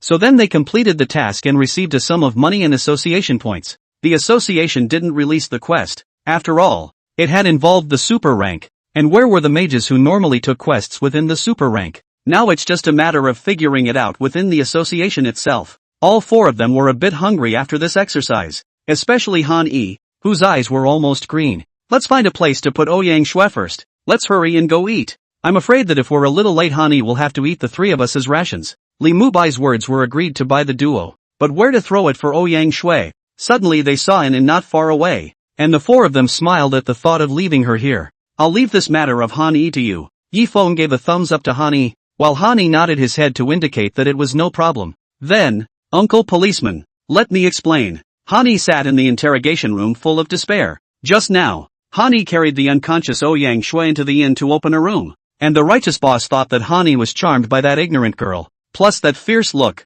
so he called the police on the spot. And then he got here, on the other side, inside a buffet. Let's just dump Han Yi like this, okay? Wan Tianla said somewhat guiltily while stuffing something into his mouth. To have a scandal with such a beautiful one, that boy must be begging for it. Li Mubai said with a bad smile. The 3 of us shouldn't sleep too hard at night. I'm afraid that Han Yi will come back at night and stab all 3 of us. Yifeng couldn't help but laugh at the thought of Han Yi's helpless and desperate expression right now. The other 2 couldn't help but laugh out loud at the same time. Ouyang Shui looked at the female police officer sitting beside her in a daze after she awoke. Could it be that the matter of being an undercover agent of the demon god's palace had been discovered? Just when she was in despair, thinking that she was going to be finished, the policewoman spoke up. You've finally woken up. Just now the healer has already looked at your body. You should have suffered a heavy blow before you fell unconscious, but fortunately the innkeeper found it in time to call the police, so you were spared from being trampled by the perverts. Horny? Spoiled? Ha! Ouyang Shui was dumbfounded while the policewoman told her about the speculations from the bureau side.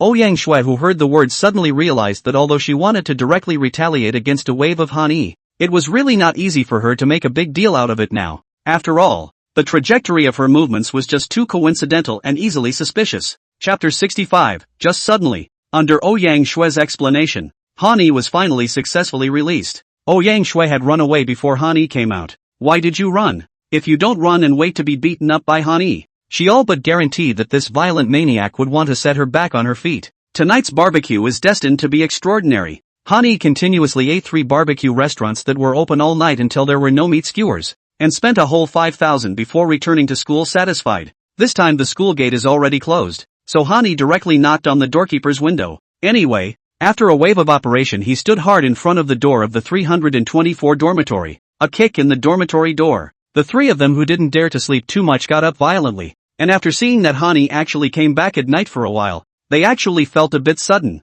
You 3 better explain why you ran away when the police came to the inn to arrest me? The more Hani thought about it, the more angry he became. At that time he was delayed by the innkeeper for various reasons until the police came over. He had wanted to find the 3 of them to testify, but it turned out that the 3 of them had long ago run away somewhere. He was then invited inside the station for tea and water. Hearing this, Li Mubai opened his mouth and stuttered a little. At that time, how to say, it was very sudden. Hani, who heard the words directly, put up his middle finger to walk a wave around the dormitory, and then he laid down on his bed to sleep. This matter he did not put on his mind. After all, he also figured out that if the 3 of them were really there at that time, I'm afraid that on the tea is more than one person, but directly 324 dormitory collective reunion. The next morning at 8 a.m., the battle group sent a message about training. Train your ass off. Dogs don't go. Hani directly turned off his cell phone, and no one could stop him from sleeping. I agree. Li Mubai agreed. Yi Feng didn't say anything, but his behavior of getting out of bed and turning on his computer to watch anime already said it all. None of you are going? You guys are embarrassing me, yeah. Wan Tianlu, who had already gotten dressed, was dumbfounded. No way. I can't stand this lickspittle who volunteered to be a toolman. Hani directly leapt off the bed, then directly used the stretching rope he usually worked out to directly tie Wan Tianlu up in a knot and throw him on the bed. Then he lay back down on the bed to sleep. So, in this way, Qi Xianbing waited for a morning hard did not see 324 dormitory a mail-over. There are no rules. A cold aura surged out from Qi Xianbing's body. Yi Shuiying and Niasini, who saw this situation, were avoiding it, while Zi Ling shrugged and said, since Yi Feng isn't here then I'm leaving. So, with 8 people on the battle team, it ended up being a hard morning training session with only 3 people. Qi Xianbing was so angry at this situation that he almost didn't curse, but there was nothing he could do about it. Yi Feng, who was watching anime in the morning, suddenly received a message. After reading the contents inside, he couldn't help but frown. The one who was sent a message was the account of his Sky Maple, and the Demon Hunters Association surprisingly told all the solo high-ranking mages who could fight to all head to the sewer area they explored yesterday to gather. The payoff is great. Pause the anime. He didn't want to go because of the payoff, but because there's a super-ranked otherworldly demon race there. New super-ranked magic cards. Here I come. Yi Feng rubbed his hands together excitedly. The desire to collect belonging to a card player exploded at this moment. Looking at Yi Feng, who went out the door, the 3 of them were filled with doubts at the same time. It was the first time they saw Yi Feng would show such an impatient expression. The streets in the area of the incident were completely evacuated at this time, and hundreds of high-ranked mages were gathered in the streets. A lot of people know each other and are chatting, looking at the various luxury cars driven by these high-level magicians on the street. Yi Feng could not help but sigh. Really, this world is the same as the world of immortal cultivation. People with strength basically live a very generous life. Yi Feng was wearing a black mask and a black trench coat as he leaned inside the hutong and looked at the crowd of people on the street outside. He was more or less out of place in this state with these high-level mages around him. Just when Yi Feng was a bit bored and wanted to take out his cell phone to brush up on the materials of the meeting, a pressure belonging to a super-ranked mage came from the street. The originally somewhat noisy crowd also suddenly quieted down at this time. Finally, Yi Feng put away his cell phone. Then he still remained standing inside the hutong because there were too many people outside and he didn't want to squeeze. And so it led to a sound he could only hear echoing in the middle of the street. Safety first, mission second. You are all valuable fighting forces in the capital of hope. Nothing is more important than your lives. It was the voice of a middle-aged man. And Yi Feng realized with a sweep of his divine sense that it was a stout man who didn't look anything special. However, from the aura it should be a super rank 5-star mage. It looks like the Demon Hunters Association is paying a lot of attention to this matter. Surprisingly, it's Huang Yukai, one of the top 10 super-ranked mages in the capital of hope. Super-rank 5-star mages are coming out, no wonder it's so lucrative this time. Steady, with a super-rank 5-star mage leading us, we're sure this time. The surrounding high-ranked mages were talking, and Yi Feng also received a quest from the Demon Hunters Association at this time. Because Yi Feng had never been on a mission before, the association was not sure exactly how strong he was. so they arranged a mission for him to explore the sewers in a remote area. This sewer is almost out of this area, so the difficulty of the danger is naturally not too high. All the high-ranking wizards began to find the sewer entrance that was the fastest for them to reach the quest site one after another. More than 100 high-level magicians jumped into the sewer from the wellhead, a scene that seemed like they were raining dumplings. Yifeng put away his cell phone and also walked slowly. His dress was just too special, plus the place he was heading to was remote, so much so that he attracted Huang Yukai's attention not long after he stepped out of the hutong. Why is this high-ranked mage still wearing a mask, and not a single magic defense weapon on his body? This is too gullible. Huang Yukai was a bit displeased. He was annoyed with these high-ranked mages who didn't take their own lives for granted and thought of themselves. It was important to realize how difficult it was for a high-ranked mage to train up. Huang Yukai quickly ran to Yifeng's body and reached out from behind to pat the other party's shoulder. Yifeng turned to look at Huang Yukai in a daze. Where are your magical defenses? While Huang Yukai had a serious face, Yifeng pointed to his ears and then to his mouth, then waved his hand. Seeing this situation, Huang Yukai could not help but be stunned. Did not think that the other party was a deaf and mute. If it is deaf and mute, then I am afraid that because of the talent is good, so in can become a high-level mage. Most deaf people were extremely poor. Otherwise, how could they have become deaf and dumb? It was normal that they couldn't afford magical defenses. Take more care of yourself. I didn't know you were deaf and dumb. Much offense just now. Huang Yukai was so guilty. Yifeng, who heard the words directly, turned around and waved his hand. It's fine. I don't care. That's good. Huang Yukai suddenly reacted, while Yifeng had already scattered his legs and ran out of sight. Chapter 66, Concealed Earth Demon King. Yifeng jumped into a well cover after opening it. The sewers were intricate, but they were clear under the perception of divine sense. A few scattered low-level recluse demons were easily killed by Yifeng in seconds to become decks.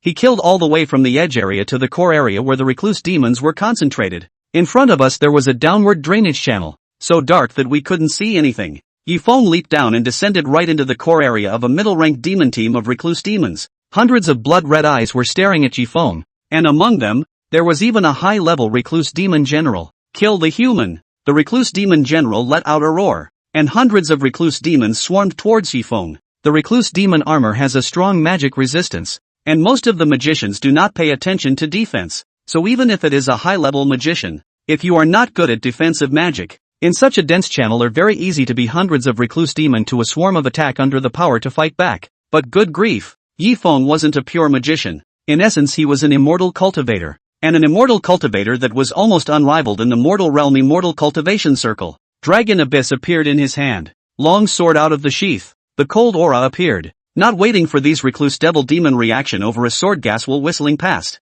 In an instant, hundreds of recluse demons were divided into two, and the originally noisy sewers have now regained their silence. Blood stained the sludge of the sewers. In the deepest part of the sewer, the recluse demon king let out an angry roar. He could clearly feel another large number of his clan members being instantly killed. Human, you seek death. The transported earth demon's massive 5-meter-tall body was like a small mountain inside the sewer, but the seemingly bulky body was extremely fast at this moment, advancing towards the last spot where his own clan members had been before their deaths just now. Yifeng walked in the middle of the dark sewers, and the clattering sound of falling water drops kept coming from his ears. On the other side, the mages who entered the sewers were in a constant battle with the recluse demon. Although this time the mage lineup is very powerful, but the recluse demon is really too sinister and poisonous. Almost all sneak attacks, plus the dim environment of the sewers. The human side of the speed of advancement is called a slow. Even Huang Yukai was only relatively close to the core at this point, while not reaching the depths. Dang!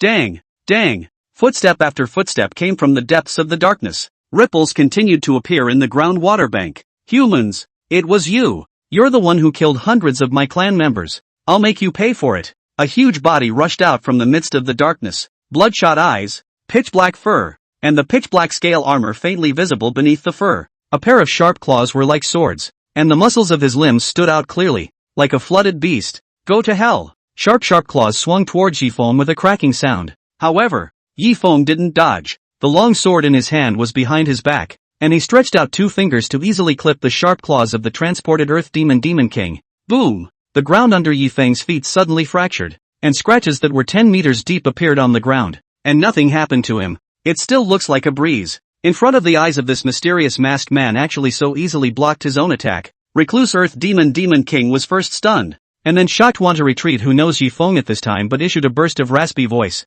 I'm sorry. I'm afraid you're going to have to go through some torture before you die. Human, aren't you looking down on me a little too much? The transported Earth Demon King let out a roar as his body began to expand and he started to use secret techniques. However, who knew that Yifeng would strike at this time? The long sword disappeared into thin air as Yifeng struck the body of the recluse demon with an uppercut. Instantly a loud bang resounded through every area in the sewer. Boom! The powerful force directly sent the recluse demon king flying, hitting the wall behind him with a bang nearly 50 meters above. Bang! Bang! Bang! Before the transported Earth Demon King could react to the force, Yifeng had already appeared in front of him again. Uppercuts, straight punches, whip kicks, all the way from the lowest level of the sewers. The recluse demon king was beaten to a position closer to the core of the recluse demon gathering. Huang Yukai, who had finished cleaning up the recluse demons in the sewers around him, just wanted to bring his team to continue advancing but heard a loud boom. The huge body of the recluse demon king through the ground was reached directly in front of him in the sewers of the ground.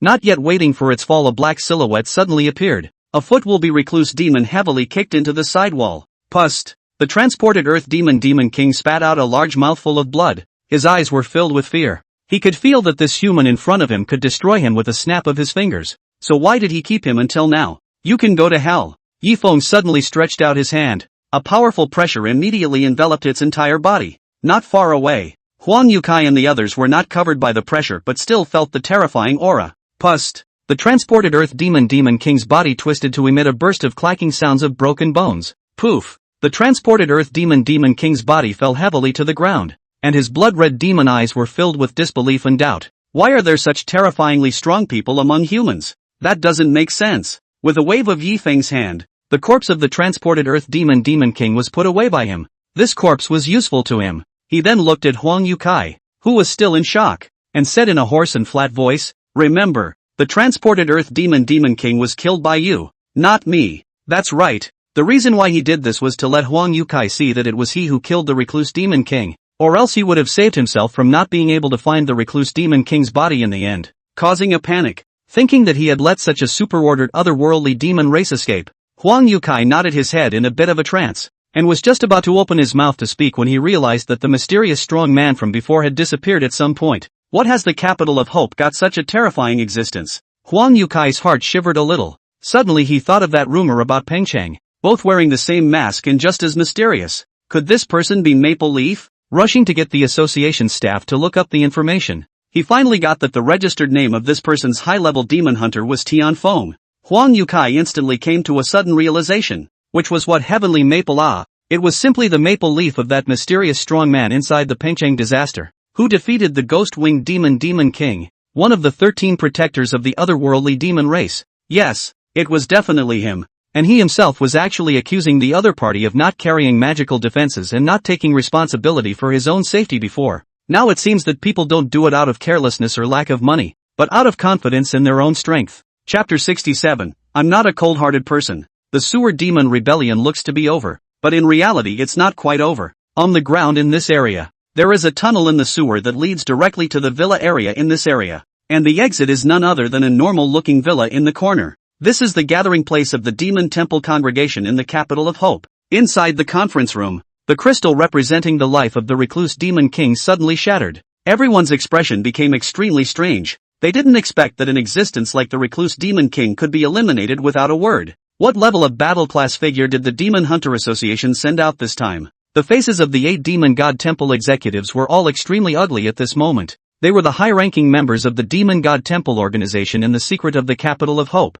A total of 8 people, each of whom had the strength of a high-ranking mage, and one of them was even a super-ranking 2-star level existence. Today, the Demon Hunter Association has a super rank that traveled to the base of the recluse demon, but the problem is that the super-ranked mage that traveled to the past was just a 5-star Huang Yukai, and the recluse demon king is a full-strength comparable to an 8-star, so how could he possibly kill the recluse demon king, and still take it out silently? The super-ranked mage among the 8 people really couldn't understand this matter. The face under the black robe was that of doubt and bitterness. Could it be that he has been discovered? That's why the association purposely blocked the news from him? Just when everyone was worried and couldn't figure out the key. The villa basement. The 2 middle-ranked mages of the Demon God Temple who were about to fill and close the underground passageway saw a black silhouette suddenly kill out from the tunnel before they could react. Click! Click! Yifeng's hand grabbed the neck of the 2 people and sent them to meet the King of Hell with one force. Just now when he was in the sewers he discovered that there were countless underground passages in the sewers and there were quite a few of them that led to the ground. But how terrifying was Yi Feng's divine sense. Sifting through these tunnels he soon found the gathering place of the people of this demon god's hall. In fact, before, when Yi Feng had broken through to the Yuaning stage, he had wanted to kill directly to the demon realm to exterminate the king of that place, but it couldn't be helped. The distribution of this realm was too strange, and the laws were also strange, so he couldn't locate that realm at all if he didn't have an accurate medium. Besides, he was a little too lazy to care about these things. The affairs of Blue Star were left to the Blue Star beings themselves. At this time, Yi Feng didn't realize that he was actually a Blue Star person. After all, he was born and raised here in this life. It was just that the memories of his last life of an unknown number of thousands of years had formed roots that prevented him from realizing this matter. 8 people. It looks like they should be the demon god temple's strongest strength and the capital of hope. Yi Feng's divine sense sweep instantly understood all the circumstances. Then he saw Yi Feng's feet firing, and then there was a bang. The 8 people from the demon god temple who were in silence on the second floor were startled and hurriedly got up to hide. Yi Feng rushed all the way up to the second floor from the basement, directly knocking a big hole in the conference room floor. After standing steadily and patting the dust on his body, Yi Feng looked towards the 8 people in front of him who were looking at themselves with a wary face. Speak up if you have any last words. I'm still in a hurry to go back. The voice was hoarse. It was impossible to tell if it was a man or a woman. Arrogant. One of the black-clothed men was just about to unleash his magic, but who knew that Yi Feng had a hand on it? And in an instant, the man let out a miserable scream and his body fell heavily to the ground, with blood flowing out from amongst his 7 orifices. After trembling on the ground for a moment it was completely lifeless. The crowd was shocked to see this scene. Not good. This is a super-ranked mage. And it's also a freak who majors in the spirit system. The only one, the super-ranked mage, shouted out, and then took a step forward, his black robes being removed from his body, revealing his firm muscles and greasy bald head. My name is Lu Hao, the supreme ruler of the Demon God Temple organization in the capital of Hope. I know that you definitely won't let us go today. If you're a warrior, then you'll take my punch squarely, so that I can understand just how big the gap between us is. The bald man's voice was loud and clear. The other 6 Demon God Temple executives couldn't help but admire in their hearts when they saw this. It was worthy of being Lu Hao. They couldn't match this boldness. Lu Hao looked at Yi Feng and smiled coldly in his heart. Spiritual mages are easily compelled by words, and spiritual mages are the least good at defense within all mages. As long as they are close to him then he will die for sure. Although using the Demon God Temple's forbidden techniques would cause his body to suffer greatly, he would do it again in order to survive. Watch too much hot-blooded anime. Yi Feng raised his hand and was ready to directly send the other party to meet the King of Hell. Who knew that just at this time Lu Hao suddenly let out a series of cries. The strength of a bear, the speed of a panther, the reflexes of an eagle, the courage of a lion. Lu Hao's body began to surge, and a bone-crunching sound was emitted at the same time. The 6 people of the Demon God Temple were overjoyed to see this. After Lu Hao used the secret method to awaken the demon blood in his body, but it was comparable to a superorder 8-star bodymaster. They were saved this time. You forgot to say a sentence. Yi Feng suddenly appeared above Lu Hao's head, then a whip kick fell from the sky. Bang! The powerful force instantly penetrated Lu Hao's entire body. A mouthful of blood was sprayed out, and the pores of his body were also sprouting blood at the same time, and his bones were all shattered, just like rotten mud being stepped on by Yi Feng. Cockroach defense. 1 stomp and you're dead. Yi Feng walked towards the 6 people of the Demon God Temple from Lu Hao's corpse. Frightening the 6 people was hastily backed up and hid in the middle of a corner. Lu Hao, who was comparable to the strength of 8 stars after the secret method, was even stomped to death by 1 foot. What were they going to fight with such a monster? At this moment, they even had the thought that this in front of them was not a human being at all, but a legendary existence that was comparable to the gods of the Blue Star. I'm not that cold and heartless, so any last words? Come on. Yi Feng's hoarse voice sounded once again. Scaring the 6 people is a cold sweat. You're really not a cold person if you let them say their last words before they die. One of the women thought quickly and looked at Yi Feng's appearance that he should be a man. So then her eyes lit up and she took off the black robe on her body to reveal her shapely body and beautiful netted face towards Yi Feng. I'll do anything you want me to do as long as you spare me, my lord. The other 5 people couldn't help but curse at this. How the hell did you, an old woman in her 40s who only kept her looks because she was injected with the essence blood of an otherworldly demon race, come up with and dare to use the method of using the beauty trick? Yi Feng glanced at the woman and said, are you really willing to do anything? Sure. The woman's heart raced to become. Said she even started to prepare to show her shoulder ready for a wave of color. Then you go to hell. Chapter 68, Stepping on Mines with Precision. Ha! The woman froze at her words. Before she could react, Yifeng had already punched her in the face. What I hate the most in my life is the scheming green tea whore who stirs up the relationship between the hero and heroine inside the anime. Yifeng didn't use spiritual power. It was all about punching the woman, and all of them hit the woman's face. It was a full 10 minutes of fighting. 10 minutes? That face is so beat up you can't even see your face. Perhaps still not feeling relieved, Yifeng added a few more kicks to the woman on the ground before using the flames to directly burn her to ashes. This smart woman, this wave is considered to be a precise stepping on mines.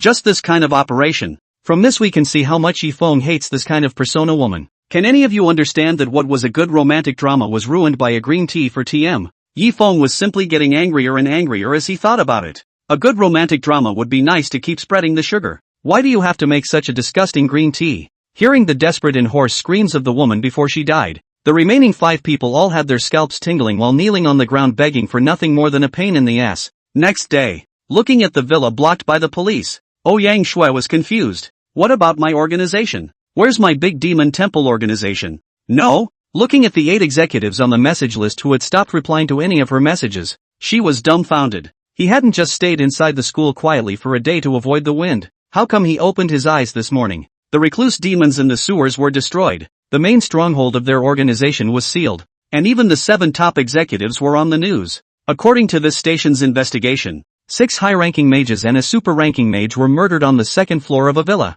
The scene also has a lot of black ash, don't know what is left behind. Although the nature of this murder is very bad, but according to the police investigation found the villa, surprisingly there are many of these 7 dead and the demon god's temple between the existence of the relationship between the evidence. The case is still in the middle of the investigation. She crumbled at the thought of the news she had seen today. Hawan's home has been burglarized. Why is she so unlucky? Han-yi, who woke up from a sleep, felt a little thirsty and looked down to Yifeng, who had already gotten out of bed to play the game, and said, Yifeng, get me a bottle of mineral water. I'm dying of thirst. Yifeng sniffed and directly picked up a bottle of mineral water placed inside the box from his feet and threw it over. Han-yi instantly drank it up after catching it, and said after burping, Yifeng, aren't you from the artifact department? And you're also a high-level forger. Although there might be some moisture, right? But are you able to build me a baseball bat that's handy? The one I've coalesced is just too trashy. No, I can't, I won't. Yifeng directly denied the trifecta. Han-yi, who heard the words, showed disappointment.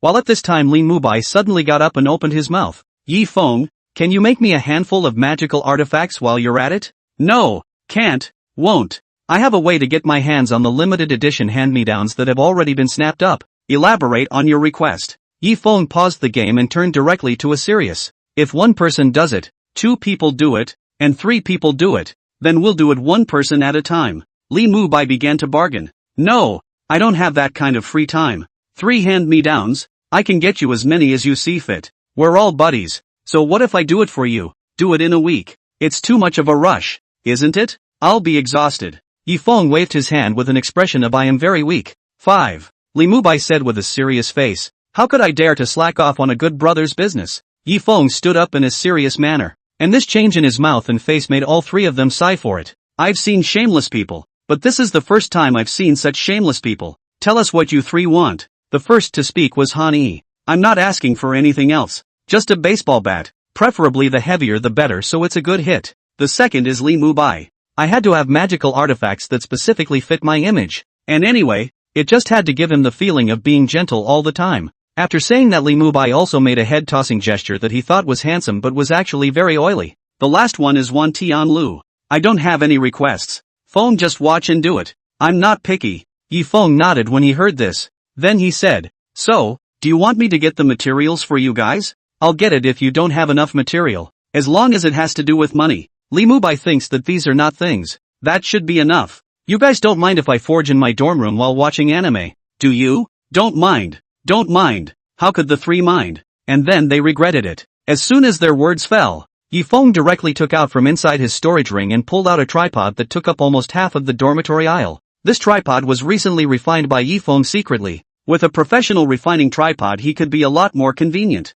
The 3 of them were confused. This cauldron was for forging magical artifacts? Are you sure it's not for cooking? Before they could react, they saw Yifeng pull out a bunch of messy metals and ores and throw them into the tripod. The golden celestial fire burned brightly inside the tripod, but they didn't feel any temperature. This was naturally because Yifeng had wrapped the entire alchemy cauldron in spiritual qi. causing the temperature of the heavenly flame not to spill out. Yifeng sat back on the gaming chair and watched the anime, not bothering about the heavenly flame inside the tripod in the slightest. The firelight flashed Li Mu by. They are difficult, but also is afraid of Yifeng, so hanging a control is not good to the dormitory burned. So the three people will be accompanied to leave the dormitory. The fire burned from morning until evening when all three men returned from dinner. Looking at the iron water inside the tripod, they were a bit puzzled as to what Yifeng was doing with all this iron water. Then they saw the iron rapidly molding in the midst of the heavenly fire, finally turning into a metal baseball bat that looked nothing like a normal baseball bat. Han-yi, your weapon is ready. Yifeng threw the metal baseball bat to Han-yi, who stumbled after catching it and almost didn't kneel on the ground on the spot. So heavy. Han-yi let out an exclamation of surprise and tried to swing the metal baseball bat. And instantly the wind howled furiously, blowing Li Mu Bai's hair floated up. As for Wan Tianlu, his hair was too short to float. After just one swing, Han-yi was panting with exhaustion. Good guy. It's really strong, but as good as this baseball bat is, it's just a little too heavy and too much trouble to carry around. A storage ring, a hand-me-down. Counting the previous 5 hand-me-downs, a total of 8 hand-me-downs are now yours to choose from. Li Mu Bai made a decision on the spot and was simply ho-hum. Yifeng, who heard the words, didn't make a fuss and directly gave the three of them a modified simple storage ring. Chapter 69, Carefully Designed Weapons. The three people, after getting the storage ring, were very excited. Yifeng, on the other hand, did not care about them, and from inside his storage ring, he found out some wood that could be made into weapons that he had found earlier and started to carve them with a small knife.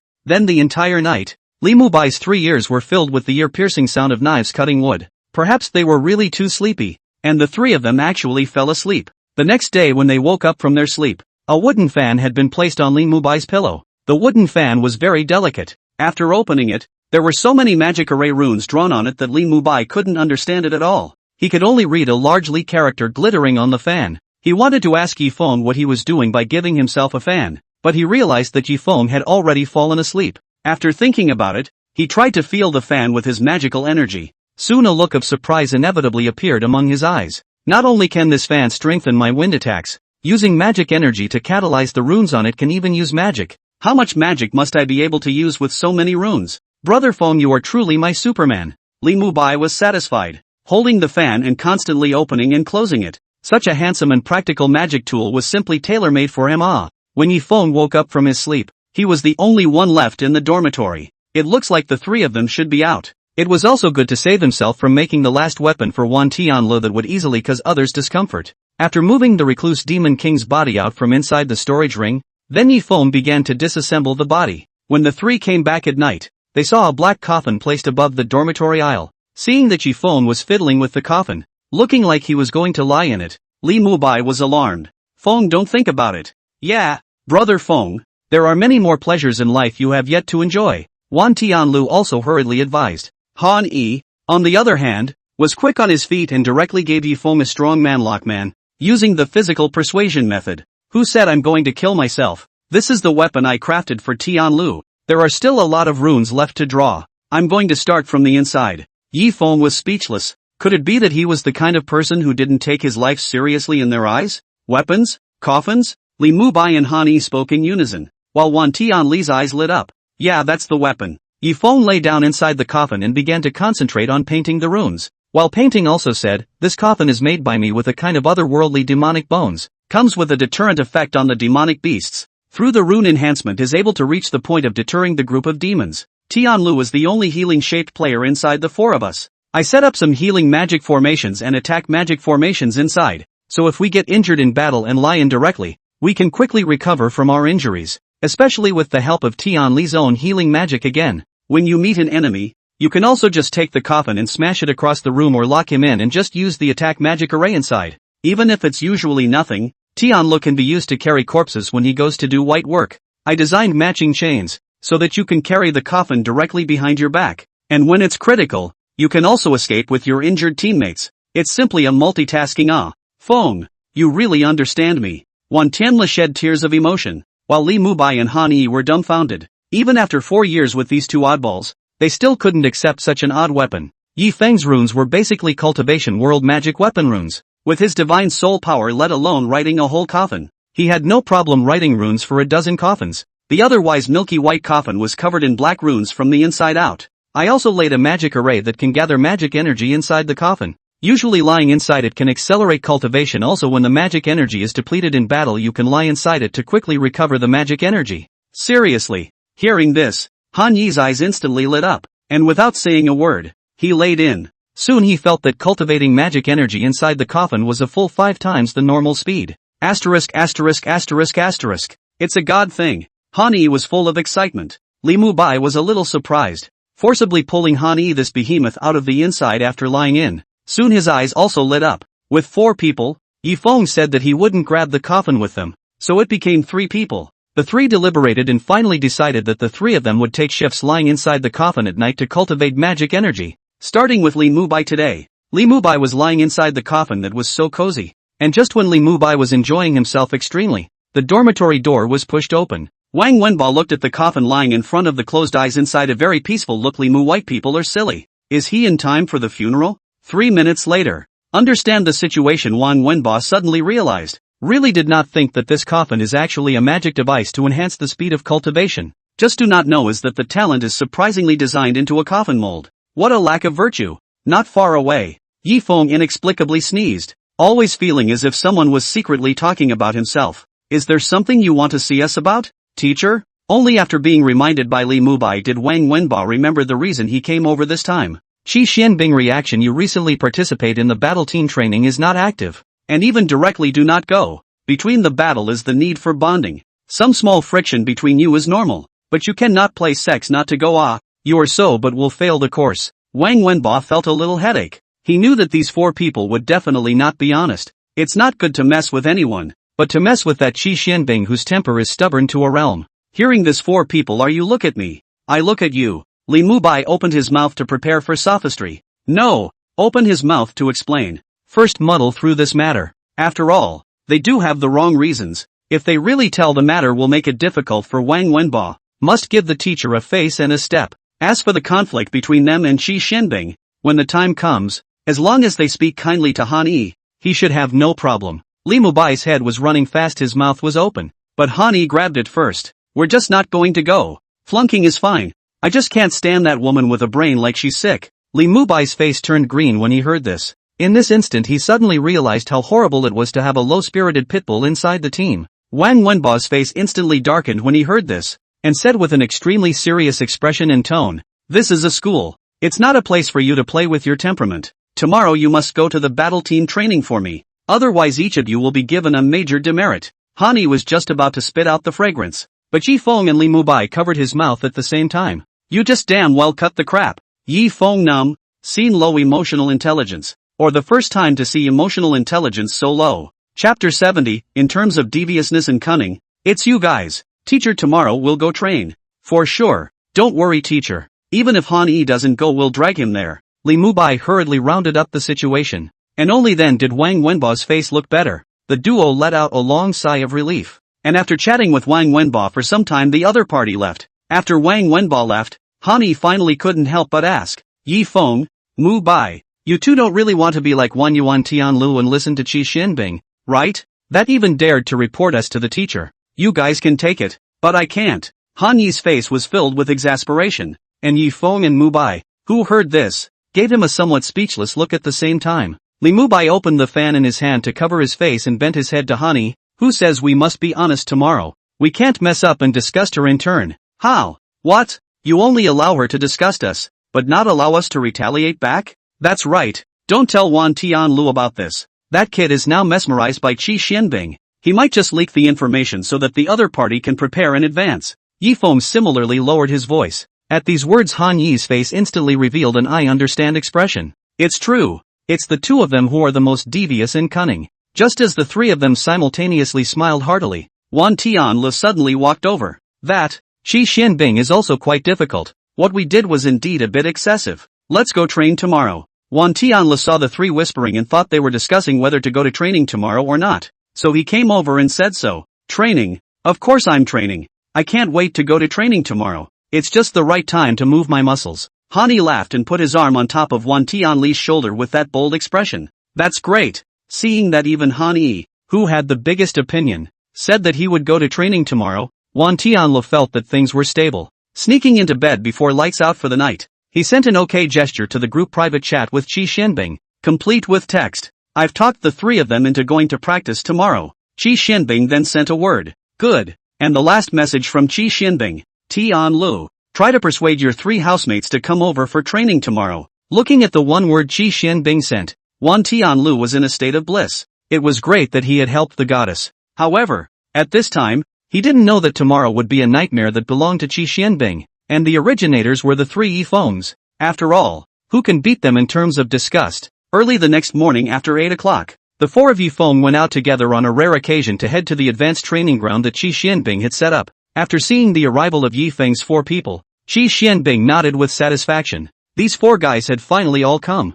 Yifeng. Ziling was so excited after seeing Yifeng that she laughed and rushed towards Yifeng, but was pushed back to her old sister by Yifeng's Taijiquan. Qi Xianbing opened her mouth, causing all 7 gazes in the arena to come to her. It's rare that everyone can be here today. I've asked the teacher to arrange an opponent for our team. A battle team from the previous year, to have a friendly match cut with our team. I hope that everyone can bring out their full strength, and don't lose face, especially the four of you. As soon as the words fell from her side, Han Yi, who was not far away, laughed and said, "Ha ha ha, Captain Qi said this, the four of us are a part of the battle team, how could we not do our best to gain honor for the battle team?" It was fine if Han Yi didn't say this, but as soon as he did, Qi Xianbing instantly felt that something wasn't quite right. When did this violent maniac get a conscience and be so nice? Whatever, let's get caught up on training first. With that thought, she took out her cell phone and made a call. However, in half an hour, the advanced training ground walked into 4 men and 4 women. Looking at the age with them should be about the same. Just now Qi Xianbing said that they are older than a term. There is no doubt that it is the sophomore seniors and sisters. Ah, how is it that these 4 oddballs are in the battle group? A yellow-haired girl who had obviously heard of the deeds of Yifeng's 4 revealed fear among her eyes, and her body couldn't help but take 2 steps back. Not only her, but the others also recognized the identity of Yifeng's 4. This schoolmate can't believe you've even heard of our legend? Li Mubai opened the folding fan in his hand to reveal his signature smile. Hearing this, the 8 people simultaneously hit a cold shiver. But now even if they backtracked, there was no way. The benefits they had already taken. Those things were too important to them. So much so that even if they were scared, they had to go on with this friendly. The 2 warring factions began to adjust their positions. It was still Han Yi, Qi Xianbing, and Yi Shuiying playing the vanguard, while Yifeng, Ziling, and Li Mubai were in charge of defense. Nie Sini and Wan Tianla were in charge of playing support. After an ear-piercing bell rang, Han Yi suddenly rushed out with great speed, and a metal baseball bat condensed out to be held in his hand.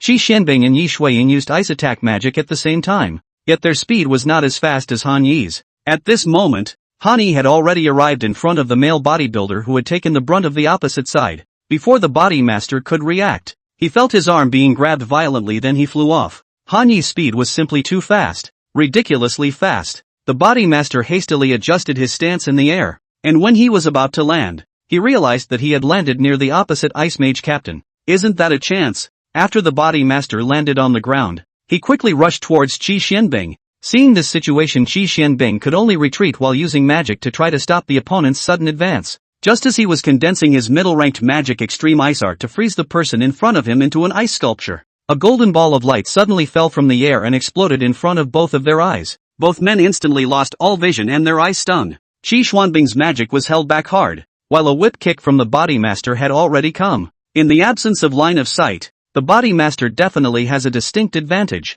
Even with the timely use of ice armor, Qi Xianbing was still hit and staggered 2 steps to the left. She couldn't figure out why Li Mubai would throw a flashbang at this time just now. Yikes. Sorry, just threw a flashbang for support in the heat of the moment, and subconsciously thought you knew you should close your eyes as quickly as Yifeng and the 3 of them. Li Mubai's extremely apologetic voice rang out, causing Qi Xianbing to be angry with nowhere to go, and could only grit his teeth and fight with the body master. The 2 gradually began to regain their sight, and the battle became more and more intense. Yi Shuiying wanted to go over to help, but who knew that just at this time another silhouette slammed through the air in a perfect arc towards Qi Xianbing, who was fighting with the body master. The fire mage in the air saw that this was a good opportunity, and with a wave of his hands, a fire snake appeared out of thin air and whistled towards Qi Xianbing below. The following is not relevant to the text. I update as I go. At random points in time, I write when I feel like it, I post when I'm done, and the amount of updates per day is random, but it's a minimum of 2 chapters. At most,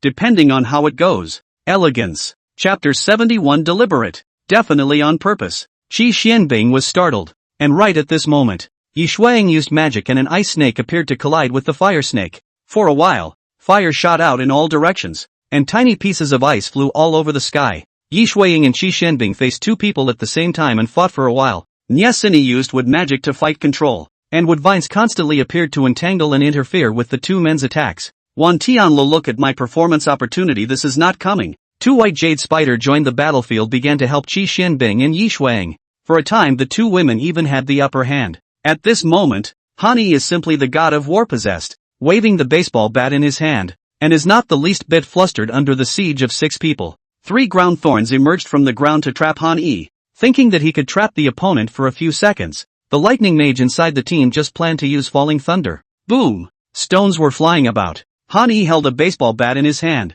still swinging even though the ground spike had been broken by him. Boo! Qi Xianbing, who was fighting, was caught off guard when a rock smashed into her head and a wave of dizziness hit her. Deliberately. Definitely on purpose. That's about as accurate as hitting a baseball. And it's obvious that you're attacking yourself on purpose. It was too late to go and rebuke the opposite side. She still forced herself to stabilize her form to keep using spells to fight the duo in front of her. Han Yi was surrounded by 6 people. A purple lightning bolt fell from the air. He didn't dodge but just let it fall on him. Boom boom boom. A dozen rounds of water balloons still couldn't stop him. Seeing Han Yi gradually approaching, the 6 of them were in a panic, especially after seeing the other party's performance actions at the freshman competition. Their hearts couldn't help but shiver. Boom! A wall of earth suddenly appeared, followed by several wooden vines and jets of water falling from the air. Wooden vines wrapped around Han Yi's body so that he couldn't move. Water pillars poured down directly, and immediately following them were middle-ranked magic mines. Zip! The constant flashes of lightning on Han Yi's body, instead of causing him to show embarrassment, he instead but revealed a meaningful smile. The secret art of body forging. Qi and blood quenching the body. Bang! Han Yi's legs formed a bow and suddenly erupted, instantly breaking free from all the restraints. The baseball bat in his hand swung and attacked the earth wall. Boom! The earth wall suddenly shattered. Dirt and rocks flew about, and Han Yi appeared to have just subconsciously swung the metal baseball bat in his hand again. However, a few muffled sounds were soon heard, and Qi Xianbing was smashed head over heels. There's absolutely no way this is a coincidence. After the earth wall shattered, but behind it stood a full 12 people. The 6 people from just now all unexpectedly had an additional doppelganger, and it was impossible to recognize that one was the real body and that one was the fake body. It's a middle-ranked magic water body of the water system. 12 people rushed towards Han Yi at the same time, while Han Yi was planning to fight all of them one by one. Although it was a bit troublesome and there was a high possibility that he would fall into the other party's trap, but he had no choice. After all, this kind of water body is used to restrain the melee type of enemy. Even if you directly use the gold system spells to get a few flying blades, this kind of physical attack will be water body directly to unload the force to the softness. They cannot even break the defense. However, just as this Li Mubai turned into a golden light and arrived above Han Yi's head, received the baptism of holy light. Light points like raindrops fell from the air. Instantly the 6 doppelgangers were penetrated by the light points, and the 6 real bodies were hit by the light points and continuously retreated a few steps back, with expressions of panic written all over their faces. Fly for the master. Han Yi let out a bellowing cry and swung the baseball bat in his hand, and the earth mage responsible for defense within the 6 was sent flying directly into midair. Hey! Aerial Li Mubai sends his opponent straight to the mat with a flash kick. Their wave is just perfect together. Fall back and gather. Qi Xianbing let out a cry before retreating to the back of the battlefield. It looks like you can't touch the fish. Yi Feng stood up from the ground. Just now he had been sitting and watching the show. Perhaps influenced by him, Violet Spirit was also similarly sitting on the sidelines watching the show. That's right, it's been 6 against 8 just now, and it's still dominating. Han Yi quickly stepped back, and as for Li Mubai, he had long since flown back. The 8 stood in a group, and the remaining 7 across the street were slightly more woefully clustered together. Qi Xianbing's body was filled with a cold aura that surged outward, and the entire training ground was instantly covered in a layer of frost. Water magic energy gushed out, and all the land it covered turned into cold ice. The 7 sensed something was wrong and tried to scatter to avoid it, but they found that their legs were frozen and they couldn't leave at all. Terrifying cold air condensed between Qi Xianbing's hands. She was going to use the power of the ice spirit. She was going to let the opposite side know that Qi Xianbing, was the captain. As long as she killed these 7 people with a single strike, then her captaincy would be untouchable, and her reputation in the school would be overridden by these 4 oddballs as a result. After all, how could 4 oddball captains be weaker than them? The 7 people on the opposite side also sensed the pressure. Their breathing couldn't help but get ragged. and all of them prepared their defense magic wanting to ward off this strike. Yet it was at this time. A golden flaming lotus flower suddenly floated past Qi Xianbing's side and landed in the center of the competition arena. Boom! A golden fire lotus suddenly bloomed. Ah! The opposite 7 people immediately let out a scream, while the other side was not harmed because of Yifeng controlling the flames. The cold aura that had just been condensed out was gone, and all there was the golden flame that was still floating in the air. The 7 people fell to the ground in a sorry state, and the senior healer who had been waiting for a long time came up and instantly healed the injured 7 people. This friendly match was undoubtedly won by Yifeng and the others. The corner of Yifeng's mouth rose to reveal a cold smile. Han Yi and Li Mubai are still too young. What is the sense of physical nausea? This kind of nausea from the spirit is the most painful. Don't you want to act tough? Don't you want to show off? I'll just stick my nose in when you're about to succeed. Now the opposite side would only think that just now Qi Xianbing was just playing control for him so that he could use this mighty explosive strike. It's amazing that a captain is only good enough to play control for his teammates. Almost everyone on the opposite side of the room thought the same thing in their hearts, and Qi Xianbing's face paled to the extreme. The crowd rested after the friendly competition. Wan Tianlu went off to be a little tinny dog boo-boo. Yi Shuiying in this but suddenly walked up to Yifeng. 3 people in front of the tone of voices very some anger said, "You 3 just now is not intentional." Upon hearing this, Han Yi and Li Mubai immediately turned their heads, one to look to the left and the other to the right, leaving only Yifeng to face his oldest sister straight on purpose or by accident. Yi Shuiying stared tightly at Yifeng, while Yifeng said somewhat sheepishly, deliberately careless, "Older brother, you guys are going overboard, you know?" Although Xianbing is a bit rude, but in all fairness, isn't the treatment she gave you guys good? Inviting you to dinner and giving you magic artifacts, and now you're treating her like this? Chapter 72, Different Ways, Different Plans. Yifeng looked at his sister. A flash of tears and laughter flashed among his eyes. Aside from that stupid kid Tianlu, the reason why the 3 of us don't get along with her is never because she gives us too little. It's her attitude that's the problem. Yifeng took out a cigarette in his mouth after lighting continued, from the beginning to the end. She did not give us a good face. Is because we have a bigger reputation than her? The strong sense of victory and defeat. She wanted to cover us head to head through the identity of the captain. Has always been such a seemingly high and cold look. Is to highlight her special. She is more like a strong person than us. She's got a winning streak that we don't have the right to interfere with. But again, she can't interfere with us, and she hasn't been treating us as teammates. To put it bluntly, as tool people to help her get her name and win. So why should we treat her as a teammate? The 3 of us think the same way. In these days when the otherworldly demon race is invading and the human race should be united against the foreign enemy, she is struggling for the so-called fame of winning and losing with her compatriots who should have gone to the battlefield together. She has her way. We have mine. Different ways, not the same, and anyway, I've disobeyed you many times. So what's the harm in one more? Yifeng finished his cigarette and threw it on the ground and stomped it out, leaving only Yi Shuiying, who was still frozen in place, to leave the training ground. Li Mubai and Han Yi followed close behind.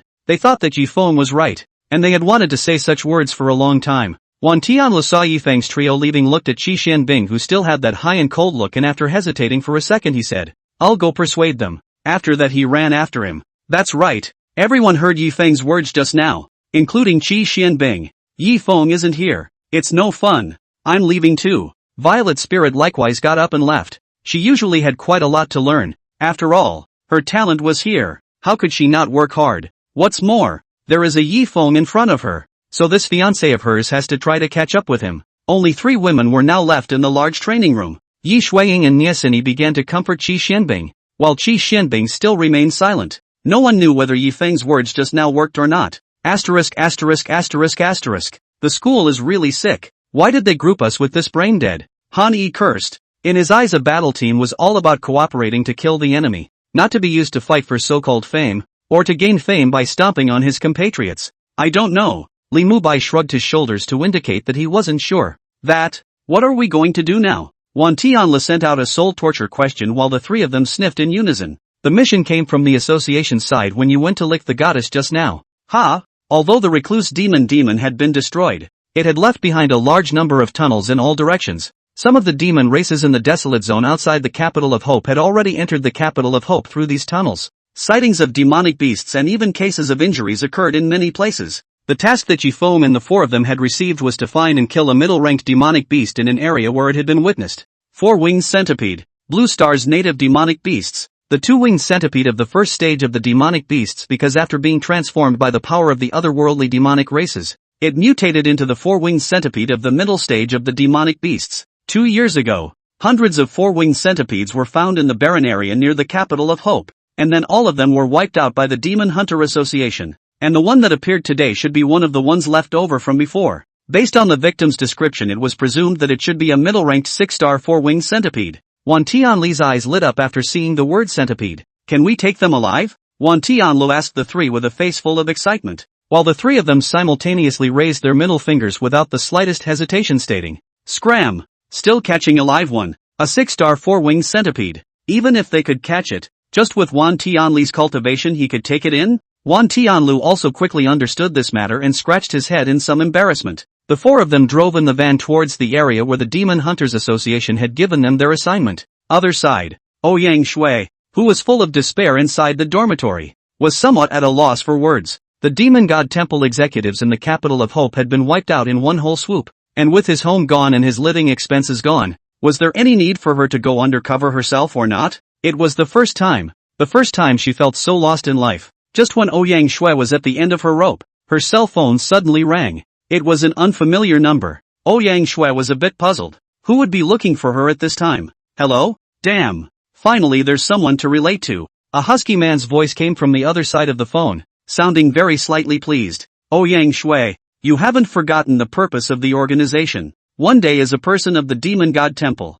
All our lives are people of the Demon God Temple. It's our honor to serve Lord Demon God. Hearing the other man say this in a serious tone of voice, the man on the other side of the phone was embarrassed for a moment and keyed his feet. I don't know what the temple master was thinking, what kind of wind he had drawn. How did he come up with such a middle-aged oath of purpose? And it thinks it's great, and it's satisfying. The man's name was Su Mingchuan, the head of the Demon God Temple specializing in managing the eastern region. He had previously wanted to contact the Demon God Temple's branch executives in the capital of Hope. But who knew that those guys were even grouped together to flip through the phone book for a whole hour before he could find a reliable person that he could contact? That was Ouyang Shui, who had been adopted by the Demon God's palace since she was a child. Ouyang Shui's attitude immediately became several times more respectful after learning of the other party's identity, not expecting that he could be contacted by such a big shot on his own initiative. Ouyang Shui, I want you to complete a mission. The capital of Hope has appeared the six-winged centipede that our Demon God Temple experimented successfully but escaped back then.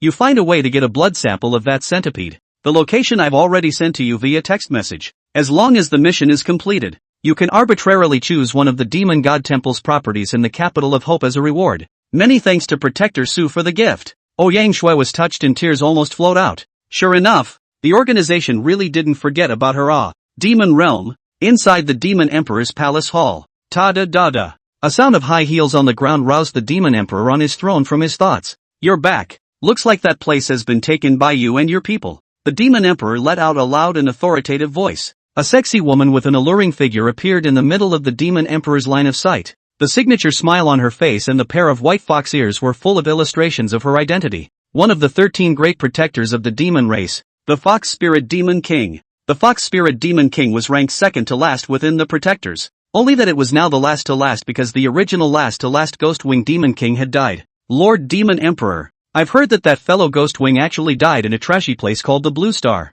And I do have some friendship with him. So please let me travel to the Blue Star to avenge Ghostwing's death. A flash of ferocity suddenly flashed amongst the Fox Spirit Demon King's eyes. It was obvious that her and the Ghostwing Demon King's identities were not simple. Chapter 73, Six-Winged Centipede. The four of them drove the van from daytime to nighttime. Hard to find the four-winged centipede mentioned inside the mission. Asterisk.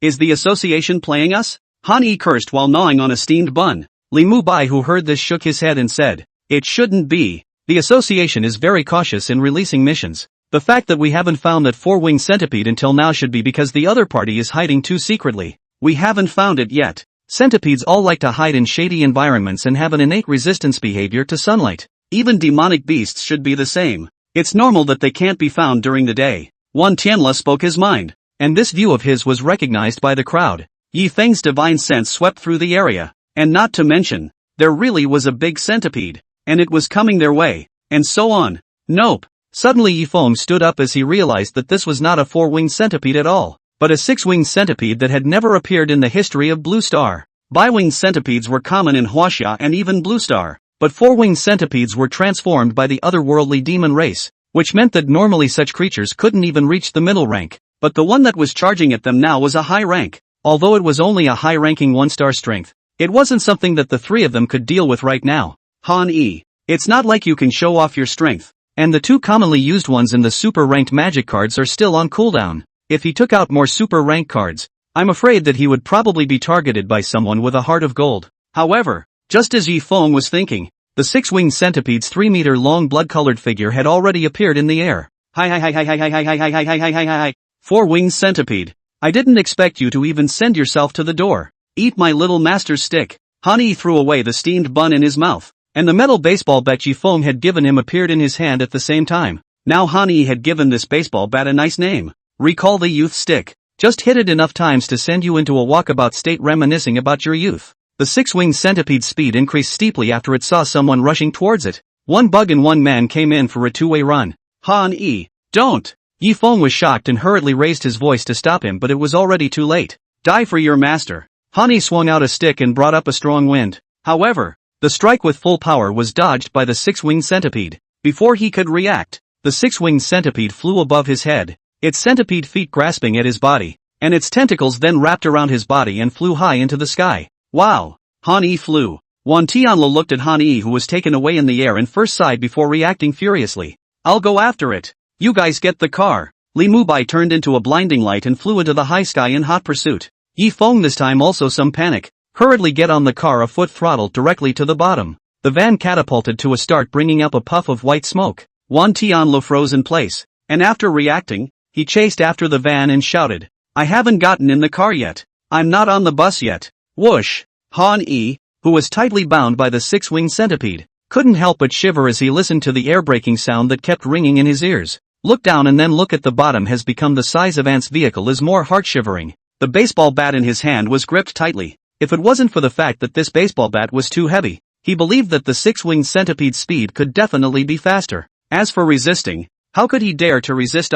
This if the centipede grandmaster grasp is not stable, he will not be lightly seriously injured. The heavy body will be shattered. Whoosh! Turned into a golden light, Li Mubai chased after. In order to be able to keep up with the six-winged centipede, he even ate the elixir that should only be eaten when Yi Feng gave him to save his life. His speed suddenly increased by a notch. This golden light in the night sky was particularly dazzling, as if a shooting star crossed the sky. Buzz! Yi Feng weaved through the city roads, looking at the golden light point in the air that was getting farther and farther away with a clench of his teeth. TMs. Spell it out. Use the spell. Windwalker. In an instant, the original speed of the car directly skyrocketed to an extreme. Ahead was the highway, and this six-winged centipede was actually flying towards the deserted area. The van went straight onto the highway, and the railing opened automatically ahead of time before it even touched the van. The toll collector at the highway intersection was confused. What just happened? However, before she could react, Wan Tianlu rode the white jade spider that had already entered a state of berserkness right behind her. Those 6 legs running so fast that they were almost smoking. Wan Tianli's white jade spider would often be fed medicine by Yi Feng. Yi Feng had always been curious about the demonic beasts of this world and wanted to try if the medicine given to spirit beasts in the immortal cultivation world had any effect on the demonic beasts of this world. Without a doubt, Wan Tianli's white jade spider became his best test subject. It was as if taking too much medicine had led to the fact that these 2 white jade spiders had now more or less broken away from their original bloodline limitations, and had become a kind of oddball special existence. In a luxury sports car, a man in his late 20s was talking to a girl. The girl was dressed very pretty, wearing a low-cut dress, and the man drove while looking at the snow-white breasts of the beautiful woman beside him from time to time. Is it true what I heard about sports cars being fast? The beautiful woman looked at the man with a flirtatious look that made the man swallow hard. Of course, there's no car faster than a sports car inside the city. The man is a bit proud. Small sample, their millions of dollars of luxury cars still cannot take a chick like you? Looking at the man, a look has been their own confused live on the set of Appearance. The beauty of the mood is very good. Really their own this face is not in vain. Easy to catch this kind of rich son of the man. Your own future abundance is just around the corner. A golden light flashed in the air. The beautiful woman in the car just wanted to send out a sigh of relief. A Wuling Hongguang van, but in this sudden overtaking speeding past, only to leave a string of white smoke in front of the sports car. The man driving the limousine was confused. Had he just blinked? Surprised to see a Wuling Honda overtake their multi-million-dollar sports car? It can't be an illusion. This has to be an illusion. Yet the next moment, Wan Tianlu appeared next to his car riding a white jade spider whose body was already blood red. Asterisk asterisk asterisk asterisk. Spider Rider? The man let out a shriek and slammed his foot right on top of the brake on the freeway. Looking at the spider knight that gradually disappeared from his sight, he only felt that the things in front of him were so unreal. The cosmetic beauty on the passenger side crashed headfirst into the passenger side countertop in front of her because she braked too fast. The high bridge of the original plastic surgery nose instantly bent and collapsed. What are you doing braking on the highway? The woman couldn't hold back her foul mouth, while the man in the driver's seat was still in a state of confusion. Since then, the urban legend of the car gods Wuling Hongwang and Spider Rider has been circulating inside the luxury car circle. A second generation of rich people also after this do not play luxury car but focus on remodeling the Wuling Hongwang, hoping that one day also build and that night exactly the same performance of the Wuling Hongwang. The six-winged centipede began to swoop down towards the ground, while the landing site was in the middle of a small mountain located in a deserted area. Chapter 74, I'm not acting. Han Yi was brought into the middle of a cave by the six-winged centipede. A bloody odor filled the tip of Han Yi's nose. With the help of the weak moonlight, Han Yi could see that the cave was filled with corpses, and the 4 six-winged centipede larvae were traveling amongst the corpses. He's been caught in a centipede's lair. This guy was definitely planning to eat him. Hiss. The six-winged centipede let out a hiss as its sharp teeth tore toward Han Yi's neck. Bang! Han Yi lifted his leg and kicked. He thought that he could make the six-winged centipede retreat some distance by his own strength. However, his foot kicked on the six-winged centipede's abdominal armor, but it was just like kicking on an iron plate. His opponent didn't move a muscle, and his legs went numb first instead. Pust. Han Yi stretched out his hands to firmly grasp the sharp teeth of the centipede that wanted to tear his neck, and blood flowed down his palms. That thing's got some sharp teeth. Glancing at the metal baseball bat that fell not far away, Han Yi wanted to draw his hand to pick it up, but he was unable to do so. Now all he had to do was let go of even one of his hands and he would absolutely land on his head. The six-winged centipede's body squirmed, and soon a tilt of the head directly lifted Han Yi from the ground, and with a thud, it heavily smashed on top of the stone wall not far away. Pinned to the wall, the sharp teeth of the six-winged centipede were getting closer and closer to his neck, and just when he thought he was going to be finished, a blinding golden light suddenly lit up. Bang! Li Mubai struck a flash kick on the six-winged centipede's head. Who knew that the other party didn't even move and didn't even give a damn about him? Boom! The six-winged centipede flung its tail in a single motion,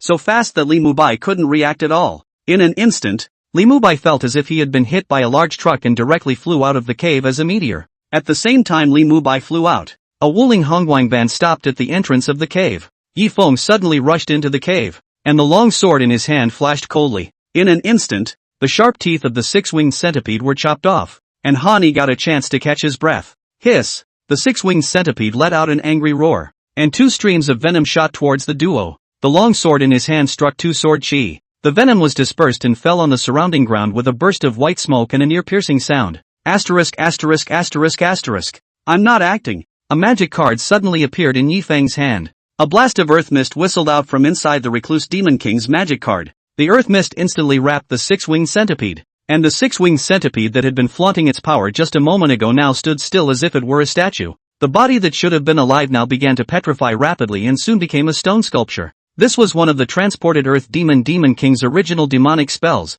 but unfortunately, he was crushed the entire time he was fighting Yi Feng, so he didn't have any time to use this magic at all. Petrography. Brothers, I'm coming to save you. Wan Tianluo rushed into the cave on his white jade spider. The moment he departed from the alabaster spider, the poor spider couldn't hold on any longer and flopped over, foaming 6 feet in the air. I'm exhausted. It's already fine. Fortunately Yi Feng has a lot of cards in his hand, or else I would really be in trouble today. Han Yi gasped for air, only feeling that he had gotten this life back for nothing. Wan Tianluo looks at Han Yi, whose hand is still bleeding with some guilt that he came too late to cause Han Yi's injury, rushing over to help recover from his injuries. But soon Wan Tianli's original guilt dissipated as he unexpectedly saw 4 six-winged centipede hatchlings. Half an hour later, the 3 left the cave and got into the van. What a close call today. Han Yi couldn't help but sigh as he recalled what he had experienced this evening. Yi Feng gently nodded his head to indicate that he was right, while Wan Tianluo was hugging a six-winged centipede cub with joy and a fierce kiss.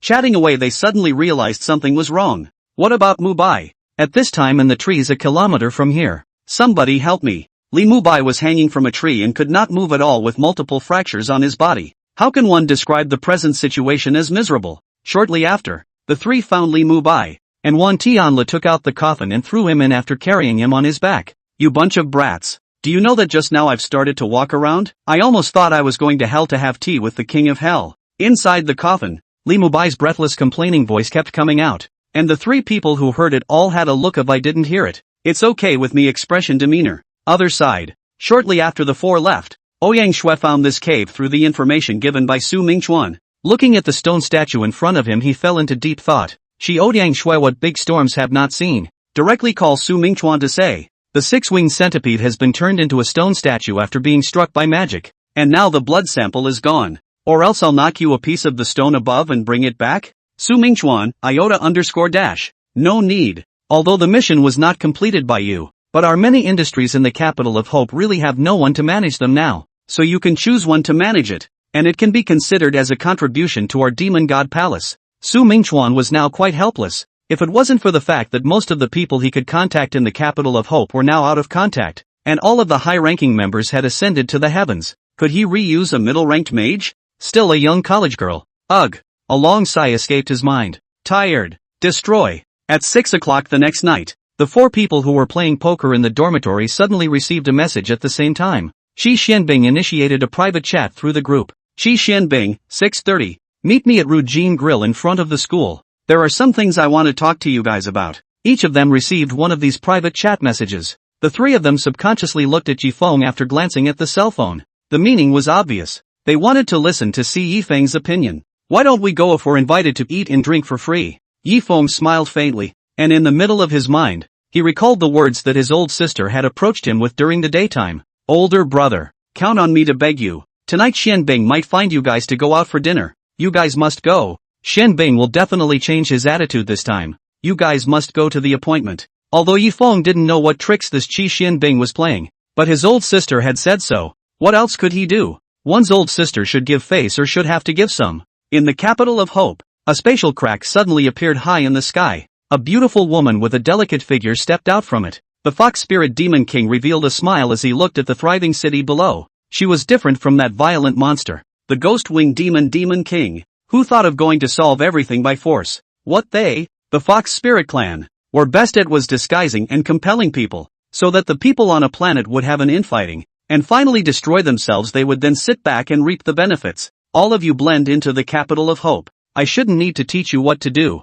right? I'll wait for your good news. 15 fox demons stepped out from the spatial rift, each with super rank strength. The capital of Hope under the dark night is still prosperous. However, no one knows that at this time, the capital of Hope has already mixed in 15 super-ranked otherworldly demons, and there is a high probability that they are your sidekicks. Chapter 75, Confessions. Yifeng got up and left the dormitory after the four of them finished the last round of poker. Because it was Saturday, school was not in session, so the streets near the school were decently crowded. The four of them went to their appointment and arrived at the Rookin Grill. Obviously, Shi Xianbing had already greeted them in advance, so the four of them were quickly brought to the 888th private room by the waiter. At this moment, there was a person sitting inside the private room. It was no one else but Qi Xianbing. Qi Xianbing's expression was as cold as ever, only that there was a hint of a different color among his eyes. You guys order what you want to eat. The four people who heard this didn't hesitate, and directly began to frantically order skewers. The waiter took the menu and left the room after taking the food order. After there were no outsiders inside the private room, Qi Xianbing hesitated for a moment, not knowing how he should speak. What do you want from us straight away? You've had a meal to talk to us about what you have to say. Yifeng could see Qi Xianbing's mind, and the other three also showed a rare serious look at this time. Han Yi and Li Mubai weren't giving face to Qi Xianbing. They were giving face to Yifeng. Qi Xianbing spoke faintly after scanning the four. You guys shouldn't have any knowledge of my origins. I'm different from you guys. I have things to carry, so I have to gain fame. Only then will I be able to accomplish what I'm carrying. You mean you're special? Li Mubai came to be interested. He was really curious about how special this Qi Xuanbing's identity could be. My family is a large family. Because of genetic reasons, almost everyone in our family will have an extremely strong ice attribute talent. And in my generation, although I have the strongest talent, it's a pity that I'm a woman. My father is the head of the family, only has me as a child. Women in our family are not allowed to inherit the position of the head of the family. So even if my talent is as good as it is, there are still a lot of people who don't approve of me becoming the leader of the family in the future. But as long as my fame is big enough to make all the people in the family to submit for me, then not only can I become a leader of the family, but also I can make the family that has already declined a little bit to go back to the top again. Qi Xianbing's fists were clenched tightly as she said this. and this was why she wanted so much to prove herself through the World Battle Team tournament later on. Your surname is Chi? According to what you said, there seems to be only one family that can fulfill the requirements. The Chi family, one of the 4 great families in the central domain. Li Mubai leaned back in his chair, the folding fan in his hand snapped open, his eyes filled with tears and laughter. You actually know my family? You're from the capital? Qi Xianbing was slightly surprised. In reality, Li Mubai's identity was only known by a few senior officers within the entire school, and most of the students were unaware of it. This includes Qi Xianbing. I'm sort of from the capital, I guess. I've been going to school in the capital until junior high school. Your Qi family is at the bottom of the list within the 4 big families, and likewise, within the 4 big families,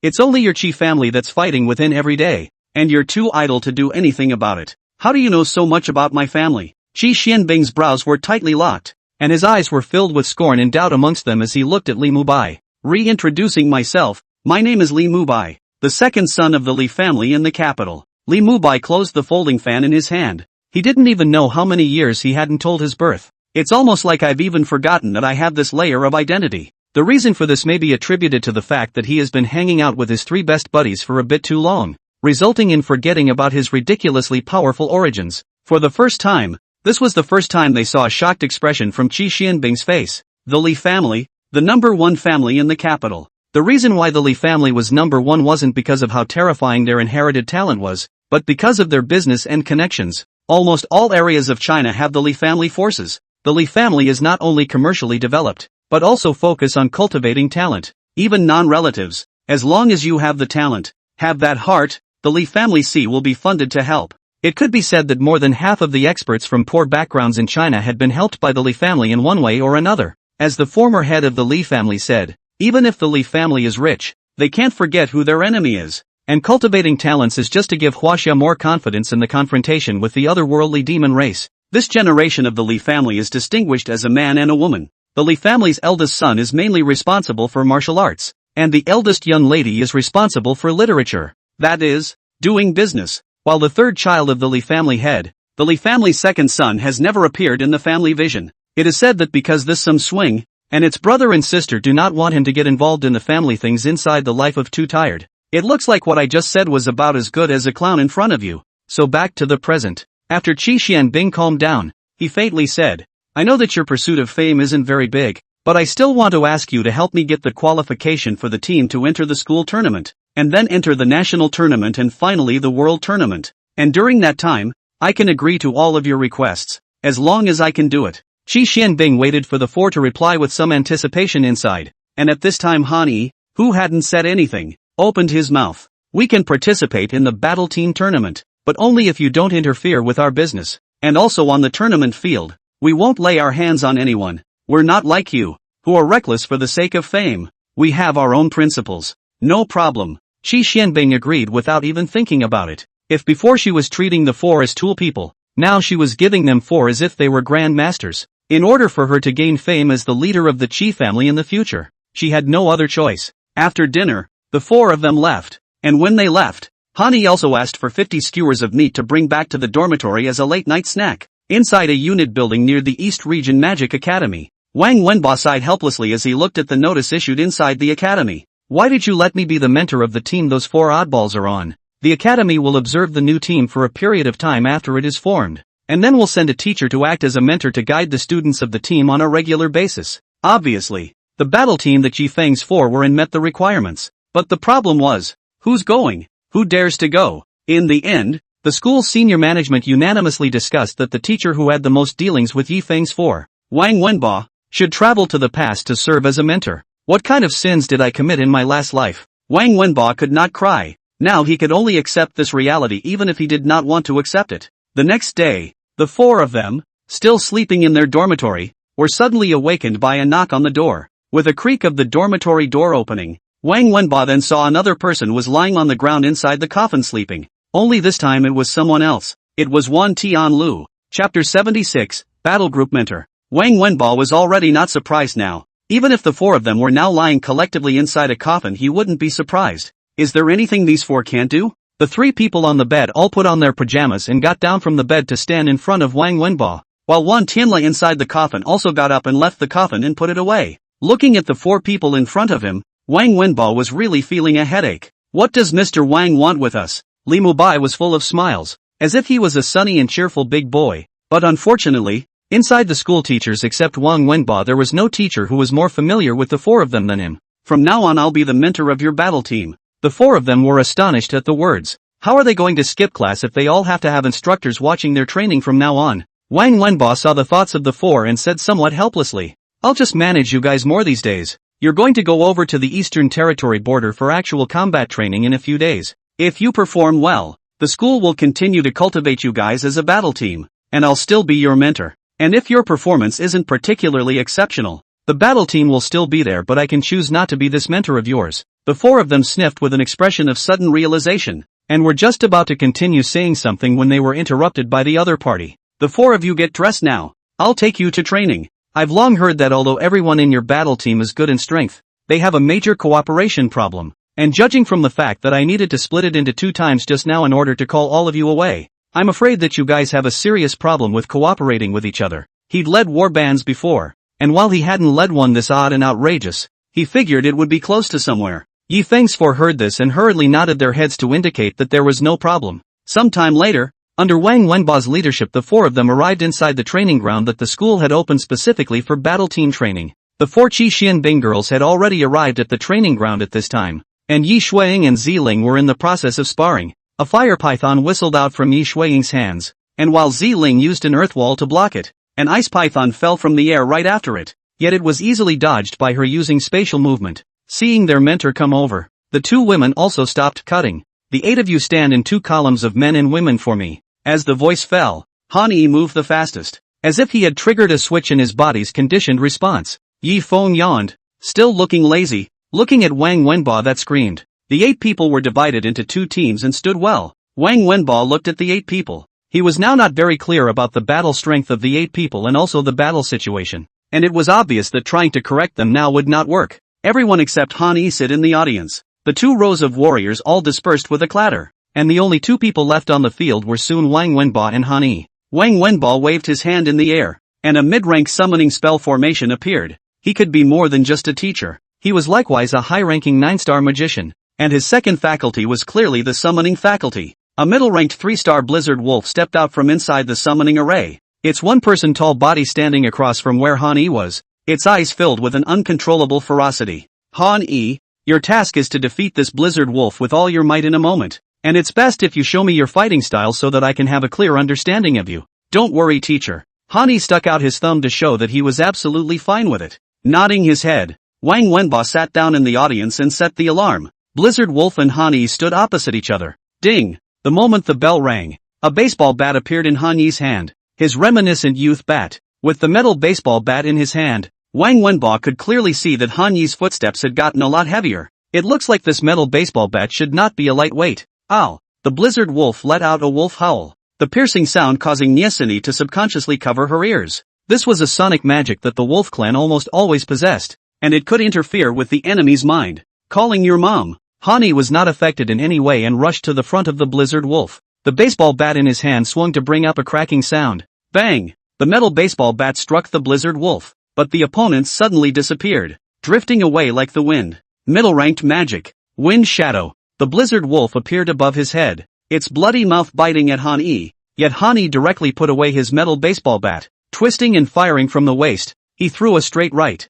Bang! The terrifying force directly sent the Blizzard Wolf flying several meters. Before it could land on the ground, Han Yi's legs formed a bow and catapulted off to suddenly arrive behind it. Bang! Another kick out. The sound of bones breaking suddenly resounded in the arena. Die for your master. As the Blizzard Wolf was about to fly out, Han Yi grabbed its hind legs and slammed them heavily on the ground. A loud bang rang out in the training ground. The Blast Wolf disappeared into white light. From the beginning to the end of the fight was just 2 short minutes. Han Yi had unexpectedly ended the fight. This caused Wang Wenbo to suck in a breath of cool air. At the same time, it also made Niesini and Yi Shuiying, the 2 most normal girls inside the battle team, somewhat surprised and shocked. As far as Han Yi's current strength was concerned, even compared to the seniors of the previous classes, he was no better. Next, Niesini. Han Yi stepped down and Niesini walked up to the stage. Wang Wenbo summoned a middle-order demonic beast, because it was randomly summoned. This time it was just a middle-order 1-star demonic beast, but even so, Nyesini surprisingly fought for half a day, and in the end narrowly won. The third one up was Li Mubai. Li Mubai's fighting style was mainly to boil a frog in warm water and slowly consume with the opposite side. In the end, all 7 ended, leaving only one Yifeng. Ow! A tiger's roar came from the summoning array. A demonic tiger whose body was covered with blood-colored patterns came out from inside, its eyes staring tightly at Yifeng on the opposite side, as if it wanted to eat the other party. Middle-ranked 10-star demonic beast, blood-striped tiger. Teacher, can I not fight? Yifeng somewhat helplessly turned his head to look at Wang Wenba and asked. Hearing this, Wang Wenba shook his head. He just did it on purpose. Inside the 8 people, the one who actually had the most heaven-defying strength should be Yifeng. But from the beginning to the end, no one had seen what Yifeng would look like when he used his full strength. There was more than one teacher at the school who had ever been curious, and he was one of them. All right. Yifeng was helpless and stood opposite to the bloodstained tiger in a defensive stance. Ding!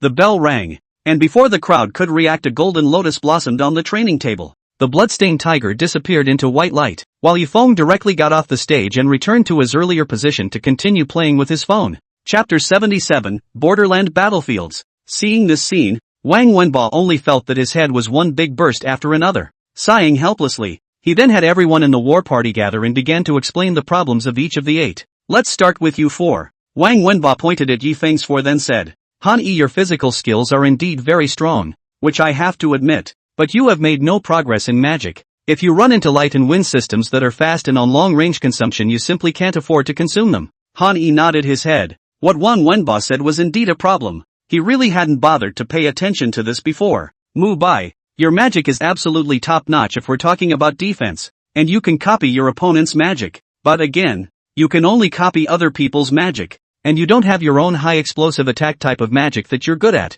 which is your biggest problem. Li Mubai fell into deep thought at his words. Being told so by his mentor, he realized that he had such a big problem. Tian Lu, your summoning technique is strong, and that bug control technique is great. You're a support. You're already good like this. Wang Wenba nodded his head in satisfaction at Wan Tianlu, then turned his head to Yifeng without saying a word. Mentor, what are you doing? Yifeng hurriedly dodged Wang Wenba's kick, and then he heard him break out into curses. From start to finish you just showed me a lotus flower. Straight to the opposite side of the second. What do you want me to analyze? The more Wang Wenba thought about it, the more angry he became. He always felt that this kid Yifeng was just deliberately looking for a fight. Wasn't it you, mentor, who told us to use our full strength? Yifeng said with a look of I'm aggrieved. Hearing this, Wang Wenba fell into silence then sighed helplessly. Your attacks are very strong. With something as heavenly fire that is against the heavens, your upper limit is absolutely unpredictable. Cultivate hard. Don't swing for the fences day by day. When he finished, he looked over to the girl's side. The 4 of you don't have any major problems. It's Qi Xianbing, didn't you learn defense magic in the ancient book pavilion before? You practice defense magic more. You have some shortcomings in this area. Thank you, mentor. Wang Wenba nodded his head and then readjusted the battle group stance. There are too many oddballs in this warband to go with the norm. In the end, Wang Wenba's solution was, you guys can play how you want. What you want as a team is to improvise and surprise. That's your specialty. From training in the morning until lunch, then training again in the afternoon until evening. After returning to the dormitory in the evening, Li Mubai asked with some curiosity, Tian Lu, how come I didn't see you licking Qi Xianbing today? Han Yi and Yifeng were also eager to ask this question. Hearing this, Wan Tianla revealed a silly smile and shrugged his shoulders. I was rejected last night's cell phone confession. Since people have already explained the situation, why I have to go to annoy people? Love at first sight is not destiny. In the end, it is just my wishful thinking. The 3 people who heard Wan Tianli's statement were first stunned, and then they violently sucked in a breath of cool air. Is this 10,000 leaves? Is this Nima Van Tenlo? How could such words come out of his mouth? The trio rushed to ask Wan Tianlo what was wrong. While he said that he was really fine, the 4 of them hobnobbed until lights out for the evening. Wan Tianlo lay on the bed with a helpless and bitter smile on his face. The chat messages inside his cell phone kept flashing in the middle of his mind. Wan Tianlu, there's a pretty good movie recently. I'll invite you to see it. Qi Xianbing, sorry Tianlu, we're just teammates. I'm going to become a strong man. You and I are just 2 worlds after all. Wan Tianlu, it's okay. I wish you can fulfill your dream in the future. Cheers. Qi Xianbing, Wan Tianlu let out a long sigh in his heart. It was true. Apart from Grandpa and his 3 buddies, there wasn't going to be anyone in this world who would be genuinely nice to him. He was actually missing his already dead grandfather a little now. There is no such thing as love at first sight in the world. Only people's wishful thinking. He had now sort of figured out that for someone like him, love and all that was still too much to hope for. Wan Tianla stopped thinking about these things, closed his eyes and began to sleep. The first half-month of the team's bonding period was over, and the 8 men traveled to the border to begin the team's final assessment period. Practical training. The Eastern Territory border was an unending mountain range, the Wind and Snow Mountain Range. The Wind and Snow Mountain Range was a mountain range borderline that ran through the eastern and northern regions, and originally across from it was another country, but now that country had fallen to become a paradise for the demon race. Frequently, demon races would come out of the Wind and Snow Mountain Range to launch attacks on the eastern and northern regions, and thus the Eastern Frontier Border Fortress and the Northern Frontier Border Fortress appeared as a result. 2 vehicles drive through the search at the highway entrance to the Eastern Frontier Fortress. 2 cars, one a white luxury business car and the other a silver gray van. The white luxury business car was driven by Nyesini, while the van was driven by Li Mubai. That's right, they just drove here, through the location that Wang Wenba had given them before they left. They drove to the entrance gate of the military headquarters of the Eastern Border Fortress. It was rumored that the instructor in charge of their practical training on the frontier would be waiting for them at the gate, the heavily guarded gate of the military department. At this time is standing a tall middle-aged man, although already more than 40 years old, but looks is still elegant, but also gives a person a kind of not angry sense, the feeling of authority. Reach out and stop the 2 cars after you see them coming. The 2 cars saw this and all got out, and just as they did so, they heard the man break into a rage. I told you to be here at 10, and now it's 11. Do you have any discipline? The man's anger was great, but most of the people on the field didn't even gasp for air. Their pupils contracted with disbelief, because they didn't expect their instructor to be the strongest magician in China, the only fire mage who had reached the 9th star of the super rank. Chinese martial. Yi Long, introduce yourself. My name is Yi Long. I'll be your instructor for the next half-month. The man's eyes swept over the 8 members of the war party, and the soldiers responsible for guarding the gate not far away could not help but sympathize with the 8 in their hearts. Being targeted by Marshal Yi Long, they won't have a good day. The few who heard this were not shocked. Han Yi, Li Mubai, Wan Tianla, Shi Xianbing and Nyesini all thought that they had Marshal Yi Long as their instructor because of Ziling. After all, the relationship between Violet Spirits and Marshal Yi Long's couple was well known. I really did not think I would one day Marshal Yi Long would become their instructor. This is the most legendary figure in China. The real hero. It can be said to be an idol worshipped by almost everyone. He is powerful but does not join any force, and guards the border only to protect the eastern region from the scourge of the demon race. You, come over here, collect all their cell phones, Marshal Yi Long ordered to one of the soldiers standing guard at the entrance. And on hearing this all the soldiers immediately came over to collect the cell phones of the 8 people. Whoever handed it over went well. Only Yi Feng, making a geek hand over his electronic devices is not killing him. Chapter 78, I'm your old man, asshole. I suspect you're targeting me, and I have solid proof. Yi Feng refused to hand over his cell phone and extended a middle finger at Yi Long. This move nearly scared the hell out of Han Yi and a few others. Is Yi Feng so brave? How dare you say such words to Marshal Yi Long? Han Yi and Li Mubai and Wan Tianlu were that fast. The 3 of them displayed a wave of strong man-locking men and pressed Yi Feng's mouth to death. Marshal Yi Long, Yi Feng, he's like this. Usually his cell phone doesn't leave his body. Suddenly letting him have no cell phone might make him have some stress reaction. Li Mubai hurriedly clasped his hands together and his brain CPU worked frantically. Yi Long who heard this but just said coldly, you guys let him go. I know this little brat's character better than anyone else. At these words Li Mubai's trio and Shi Xuanbing's 2 daughters were all stunned. Yi Feng took the opportunity to break away from the 3 and pointed at Yi Long and shouted, head can be broken and blood can flow. You don't want to receive my cell phone. I-oh-ho. Your little brat's temper has grown after not seeing you for such a long time. After Yi Long finished speaking, he took a step forward and directly grabbed Yi Feng's neck, and came with a wave of Homo's neck pinch method. If I'm a little bunny you're a big bunny. Yi Shuiying only felt a headache when she saw this situation. She just couldn't figure out why her oldest brother always had trouble with her eldest uncle. Yi Shuiying and Ziling rushed over to pull the fight. Ziling and Yi Shuiying held Yi Feng's waist at the same time, and it took all of their strength to pull the father and son apart. Older brother, today is not the day for you to make a scene. You and your eldest uncle haven't seen each other for so long. Don't be saber-rattling the moment you meet. Yi Shuiying this word out of the crowd was first stunned, and then all the uninformed 2 pupils are shrinking. Looking at Yi Feng's eyes are full of shock, confusion, and disbelief. Yi Feng is Marshal Yi Long's son? Nyesini was a bit incredulous. Wouldn't that mean that Shuiying was Yi Long's niece? She hadn't been aware of the circumstances of Yi Shuiying's birth. And it wasn't just Nyesini. Shi Xianbing was likewise the same. Shi Xianbing and Yi Shuang is elementary school table friends. Even if later Yi Shuang left the capital, two people also often in online contact. That's why she never knew Yi Shuang's background and only thought it was an ordinary family. I really did not think that the original Shuang's origin was so horrible.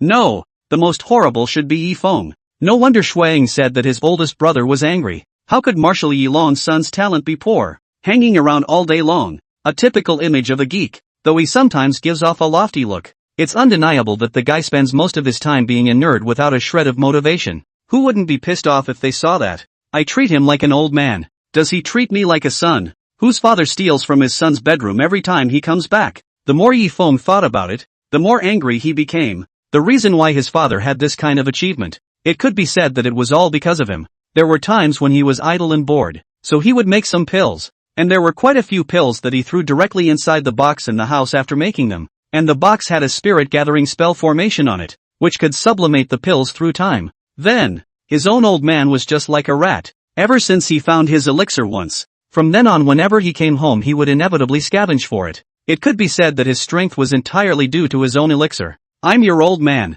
What's wrong with taking something from you? Although Yilong was superficially justified but was more or less a bit weak, his son's effect of those small pills is really overbearing. I do not know where this kid got it. He was too embarrassed to open his mouth to ask, so he could only sneak to get it. Older brother. Older brother. You two are getting a little off topic now. Older brother, now we are students and older brother is an instructor. So get a grip on me, will you? Yi Shuang looked at Yi Feng somewhat helplessly. She had really worried herself to death for this old brother. Yi Feng sniffed before he tried to calm down and reluctantly gave the cell phone to the soldier. This soldier's legs were a little shaky as he walked towards Marshal Yilong after taking the cell phone. I didn't realize I was eating such an amazing melon. Yilong signaled the soldier to open the door, allowing the aide to drive into the military headquarters. General Yilong sat directly in the driver's seat of the van without the slightest hesitation. Hani, sitting in the co-pilot seat, was so excited that he could sit in the same car with his idol. General Yilong, this is too exciting. Brat, I heard that you displayed a heavenly fire that had never appeared before at the East Region Magic Academy's freshman competition.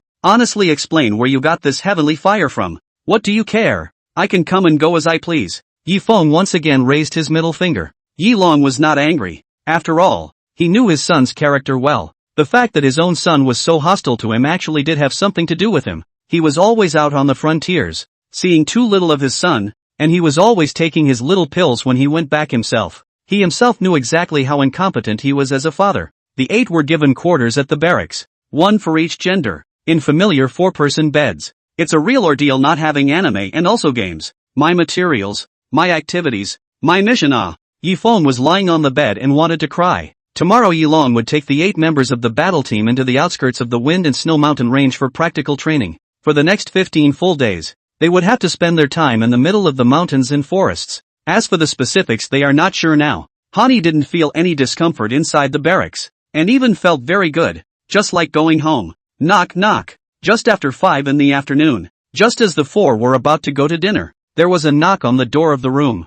Hani opened the door, and Marshal Yilong stood in the doorway, still with the same unruffled look. Yi Feng, let's go. I'll take you to dinner. No go. Yi Feng refused dryly. Your mom was there. Let's go then. Yi Feng's face became that fast and followed Yilong and left the dormitory. After Yi Feng left the dormitory, the 3 of them started a tight discussion. Yi Feng is actually Marshal Yilong's son. I said how the talent is so unbelievable. It's true that like father, like son, Hani had the look of I understand it all, while Li Mubai was somewhat helpless. Now I kind of know why Shuang is so angry at Feng for looking like a geek every day. His father is Marshal Yilong. His talent goes without saying, and his background goes without saying, but he just doesn't have a heart for advancement. Ugh. That said, Brother Feng and Marshal Yilong are obviously father and son. Why do they always feel like the two of them are like enemies? Wan Tianli's face was full of confusion. He was fatherless and motherless. He really didn't understand the situation. I don't know. Both shook their heads at the same time to indicate that they were not sure.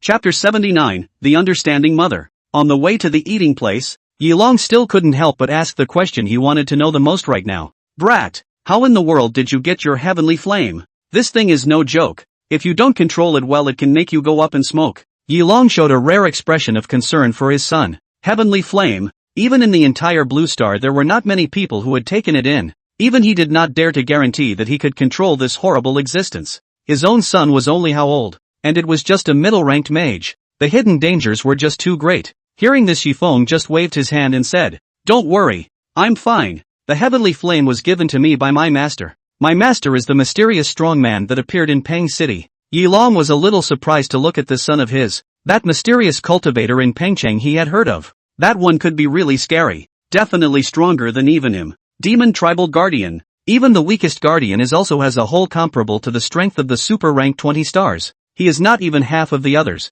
Even if he faces on it is also the end of being killed in seconds. That one was surprisingly able to kill the demon clan's protector. His strength must be above 20 stars of the super order. Could it be a legendary god who can possess abilities beyond human limits? There are now only 8 human nations left in the blue planet. Huaxia, Fusong, Tianju, Palin, Hokai, Maya, Gui, barbarians. Each of the 8 countries has its own civilization and culture, in which the belief in God is different. As the top person in China, Yilong naturally knew that there was still a kind of terrifying existence in the Blue Star. But hadn't these existences long disappeared in the river of history? Could it be that the ferocity of the otherworldly demon race's invasion caused all of these terrifying existences to awaken? Just as Yilong was thinking, the father and son duo had already arrived in the middle of a separate private room in the barracks cafeteria. Entering the private room, Yifeng saw his mother, Qin Yusin, who was chatting with Ziling and his old sister. Qin Yusin turned her head to look at Yifeng and revealed a kind smile. "Fenger, it's been a long time. Have you missed Mom me?" Yifeng revealed a smile at his words. He still had a very good impression of his mother in this life. Sitting down to chat, Qin Yusin began to ask Yifeng how he had been doing recently, and whether he had been wronged inside the university. Yilong was furious after hearing Yifeng say that he was fine now and still like before. "Brat, can't you be a little progressive? What's there to see and play with cell phones and computers?" Yifeng was just about to start disliking his mother, Qin Yusin, but she glared at her husband first. "I don't like my son to do those dangerous things. I only have this one son. If you don't feel sorry for me, I feel good that he's safe and sound like this." Sure enough, my own mother still speaks toward me. A trace of warmth flashed through Yifeng's heart. It's true that Mom is still understanding. After chatting for a while, the topic suddenly came to Violet Spirit. "Fenger, Ziling didn't give you a hard time, did she?" "Right, Mom and Dad. You better explain to me what's going on with my engagement to Ziling." Yifeng felt a headache just thinking about this,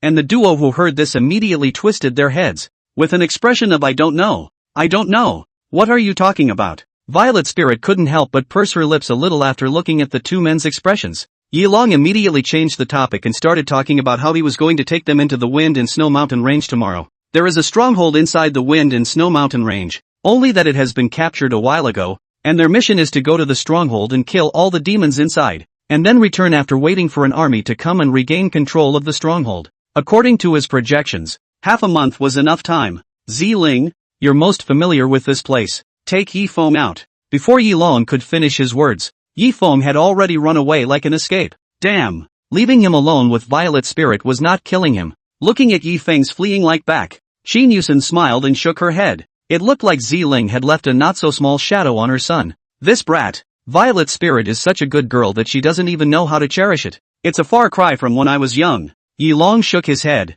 giving this son of his an extremely disappointed look. Qin Yusin didn't spoil him, and directly said, "If I don't remember wrongly, when Brother Yi and the two of us first met, it seems like you stuttered a bit when you spoke to me, right?" Ahem, ahem. Old stories, all old stories. Yilong's old face blushed, while Qin Yusin couldn't help but laugh. Early in the morning of the next day, Yilong traveled with the 8 members of his battle team to enter the Wind and Snow Mountain Range, because there were many demonic beasts in the Wind and Snow Mountain Range, so to avoid being discovered, they weren't able to drive. Yifeng and Li Mubai sat on the white jade spider and followed the last of the large group with a lazy look. Soothing, basking in the sun, Li Mubai couldn't help but let out a sigh. No cell phone. Cell phone. Yifeng wanted to cry. It was hard to live without a cell phone. Just as the two were leisurely lying on the spider's back, a pair of rough hands directly picked up the two. "Trying to be lazy in front of me. You two have quite a lot of guts." Yilong's slightly angry voice came from behind him,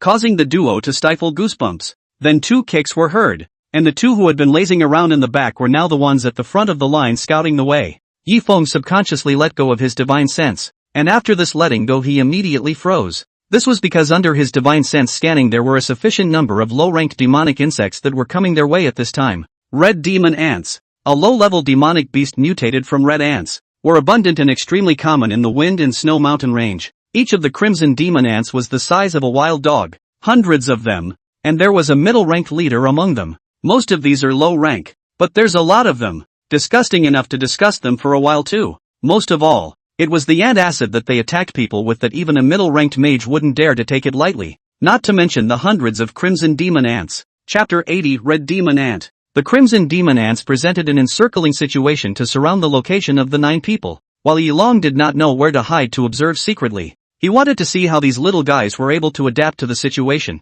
and what they should do when they met this kind of situation. Yi Feng, Yi Shuiying, you two mustn't use flame magic, or else this forest burning will attract more demonic beasts. Hani had plenty of battlefield experience and gave the order the moment the crimson demon ant swarm appeared. Hearing this, Yi Shuiying hurriedly extinguished the flame in her hand and switched to ice spells. Whoosh! The wind blade whistled past, and a dozen or so crimson demon ants were killed on the spot as Li Mubai. Blades flying, Hani rarely began to use gold magic. Nie Sini and Ziling, one using wood magic and the other using wind magic, began to carry out large-scale monster clearing. Qi Xianbing and Yi Shuiying, the two main ice types, kept using ranged damage, and soon they stood on top. Yi Feng and Wan Tianlu rode the white jade spider to the middle-ranked red demon ant located in the center. Hiss! The middle-ranked crimson demon ants let out a hiss, and all the crimson demon ants around them opened their mouths at the same time to spit out ant acid towards the two of them. Seeing this situation, the two reacted that fast. The white jade spider was put away.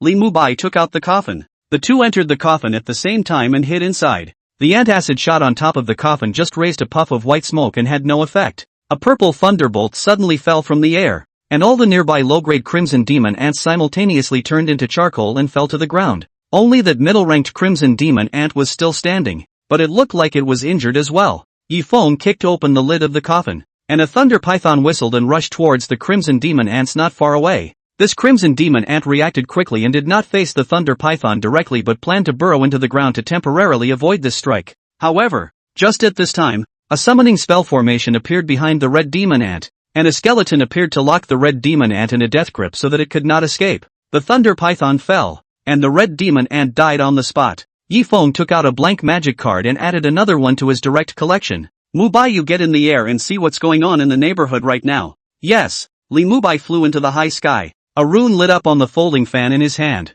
and his original figure suddenly disappeared. This was a spell that had been modified by Yi Feng after the transformation. The concealment spell. Soon Li Mubai got a clear view of the nearby situation, and after landing, he hurriedly said, "Let's quickly go. There are at least thousands of crimson demon ants surging towards us in the vicinity. If we don't leave it will be too late." At these words, everyone began to prepare to run. Yi Feng and Wan Tianlu rode the white jade spider and ran, with Li Mubai leading the way. F4 was running fast. After all, it wasn't a day or two since they had experienced something like a run. Violet Spirit's speed wasn't slow. After all, she was a full system mage. However, the remaining 3 women were somewhat unable to do so, as there was no one within their faculties who was good at escaping, and they soon reached the very back of the group. Tengoku, give your spider to my sister. Give mine to Nyesini. As for Qi Xianbing, I don't believe she doesn't have an escape magical artifact. Yi Feng ordered, and without the slightest hesitation, Wan Tianlu, who had heard the words, turned around and vacated the white jade spider production together with Yi Feng. Yi Shuiying wasn't afraid of spiders. She directly got on a spider and ran. On the contrary, Nyesini was a bit squirmy. There was no way. She had been afraid of spiders since she was a child. Forget it, I still don't have much of a problem if I run by myself. Nyesini finally realized that she still couldn't make up her mind. Upon hearing this, Li Mubai flew in the air and glanced at the ant swarms that were getting closer around him, gritting his teeth and landing directly beside Nyesini. Bring out the casket that Tianlu gave you. Okay. Ha? Nyesini was dumbfounded and didn't know what Mubai was trying to do. Then she saw Wan Tianlu take out his big coffin and open the lid. Before she could react, Li Mubai had already pushed her in and covered the lid, and Wan Tianlu also tacitly wrapped the chain around it. Han Yi, you and Tianlu have the greatest strength. You two lift. Don't hurt my goddess, otherwise I'll blame myself. Li Mubai glanced at the coffin with some heartache. There was nothing he could do about it. You've thrown your goddess inside a coffin and you're still afraid to give her the blame for hurting herself later? Han Yi was a bit speechless. Then he carried the coffin with Wan Tianlu and started to run away. The remaining white jade spider, on the other hand, was dominated by Qi Xianbing. In this way, Li Mubai was at the front, followed by Yi Feng and Ziling, then the 2 women riding the white jade spider. And at the very back were Han Yi and Wan Tianlu, who were carrying the coffin. Looking at the 8 people's strange way of running away, Yi Long only felt a little unreal. The one leading the way was understandable, as was the purple spirit that followed closely behind. That Tmon Son of Thunder and Fire dual system pure mage. How can run so fast? Then there were the 2 alabaster spiders. Who can be so fast with a spider carrying someone? This speed was even stronger than a middle-ranked demon horse. That Han Yi, a proper body master, was still within the range of tolerable understanding. What the hell is that Wan Tianlu? A summoner plus a healer that can run neck and neck with a body master. Or a body master that was clearly just better than a normal body master. I must have woken up hard today and hallucinated. Marshal Yi Long shook his head, still unable to understand why there were such perverse things in the world. The 8 men of the war party ran and killed all the way. It finally came to a stop when it was close to dusk. They were already out of the range of the crimson demon ants and were sitting in the middle of a cave to recuperate. Vomit. After the coffin lid was opened, Nyesini ran outside the cave and couldn't help but vomit. The ride had given her a bumpy ride that nearly sent her soul flying, and she even felt like she was shaking her brains out. Li Mubai hurriedly went over and patted Nia Xinyi's shoulder, and took out a bottle of water from inside his storage ring and handed it to the other party. I'd rather ride a spider than enter this coffin again. Nia Xinyi was full of regret after rinsing her mouth. Dabai. Wake up, great white. Dabai. Wan Tianlu hugged his foaming at the mouth white jade spider and let out a cry. As the saying goes, woe is me. His other alabaster spider was also foaming at the mouth and 6 feet in the air at this time. White. No. Wan Tianlu wailed to the sky. Yi Feng came over at this time and directly gave Wan Tianlu a blow to the head. What the hell are you screaming for? What if you draw the beasts to you later? Your spider is just dehydrated. Not a big problem. Yi Feng squatted down and started to feed the 2 white jade spiders water. Hearing this, Wan Tianlu was instantly beaming with joy. Great! His spider was still alive. After some time, the group began to rest intending to go on the road tomorrow. Finding a corner to sit down, Yi Feng took out a cigarette and started smoking. Just at this time a pair of hands started to pinch back and forth on his shoulders. Yi Feng subconsciously thought that this was Li Mu by massaging his shoulders. Chapter 81, Blatantly Open. Mu Bai, when did you learn this technique? It's quite comfortable, Yi Feng said with some enjoyment. Not far away is chatting with Nia Sini. Li Mu Bai froze at the word. Out of the mouth is a sentence. Feng brother, you say what? Yi Feng was first stunned. Then he jerked his head around to see Ziling's pretty face full of smiles. He was so scared that he rolled and crawled to let his shoulders detach from the hands of Violet Spirit, who was still pressing his shoulders. A man and a woman are not related. Girl, please behave yourself. Violet Spirit's eyes curved into a crescent moon as she smiled. Not far away, Wan Tianlu and Hani instantly felt like they had been stuffed with a mouthful of dog food. Nima! Yi Feng, you really deserve to die. The 3 skeletons were summoned by Wan Tianlu to be in charge of the night watch, so there was no need to leave anyone behind for the night, worrying about demonic beasts at night. Shi Xianbing was well prepared for this trip, and had Nia Xine use her magic, and soon 4 wooden rattan beds for their girls to sleep on appeared, and also blocked the holes with wooden vines to make it safer. Yi Long, who saw the scene through several people's accompanying cameras, was satisfied with this performance, and then he looked at his own son, wanting to see how these 4 boys would solve the accommodation problem. Then he saw Yi Feng and Li Mubai and Han Yi, moving neatly, each taking out a bed from inside their storage rings. Yes, it's a bed. Or a bed with all the bedding and everything. This scene directly gave Yi Long and the others on the field a dumbfounded look. What's going on here? It's open. And it's blatantly open. Suddenly he realized that there was a man out of the mud. Surprisingly, Wan Tianlu didn't take out the bed. In reality, it wasn't that Wan Tianlu didn't want to bring a bed, but he couldn't spare that money. Just as Yi Long was sighing that there really was still an existence in the world out of the mud, he saw Wan Tianlu take out the coffin from inside his storage ring, lay it flat on the floor, open it up, make bedding, and lie in it. Good night, brothers. When he finished speaking, he simply closed the lid of the coffin. Yi Long people are Nima Num. This is even more heavyweight. All of them slept soundly during this sleep, and the next day they continued to set off for the location of the coordinates given to them by Yi Long. Bang! A middle-ranked demonic beast was beaten to death by Han Yi with a hard baseball bat, and Yi Feng took out a blank magic card to pick up the pieces. Everything looked so good. After walking for 3 days, they finally saw the stronghold in the middle of the mountains. The stronghold is not very big. Is the fence inside a 5-story bunker building? Surrounded by very obvious traces of battle. Looks like it should be just recently lost soon.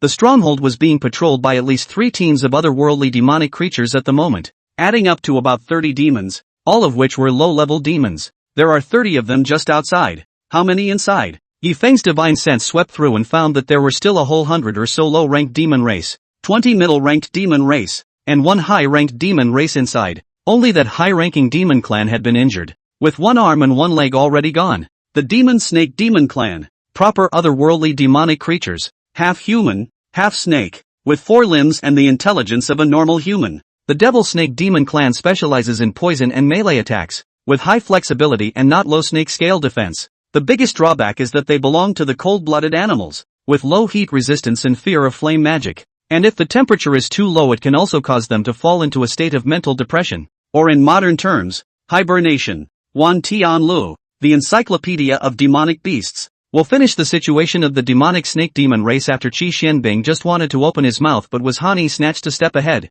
Yi Feng, Shui Ying, your siblings are all fire. I'll take the lead in the front. You guys set the fire in the back. Xineu use wood magic to summon wood vines to increase the fire. Zilingyu and Mubai use the wind to increase the fire. Tianluyu summoned the undead creatures to take charge of the wool harassment and assistance. As for Qi Xian Ice, you protect the people behind you. Once a demon snake demon comes this way, you use ice magic. Han Yi ordered quickly and didn't move slowly. The metal baseball bat appeared in his hand. Han Yi let out a loud shout. His legs powered up, but in a few steps he rushed outside the stronghold wall. Death to all of you. Han Yi waved the recollection youth stick in his hand, and in an instant, several demon snake demons passed away on the spot. At the same time, 2 fire snakes whistled past Han Yi's side. Yi Feng's siblings were already standing 30 meters behind him by now. The demon snake demons patrolling the stronghold discovered the situation over here at the gate, and at this time, all of them rushed this way, their scarlet snake letters continuously spitting out. And even though they knew the gap between them and the other side, their eyes still revealed bloodthirsty madness. Wooden vines appeared to wrap around the 5 demon snake demons that rushed in, and before they could break free, 2 streams of flames had already whistled and cleared the area. Humans, you seek death. 5 middle-ranked demon snake demons rushed out from inside the bunker building, all of them also holding a spear-like weapon in their hands. 2 strands of venom suddenly flew towards Han Yi. The summoning formation suddenly surfaced, and a middle-ranked skeleton knight appeared, holding a shield to block the 2 streams of venom. Beep! At the sound of the whistle, tens of thousands of moths whistled out from the place where Wan Tianla stood, covering the entire stronghold in no more than an instant. Marshal Yilong, who had been observing in the dark, couldn't help but shiver all over when he saw this. What kind of weird attack is this? Moths continued to cover the demon snake demon and began to tear at it. Yi Feng, Shui Ying is now! Han Yi shouted after killing one of the middle-ranked demon snake demons. As the demon snake demons inside the bunker had almost all come out by this time, there were a full 24 of the middle rank alone,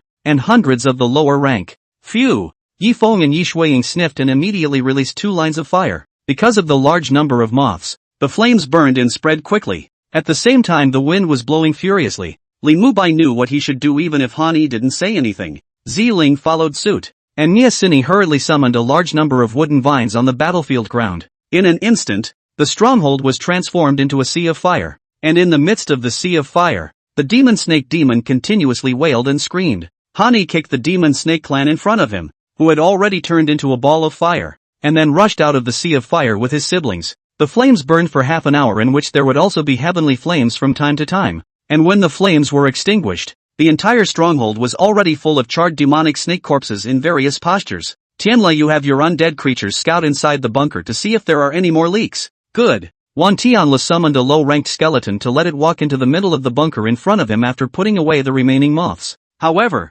the low-ranking skeleton just walked into the bunker was violently beaten into several white bones flying out of the bunker. Damn you all humans! A hoarse voice suddenly came out from the middle of the bunker. A full 5-meter-tall demon snake demon then walked out from inside the bunker. Chapter 82 High-ranking demon snake demon. This demon snake demon was in a sorry state. Its left arm was gone. Its right hand was holding a pitch-black colored spear, and its body was covered in wounds left behind by the recent healing. He is still blind in one eye and his legs are down to one left leg. Put! This demon snake demon cut off its left leg straight away, letting its tail fall to the ground to keep its balance. Now he looked almost indistinguishable from the serpent man inside the myth. Hiss! The devil snake demon violently opened its mouth, and 2 channels of venom whistled. A skeleton appeared to block the venom that flew towards Han Yi. The venom landed on the skeleton, and in an instant the skeleton collapsed to the ground. Its white bones corroded and turned into liquid in the span of an open eye. This scene caused a few of them in the battle team to stifle a breath of cold air. If they get stuck with this thing, then the consequences are simply unimaginable. The devil snake demon twisted its body to quickly approach the 3 people at the front. Yifeng protected his sister behind him as a golden fire snake suddenly whistled out. However, even with the heavenly flame bonus, middle rank magic was still somewhat inadequate in the eyes of a high rank demon snake demon. Bang! The devil snake demon's tail flicked out, and the fire snake was dispersed in an instant. At the same time, Hani saw the right time to rush towards the demon snake demon and swung the metal baseball bat in his hand to hit, but was blocked by the demon snake demon with the spear in his hand. Perhaps because the demon snake demon was injured, his body retreated a few steps, and the spear in his hand was even more unsteady and fell. Bang! A golden light suddenly lit up at this time, and Li Mubai kicked the demon snake demon in the head. A familiar flash kick that looks flashy but does half damage. Seek death. The devil snake demon turned around and its snake tail lashed at Li Mubai in the air. However, a purple thunderbolt landed from the air at this time to make his body stiff, and Li Mubai also saw the opportunity to quickly get out of the trap.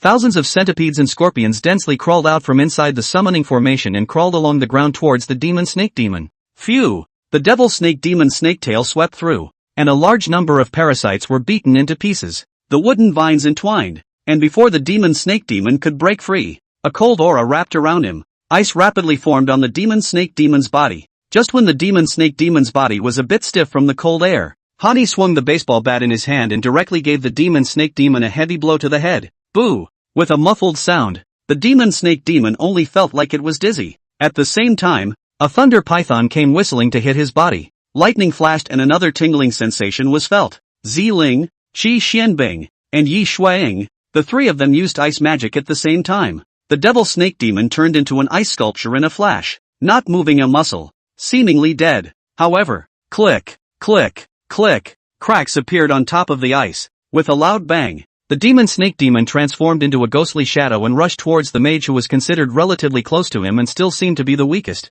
Yi Shuang, with great speed. Before the demon snake demon could rush in front of Yi Shuang, Hani had already swung the metal baseball bat in his hand to give the guy a smothering blow. Good lord, the familiar vertigo is here again. Whoosh, whoosh, two 8-pointed wheels of light whizzed through the air. This was the attack magic that Yifeng had taught Li Mubai, and the source of inspiration was said to be a certain special feature. Pust. The devil snake demon dodged an 8-point light wheel but was still struck by one, and one of the original scars on his body turned back into a wound, and blood flowed out. Hiss. The demon snake demon let out an angry hiss, and the ear-piercing sound wave attack shook the eardrums of the 8 people on the field. Put. Nyesini was the first to spit out a mouthful of blood without resisting. Then Yi Shuang. This was the serpent-sounding magic that only a high-ranked demon snake demon could possess, and how could they possibly carry it when they were only intermediate ranked, and not the kind of geniuses that were particularly outrageous? Shut the up. Hani waved the metal baseball bat in his hand against the sound wave and aimed another stick at the demon snake demon's head.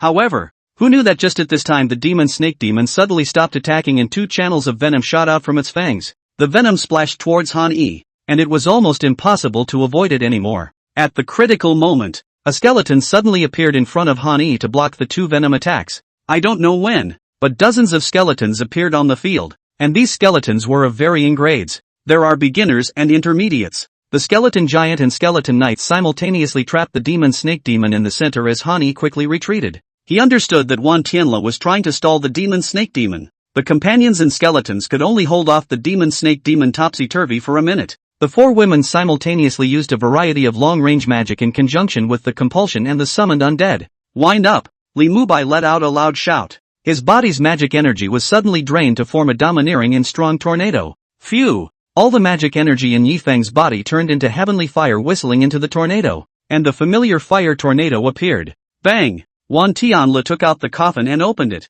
A summoning formation appeared inside the coffin and a gray and black undead aura emanated from it. Everyone on the field felt a chill at this point. The undead aura was like a maggot in the hawk, tightly wrapping the demon snake demon, while the skeletons and parasites were not affected. The fear of death pervaded amongst the demon snake demon's mind, and then he was shocked to realize that he had actually severed the connection with the demonic energy in his body, or perhaps his body had begun to be a little uncontrollable due to fear. Countless silver needles passed through the heavenly fire, and the temperature reached the extreme. The crimson silver needles suddenly passed through the demon snake demon's body under Han Yi's control, and a miserable scream resounded on the field. The fire dragon scroll whistled as it approached, and the demon snake demon finally gathered a little bit of magic energy to try to resist. Yet its body was covered in bloodshot eyes at this point. Those silver needles just now not only caused damage to him, but also destroyed all of his major meridians, and now he was completely out of resistance. It is like a fish on a chopping board, to be slaughtered. The fire dragon scroll whistled, and the heavenly fire instantly engulfed the demon snake demon's body. When the fire tornado dissipated, only a charred body was left on the ground. Yi Feng took out a blank magic card and added another one to his high-level magic card. Yi Long, who had secretly seen the whole process, was in a bit of a trance, slapped his face. What kind of oddball battle team is this nigga? He sort of realized that now. The original purple spirit, which was counterintuitive enough, didn't even rank in the top 3 within this battle group. Although this demon snake demon was only a high-ranking 1-star or a heavily injured demon, it was not something that Han Yi, a mid-ranking physical master, could overpower. That's not the most outrageous thing. The most outrageous thing is that Wan Tianlu, the magic used just now, surprisingly made him feel palpitations. Originally, Yi Long was planning to see when it was almost time to make a move to resolve the high-level demon snake demon, but now it seemed that it was not necessary. These kids can handle themselves. According to the mission requirements, they still need to hold the stronghold until reinforcements come to reoccupy it. Wan Tianlu utilized the summoned beasts to probe the entire stronghold and confirmed that there were no demons before the crowd breathed a sigh of relief. The 4 women started to transform the stronghold with magic to make it more suitable for defense, while Yifeng's 4 had already started to eat barbecued meat inside one of the rooms of the bunker. Chapter 83, Late Night Enemy Attack. This room had now been converted into a dormitory, and 3 beds and a coffin were neatly arranged. Wan Tianlu kept using summoning spells and an undead creature appeared, causing patrols to reappear in the originally empty stronghold. Not only that, there were also a large number of parasites that he had arranged in various places, and the moment there was a disturbance, these parasites would become a nightmare for the intruders. Earthen walls and thorny vines kept popping up in the stronghold compound and near the fence. Insurance even added layer after layer of ice shields. I have to admit that the 4 girls are quite a bit better at logistics than the 4 boys. Inside the bunker building, Li Mubai viciously gnawed another bite of roasted meat before inquiring, "How much meat did you guys prepare inside the storage ring when you came? We must have eaten at least a dozen pounds just now." Hearing this, Han Yi casually returned, "These are the snake meat from the tails of those demon snake demons. The meat of a demon snake demon. Don't you guys know that this meat is poisonous and cannot be eaten? Isn't it just some neurotoxin? Just that little bit of toxin. We are all people who have refined our bodies. We can be afraid of this." Wan Tianla said with an irrelevant look. "You 3 have quenched your bodies, but I haven't." Li Mubai is broken and desperate. Shortly afterward, the 4 women came back for the 4, and just as they entered the door, they saw Wan Tianli's coffin laying on the ground, while a pale-faced man was lying peacefully inside. It was no one else but Li Mubai. Nightfall. A group of 20 demon snake demons approached this side of the stronghold. "When did this stronghold get taken back by the humans?" one of the demon snake demons said with some doubt while spitting out its snake letters. "I don't know. Let's go see what's going on first. If there are fewer people, we'll give it back. If we can't beat them, we'll go call for reinforcements." The 20 demon snake demons were all middle-ranked demon race, so they weren't afraid. Instead, they directly marched towards the stronghold. A skeleton that was patrolling was instantly destroyed by the demon snake demon.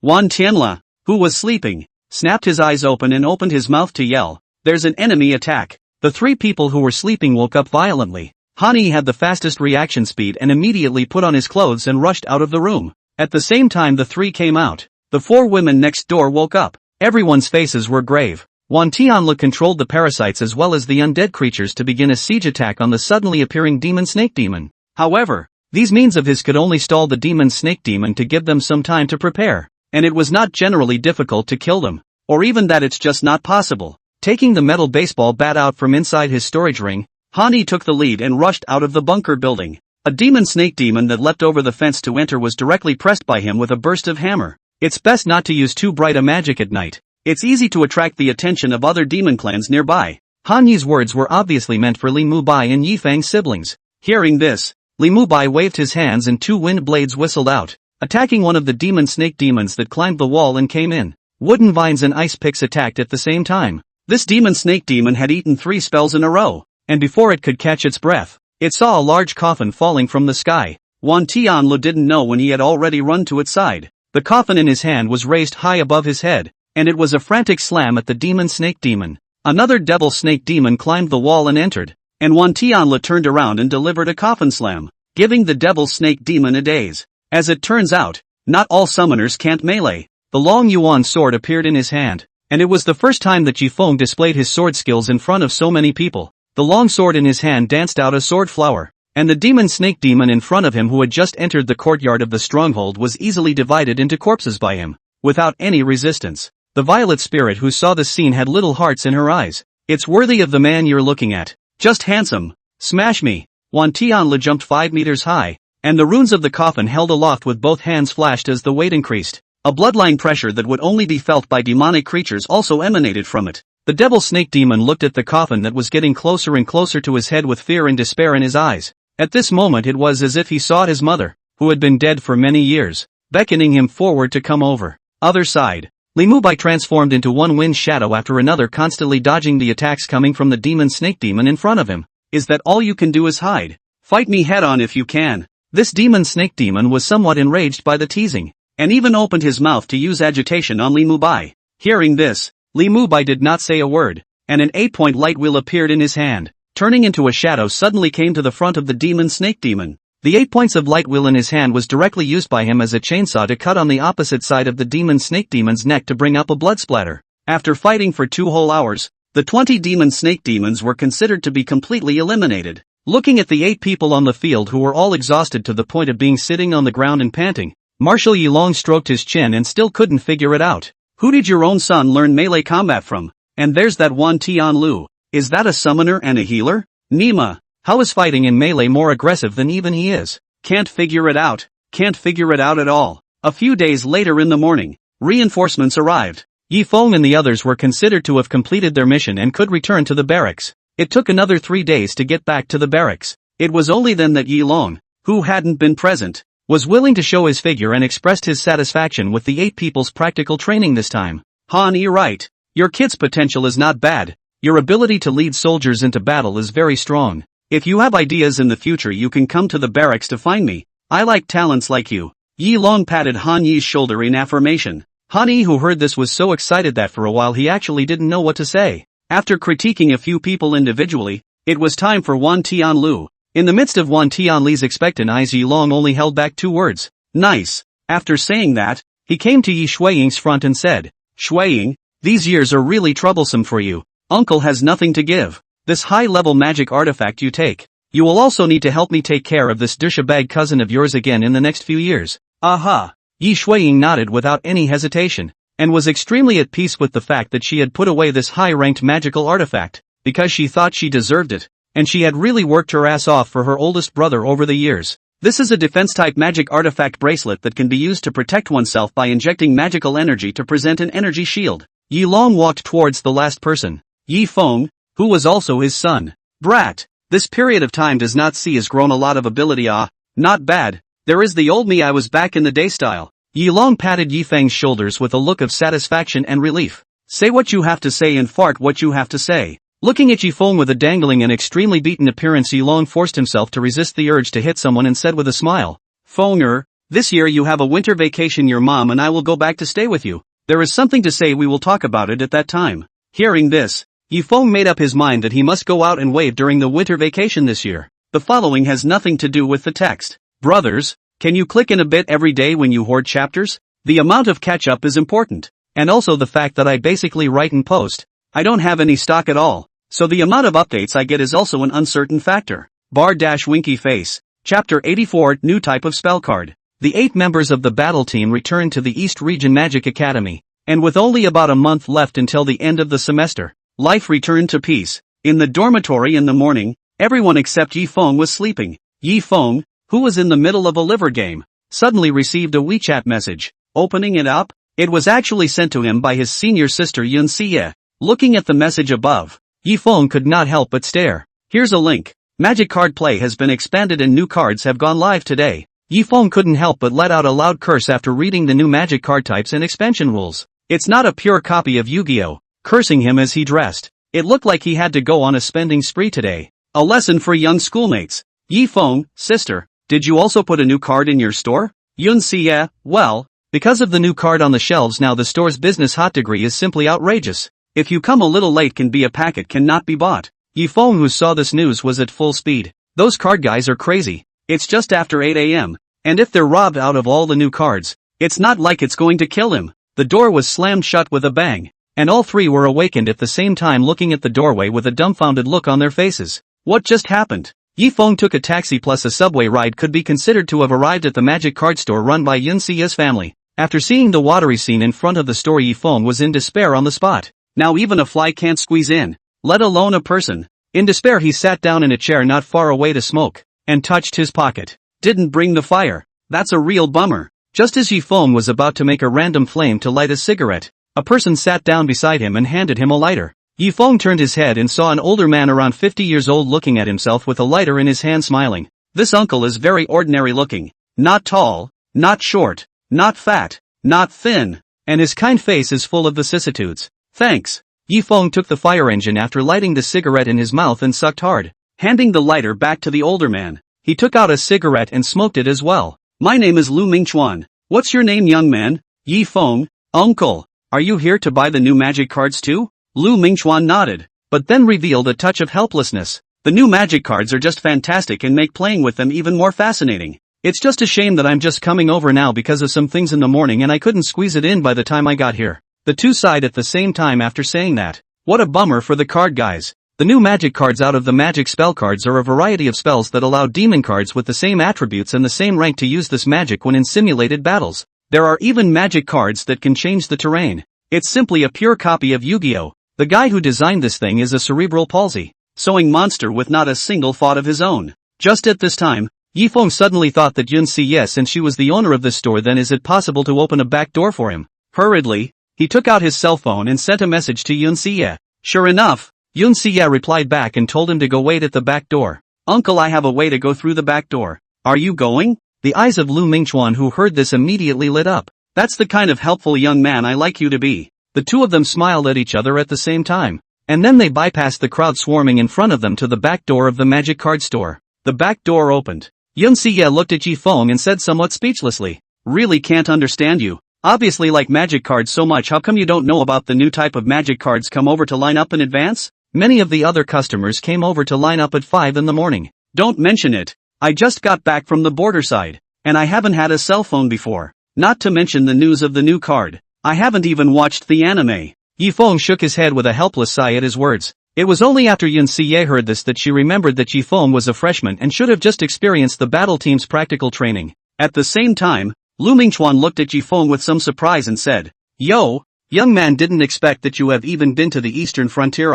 Uncle, I used to fight over there. Speaking of this, Lu Mingchuan also revealed a look of frustration, as if he had thought of some past event. This uncle can't see it. Those who can come out of the Eastern Territory border battlefield are not ordinary people. I respect you. Yun Siye looked at Lu Mingchuan with admiration among her eyes. In the Eastern Domain, warriors who dared to go to the battlefields of the Eastern Domain's borders were worthy of being admired. Ha ha ha, it's all old news. It's in the past. It's all in the past. Lu Mingchuan smiled and scratched his head, then added, can you give me a discount for buying a magic card pack later? Same as Yifeng. 20% off for both of you. Oh benefactor. Yifeng and Lu Mingchuan looked at Yun Siye gratefully at the same time, while Yun Siye stood up her chest quite a bit proudly. Sure enough, there's a simple and unassuming way to make a poker guy appreciate it. The duo followed Yun Siye into the back door to the magic card store's warehouse, and then they saw dozens of boxes containing new magic card packs. Being poker players, seeing this scene, they almost spiraled in place.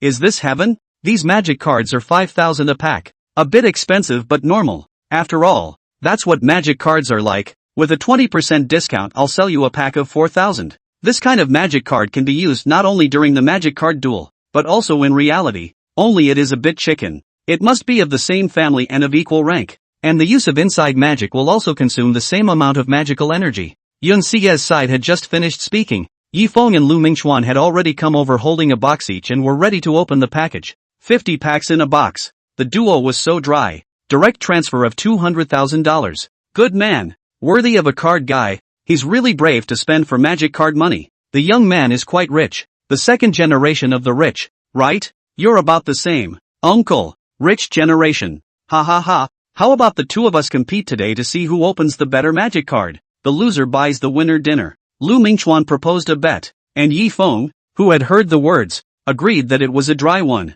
Come on. There were 10 magic cards inside a pack. Yifeng did not use his ability to see through the pack, because that would lose the joy of the card man opening the blind box. Yifeng opened up what was a pack of magic cards in front of him. Good lord. All of them were low-level magic spell cards, and they all had particularly common attributes. By the way, Yifeng schoolmate, I forgot to tell you that this card pack has no guarantee. Yun Siya said to Yifeng with a smile, and Yifeng who heard this said, "It's fine. I believe myself to be an O Huang." Yet it was at this time. Ha ha ha. Ice high-level magic ice dragon technique. It's a good start. Lu Mingchuan let out a loud laugh, still holding a high-ranking card in his hand. At the words Yifeng was first stunned, followed by a look of "I don't believe it." Continue to open the bag. In the second pack, Yifeng opened a middle-ranked magic card. Sonic class magic spells. Although the rank was only middle-ranked, Sonic class magic spells were considered to be a relatively rare department within the deck. Chapter 85, The Card Player's Winning Heart.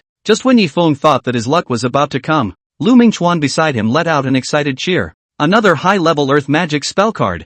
Yifeng sniffed and unpacked faster. However, that's a whole box. A whole box. He then opened 3 high-level magic spell cards, and Lu Mingchuan next to him actually opened a full 10. Naturally, there is no need to say who lost or won. Yifeng rolled up his sleeves and prepared to buy another box. Don't be hasty, lad. Save some of your card packs for your compatriots behind you. Lu Mingchuan stopped Yifeng's move to prepare to buy another box. Hearing this, Yifeng calmed down. This uncle is really a good person with a high moral character. However, the fact is that Lu Mingchuan has no money. Yifeng buy him again. I'm afraid that he will have to take this year's meal money also have to come out to a company. After all, there's a lot of winning and losing going on among poker players. Once you're on top, you can't care about your future living expenses. What do you want to eat? Uncle, it's my treat today. Yifeng patted his chest with an air of bravado. Lu Mingchuan who heard this smiled. Tell you what, how about you buy some groceries and the two of us go to my house for a drink? Could be. The two of them left the magic card store together in a group,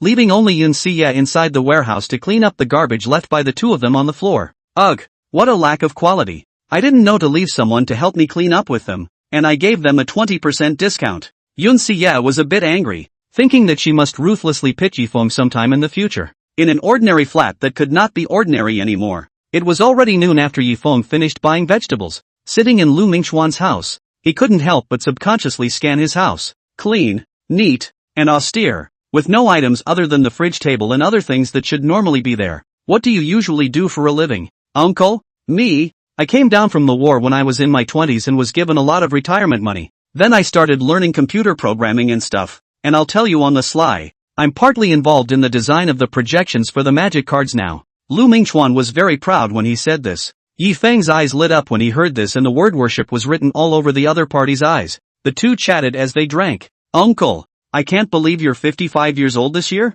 Where's your wife and child? Yifeng was a bit surprised. He only thought that the older uncle should be around his 40s, but he didn't expect that he would be 55 years old now. Lu Mingchuan sniffed and took a sip of wine and said, I'm not married, so naturally I don't have any children. I've been living alone since my mother passed away 20 years ago. Aren't you lonely alone? Uncle? Lonely? I don't feel lonely. Finished. Lu Mingchuan looked out the window to the blue sky, smiled and said, this world is really beautiful. Even if people face disaster can also find fun. Usually talk to the same poker players. Exchange ideas. Boredom. If you go out to take a walk, there are mountains and water. Tired of looking at the scenery can also go to the cat cafe, dog cafe, this kind of place to tease the pets. A world that allows pets to feel happy and how I will feel lonely. Lu Mingchuan picked up his wine glass and took a sip. The world was really beautiful and he really liked it here. Yifeng sniffed and also looked out the window. Yeah, the world really is a beautiful place. It's more humane than that world of the Xiao world where people are at war with each other. The two drank from noon to dusk.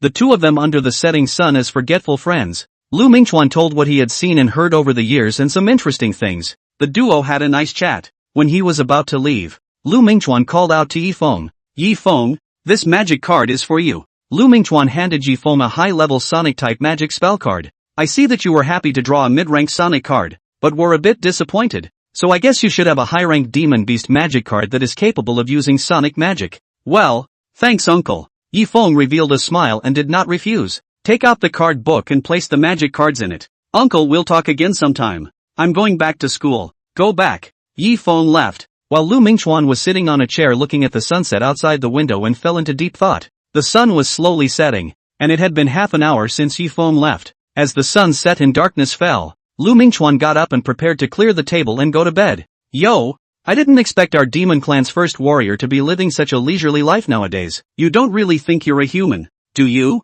A woman's voice suddenly rang through the house. Lu Mingchuan was stunned when he heard the voice, and then he saw a flirtatious woman with an extremely hot and sexy body appear in front of him. Fox Spirit Demon King. Lu Mingchuan's body trembled after seeing the woman. His footsteps slightly retreated, and his eyes were full of unwillingness and disbelief when he looked at the other party. The Ghost Wing Demon King was killed not long ago when you came here. It looks like Lord Demon Emperor is going to invade this planet in a big way. Lu Mingchuan's eyes gradually became a little desperate. As a demon he understood too well what exactly this represented. Is the mind of the Demon Emperor Lord not something you can guess? Yu Chuan, as the strongest of the Heavenly Demon Tiger Clan, the #1 demon general under the Demon King, you are obsessed with the human world. Don't you think it's a bit too ridiculous? The Fox Spirit Demon King's eyes turned cold. An aura belonging to a Demon King emanated from her body. The terrifying pressure caused Lu Mingchuan to actually gasp for breath for a moment. I know I'm a disgrace to the demon race, so kill me. Lu Mingchuan did not have the slightest intention to resist.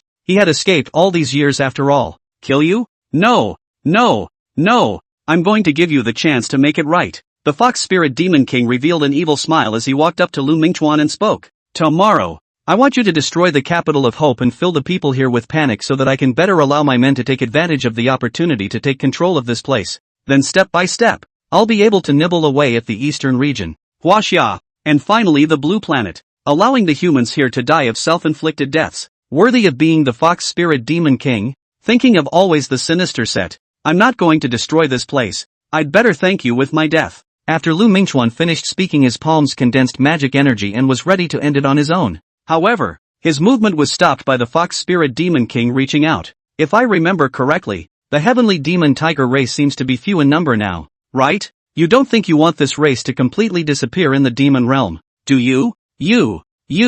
Hearing this, Lu Mingchuan gritted his teeth and looked at the Fox Spirit Demon King with anger in his eyes. Don't look at me like that. Do your thing. Don't forget, you're a demon. Even with a human skin you're still just a demon. The Fox Spirit Demon King sneered and disappeared, leaving Lu Mingchuan standing in the middle of the room without any light, his eyes a little lost in thought. Chapter 86, Former Soldiers. Returning to the dormitory, Yi Feng smelled of alcohol, so the other three people in the dormitory began to speculate whether Yi Feng went out to drink with which little sister. Has Feng gotten the hang of it? Li Mubai looked at Yi Feng with disbelief among his eyes, while Han Yi, who heard the words, shook his head and said, if he can go out and get drunk with his sister, I'll directly cut off his head and give it to you as a night pot. Wan Tianlan nodded his head in agreement with Han Yi's thoughts. The three of them simultaneously locked their gazes on Yi Feng once again, and what responded to them was a middle finger. Early the next morning, Yi Feng received a call. This is an unfamiliar number. After connecting to find that it is actually the Uncle Lu Mingchuan who drank with himself yesterday. What do you want from me, Uncle? Got a minute today? It's a bit boring walking around the city by myself. Interested in slipping outside with me to pass the time? Lu Mingchuan's voice from the phone inside out, although the tone and yesterday is still the same. But Yi Feng heard some heavy from it. Looks like it should be the uncle encountered something mood is not too good. Need to go to the heart. Among the choices of gaming and animation and accompanying his uncle, he chose the latter at the drop of a hat. Uncle, you meet me at the entrance of the school. East Region Magic Academy. I'll go out after I wash up. Good. Hanging up the phone, Yi Feng washed and dressed and left the dormitory. Looking at Yi Feng's departing back, the three of them sat up at the same time. What did they see? Yi Feng actually went out? Out so early? And it still seems to have gone out after taking a call. Although they woke up after Yi Feng opened the door and didn't know exactly who called him just now. But from this situation it is likely to be a sister-in-law. Could it really be the Iron Tree? The three of them were sort of not sleepy at all this time, and began to discuss this topic frantically inside the dormitory. Outside the gates of the Eastern Region Magical Law Academy, Lu Mingchuan sat on the chair. Looking at the gradually rising sun, mood is very complicated. What's wrong, uncle? Look how you're moping. Yi Feng sat beside Lu Mingchuan somewhat puzzled and asked. It's nothing. It's just something that came up. Something I've been avoiding for many years that I now have to face. Lu Mingchuan revealed a bitter smile. I didn't expect that I would finally usher in this day. In life, we do what we want. We live for ourselves, not for others or anything. Yi Feng shrugged his shoulders, his thoughts somewhat returning to some of the things he had experienced in his last life when he was in the immortal cultivation world. Yeah, you're right. Following your heart is the best thing to do. Lu Mingchuan took out a cigarette and lit it, and handed the lighter to Yi Feng. The burning kindling passed from his hand to Yi Feng's hand, and the flames ignited. Yi Feng took a hard drag on his cigarette. Two men sitting in chairs in the early morning sun, smoking cigarettes and talking. After a cigarette, the two men began to wander around the capital of hope. Take the subway. Go to the park. On the park bench, Lu Mingchuan smiled as he looked at the vibrant plants in front of him. I come here often. The flowers are beautiful. The trees are tall. If only I had that in my hometown. Lu Mingchuan let out a sigh of relief, while Yifeng was a bit puzzled. Uncle, don't you have these plants in your old neighborhood? Well, without further ado, I'm going to take you to a cat cafe I frequent that has cats and dogs and lets people jerk off all they want. Lu Mingchuan smiled and got up, leading Yifeng out of the park. I don't know why. Yifeng always felt especially relaxed when he followed Lu Mingchuan, and his lifestyle was not the same as the uneventful life he had dreamed of in his last life. Cat curry. Yifeng stroked to Garfield, looking at Garfield's fierce cat face that seemed to look at anyone with some bitterness and hatred. He couldn't help but smile. It really looks like honey. Ha, where's the brown sugar? Lu Mingchuan searched for half a day but did not find the cat he used to pet. A little puzzled, the female clerk sniffed with a hint of helplessness on her face and said, Black sugar ran out last night while we weren't paying attention and fought with the feral cats outside. And after we pulled it away it was depressed for the rest of the night. And in the morning it looked like it was already a bit out of it. Black sugar is a stray cat picked up by Cat Curry, who was born to be aggressive, and was found by Cat Curry after a fight with other wild cats, and has kept it until now after it was rescued. Lu Mingchuan's usual favorite is this cat. So, that's a shame. Lu Mingchuan revealed a bitter smile. After spending an hour at the cat cafe he took Yifeng to eat, eating at an extremely ordinary small noodle shop. According to him, it's a store he's been frequenting for over 20 years. The afternoon flew by. While the sun was setting, Lu Mingchuan brought Yifeng to the outskirts of the capital of Hope on top of a barren land. Lu Mingchuan sat on the ground and looked at the sunset. His eyes were full of love and reluctance. Yifeng finally could not help but open his mouth. Uncle, what the hell is going on? Why do I always feel how you are acting today so much like a last trip before one dies, right? Lu Mingchuan suddenly looked at Yifeng and said what he hesitantly dared not say. Yifeng froze at his words. Could he really have guessed right? Not to hide it from you. In fact, my real name is Yu Chuan. My race is the Sky Demon Tiger. Has been a militant race, commonly will be the otherworldly demon race in your mouth as a category. Lu Mingchuan did not look at Yifeng, still looking at the sunset. Yifeng was stunned at his words. He usually hid his strength, so he didn't even realize that Lu Mingchuan wasn't even a person, but a demon. We Sky Demon Tigers are a rather special race that can learn all demonic magic, just like me. The reason why I can transform into a human is because I have learned the Fox Spirit Demon Clan's illusion magic. Lu Mingchuan took out a cigarette and lit it for himself before handing the lighter to Yifeng. It was a black lighter, one of those traditional kerosene lighters that made a crisp opening sound every time you flipped the cap. Yifeng lit the cigarette in his mouth and wanted to return the lighter to Lu Mingchuan, but the other party refused. You can have this fire engine, and my deck. Lu Mingchuan took out the magic card deck that he had carefully placed inside the plastic box inside his satchel and handed it to Yifeng. Yifeng received the magic card deck with a heavy expression. At this moment he seemed to understand something.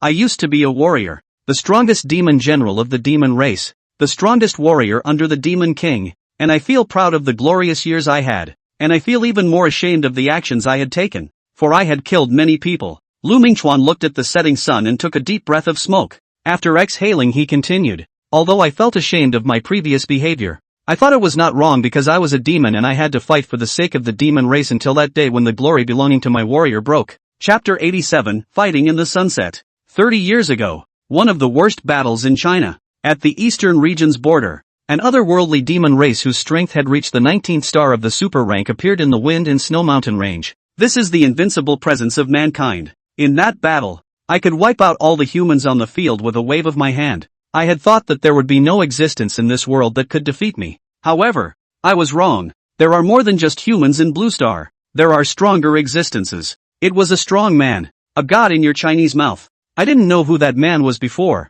until later I realized that his name was Yang Jian, what you call Erlangshan. I lost, but I escaped by demonic magic and changed into a human who died in the middle of a battle with our demon race. His name was Lu Mingchuan. I read his memories and have lived among humans as him ever since. The mask was worn for so long that I gradually forgot who I once was, until last night. After Lu Mingchuan finished looking at Yifeng, he suddenly stood up and walked a few steps before suddenly turning around to face Yifeng. Yesterday when you took out the card book I felt the aura of the Ghost Wing Demon King. It seems that you should be the same god that killed the Ghost Wing Demon King. As a warrior of the demon race I have no choice. Yifeng, take out your strength and fight through this sunset battle to stop me from destroying this city that I love. Under the setting sun, Lu Mingchuan's human appearance disappeared, and in its place was a tiger-headed man with a body full of blood-black lines of the heavenly demon tiger. Phew! The wind whistles through the green grass of the wasteland. The heavenly demon tiger's body suddenly grew larger, turning into a massive monster that was a full 50 meters tall.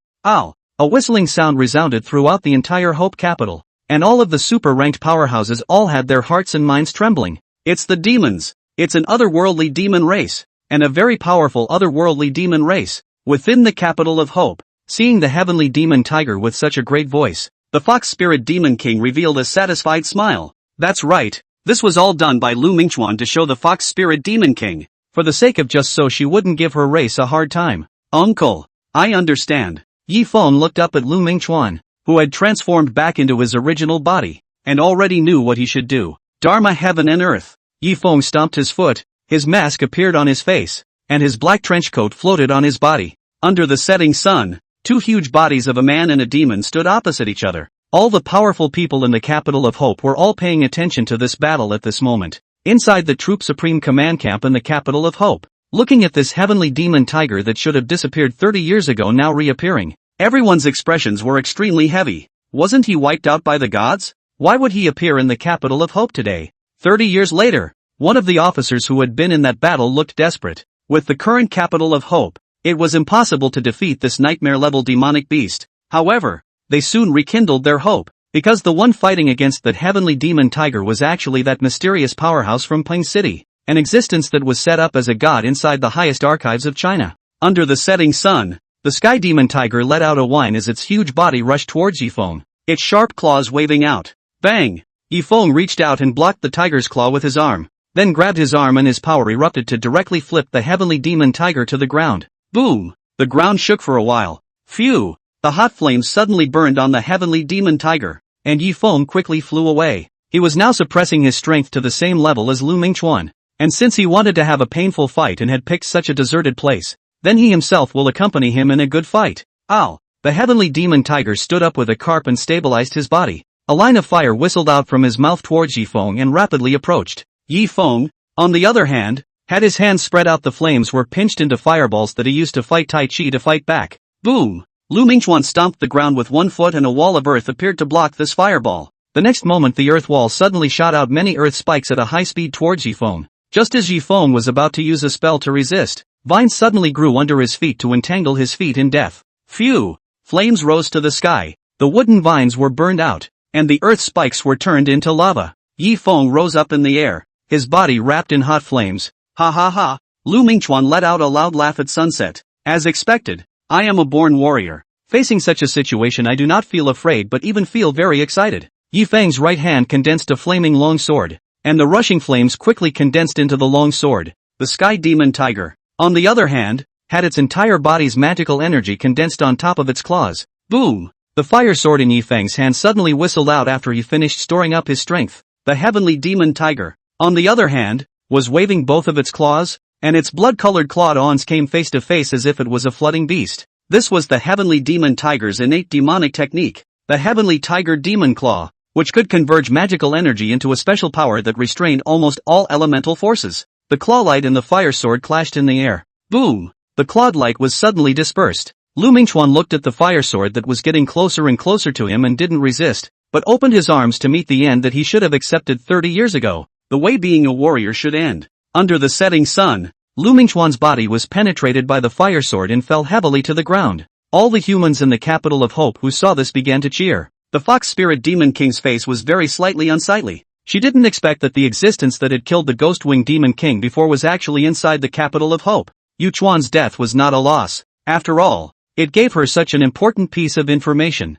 The powerful man who killed the Ghost Wing Demon King is in the capital of Hope. 2 massive bodies disappeared. Although Yifeng had won the battle, he wasn't the least bit happy. On the grass at sunset, Lu Mingchuan, who had retransformed into a human body, lay quietly on the ground. I can't get enough of blue star sunsets. Lu Mingchuan let out an exclamation while Yifeng sat down next to him without saying a word. Taking out a cigarette and holding it in his mouth, the crisp flip of the lighter sounded. Yifeng, take away my power. You can turn Ghost Wing Demon King's power into a magic card. I think I can too. I hope to see my deck on the tournament field with the highest number of magic cards dueling someday. Fulfill this wish for me. After saying that, Lu Mingchuan closed his eyes, died in his favorite sunset. Yifeng drew a breath as the blank magic card in his hand sucked the power out of Lu Mingchuan's body. However, he did not change back into the appearance of the heavenly demon tiger. I'm just a geek. I don't have the free time to fulfill your dreams. I'll take the lighter as payment. Your dreams should be fulfilled by yourself,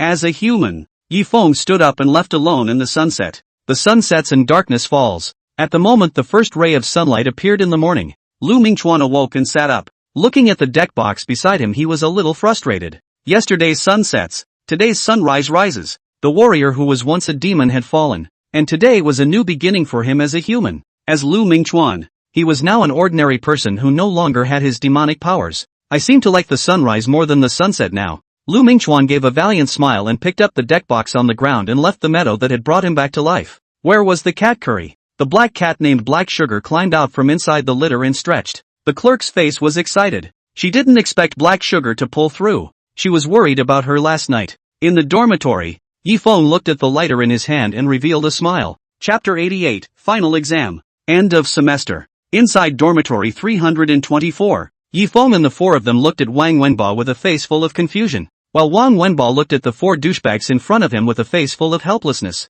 Today he was coming over to inform these four guys that their battle team review had passed, and because the 8 of them were in a special situation, they were directly internalized by the school this year. 4 teams were reselected to compete for the final spot. The 4 who had planned to let loose on the playing field were that disappointed. After saying that he wanted to leave, but he realized that these 4 people did not have the slightest bit of nervousness before the final exam, so he casually asked, "Are you guys so confident about tomorrow's elective course final exam?" In previous years, there were quite a few students who felt headache about the school's final written exam. At this statement, the 4 were confused. How come there's a final written exam at the University of Magic? Looking at the expressions of the 4, Wang Wenba knew that these 4 idiots were simply unaware of this matter. I know you all aren't afraid of flunking, but that's your major class. And the final exam bout is an open class. You guys didn't take the class you took at the beginning of the school year and not go to it once, did you? The 4 men nodded at the same time at this statement. Wang Wenba, people are stupid. Nima, this is a college student? How even elective courses do not go on. The electives in the first semester of freshman year were delayed due to many things resulting in short classes, so as long as you pass the final exam you won't fail. So hurry up and learn, don't wait for me to chase you down to make up for the exams when the time comes. Wang Wenba left after he finished speaking, leaving only the 4 of them to start discussing what classes they were taking at the beginning of the school year. Asterisk. Do you guys remember what classes we took? Han Yi's face is full of urgency. It is obvious that he is completely nothing to remember. Wan Tianla sniffed and spoke hurriedly. What I took seems to be modern medical theory. Would you? Li Mubai hurriedly inquired. Don't you dare let me dispense your medicine. Got it. Li Mubai thought for a moment before adding. It seems like I took a magic theory class, which was supposed to enhance my thousand faces art ability. Han Yi also remembered his elective at this time. My elective is Chinese martial arts. The 3 of them looked at Yifeng at the same time. Seeing the 3 of them looking at themselves, Yifeng's face showed despair. I took Blue Star History. Not to mention Blue Star History. I don't even know particularly much about the history of China right now. The 4 of them sighed helplessly at the same time. Why don't the 4 of us brothers just take a step and see what happens? Maybe we'll be able to blindly pass it? Li Mubai's proposal was approved by the crowd. Inside the house, a portrait of Confucius is offered. They ultimately chose the latter between doing the questions and doing the practices. Day 2.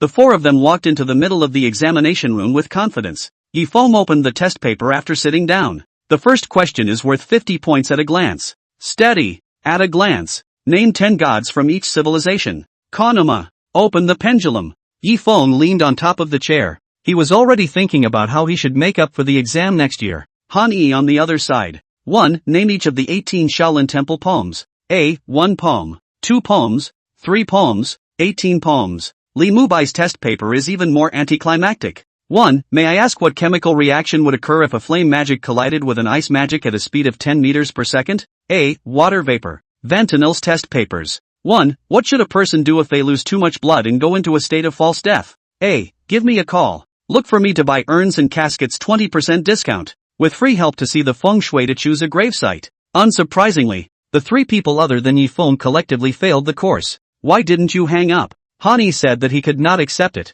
This is like a brother who swings with you every day. Said that together we will take an ordinary university. But the result is that this guy TM college entrance exam directly took 700 points. Maybe I'm just gifted. Yifeng was a bit vain. The truth is that he used his divine sense to look at the answers written by everyone on the field during the exam and finally copied them out. The 3 gave him the middle finger at the same time. Winter break came shortly after finals. The 4 women of the battle team had all gone home first, while Yifeng and the 4 of them chose to stay in the capital of Hope. Anyway, there was still a month left before the new year, and they planned to take on missions like crazy this month to hone their real-world abilities. At night, there is a darkness beneath the bustling surface of the city of Hope. A car pulls up at a construction site in the countryside. 2 people step down from it. It was 2 people, a man and a woman. The female walking in front was no other than the Fox Spirit Demon King. Sure, this is the place? The Fox Spirit Demon King glanced at the henchman beside him, and the man nodded his head gently.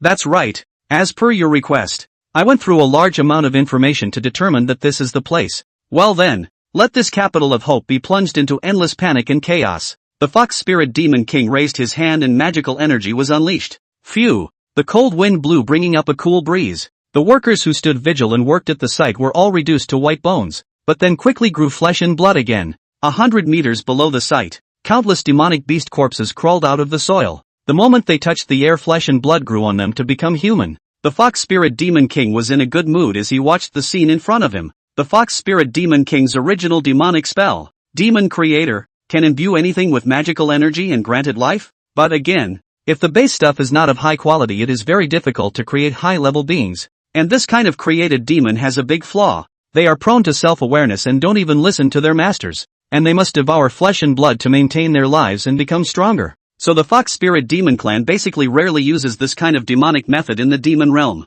However, in the ordinary realm, they can create large-scale chaos through this demonic method, and take advantage of the chaos to step-by-step allow the clansmen hidden in the realm to take control of the power, so as to better allow the entire realm to fall into a state of mutual internal chaos and depletion of the living beings. They call the creature a demon corpse. Looking at these demon corpses that kept crawling out from inside the earth, the Fox Spirit Demon King revealed a playful smile. She'd like to see what this capital of hope would become when the underlying humans were in panic and fear. Capital of hope? The capital of despair, I guess. The Fox Spirit Demon King got into his car and left the area with his men. A human corpse crawls out of the dirt and grows flesh and blood on its body into a beautiful, wonderful girl with long hair. The thousands of surrounding demonic corpses that were originally somewhat chaotic all stopped moving at this time, simultaneously turning around and kneeling down towards the long-haired girl. High-ranking 8 stars. Corpse King. All low-ranked demon corpses leave this place and go devour human flesh and blood to enhance your strength, making this place our slaughter paradise.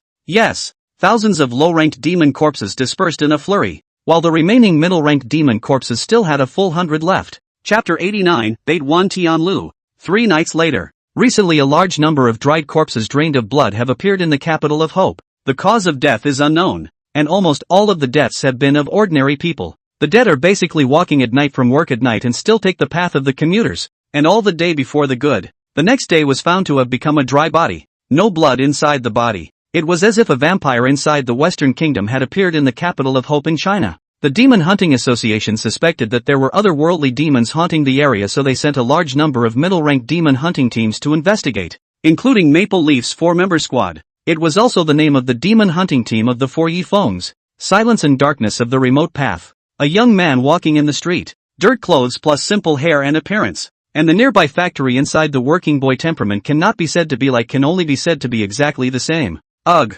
why do I have to be the bait? Wan Tianlu was quite a bit helpless. Just now, the 4 of them discussed how they should find the otherworldly demon race hiding under the night in the capital of hope. And in the end, the 4 of them unanimously agreed that one of them should pretend to be the kind of hitman walking at night from work to be the bait. After all, that's the kind of person who's been having the most trouble lately. Originally, Wan Tianlu thought that this task should be given to Li Mubai, who was good at disguise. But who knew that Li Mubai said that he didn't have that kind of suitable shabby clothes. They were all brand name clothing. In the end, the poor man became the bait for this pretense. 100 meters ahead there was a corner. And right now behind that corner, a sexy woman in revealing attire was licking her bright red lips, waiting for a chance encounter with her prey. Soon, Wan Tianlu's figure appeared in front of her. Since Wan Tianlu was a bit distracted, plus the sudden appearance of the woman, he directly felt a wave of what it meant to be a cleanser. What are you going to do, little brother? The woman smiled and reached out to hook Wan Tianlu's chin. Her movements as flirtatious as they could be.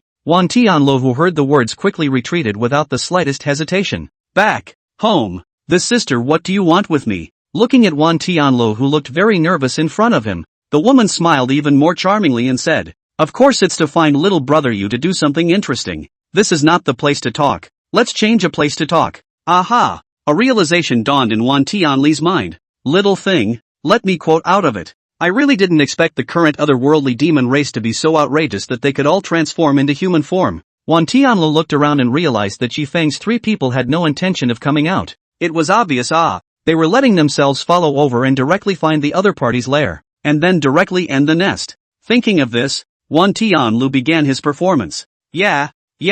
With a silly grin on his face, Wan Tianlu followed the woman. The woman wiggled her ass and was in a good mood. I didn't expect to run into a stupid kid here, and by the looks of it, a fledgling. 5 minutes later. Damn, I can finally get this dog. Hani gasped and tied up a demon corpse that had already taken its original form as if it was a zombie from the TV and threw it on the ground. Beside him stood Li Mubai and Yifeng. Wait, aren't we forgetting something? Li Mubai suddenly realized that something was wrong after he took a breath. How come there were only 3 of them? It was only at this time that they suddenly remembered how they had forgotten about Tianlu. Just now after letting Wan Tianlu go to be the bait, they suddenly noticed a sneaky man watching them. Hani wanted to go to catch, but the other party suddenly began to escape. They stupid this person is obviously a problem, cannot go after? So the 3 of them were at full speed, but they couldn't help that the enemy was too familiar with the nearby terrain to go round and round with them, and in the end, it took them 5 minutes to catch them. Meanwhile, on the other side, Wan Tianlu was led by a beautiful woman down to the middle of a nearby hotel with a lot of lights.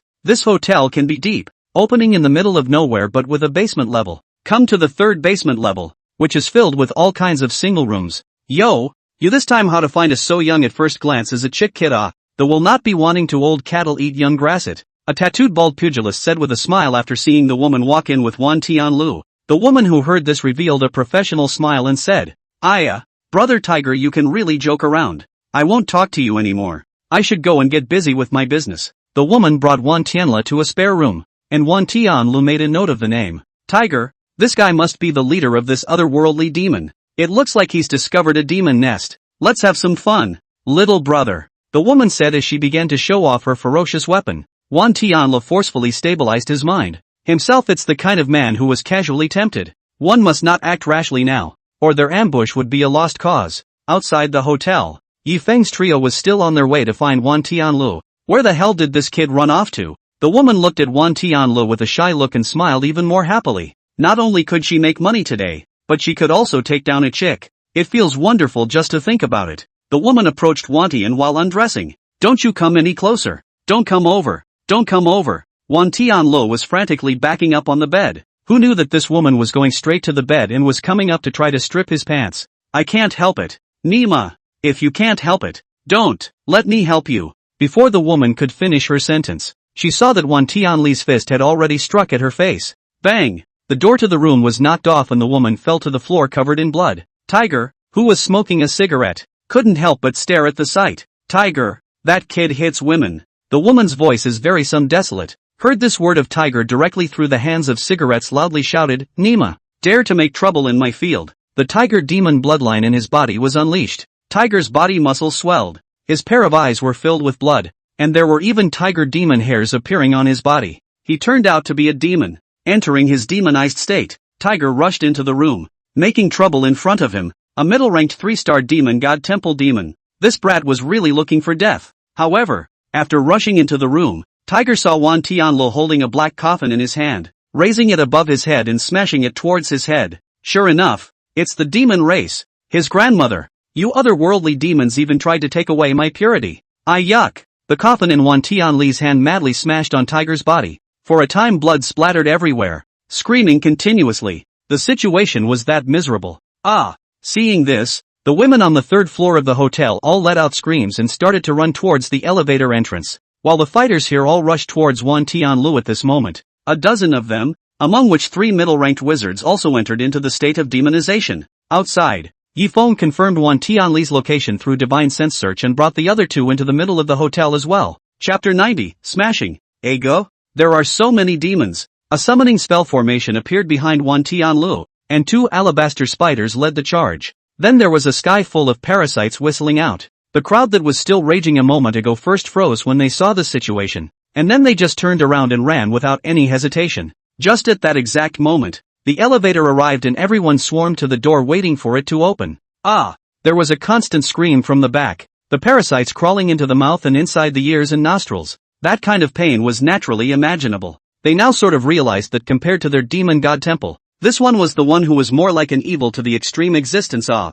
Ding! The elevator doors opened. And before the crowd could rush into the elevator, they saw that a metal baseball bat was already whistling. Surprisingly, there are so many demons. Ha ha ha, we can have a good fight today. Hani sent a man in front of him flying with a baseball bat, then kicked a man in front of him who was about to rush in. All must die for the master. Hani was like a flood beast. Not to mention these thugs. When he fights, he doesn't even spare the women. It was a time of continuous screams and wailing. In just 5 minutes, all but 4 of the people at the scene were on the ground with bruises and swollen noses. Say, does your demon god temple have any other demon people besides you? Hani picked up a man's head and shouted. No, no more. Although this hotel is owned by our demon god temple, we only do this kind of business down below. The top is still a proper hotel business. The man didn't dare hesitate to tell all he knew. There was no way around it. He was really scared now. Meanwhile, the hotel lobby. What? Surprisingly, someone came over to smash my venue. All the demons gather with me and I'll go down to teach the guy who smashed the venue some lessons.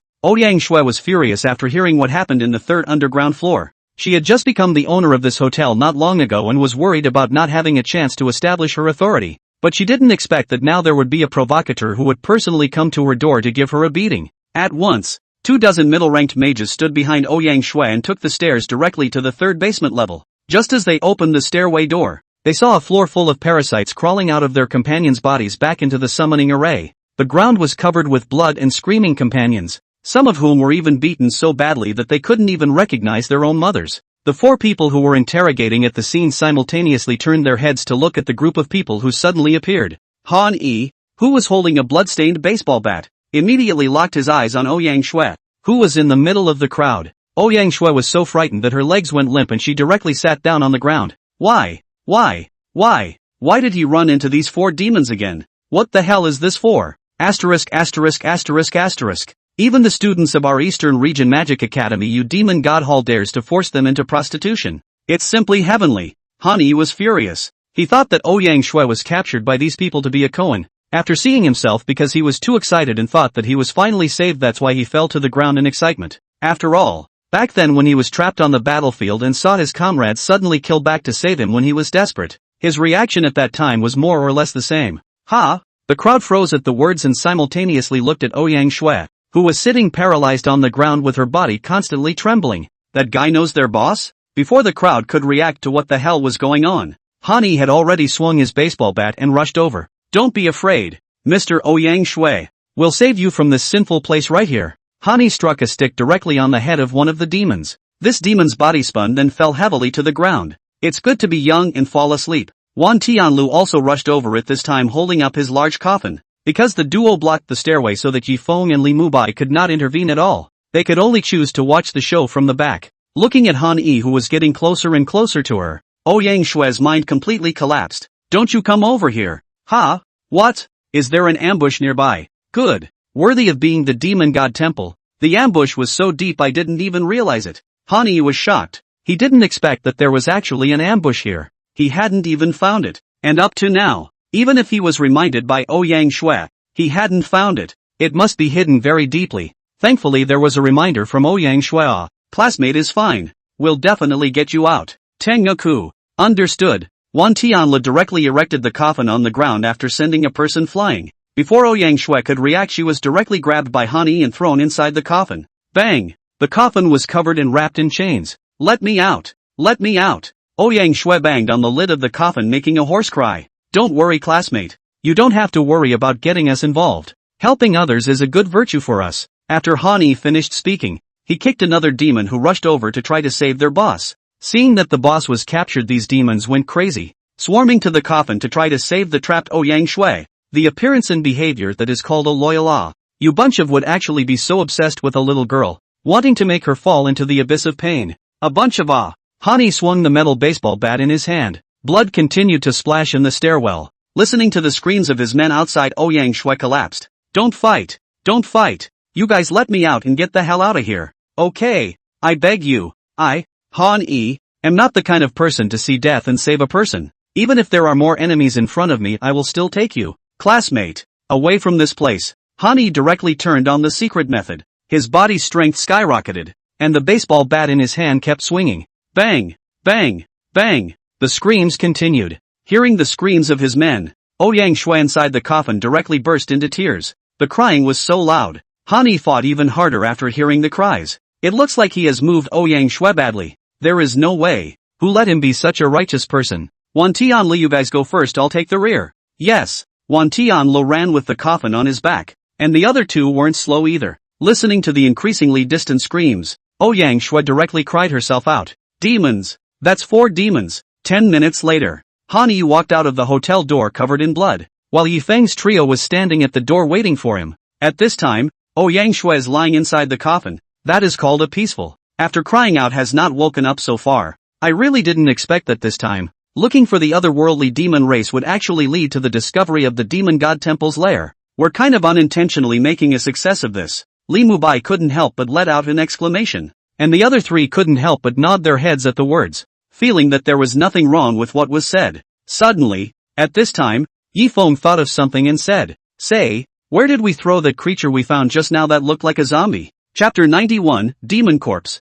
The two of them sniffed and froze at the same time. It seemed like they had just thrown it inside a trash can. Right? Tianlu, find a way to wake up Ouyang Shui, then we'll go continue the mission. Li Mubai gave an order to Wan Tianlu, who directly blurted out a sentence. Okay. After saying that, he activated the rune magic on top of the coffin intending to wake up Ouyang Shui. Sobriety. Soon Ouyang Shui opened her eyes and awoke from her coma. After seeing the 4 men who were looking at her intently, she froze, then shook her head. I must have been hallucinating. I'll sleep again. Seeing that Ouyang Shui was about to close her eyes again, Han Yi remembered in a moment of desperation the method they often used to help their comrades stay awake and not pass out on top of the battlefield. Snap! The slap was loud and true. Gave Ouyang Shui a direct slap in the face, covering her somewhat reddened cheeks. It was at this moment that she realized that everything just now was not a dream. Unable to tense up, Ouyang Shui was completely unable to tense up.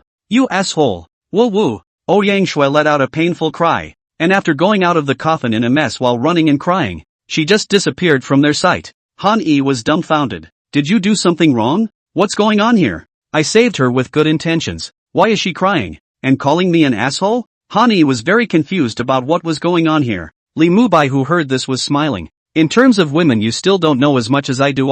Originally the little girl was grateful to you for saving her, but as a result you suddenly gave her a slap. The young girl's heart crushed, surely sad and broken. Han Yi, who heard this, was suddenly enlightened. Asterisk asterisk asterisk asterisk. This is so pretentious. If I had known, I wouldn't have saved her. Han Yi cursed and led the trio towards the trash can where they had thrown the demon corpse earlier. I don't know if it's a coincidence or not. When they arrived at the place, they saw that there was a woman pulling the now freed demon corpse they had tied up earlier out of the trash can. Wide-eyed, the air was quiet for a full 3 seconds. Run! The 2 walkers began to run apart. Seeing this situation without saying a word, Han Yi and Li Mubai went after the male demon corpse while Yifeng and Wan Tianlu went after the female demon corpse. A golden light suddenly lit up.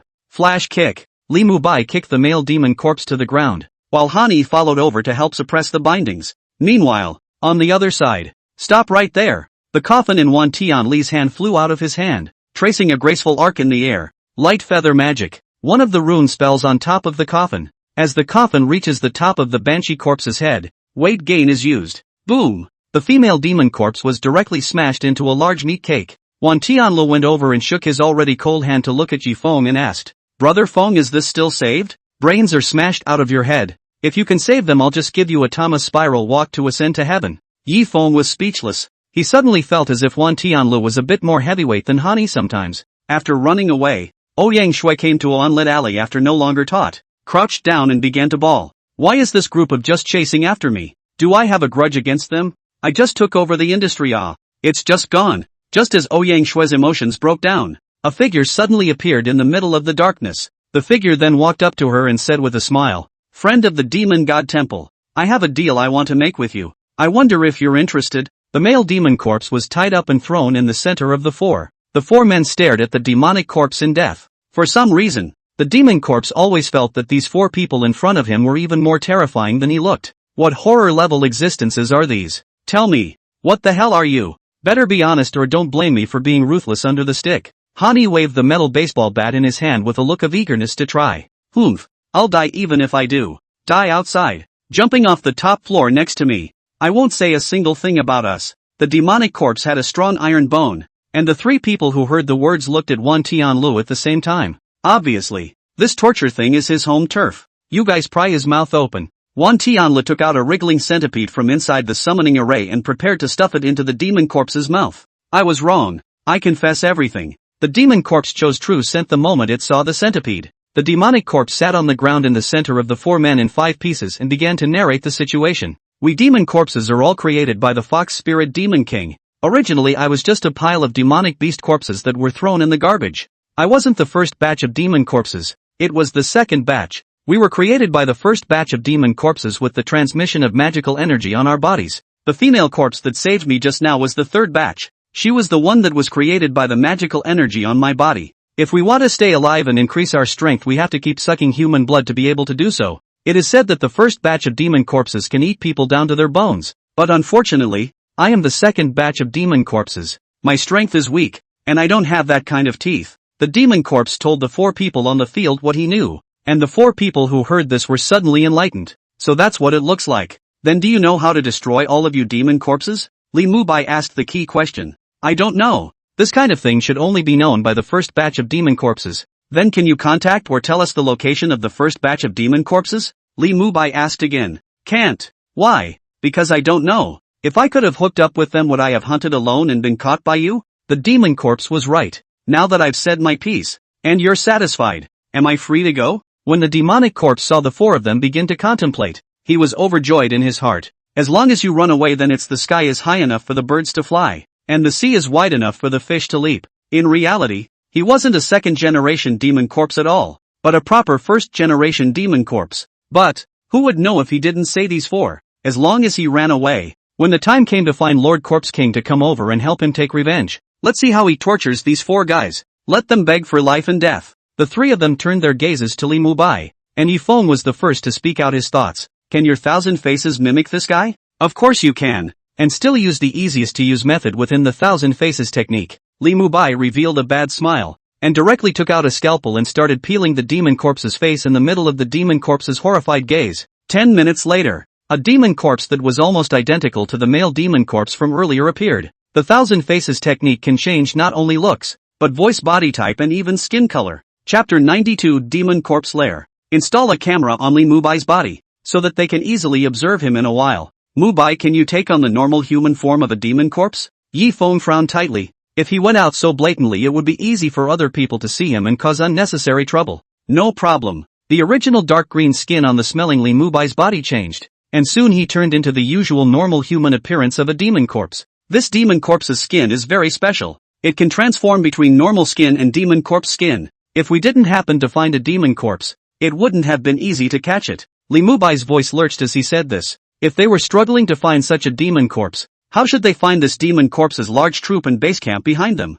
The room fell silent at this statement. That seems to be true. However, right at this moment, Wan Tianlu suddenly summoned a black flying insect in his hand. This compulsion of mine has a very sensitive sense of smell, so it can definitely smell other demonic corpses. And finding the demonic corpse's base camp isn't as easy as it seems. The 3 of them simultaneously looked at him with a "Are you Wan Tianlu's" expression as they looked at him. When did this kid's brain turn out to be so good? The parasite gnawed a piece of meat off the corpse of the demon corpse on the ground, and after familiarizing itself with the scent, it began to lead Li Mubai towards the distance. The 3 of them kept a distance from Li Mubai and observed the situation in front of them through their cell phone surveillance. Once Li Mubai was in danger, they rushed over. Wan Tianlu was a little touched by watching the duo paying such careful attention to Li Mubai's behavior, thinking that just now in the hotel they were also this careful in protecting themselves in the dark, and rushed to the scene immediately after the incident. You treat them as buddies. They really treat you as a brother. Just as Wan Tianlu was sighing how lucky he was to have met 3 iron brothers who were so good to him,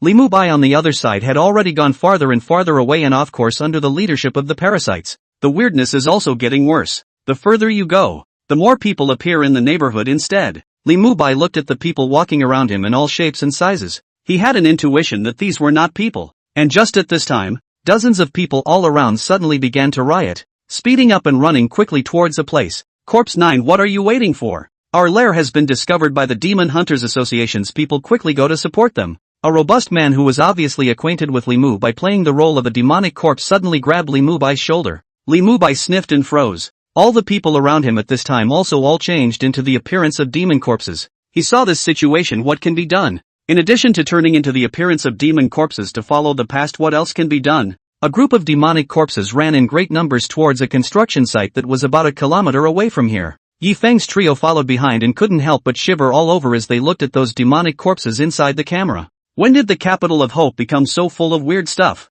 At this moment, the demon corpses' lair was in chaos, with countless demon corpses encircling a team of 6 middle-ranked demon hunters. These demon corpses were all low-ranked demon corpses, and at this moment, they were constantly roaring and hissing at the 6 magicians. This scene is just like the zombie world war where the zombies surrounded the humans. What the hell is all this? One of the male magicians shouted while using wind attack magic. Wooden vines lashed and demon corpses flew. All the middle-ranked magicians were desperately using magic trying to save their lives. Yet they were still thinking a little too simply. There was a steady stream of demonic corpses, and their magical energy was depleting so fast that they were about to reach the bottom. Seeing that the 6 had gradually lost their ability to resist, the middle-ranked demon corpses joined the battle at the same time. 8 middle-ranked demon corpses surrounded 6 people, or 6 people whose magical energy was about to run out. Not to mention that the demon corpses felt victorious. Even the parties involved had already despaired. That's a hell of a shot. The 8 middle-ranked demon corpses were excited. As long as they ate these people in a while and digested their power,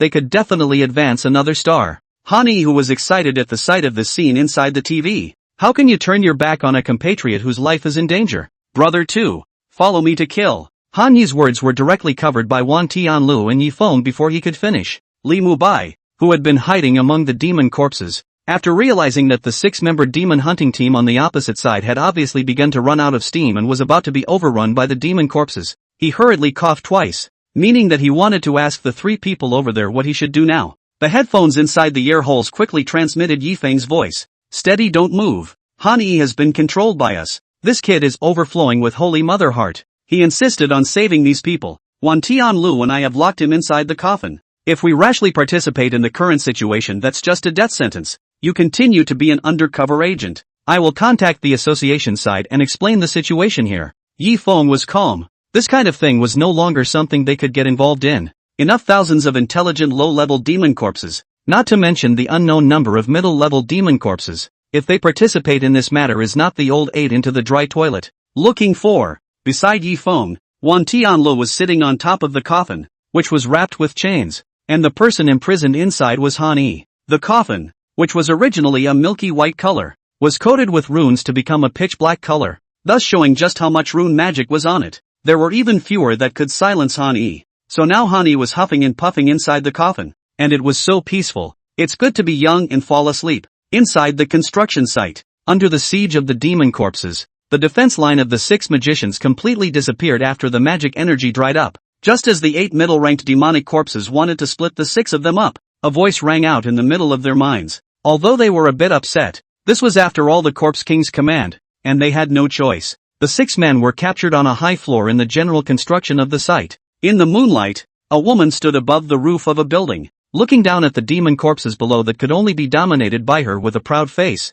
6 middle-ranked magicians were brought up to the roof of the building and thrown to the ground by middle-ranked demonic corpses. Please enjoy. Lord Corpse. One of the middle-ranked demon corpses half-kneeled his body in a very respectful manner. That's right. The wonderful woman in front of her, who looked to be in her 20s, was the leader of the thousands of demonic corpses. The Corpse King. The Corpse King nodded. Then with a grab of her hand, the blood of the 6 people flew out of their 7 orifices and coalesced into a blood bead in her hand. This is what you asked for. A sort of meet-and-greet gift for the cooperation between our demon corpse and your demon god temple. The blood beads were thrown into a corner of the penthouse. A pair of white slender jade hands caught the blood beads, and the owner of this hand was no other than Ouyang Shui. Chapter 93, The Corpse King. Ouyang Shui caught the blood bead. With this thing she could start the plan behind it. The demon god temple and the demon corpse were working together, and sooner or later, this capital of hope would become their world. Thinking of this, Ouyang Shui couldn't help but feel a little proud of herself. Not ashamed of herself. The demon god temple can get her is simply the blessing of the demon god temple.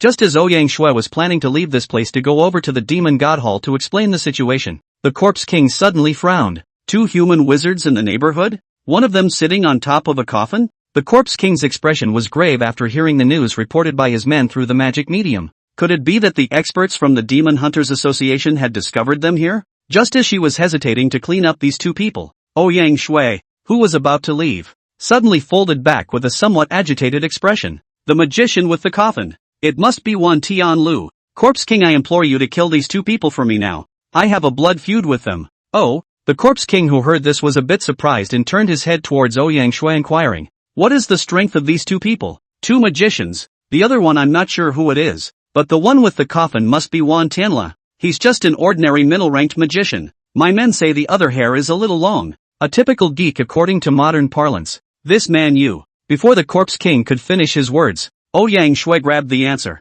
Yi Feng. It must be Yi Feng. It's also an ordinary middle-ranked cultivator. Good. Since that's the case, then I'll help you avenge your blood feud. As soon as the words fell, the demonic corpses that were originally dispersing from the construction site all swarmed in one direction. And that direction was exactly where Yi Feng's trio was. Bang! After Hani came out from inside the coffin with a metal baseball bat in his hand, he directly beat a demon corpse in front of him into a deformed and twisted state. Wan Tianlu, on the other hand, was holding the coffin high and constantly using the physical transcendence method on the demonic corpse in front of him. The flames roared. Yi Feng was a little puzzled. How could these demonic corpses suddenly come towards their side? It looked like it was necessary for him to open up his divine sense when doing this kind of work in the future. It was his own carelessness. Yi Feng, you guys go quickly. There's a middle-ranked demonic corpse heading your way. Li Mubai's anxious voice came from inside the headset, and as soon as the words fell, Yi Feng heard Li Mubai hastily add a sentence before he could reply. Asterisk asterisk asterisk asterisk.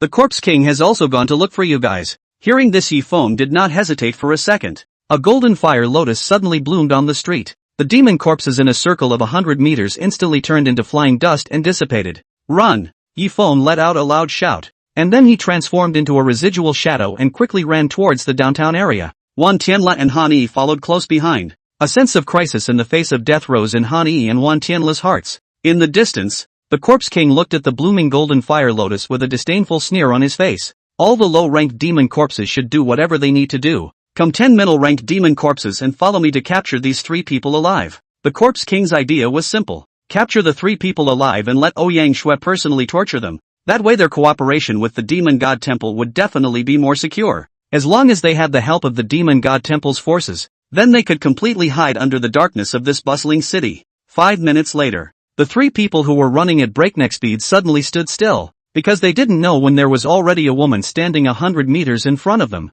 A terrifying aura emanated from the other party, and by the looks of it, it should be the Corpse King that Li Mubai was talking about. And behind them 10 middle-ranked demonic corpses had already caught up, their teasing eyes staring at the 3 of them as if they were looking at some extremely amusing prey. Get them! As soon as the Corpse King's icy words fell, 10 demonic corpses rushed towards the 3 of them at the same time. A sickening odor of decay emanated from them. Get the outta here! Hani held a baseball bat and began to swing it continuously. Even though he could repel the demonic corpses in front of him, but they would still be quickly filled in by other demonic corpses. Flames roared and coffins flew. The 3 were caught in the middle of an encirclement. No matter what means they used, they were unable to break out of the encirclement of the demon corpses. Enjoy this feast of death. Feel the despair of being hunted. Ha ha ha. The Corpse King laughed to the sky. This feeling of using power to make people feel horrible despair was just too good. Yet it was at this time. A golden light suddenly whistled from the air. Tackle the thief. Hit the back of the group.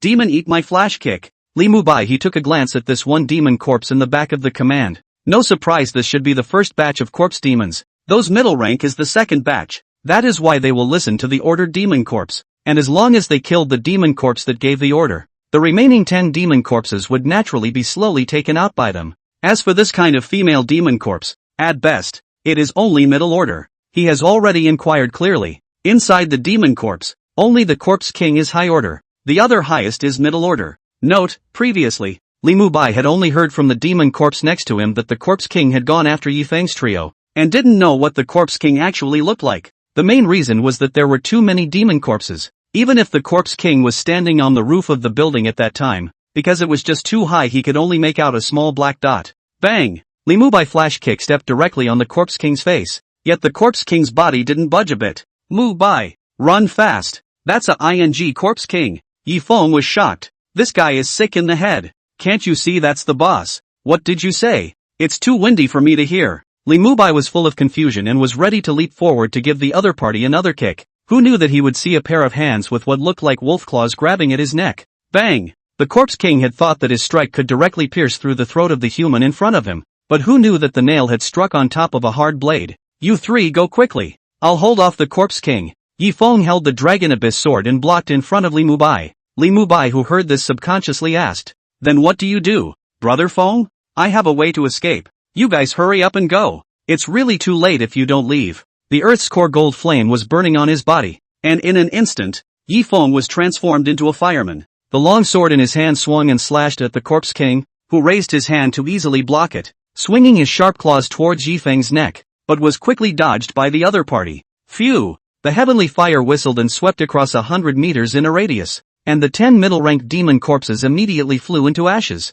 You guys go quickly. I can't maintain this state of heavenly flame at full power for much longer. I am not the kind of person who is afraid of death. Before Han Yi could finish his sentence, he was kicked inside the coffin by Li Mubai and Wan Tianluo, who cooperated with him, then covered the coffin lid and carried it away directly. Yi Feng, you must come back safe and sound. I haven't bought you your hand puppet yet, Li Mubai shouted as he ran. Chapter 94, Now that's desperation. Just so you know. Yi Feng let out a loud shout, and the long sword in his hand swung to bring up gusts of whistling wind. The Corpse King looked at Yi Feng somewhat playfully. Even if the other party had a bottom card, so what? She was a high-ranking 8-star demon corpse. Could a middle-ranked magician be more powerful and still beat her? After confirming that the three of them had already left some distance away, Yi Feng violently backed up and maintained a certain distance from the Corpse King. Ha ha ha, is this the only strength you have? I'll crush your limbs in a moment, then let you see with your own eyes how I tortured to death your companion that you protected with your life, and I'll let you understand what fear and despair means.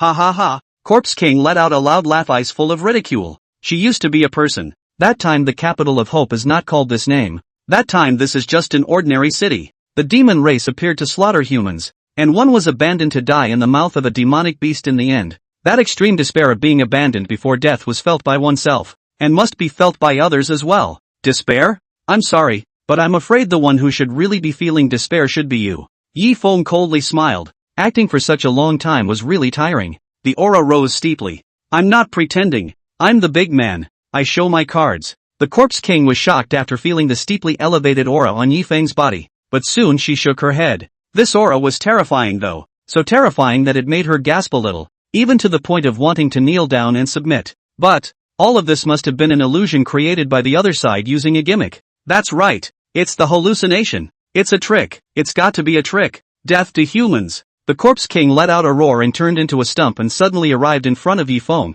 His hands gathered magic energy and his sharp claws slashed at Yi Feng's body. However, although her attack was strong, it did not leave even a single scratch on Yi Feng's body. Seeing this, the Corpse King first froze, then started attacking like crazy. It can't be. It can't be. The Corpse King let out a growl, his expression becoming gradually twisted. No matter how she attacked, Yi Feng was just standing still like that, and her sharp claws unexpectedly couldn't even lift the corner of the other party's clothes. Bang! The sharp claws snapped, and the Corpse King was in a hurry. Open mouth directly bite on Yi Feng's neck. I thought I would see the scene of blood splattering, but the reality is that she is like biting on an iron pillar. The other side of the neck of nothing, but on the contrary, her teeth suddenly crumbled. A demon corpse's sense of pain wasn't very strong, but at this moment, the Corpse King still felt the pain drilling through his heart. That's what I call desperation. Yi Feng suddenly opened his mouth and clasped his hands around the Corpse King's slender waist, then violently contracted with force. Bone King's famous stunt, killing his sister in his arms.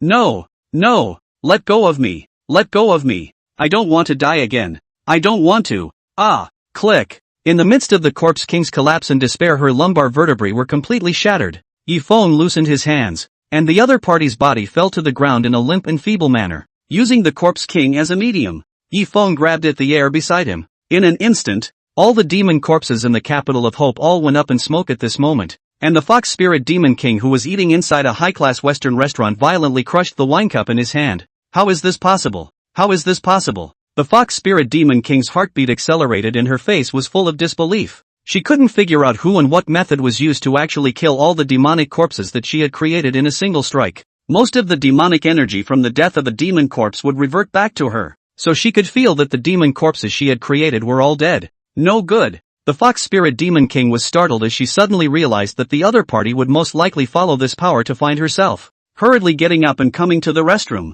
the spatial rift appeared, and she went back to the demon realm for a while to get out of the storm. This mysterious strong man should be the terrifying existence that had killed the ghost-winged Demon King without any surprises. and although he himself was stronger than the ghost-winged Demon King, it was just the difference between the penultimate and the penultimate. Who could not say how much stronger this mysterious strong man was than the ghost-winged Demon King, and he would definitely not touch him head-on if he could not do so. Other side. Yifeng felt the demonic energy that had disappeared and frowned. It looked like another otherworldly demon protector had come to Blue Star after the death of the ghost-winged Demon King. However, this had nothing to do with him right now, and the other party had obviously run back to the demon realm, so he couldn't catch them himself. Ugh, acting is exhausting. Boo! Yifeng gave himself a slap, and immediately a lot of wounds and blood appeared on his body, limping towards the direction the three had just left so they wouldn't be suspicious. I guess. About 2 hours after Yifeng left, the corpse of the Corpse King on the ground was dragged away.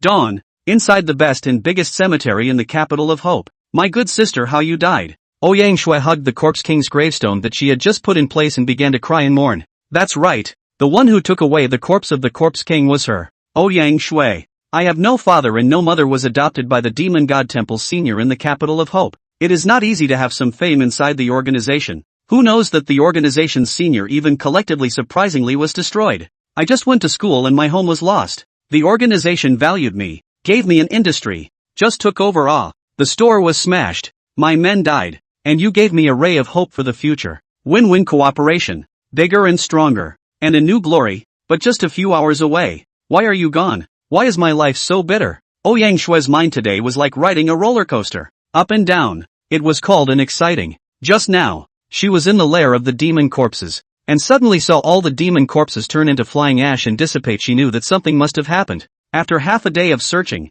I saw the body of my best sister, whom I had just met today, in a remote and uninhabited corner. Who wouldn't have a broken heart with this? In the morning, inside the hospital, pair of threes, pair of fours, pair of fives, king bomb, airplanes with wings, no more cards. Li Mubai was very proud of himself, while on the opposite side were Wan Tianlu and Han Yi, who had already been plastered with notes. Looking at the playing card he placed on his bandaged stomach, Yifeng struggled hard and let his right middle finger stick out from inside the gauze. This was his last stubbornness. Now Yifeng was wrapped as if he was a mummy, and his appearance was miserable. The doctor said, though, that most of the injuries were superficial, and that he would be able to recover through the healing arts for one night, and be discharged at noon with the bandages removed. By the way, Tianlu, I noticed that your white jade spider doesn't seem to have made a breakthrough for a long time. Didn't you recently go up 1 star? How come your contracted demonic beast didn't break through with you? Li Mubai suddenly remembered this question and asked with some doubt. Normal contracted demonic beasts were able to advance at the same time as their masters,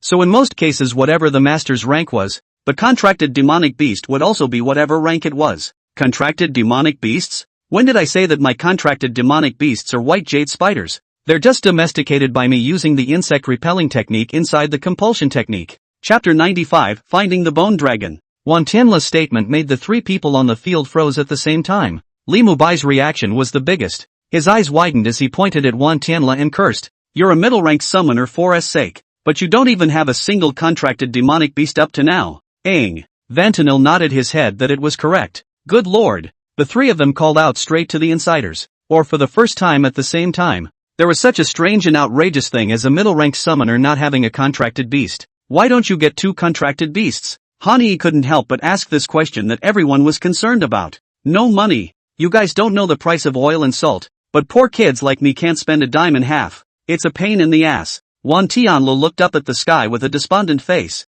The three who heard this were speechless for a while, but they felt that there was nothing wrong with what Wan Tianlu said, because things like demonic beasts are really expensive, especially ones that can be tamed to sign a contract. It does seem a bit of a stretch to go for it with the price tag of Wan Tianlu. I'll make a call. Li Mubai suddenly thought of something and then called one of his uncles. Sometime later, Li Mubai hung up the phone and looked at Yifeng and the three of them. Not long ago, someone in the Western Desert found a bone dragon cub. Middle rank strength, or else let's go to the Western Desert? Li Mubai said. This three people fell into silence. Now there is still a period of time from the new year. Go to a trip to the Western Desert to look for the legendary bone dragon is not impossible. Bone dragons, a particularly rare and few undead-type blue star native demonic beasts. It is said that bone dragons are all born amongst demonic beast corpse pits, a place where tens of thousands of demonic beasts' corpses and bones were nurtured for 10,000 years in order to spawn a bone dragon. And the place had to have the corpses of ancient dragon demonic beasts in order to do so. Ancient dragon race is a very ancient creature, only in 1,000 years ago has been disappeared. Nowadays the few remaining dragon demonic beasts in Huaxia are only part of the ancient dragon bloodline only. It could be said that such things as ancient dragons only existed in mythology. I'm afraid I can't accompany you to the western desert. I'll have to make a trip home in the next couple of days. There seems to be something on the military district side looking for me. Han Yi sighed somewhat helplessly, and Li Mubai looked at Wan Tianlu and Yifeng. Tianlu. Feng, are you two going? Go? Of course I'll go. This is for me to find a contracted demonic beast, why don't I go? Wan Tianlu was dumbfounded. How could Li Mubai say such words that were just like an idiot? I'll go too. Just as well, I don't really feel like going home just yet. Yesterday his sister sent him a message that his mom and dad had gone home and asked when he was going back. He really didn't want to go back now. Not only do you have to face Pops, but you have to face an even heavier weight purple spirit. And that's hell. Good. Since that's the case, then I'll book a plane ticket and we'll go to the western desert for a wave. Li Mubai raised his arms and shouted. He really hadn't been to the legendary western region so far. Each of the 5 regions of China has its own characteristics, among which the western region is characterized by deserts. Their eastern domain was characterized by a high proportion of plains, the snowy mountain grasslands of the northern domain, the ocean and islands of the southern domain, and the central domain was the most prosperous section of China. The 3 of them made the decision in the morning, and after saying goodbye to Han Yi in the evening they headed to the airport. Destination: the city at the center of the west, the capital of Aurora. Aurora capital, like Dawn capital in the north. It is also the place where humans reclaimed their homes when the dawn came, and since the north was already named Dawn, the west named this place Aurora. The eastern region is not close to the western region, which can be said to be the 2 extreme directions of China. On the plane, Wan Tianlu was a little fidgety. Obviously this was his first time on an airplane. Hello, here's your dinner. A pretty flight attendant placed the dinner that was still radiating heat in her hands on the small table in front of Wan Tianlu. Wait a minute. I don't have any money. Can I not? It's free, sir. You don't have to worry. The stewardess smiled and explained. And at the same time there was some doubt in her mind as to why a guest in first class would ask such a question. Really? That's right, sir. Then pack me 10 servings and I'll savor them slowly after I get off the plane. Just as Wan Tianli's words fell, Li Mubai's slap had already flown in to gag him. This pretty sister. My friend is a little sick in the head. I hope you can understand. Li Mubai smiled and said to the stewardess, while the stewardess, who was a bit confused, sniffed and slowed down to show a professional smile, and left after giving out the meals to the 3 people. She was surprised that there were any oddballs in first class. She had seen it all. Shortly afterward, the flight attendant passed by again, and this time it was Yifeng who called out to her. Got any Coke, pretty lady? Yes, sir, but Pepsi is out. Does Sprite have it? Yes, sir. I'll get it for you. No, I'm just asking. No drinks. Any Fanta? Yes. What flavor do you want? Forget it, just get me a mineral water. No Coke other than Pepsi. Yes, sir. The stewardess forced down her anger. She now really wanted to punch the stupid asterisk-like asshole in front of her. The plane landed at the airport in the Aurora capital. While the eastern region wasn't as snowy as the northern region already was right now, the temperature wasn't too high either. While the western region was simply outrageous. The trio stepped off the plane in long sleeves and pants and even a jacket, looking at the short-sleeved and short-shorted passers-by everywhere in deep thought. Ha ha ha, Mubai, you kid has grown quite tall and handsome after not seeing you for a few years. A rough man's voice suddenly sounded. The 3 of them followed the voice and saw a tall middle-aged man wearing dark green half-sleeves and shorts that looked like Zhang Fei walking over. His huge body instantly embraced Li Mubai. Long time no see, Uncle Qin. Li Mubai smiled and greeted him, and for a moment, he felt like it was a little difficult to breathe.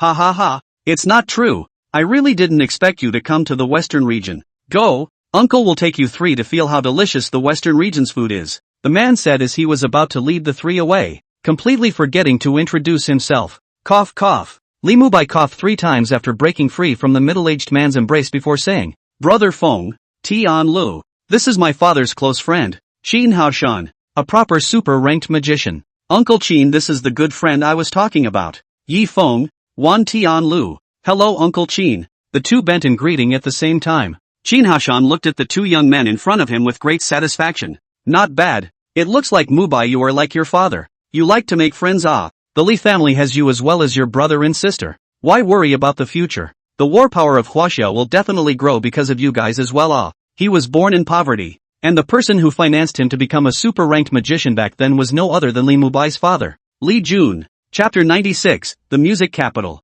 Qin Haoshan drove a camouflaged military vehicle with a white license plate. It was now morning, and Qin Haoshan brought the 3 of them to the residence after casually taking a bite of breakfast. It was a villa. Big enough for the three of them. Uncle Chin, you said earlier that someone in the western region found a bone dragon inside the desert. Do you know where this bone dragon is? Li Mubai asked the main reason why they had come this time when Qin Haoshan was about to leave. Bone dragon? Is my friend to go inside the desert to explore the movement of the demon race when found? The specifics of the situation I'm not sure. I'll take you guys to see him at night. You guys sat on the airplane all night now or first sleep. Qin Haoshan touched Li Mubai's head. This kid is really getting more and more like his old man when he was young. The three men who had been on an airplane all night did get a little sleepy. It's a speedy way to get into a room of your own and fall back to sleep. 6 o'clock in the evening. Qin Haoshan drove the trio out of the villa area to the downtown area. There was a big difference between the busiest areas of the Aurora capital and the capital of Hope. If the city of Hope was built to be bustling and noisy,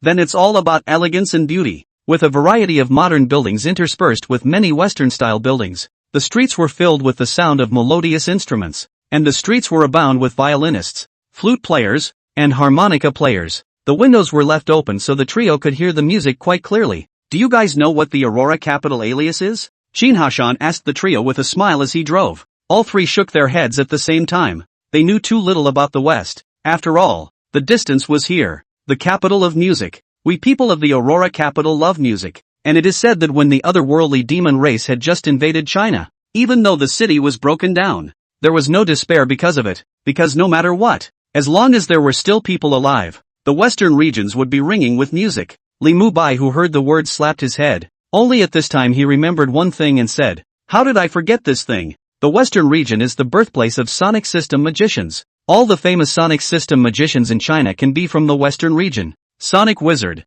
This was a type of wizard that would be almost invisible in the eastern region, while it was mainstream in the western region. The car pulled up in front of an elegant-looking bar. Here we are. Qin Haoshan opened the door and got out of the car, leading the three of them towards this bar. Before even walking into the bar, Yifeng's trio had already heard the sound of musical instruments coming out from inside. When they opened the door of the bar, they saw that there were many people playing with musical instruments inside the bar, and there was a wide range of different kinds of instruments. And in the very center of the bar, an elegant man in a suit was playing the piano, and the beautiful piano sound made all the instrumental sounds on the field become extremely coordinated, so that people didn't have that kind of chaotic feeling when listening to it. Qin Haoshan stood on the stage, quietly watching the pianist. The piano sound is sometimes soft and melodious, sometimes soaring. After the song ended, the man stopped and took off his white gloves, stood up and walked off the stage smiling at Qin Haoshan. "Are those the three little ones behind you who want to find the bone dragon cubs? Well, let me introduce to you.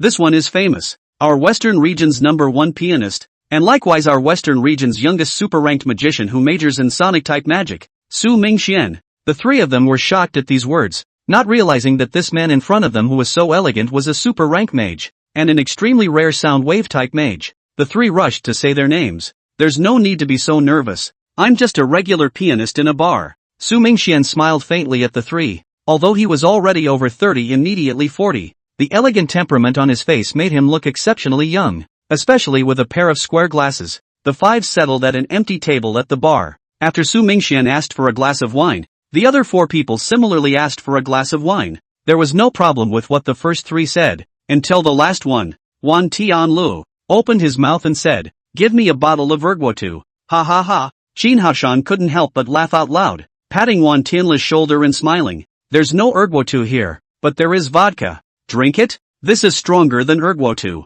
Give me a whole glass. Good boy. That's how I like your brash personality." Qin Haoshan smiled and patted Wan Tianlu. "The wine goes on fast," Su Mingxian said after taking a sip of wine. "Half a month ago, I went out to scout the movements of the demon race, and when I got separated from the team in a sandstorm inside the desert, I inadvertently found a cave. And originally I just wanted to go inside to escape from the sandstorm, but it turned out that the cave was very deep, and it could even be said that it went right through the earth's crust. I saw a small crack in the deepest part of the cave. The crack couldn't see the bottom, and that's when I saw a bone dragon cub resting on the rock wall. Looking at the scent, it's just a middle-order 5-star. I wanted to go and catch it, but who knows, it's very vigilant. It directly went into the depths of the crack and disappeared inside the darkness. At that time I was in a hurry to come back and report the situation, so I didn't go and catch that bone dragon." Hearing this, the three were in a state of realization. Li Mubai hurriedly asked the other party if they still remembered where that cave was. "I drew the drawings a long time ago, and had planned to go over there myself sometime later to capture the bone dragon."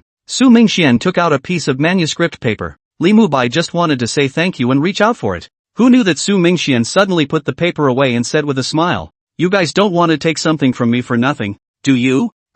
Su Mingxian, have a rule that if you want to take something from me for nothing, you can, provided that you play music that satisfies me. The three of them froze at the same time, wide-eyed and confused. I don't know how to play an instrument. Do you have any that do? Li Mubai looked at Ji Feng and Wan Tianla. Wan Tianla sniffed without any hesitation and directly said, "Isn't it just a musical instrument? I can do it." "Oh, well, then let me hear how your music sounds." Su Mingxian clapped his palms together. The entire room instantly quieted down. Everyone at this moment all looked towards Ji Feng and their side. At Su Mingxuan's instruction, Wan Tianla walked up to the high platform stage, first bowing to the surrounding audience to show courtesy. He then saw a wave of his hand and a swana appeared in his hand. "Tengoku, don't!" Seeing this scene, Li Mubai exclaimed on the spot and tried to stop it, but it was already too late. A swana unique tune big out of the funeral directly to the whole audience listening to the eyes wide open. Some people passing by the door of the bar heard the sound of swana inside, thought it was inside who died in the funeral.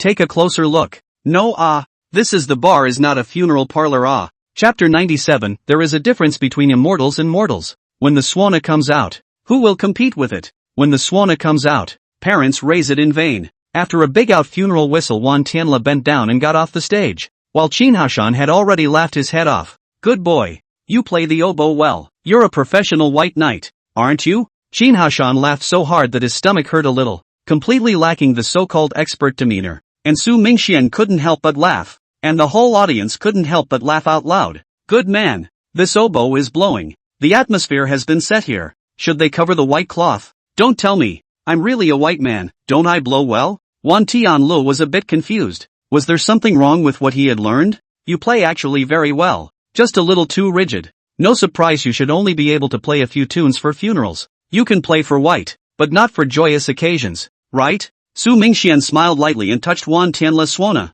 "Which is a good swana, and it looks like an old swana." "Aha." Wan Tianla nodded his head to indicate that he was right, not to mention that he really was. "That's right. How can you play music without spirituality? You keep up the good work and try to make me hear a swana song with spirituality." "Aha." Wan Tianla nodded his head repeatedly to re-sit back to the position he had just taken. Although he had not been recognized, but for some reason he was still very happy in his heart. Maybe that's the encouraging effect that comes from having the music bigwigs on board. Li Mubai and Wan Tianla looked at Yi Feng at the same time, but they quickly turned their heads back around. This one usually didn't go out of the front door and didn't step out of the second door. What kind of musical instrument could he know? "Yi Feng, do you know a musical instrument?" Qin Haoshan looked at Yi Feng and asked curiously. "A little, and it's not much of an instrument." Yi Feng smiled his own and do not want to go out of this wind. Su Mingxian just said that if you want to take it for nothing, you must let him hear the music of satisfaction. But if they give the payment, do not take it for nothing is not on the line. Get up there and try it. Don't be unsure of yourself. How can someone who is unsure of themselves keep moving forward? Qin Haoshan encouraged Yi Feng to go on stage, while Yi Feng could only smile helplessly at his words. "In that case then I'll make an offering." Yi Feng made a note in his mind. "Tianla had to ask me to show off my musical abilities in order to catch some bone dragon for your boy. I'll have to make up for this sometime in the future." Yi Feng walked up to the high platform in the center of the bar with this thought in his mind. Seeing this scene, everyone looked at the high platform again. Just now it was an oboe. What will it be this time? However, just as they wondered what instrument the young man would pull out, it turned out that this one pulled out a turquoise leaf from somewhere. In his last life, Yi Feng enjoyed blowing with leaves when he was lonely and isolated. It's like that line from some anime in this life. The strong are always alone, let alone as strong as he was in his last life. The lilting sound of music resonates through the bar. The sound of the leaves blowing out is melodious and crisp, with a strong sense of ethereality mixed in. It's a sound that belongs to nature, but it was played as a tune. Yi Feng recalled a scene from his last life, and the sound of the leaves blowing out became more and more vicissitudes and desolate. "Senior brother, you fly up first. Although you have the immortal talent destined to become an immortal, sooner or later. Senior sister, I will catch up with you." You're talking about the old ancestor of our easy sect, right? Cultivation for many years also did not ascend successfully. Sitting down has been 1,000 years. Before she died, leaving a sentence, "Immortal and mortal are different," but she is ultimately still on the immortal infatuation for life. After a full 5 minutes, Yi Feng put away the leaves and bowed to the surrounding audience. "Wow!" The room erupted in applause. "This tune is simply wonderful to play. I've heard of people who can blow with leaves, but this is the first time I've heard and met one this powerful. What a poignant and vicissitudinous tune. How it sounds more powerful than a swana. Everyone was discussing the tune just now, while Yifeng had returned to the seat he had just taken. Yifeng, what was the name of the tune you just played? Su Mingxian inquired with some disorientation. The difference between immortal and mortal. Yifeng subconsciously replied offhandedly. Oh, it looks like there's a story to this tune. Tell me about it. This tune is I saw from our school inside the ancient book court. It is said to be the ancient period of time a fairy fell in love with a mortal. The two loved each other, but because the years passed the mortal woman died, while the fairy is still alive, but also have to endure the long years of loneliness, have a sense of feeling then made this tune. Yifeng spoke blindly with a smooth flow, but Su Mingxian, who heard the words, smiled faintly. I see. No wonder it is so, but vicissitudes of poignancy. Yifeng, play out the music as can be heard by the audience to play the person in the heart of the thought. You are not simple Su Mingxian smiled, then handed the manuscript paper to Yifeng and said, I'm very satisfied with your music. I hope you can play it for me again sometime in the future. Okay, thanks a lot. After Yifeng received the manuscript paper, he put it into the storage ring. Perhaps because of Yifeng, Su Mingxian had a feeling and went directly to the stage and started playing the piano.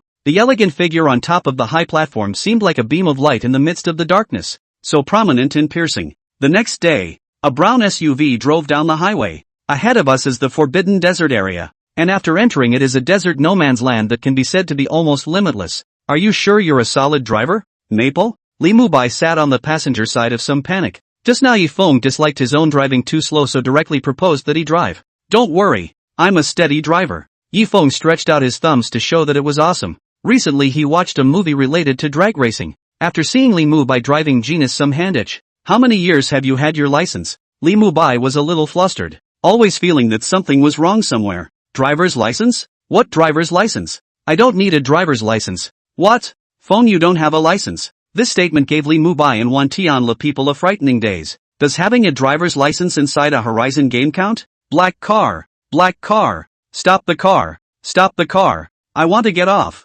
Van Tannel broke down, and it was the first time he had been in a car where the driver didn't have a license. It's already too late. Brothers, charge with me. Yifeng stepped on the gas pedal to the end, and the needle of the speedometer directly pulled full. No. Then, looking at the SUV that was plunged into the sand and was already smoking, the three men were in deep thought. Just now, Yifeng wanted to directly turn the corner and rush into the sand area inside the map, but the result was who knew that the corner was too sharp, plus the sand was too scattered, so he directly overturned the car. Do you two know how to work on cars? Yifeng looked at the two, and he was greeted by the middle fingers extended by the two. It's all in the unspoken word. Under the hot midday sun, the two white jade spiders carried the three of them. Yifeng, forward on the sand dunes. Wan Tianlu and Li Mubai were sitting on the back of an alabaster spider, while Yifeng had one all to himself, and was currently lying on top of it looking at the anime cached inside his cell phone. Aren't you hot, Feng? Li Mubai asked Yifeng while fanning the two of them with his fan.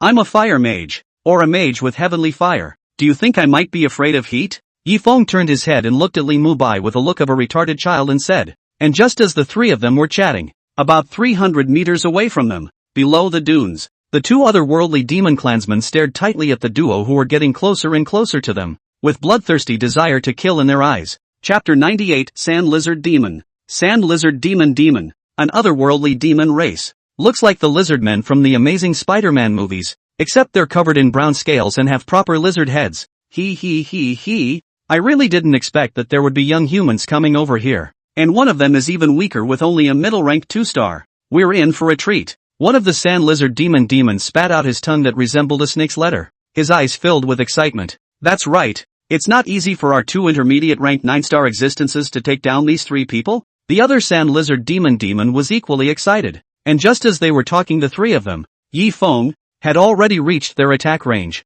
Phew! The sand around the three who were walking suddenly swirled up to form a tornado like cage trapping them. Die! A sand lizard demon suddenly burrowed out from inside the sand, and the person who appeared in front of him was clearly Wan Tianlu, who had just gotten down from the white jade spider and wanted to check the situation. There's a sneak attack. The coffin filled with black runes appeared in his hand. Wan Tianlu raised the coffin high, then slammed it down. Bang! As if it was a gopher. The sand lizard demon that had just emerged was directly knocked back into the sand. The other sand lizard demon also drilled out from inside the sand at this moment, its sharp claws grabbing towards Yifeng's throat. Get out! Yifeng, who was lying on the back of the white jade spider watching anime, waved his hand and slapped it. The slap emanating from the Earth's core gold flame struck the sand lizard demon's face, instantly emitting a crunching sound. And before this one could react, he saw that a blinding golden light had already struck him.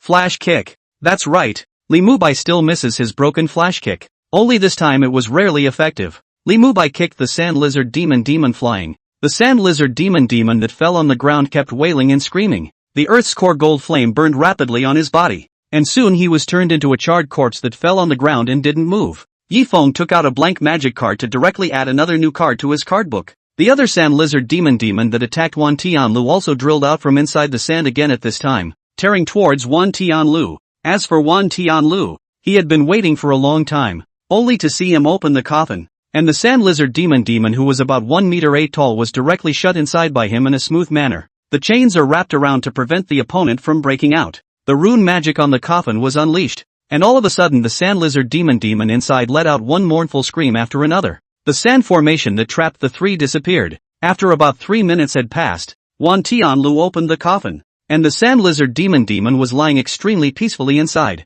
Young demons are good. Fall back to sleep. Wan Tianlu used his fingertips to point at the corpse of the sand lizard demon, and after confirming that it was really dead, he opened the summoning array, and soon a large number of black parasites flew out to carry the corpse in. That's right. The reason why Wan Tianlu was doing this was to get some free rations for his parasites, that's all. It's not right. Lee Mubai suddenly realized a problem, and after glancing at the already charred corpse not far away, he said, although this area is already a no man's land, it's reasonable to say that there shouldn't be any otherworldly demon race, right? Although the desert was the center of the battlefield between the otherworldly demon race and the humans in the western region, they were now in the periphery, and it was the periphery of the desert no man's land on this side close to the human region. Why would this sand lizard demon appear on this side?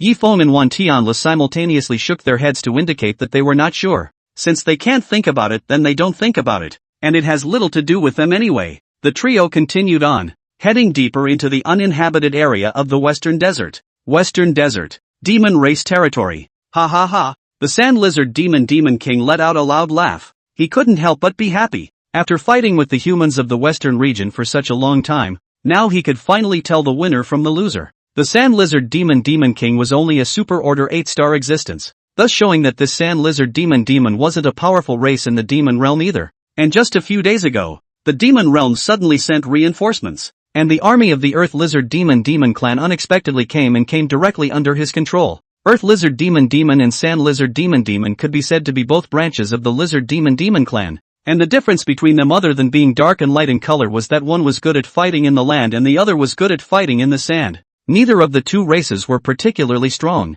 but together they could be different. Taking down the western region was definitely an easy task, and all they had to do now was to wait for the right time, and then let the western region completely turn into a paradise for the demon race. The demon realm was once a very rich realm, but unfortunately, the demon realm gradually went into decline along with the passage of time. Plants withered, water resources disappeared, and the once vibrant realm was now dead. So for the sake of the continuation of the demon race, the demon emperor opened the space rift to find a rich realm to invade. In reality, originally it was enough for them to occupy just a few, but the demon emperor's ambition was growing, and the desire of the demon race was getting stronger and stronger. After taking over the invaded realm, they will quickly multiply and drain the realm of all its resources and vitality, directly destroying it. Instead of invading for survival, they invaded for destruction, and the so-called for survival was nothing more than an excuse for them to crown it all. The desert was extra cold at night. The three of them, Yi Feng, sat down next to a piece of sandstone and set up camp, leaning against the campfire and eating roasted meat. Only after confirming that the roast was safe without problems did Li Mubai dare to put his mouth on it. Mubai, are you sure we're not lost? Wan Tianlu looked at Li Mubai with doubt in his eyes. No, there's absolutely no way I could go wrong. Li Mubai sniffed and quickly patted his chest to ensure that he was definitely not going the wrong way. Hearing this, Yi Feng glanced at Li Mubai. Seriously, this is what he can't expose, or he must kill this. Because in the afternoon, he had discovered through his divine sense that Li Mubai had led them the wrong way. But don't I remember there being an oasis at the top of the map? Why don't we see it? Wan Tianlu asked as he tried to recall the information on top of the map. It must be that the oasis is gone. The desert is unpredictable. Maybe that oasis has been buried under the sand. Li Mubai spoke righteously. Make it up. Keep making it up. Yi Feng nibbled on the roasted meat while watching Li Mubai perform. Hearing this, Li Mubai's old face reddened. Walked to the top of the sandstone, just wanted to say something but heard a muffled click. Then before they could react they heard a boom. The sandy ground where the three of them were suddenly collapsed, and a dark hole suddenly appeared, and the three of them were right on top of this hole. Yifeng hurriedly scanned with his divine sense. Then he was confused. This Li Mubai's luck was also really backward. The sandstone on which it sat was large under the sand and was pressing squarely against a slab that was already about to shatter from the sandstone. He sat on it and directly became the last straw for the slab, which instantly shattered and collapsed. Chapter 99. Ugh. Forget it, I'm tired. Yifeng closed his eyes and chose to give up struggling to fall directly into this pitch-black hole. Ah! Wan Tianlu let out a miserable scream, while Li Mubai was on the verge of danger, and just wanted to use wind magic to stabilize his body and fly up. Who knew that Wan Tianlu smashed into him at this time? Right behind him was Yifeng. The manner of their descent is a funnel approach centered on Li Mubai. Bang! The three of them landed, and Li Mubai almost didn't spiral in place to die. Why are you both smashing in on me? Li Mubai wanted to cry and felt like his cervical vertebrae were going to break. Wan Tianlu hurriedly got up and started to treat and measure Li Mubai's wounds, while Yifeng started to survey the place where they were. Mubai, light this place up. Phone, you are really treating me like a flashlight. Although Li Mubai said this on his lips but still used light magic to illuminate the place. In an instant the place where they were was completely revealed in their sight. It was a spacious stone chamber surrounded by artificially created sandstone walls with many paintings and ancient texts carved on them. For a while it actually made Li Mubai and Wan Tianlu look a bit dazed. What is this place? Wan Tianlu asked with some disorientation. Lulan. Yifeng blurted out, looking carefully at the top of the brushstrokes. Lulan. The legendary ancient civilization that disappeared inside the desert? Li Mubai was a bit shocked. It was obvious that he knew about this civilization. Lulan, an ancient country in the western region. A civilization that suddenly disappeared, now leaving only a few ruins in the uninhabited depths of the western desert. No one knows exactly what happened to this suddenly vanished civilization, and everything about them is almost a mystery. Feng, you can read these murals and words? Li Mubai was a bit surprised after realizing that Yifeng was concentrating on the contents of the wall. How could Yifeng, a geek, read these things? I've seen the records and studies about the Lulan civilization inside the school's ancient book library before. Yifeng looked carefully at the rock wall, and Li Mubai, who had heard the words, hurriedly asked what kind of things the wall actually recounted. Wan Tianlu, also some curiosity, helped Li Mubai. Orthopedic hand strength accidentally did not control almost till Li Mubai directly sent away to see the milk. The passing of Lulan. Yifeng began to narrate while looking at the contents above the rock wall. The ancient state of Lulan, the most prosperous civilization in the ancient western desert, where people lived happily and blissfully, where the desert was full of death but with an oasis, and Lulan was the oasis for mankind inside the desert. People lived and worked in Lulan in peace and contentment. The sun god, the moon god and the star god blessed Lulan, but one day the god disappeared. Lulan had no god's shelter. The desert was like a monster devouring life and began to eat up Lulan. The river dried up and the oasis disappeared. The king realizes that God is no longer there and tries to defy nature by human power. Yet the desert eventually swallows Lulan mercilessly. Later, people, if you find this line, it means that Lulan has completely disappeared from the western desert. Because I am the last Lulan, and this is the shrine where Lulan believes in the gods. Yifeng read the entire content, could not help but sigh. Just some murals and text, and how can describe the once prosperous civilization? And the heartache and despair of that last sentence is simply breathtaking.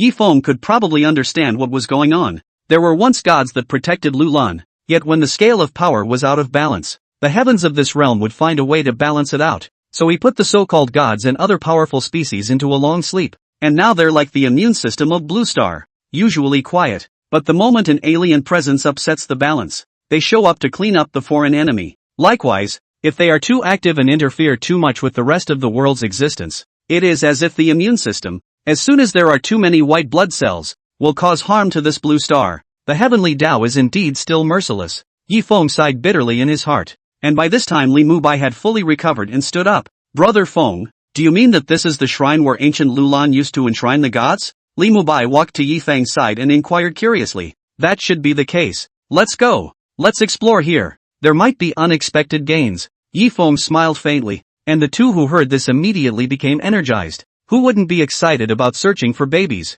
Yifeng led the two of them to the stone door of the south wall. Reaching out, he pushed, and the stone door opened abruptly. What appeared before them was a spacious space. Li Mubai used light magic to light up the place, and instantly a church-like remnant of an ancient Lulan shrine appeared in front of them. The inside of the spacious room was filled with stone chairs, while on the walls here and there were carved star and moon totems to the left and right, and a sun totem at the very front. Is this the tip of the iceberg of the legendary ancient Lulan civilization? The three stood somewhat lost in thought, and what shocked them the most was that on the protruding platform at the very front, a skeleton that had been kneeling for an unknown number of years was kneeling reverently looking up at the sun totem on the wall in front of them. Chapter 100, Once a God. Let's leave him alone and let him continue here to fulfill his wish before he dies. Yi Feng stopped Wan Tianlu, who was planning to go over to collect the corpse. Aha! Wan Tianlu nodded and did not move again. The three walked to the front of the skeleton. He was wearing a red tunic. In a place like the desert can actually make red clothes and still in ancient times, thus showing how prosperous the former Lulan civilization really was. It is just a pity that the once prosperous civilization has now disappeared into the river of history, perhaps out of politeness, or perhaps with feeling. Li Mubai knelt down beside the corpse and bowed deeply to the totem in front of him, and Wan Tianlu did the same.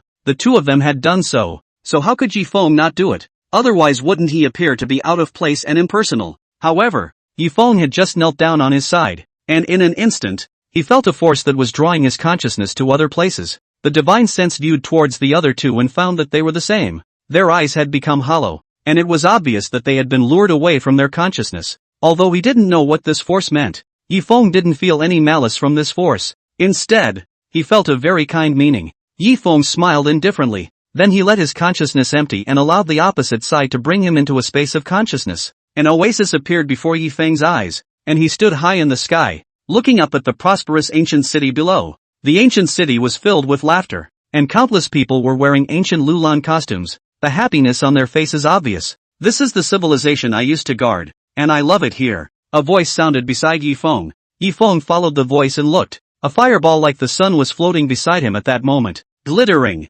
What happened then? What happened? Although Yi Feng was clear in his heart, he still asked this because he felt that this ancient Lulan deity just wanted to narrate this matter to himself. Then I fell asleep. And when I awoke again, the civilization I loved was no more, vanished into history, with only a few remnants left to prove they once existed. The ancient Lulan sun god's voice was filled with helplessness. We are the existence birthed by the blue star. We are all intangible in the beginning, but as soon as a civilization generates beliefs, then we become tangible, thus becoming the gods in people's mouths. It's not the gods that created man, but man created the gods. I really love this place. It's just a pity that I failed to protect it. It's not your fault, but I'm the god they believe in. If it wasn't for the fact that until the very end, there was a Lulan man who knelt in the temple before he died and believed in us for 1,000 years, I'm afraid we would have disappeared a long time ago, and without anyone to believe in us we would have disappeared. And that's why there is no living being who loves the civilization that we protect and the realm that we guard more than we do. And the invasion of the otherworldly demons has caused us to all gradually wake up. The fireball suddenly flew in front of Yi Feng.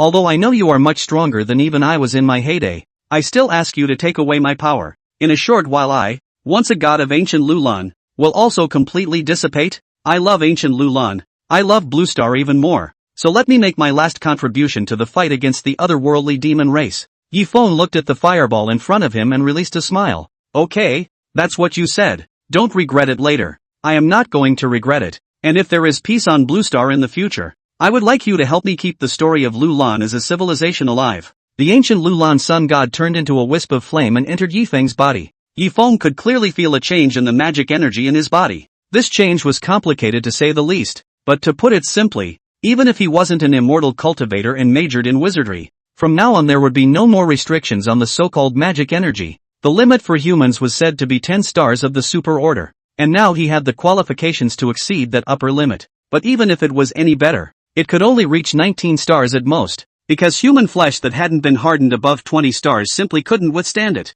The scene in front of him suddenly dissipated, and when Yi Feng opened his eyes again the other two people gradually awoke, and at this time they were both looking at each other in a bit of a daze. What's wrong with you guys? Yi Feng put on a very concerned look and asked. I seem to have had a very long dream, as if I saw a sky full of stars draping around me and finally entering my body. Li Mubai told Yi Feng and Wan Tianlu what he had just dreamed, and Wan Tianlu was even more clueless to say the least. I saw a moon, the same crescent that was carved into the wall, and then she suddenly spoke, and cursed at me. Ha! The two people heard at the same time froze, especially Yi Feng is the most confused. He is very clear about what is that thing, obviously is the moon god of the ancient Lulan. What did he call you?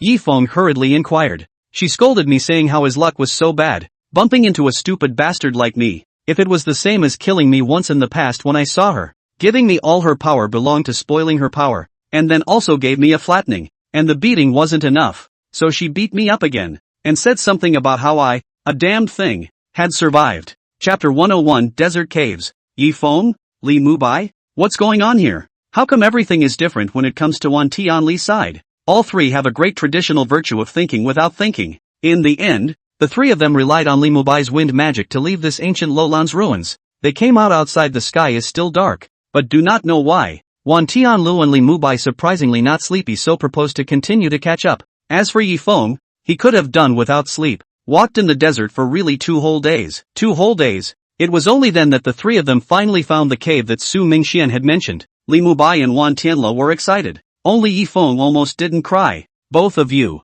You know what I've been through the last 2 days? Do you know how much effort I've wasted in trying to lead you to the right path? That Li Mubai's mouth is still stubborn. Pointing to the East African, said this is the West, but also said that if it is not the direction of his direct performance in Sit to Spiral Ascension, and 10,000 leaves is a heavyweight, Li Mubai is all roadkill like this. This one even dared to believe, especially after seeing Li Mubai's face full of confidence. It is simply a loyal Iron fan, brainlessly choosing to believe. This bout could really give Yi Feng a tormented, almost mental collapse. Now it looks like you can finally relieve yourself of not having to worry about someone who will be wayward and confident. The three walked into the cave. The outside of this cave was the same as a normal desert cave, with sandstone walls, but the further inside, the lower the temperature became, and there was even a cold wind constantly blowing out from below. The deeper the cave went, the deeper they went, and when they found the lowest part of the cave, they saw the small crack that Su Mingxian had mentioned. Looking at the crack in front of them that was a full 100 meters wide, the three of them were confused. Is this the little crevice in the ground that Su Mingxian was talking about? That? Why don't you guys go down and I'll keep a lookout up there? It's too dark down there and I'm afraid of ghosts. Wan Tianlu wimped out. There was no way. Who made him afraid of heights? There's a ghost in your ass. You're a gravedigger who's afraid of ghosts. Yi Feng kicked Wan Tianli's ass from behind, and Li Mubai was just about to open his mouth when he was also kicked down. These two kicks are more or less personal. Yi Feng, I can fly. What are you kicking me for? Li Mubai let out a wail of collapse. Shouldn't I be the one to ask? I don't know how to fly. Kick me for what? Wan Tianlu man was numb. On the way down, Li Mubai directly began to greet Yi Feng's genealogy, cursing in a fierce and vivid manner. Yi Feng didn't care about them, and leaped. Anyway, the following is a pool of water. With Wan Tianlu that body strength won't happen. As for Li Mubai, he can fly. Poof, poof, poof. What's with the extra bang? Yi Feng poked his head out from inside the water pool and saw Li Mubai, who was already floating on the water with his back turned upwards. Mubai, hang in there Mubai. Wan Tianlu and Yi Feng hurriedly dragged Li Mubai ashore. Li Mubai, who was dripping wet, made an effort to stretch out a middle finger and said to Yi Feng, focusing on scolding you, I forget to use the wind line. After saying this, Li Mubai fainted with his head slumped. There was really no other way. Wan Tianlu could only take out the coffin and stuff it into the middle after healing Li Mubai's injuries. Shortly afterward, he stood beside the duo with renewed vigor. Good lord, what kind of coffin is this? It's a mobile resurrection spring. Mubai, give a shine. Professional flashlight. Li Mubai sniffed and snapped his fingers. Light magic illumination. The light began to spread with them at the center, and soon they discovered that there was an oversized cavern underneath this crevice. Ahead of us, there was no end in sight. I really didn't think there was such a place under the western desert. Li Mubai couldn't help but let out an exclamation, while Yi Feng casually said, a desert is actually a very thick layer of sand on top of the normal land, and it's not surprising that there are caves.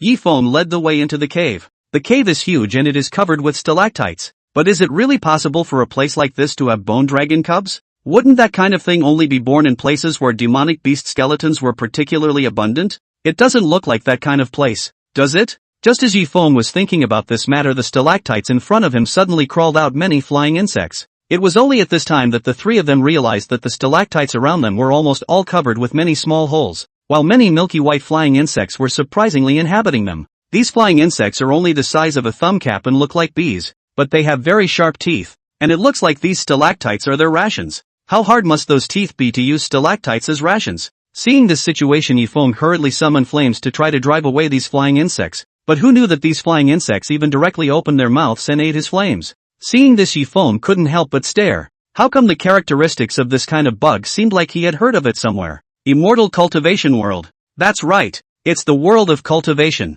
The immortal cultivation realm also had a similar kind of bug that could devour everything in heaven and earth. But the bug in front of him was only somewhat similar to this kind of heaven-defying thing, and was not one of a kind. On the other side, at this time, Wan Tianlu was extremely excited after recognizing this kind of bug and shouted loudly, "Gold-devouring worm." Surprisingly, it's a gold-devouring worm. This kind of worm can devour everything in the world. Everything is food. But isn't this thing a strange worm from the ancient times? It's been extinct for more than 1,000 years, but I didn't expect it to still exist here. Beautiful. Leaf Maple called straight to the inner circle. God TM Gold Eater. That's right. In the immortal cultivation world, and this kind of bug similar but to no thousands and tens of thousands of times stronger strange insects are also called gold-eating insects. I don't know if it's a coincidence or what. The following has nothing to do with the text. Brothers, my broken bones are healing, and sooner or later I'll be back at the top. And remember, if I don't update for a good long while a day I'm not on a break, it's likely that I'm storing up the power to zoom out. Omega, Chapter 102 Gold-Eating Insects. Since normal magic doesn't work well, I'd like to see if you can eat this fire. With a wave of Yifeng's hand, geocentric gold flame roared out, and a circle of fire appeared centered around the three. At first, there were some gold-devouring insects that wanted to devour the Earth's core gold flame, but they soon realized that the temperature of these fires was extremely high, making them fearful of approaching. How long can you hold back these gold-devouring insects, Brother Feng? At this time, Wan Tianle suddenly opened his mouth. Yifeng didn't even look at him and said, "If you want to find the king of these gold-devouring insects, hurry up. Don't be a grunt." Yes, Wan Tianle nodded heavily. Then he took out a compulsion flute from inside his storage ring. This compote flute was made from the bones of demonic beasts, with special runes written on it. The compote flute was blown, and the melodious sound of the flute echoed in the middle of the cave. Phew! All the gold-devouring insects within the stalactites all swarmed out at this moment, and Yifeng hurriedly let the Earth's core gold flame cover the three of them completely. Looking at these madly agitated gold-devouring insects outside, Li Mubai couldn't help but shiver all over. What exactly was it that Tianlo had blown that had caused all of these gold-devouring insects to fly out? Found it! That biggest one is the king of gold-devouring insects. Wan Tianle suddenly stopped playing and pointed to a gold-eating bug in the middle of the swarm whose size is more than 20 times that of a normal gold-eating bug. Not to mention Wan Tianlu. Even Li Mubai, who doesn't know much about strange bugs, can tell that this is the king of the gold-eating bugs. 3 stars of the middle rank. It's quite a match for you now, Tianle. Yifeng smiled inside, then turned his head to look at Li Mubai. The meaning was simple. You are the fastest. You go and catch it. Me? Go get that bug king? The white people of Limu were dumbfounded. Don't dawdle. If you're any later, that bug king will run away. All right. Li Mubai showed a helpless face, then quickly flew out when a gap appeared in the flame barrier. When he came back again, the extremely violent gold-devouring insect king was attacking him continuously. Bang! The gold-devouring insect king was thrown directly into the flame barrier by Li Mubai. Yifeng hurriedly opened a gap in the flame barrier while Wan Tianle took out his coffin and shut the gold-devouring insect king in it and began to use the runic magic on it to put it into an endangered state before taking the opportunity to sign a contract with it. The surrounding gold-devouring insects became extremely violent for a while when they saw that their family's insect king had been captured. And some of the gold-devouring insects even tried to pass through the barrier formed by the Earth's core gold flame. And naturally, the result needed no further explanation. Tianlu, if you can't subdue this gold-devouring insect king, Buddy High and Low will have to kick you twice. Li Mubai returned to the barrier, covered in blood, and his clothes were even bitten into rags by the gold-devouring insects, thus showing what kind of pain he had gone through in order to catch this kind of gold-devouring insects. Don't worry, Mubai. You still can't trust me. Wan Tianle held his head high and looked like I believe in myself. And Li Mubai was twitching at the corner of his mouth. It is because it is you that I can't trust it. Half an hour later, when the gold-devouring insects inside the cave all disappeared, Wan Tianli's face was full of complacency, a very happy and pleased look. Needless to think, the gold-devouring insects had become his possession under his powerful means. The three continued to walk deeper into the cave. Meanwhile, deep in the western desert, fully 500,000 sand lizard demon armies and 500,000 earth lizard demons, totaling 1,000,000 otherworldly demon races entered the western desert in great numbers and began to advance towards the western region fortress of the western region human race. At the back of the 1,000,000 demon army, the Sand Lizard Demon King looked at his men with madness and excitement in his eyes, and behind him was the Earth Lizard Demon King, whose strength was on par with his. This time he would like to see what the humans of this western region would resist with. Earthen Lizard Demon King, I wish us a happy cooperation, and when the time comes, let this place become a new paradise for our two clans. Yes, ha ha ha, The two demon kings let out a burst of unbridled maniacal laughter, while all the sand lizard demons and earth lizard demons also revealed a bloodthirsty and frantic look at the same time. Disaster is about to befall mankind in the west. Inside the underground cave of the western desert, the three of them had been walking forward along the cave, during which they had seen quite a lot of scenery that only belonged to the cave. Thousands of stalactites in the trio around, and from time to time there will be water droplets fall, and the silence of the cave seems to be particularly loud and clear. Oh, exclusion! Yi Feng's divine sense swept and found that there were quite a lot of good things inside this underground cave. So when the other two weren't paying attention, he detached an avatar and began to frantically collect the heavenly treasures inside this cave. The deeper the three of them went, the more their vision opened up in front of them. Shortly afterward, the cave disappeared and was replaced by a cliff-like area. Below the cliff, a dragon's roar suddenly resounded, and a huge creature emitting a blue ghostly fire glow actually existed in the midst of the pitch blackness. Li Mubai hurriedly illuminated the entire cliff below to see a bone dragon that was more than 10 meters long and 5 meters high was looking at them with a pair of eyes that were like ghostly fire. This bone dragon did not look like the one in the Western myth, with its long and robust limbs like a big lizard. This bone dragon appearance is a serious Chinese ancient dragon, only no flesh and blood, is a skeleton, and in the skeleton but burning light blue ghost fire. Looks more or less some oozing, and underneath this bone dragon was a huge bone pit that couldn't see the edge, which was piled up with uncountable demonic beast skeletons. Whatever demonic beast skeletons there were, just don't know how these demonic beast skeletons came to be. The bone dragon let out another roar towards the trio, its massive body charging towards the trio at the top of the cliff above. There were no wings but could fly, and there were 5 claws, a proper 5-clawed true dragon. Tianlu gave it a beating to convince it, and it will be yours from now on. Yi Feng patted Wan Tianli's shoulder. This kind of thing should still be left to him. Chapter 103, Fight until you're convinced. No problem. Wan Tianli's eyes suddenly lit up. His legs bent into a bow. The coffin appeared in his hand, directly jumped off the cliff. His bouncing power was extremely amazing. A full-force jump actually made the ground directly appear several cracks. This bouncing power made Li Mubai suck in a breath of cool air. Bang! Wan Tianlu raised the coffin in his hand and delivered a heavy blow to the head of the bone dragon below. The powerful force almost caused the bone dragon to fall from the air with a dizzying brain. Wan Tianlu stood on the bone dragon. The coffin in his hand continuously rose and fell and smashed down, and the black runes on top of the coffin also continuously flickered at that moment. But it's basically just switching back and forth between the two rune effects of weighted and weightless. But it's nonetheless jarring enough. Bang! Bang! Bang! The two couldn't help but shiver as they listened to the loud sound of heavy objects crashing together one after another. Wan Tianli's current physical strength was truly terrifying, which if the uninformed really took him as an aide and fought with him in a melee, then the consequences would simply be unimaginable. The coffin alone would be enough for someone to drink. The bone dragon let out an angry roar, its huge body constantly flipping and prancing in the air. But Wan Tianlu was not affected in the slightest and was still constantly smashing the bone dragon's head with the coffin. Although the bone dragon's size wasn't small, in the end, it was just a middle-stage 8-star demonic beast. After about an hour under Wan Tianli's attack, he collapsed heavily inside the bone pit below and didn't move a muscle. Obviously this has been stoned. What's the time to sign the contract? The desert was extraordinarily silent at night. A bone dragon suddenly flew out of the cave under the moonlight straight into the sky. Yi Feng and the three of them were sitting on the back of the bone dragon in a leisurely manner. Li Mubai held a folding fan in his hand and looked at the endless desert below and couldn't help but sigh. The scenery of the western desert is really good. If there are no other worldly demon races here, I'm afraid it will become a very good attraction. Yi Feng sniffed and turned his head to look at the desert landscape below before looking back at his cell phone.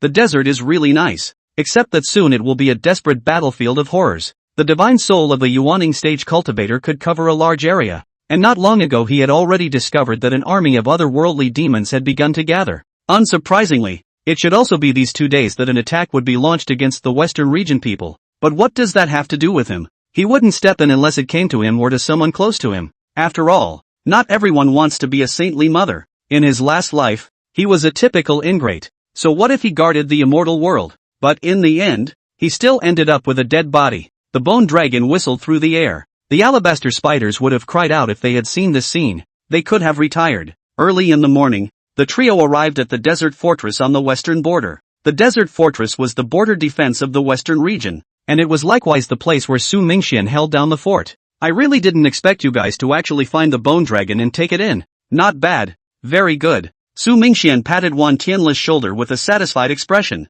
In the history of China, There was no summoner who could subdue such a bizarre existence as a bone dragon, but he didn't expect this unimpressive kid in front of him to do it. Although it was only a middle-ranked bone dragon, this was a real bone dragon after all. Summoners who wanted to tame demonic beasts to sign a contract had a very important prerequisite, which was that they themselves had to have a high degree of fit with the other party. A summoner who could have a fit with undead creatures. All the summoners in China from ancient times to the present day seem to be this one and only. Being praised by Su Mingxian, Wan Tianla scratched his head a little embarrassed. He was able to subdue the bone dragon more or a fluke. After all, if it wasn't for Yi Feng and Li Mubai, he wouldn't even be able to come out of the cave alive. Not to mention subduing it. Recently, it seems that the otherworldly demon race side has begun to stir again, so I won't send you to the airport in the Aurora capital. So remember to come to the western region sometime in the future. You'll always be welcome here. Aha! The three of them nodded at the same time. It was not too late for them to catch the high-speed train to the Aurora capital,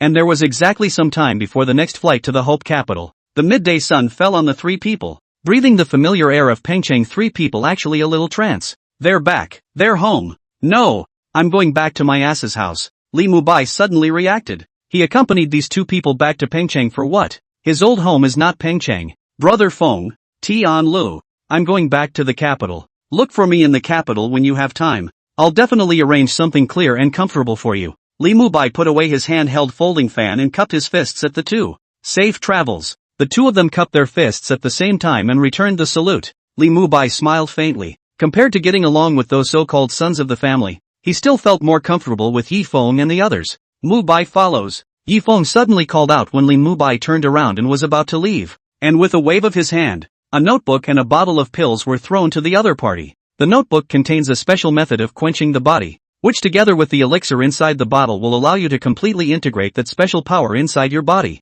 Special power? I really forgot about it if you didn't say so. Brother Feng, I'll investigate when I get back. This power makes me feel a hint of uneasiness, and I suspect that obtaining this power might not be a good thing. Li Mubai rarely showed a serious and grave expression. Yi Feng nodded, and after instructing the other party a few words, he also turned around and walked with Wan Tianla towards their respective homes. Yi Feng had just opened the door when he saw Ziling lunging towards him, so hung up on giving him a cleanser. Seeing this, he didn't have any hesitation, directly displaying a hand of Taijiquan to push Ziling back again in a smooth manner. Where have you been, old brother? And why are you back now? Yi Shuiying, who was tidying up the house, was full of doubts. His oldest brother unexpectedly didn't like to stay at home anymore. This is more outrageous than the sun hitting the west. You may not believe me when I tell you. I went to the western desert. Ha! A week passed quickly. Yi Feng's parents had to deal with some things recently. Yi Feng came back just when they left home, and now that Yi Feng had been home for a week,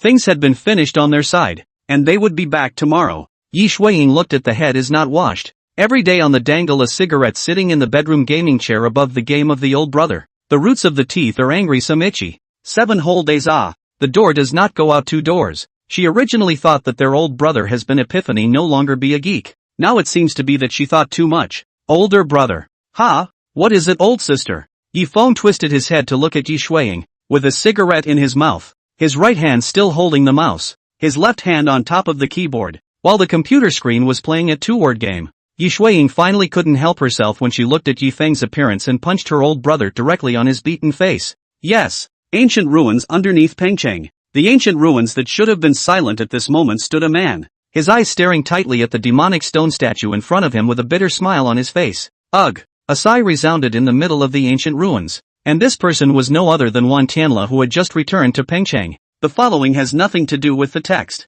I know today's update 2 chapters and a few days ago the gap is a little big. Dragon Boat Festival play high. The main thing is that I really did not expect there will be someone frame hand fracture buddies to go to the internet cafe. Tonight I will update a few chapters. The middle of the night to see the update, do not have to click in. Save until tomorrow to update the end of the read. And there is something at me, so that I can see. Cell phone backstage software does not now show the book segment reviews. I cracked open. Chapter 104, The Sleeping Demon. Wan Tianla reached out and touched his hand on top of the stone statue, and a voice sounded in the middle of his mind. Kid, do you understand now? You and I are one, and with your consent I can grant you incomparable power. Sorry, not interested. Wan Tianla shrugged his shoulders and turned around, preparing to leave this relic. Ha ha ha, kid, sooner or later you'll be interested. Sooner or later you'll realize how important a strong power really is. Remember, you'll always be a demon. The voice disappeared into thin air. and Wan Tianli's footsteps were heavy as he left the ruins.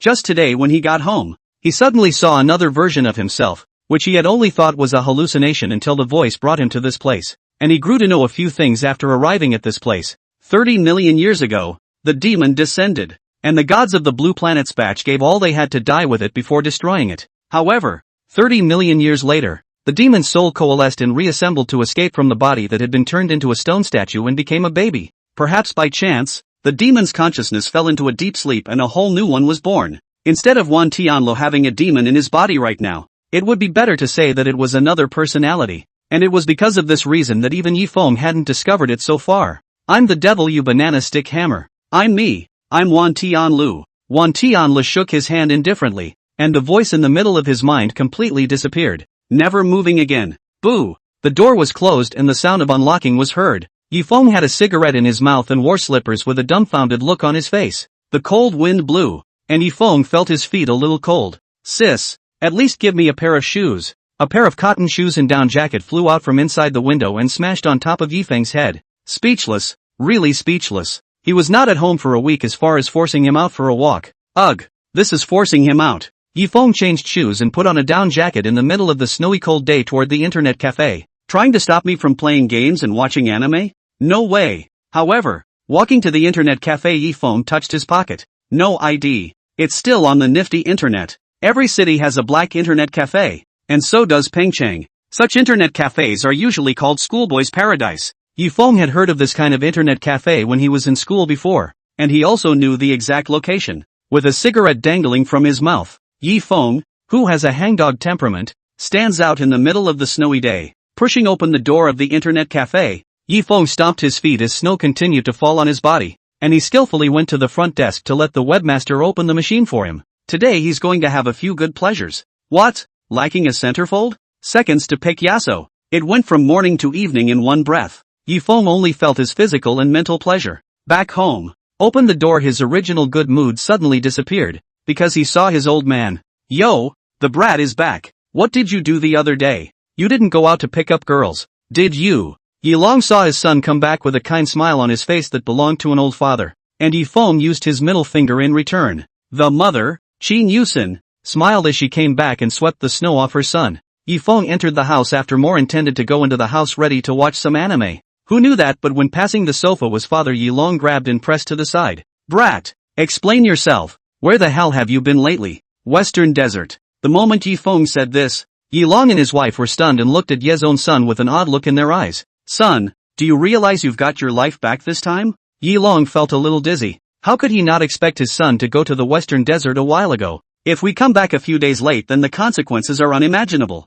Qin Yusen's heart shivered even more. It was the first time she felt that she was actually so close to losing this son. Did something happen in the Western Desert? Yi Feng didn't feel surprised because after all, he had already realized that there seemed to be something wrong with the Western Desert before he came back. Yi Long's expression was heavy when he heard this, and there was even a flash of anger among his eyes. The Western Desert has appeared millions of otherworldly demons and has launched a general attack on the cities of the Western region. And now the Western Desert Fortress was broken off. The outermost 10 counties have fallen. Fortunately you came back early. Otherwise, Yi Long sighed. And just at this time, Qin Yusen also sat next to Yi Feng, reached out and stroked Yi Feng's cheeks, eyes moist, some choking. Mom doesn't want you to become a strong man like your father. As long as it's peaceful, even if you're at home every day and don't go out, it's fine. Good guy. Yi Feng straight call insider. In the eyes of the parents themselves have been completely reduced to the relatives in the mouth of the kind of home every day, that kind of self-indulgent people. Not to mention, it seemed like I was more or less that way.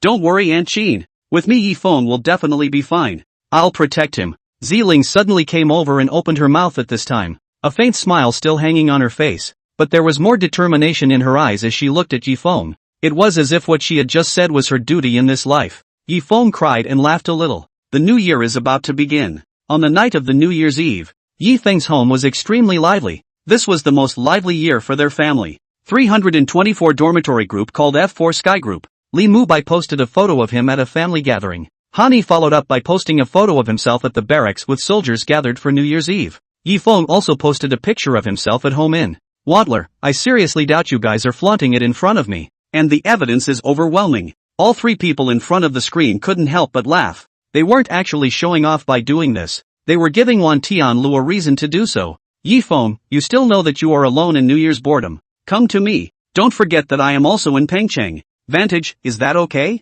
Yifeng, it's all buddy. Waddler, I'm coming. Yifeng couldn't help but laugh as he looked at the cell phone screen. Older sister. Ziling, don't mind if I ask Wan Tianlu to call in for New Year's Eve together. Yifeng looked towards the two daughters who were busy with their mother not far away. Violet Spirit shrugged her shoulders to show that she had no opinion. What opinion could she have? Yi Shuiying, on the other hand, whitened Yifeng and said, do you still need to ask us about this kind of thing? Making it seem as if we are the kind of people who don't have the slightest bit of human feelings. After saying that, Yi Shuiying continued to be busy with her own things. Not long after, the door of Yifeng's house rang with the doorbell. Yifeng went over to open the door, and Wan Tianlu stood at the door with two boxes. Wan Tianlu, whose body was covered in snow, revealed a silly smile, and Yifeng couldn't help but smile when he saw this. Chapter 105 New Year's Gifts. Yifeng's parents were both happy that Wan Tianlu could come. After all, it is their son's good friend. Yifeng can have friends they feel more happy. Yifeng Junior High School and Elementary School is simply a loner monster. Let them sometimes wonder if their son has some psychological problems. On New Year's Eve, the Spring Festival dogs don't even watch. Watching this unnutritious stuff is even better than watching anime for a while. Yifeng, Happy New Year. Wan Tianlu gave Yifeng the gift he had prepared long ago from inside his storage ring. Yifeng almost didn't faint from surprise at first glance. This is surprisingly the complete Naruto manga. He really is. I'm crying my eyes out. Good buddy. Yifeng patted Wan Tianlu's shoulder, then took out a compote flute that was obviously made out of special materials from inside his storage ring. The flute was condensed and quenched from hundreds of bones inside the cave, with many runes painted on it, and its efficacy was much better than the crude compulsion flute Wan Tianlu had before. Righteous father. Wan Tianlu received the compote flute and almost didn't burst into tears. Is this his good righteous father? Just as the two of them were talking, Ziling walked over to Yifeng and took out a card box and handed it to Yifeng. These are 5 high-level demonic beast magic cards.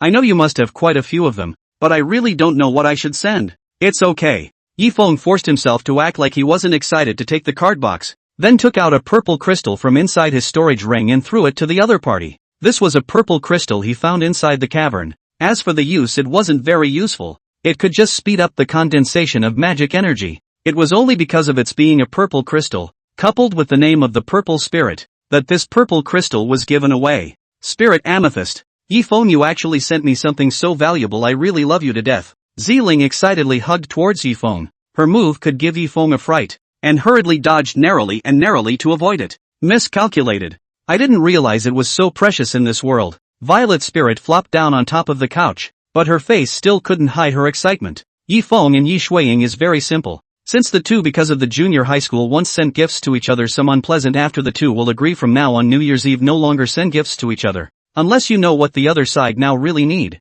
Otherwise they do not send gifts to each other, but also to save trouble. Mostly because it was so embarrassing at the time. Yi Shuiying gave Yifeng a book of magical knowledge, and Yifeng gave Yi Shuiying a lipstick of death Barbie powder. The two closed themselves off at the same time. Aurora Capital. Because of the otherworldly demon race, the city has now become very sad. Even the new year can't see much joyful atmosphere. Bang! Su Mingxian hammered the desktop hard, the anger on his face obvious. Who would have thought that the invasion of the otherworldly demon race would suddenly become this outrageous? Originally, a sand lizard demon king on the opposite side was already difficult to deal with, and now there was even another earth lizard demon king that was equal in strength to it. Touching the few extra wounds that had recently appeared on his body, Su Mingxuan's face revealed a look of helplessness. If only he could be so strong that he wouldn't be afraid even in the face of the two demon kings, the sand lizard demon king and the earth lizard demon. But that can only be fantasized about. Ugh! Su Mingxian sighed. There was only one way for the western region to defeat the otherworldly demon race when it came down to it,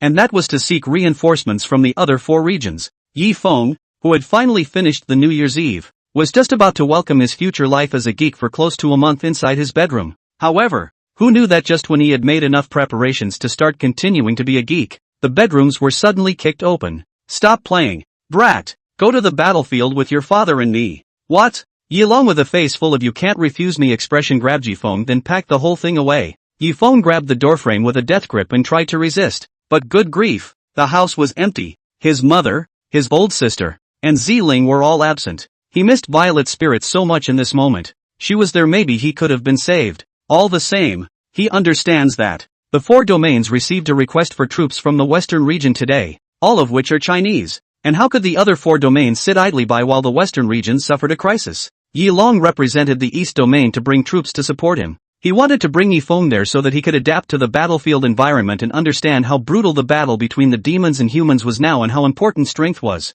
Then from then on, he was furious to finally take his place. This kind of thing, Qin Yusen would definitely not agree. So Yi Long decided to take advantage of the fact that Qin Yusen was now out shopping for groceries to grab Yi Feng and take him away to the Western battlefield. Kidnapping. Help! No one cares. In the middle of Yi Feng's burst of curses, he was stuffed into the car by his own father. Just as Yi Long was about to drive to the military area, Yi Feng suddenly spoke. Pops, can you fulfill my last wish? Wish? What wish? Say, I can't go to the West alone, can I? You should know what I mean, right? Yi Long sniffed and glanced at his son, then couldn't help but laugh. 5 days later, Aurora capital. Han Yi, Wan Tianle simultaneously raised a middle finger at Yi Feng in front of them. Yi Feng's old face turned red. Facing the curses of the two of them, he ignored them all. Where's Mu Bai? Yi Feng hastily changed the topic. If he didn't remember wrongly, Mu Bai said that he was also forced to bring to the Western battlefield. Here, a familiar voice came. The 3 of them looked along with the voice and realized that they saw Li Mu Bai, who was running towards them.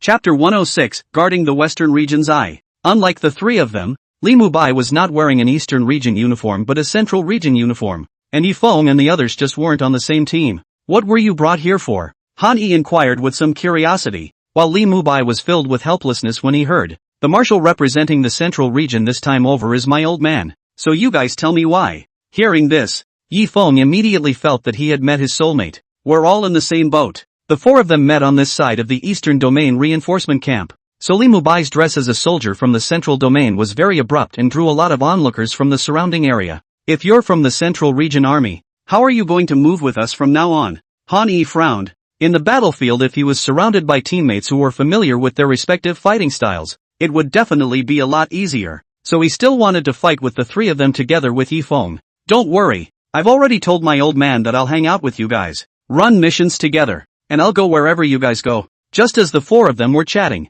on the other side Yi Long was explaining on the phone with his daughter-in-law. That is, Yi Feng's mother Qin Yusen. Yi Long, are you out of your mind? How dare you bring your son directly to the battlefield in the Western region? What? You think your son has a long life, don't you? Listening to Qin Yusen's angry voice inside the phone, Yi Long was full of helplessness and aggression. He also felt sorry for his son, but he couldn't keep letting his son grow up inside a greenhouse. Don't worry, daughter-in-law. It's going to be fine. Son, I'm sure I'll bring you back safe and sound. Get out. The phone hung up. Yi Long had a head full of black lines. On the other hand, Qin Yusen, who was inside her Pengchang home, was furious. This was the Western region. The Western region that was being attacked by millions of otherworldly demons. And it was still a frontline battle. His own son was a middle-ranked magician. And even if he was even stronger, he was still just a middle-ranked. And it was impossible to be so invincible that his life was absolutely not in danger. She really couldn't figure out how many strings were missing in this douchebag Yi Long's head that he could bring his son to such a dangerous place.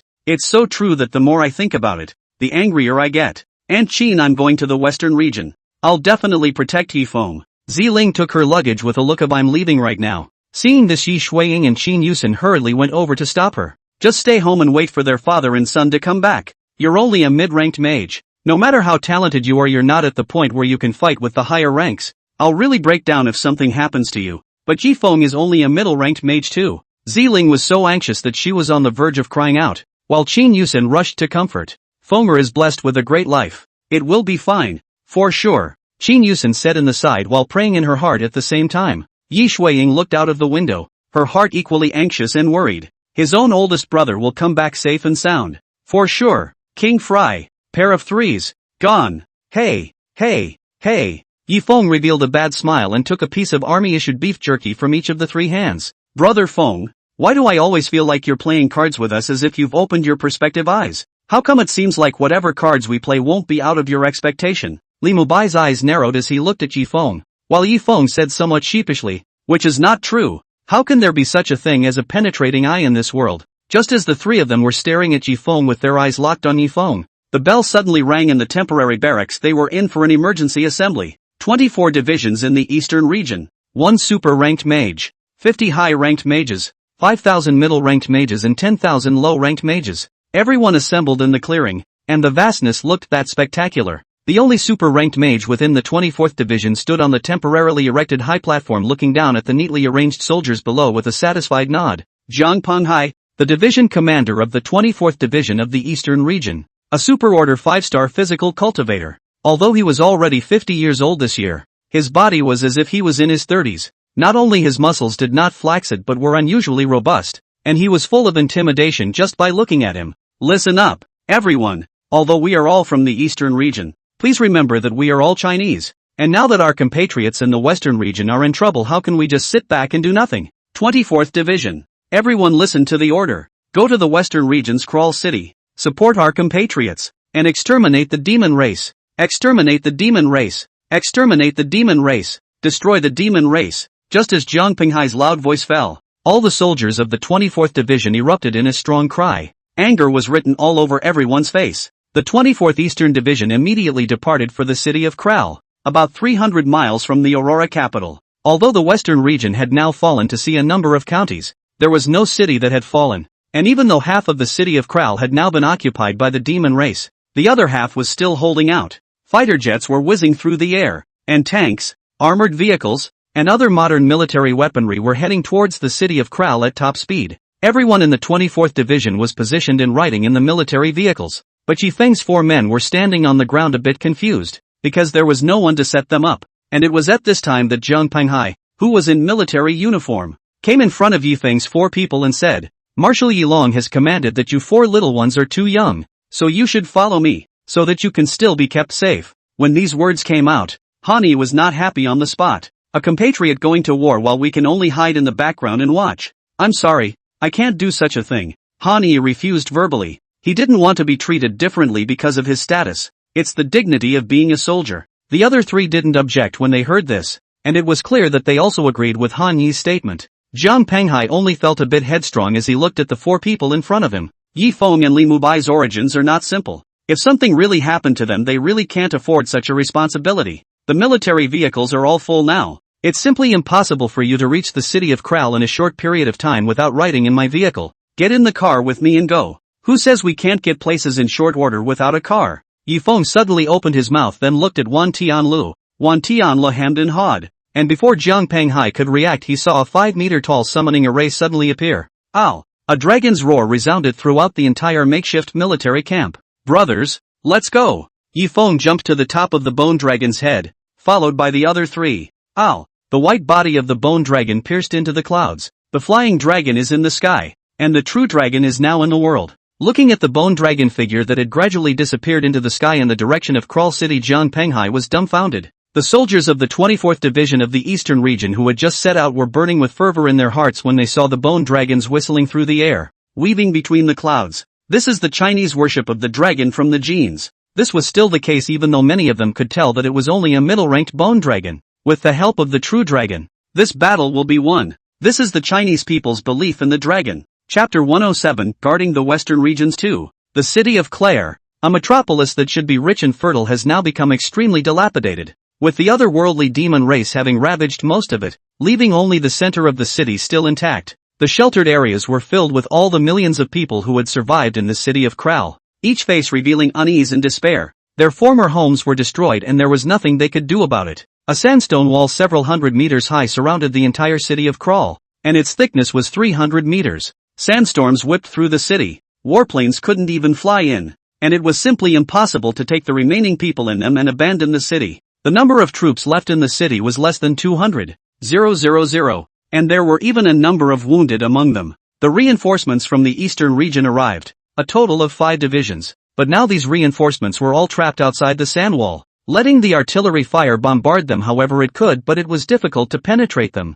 Not even a crack was left behind. This was a defense barrier forged jointly by 150,000 otherworldly demon races, so how could it be broken just by saying so? Although the sand lizard demon and the earth lizard demon were only 1 million, they were mostly middle-ranked demonic beasts, and the otherworldly demon race was already much tougher than a normal human middle-ranked mage because of their bodies. Not to mention that the number had reached this point nowadays. Boom, boom, boom. Tank shells kept bombarding the sand wall and still couldn't break it. Inside the military barracks in Kral, the commander, after hearing about this, slammed his desk. The wound on his left arm that had been cut off by the demon began to ooze blood due to the intensity of the action. Qian Nan looked out the window at the towering sand wall face of despair. Is there really no way out? Is everyone in Kral to be buried in the city they once loved? No, he would never allow that to happen. How many more soldiers can stand up and fight now? Qian Nan turned his head to the clerk beside him and shouted, as long as the commander gives the order, 180,000 soldiers will do whatever they have to do, even if it means dying. They will defend the city of Kral. Good. You go find the men from the Ministry of Engineers and tell them to find a way to make a hole in this broken wall for me. I'll personally take the lead and cover them. Yes. Qian Nan gave an order 150,000 soldiers as long as they could still stand up, fully armed and ready to rush to the front line at any time. The homes they were stationed in were about to fall, so how could they sit back and wait for it to happen? Meanwhile, a hint of choice appeared on the face of the Minister of Engineers who received the news on the other side. There were less than 100 of them left in the Ministry of Engineers and soldiers today, and almost all of them had been killed or wounded in the previous battle to defend the city. But if he didn't lead the men to break the sand wall down, everyone in the city of Kral would have to die. Leave this matter to me. I will open that broken wall. With that, the Minister of Engineers left the barracks and headed for the refuge area. Inside the refuge area, there was a dead silence. Everyone's face revealed despair. In their view this time the city of Kral was completely finished. It's over. The city of Kral is over. Westfield is finished. I don't want to die yet. I don't want to die yet. The sandstorm outside is so big. It's even blocking the sunlight. I want to feel the warmth of the sun again. Ugh. The atmosphere of despair was everywhere inside the shelter. However, just at this time, a melodious piano sound suddenly rang out. In the center of the evacuation area, Su Mingxian is playing the piano. His white gloves are dancing like elves in the middle of the ruins, giving people hope to live. Blood began to seep from the wounds on his body because the action was too intense. The piano also gradually became sad and angry. Xin Haoshan died. That normally big-hearted fellow died under the joint attack with the Sand Lizard Demon King and the Earth Lizard Demon. At the last minute it was the other guy who gave up his life to keep himself alive. Came over to hold down the city of Kral. Yet it still didn't change the fact that Kral was almost falling. The sand and dust filled the air. But the suited figure on the high platform did not stop moving, and the high sound of the piano seemed so abrupt in the midst of the despairing atmosphere.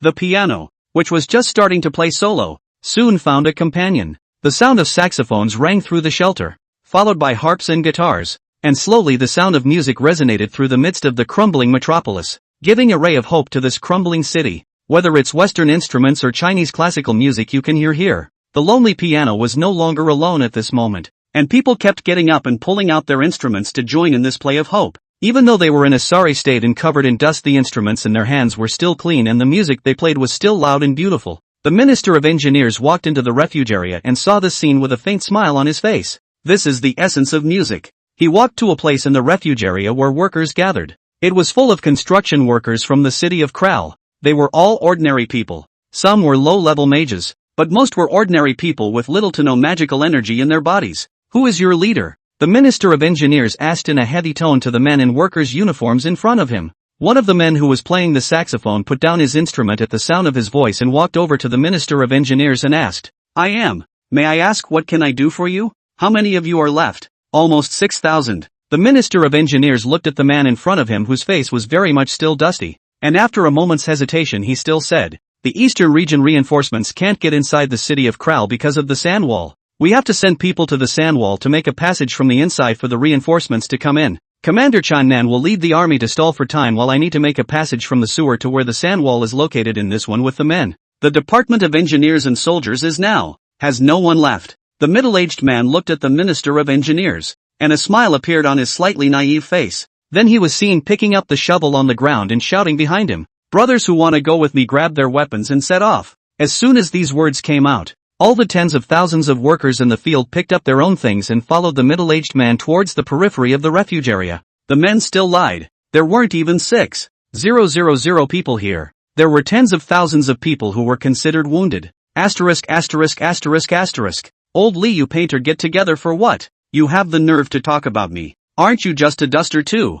Ha ha ha. Whatever. It's rare to have a chance to be a hero. Wouldn't it be a shame not to fulfill the dream of being a hero as a teenager? Many of the workers couldn't keep their hands from slapping the Minister of Engineers as they walked past him. The already somewhat dirty uniforms were now even more dusty. Tens of thousands of workers walk in the middle of streets filled with sandstorms, and they walk in the direction of the towering walls of sand. Mom, What are those uncles going to do? A little girl hiding inside the house couldn't help but ask after seeing these figures in the middle of the sandstorm. The woman in her 30s looked at the crowd in the middle of the sandstorm and reached out to touch her daughter's tender face. Watching the direction the men were traveling, she understood all too well what the other side was trying to do. That's your worker uncles. They're going to save us from danger. When the woman finished taking it out, she took out her harp and a melodious flute sounded. A variety of musical instruments sounded at the same time, and the instruments continued to resound wherever the workers' troops passed. The music grew, yet the workers disappeared into the obscuring sandstorm. Chapter 108, Guarding the Western Regions 3.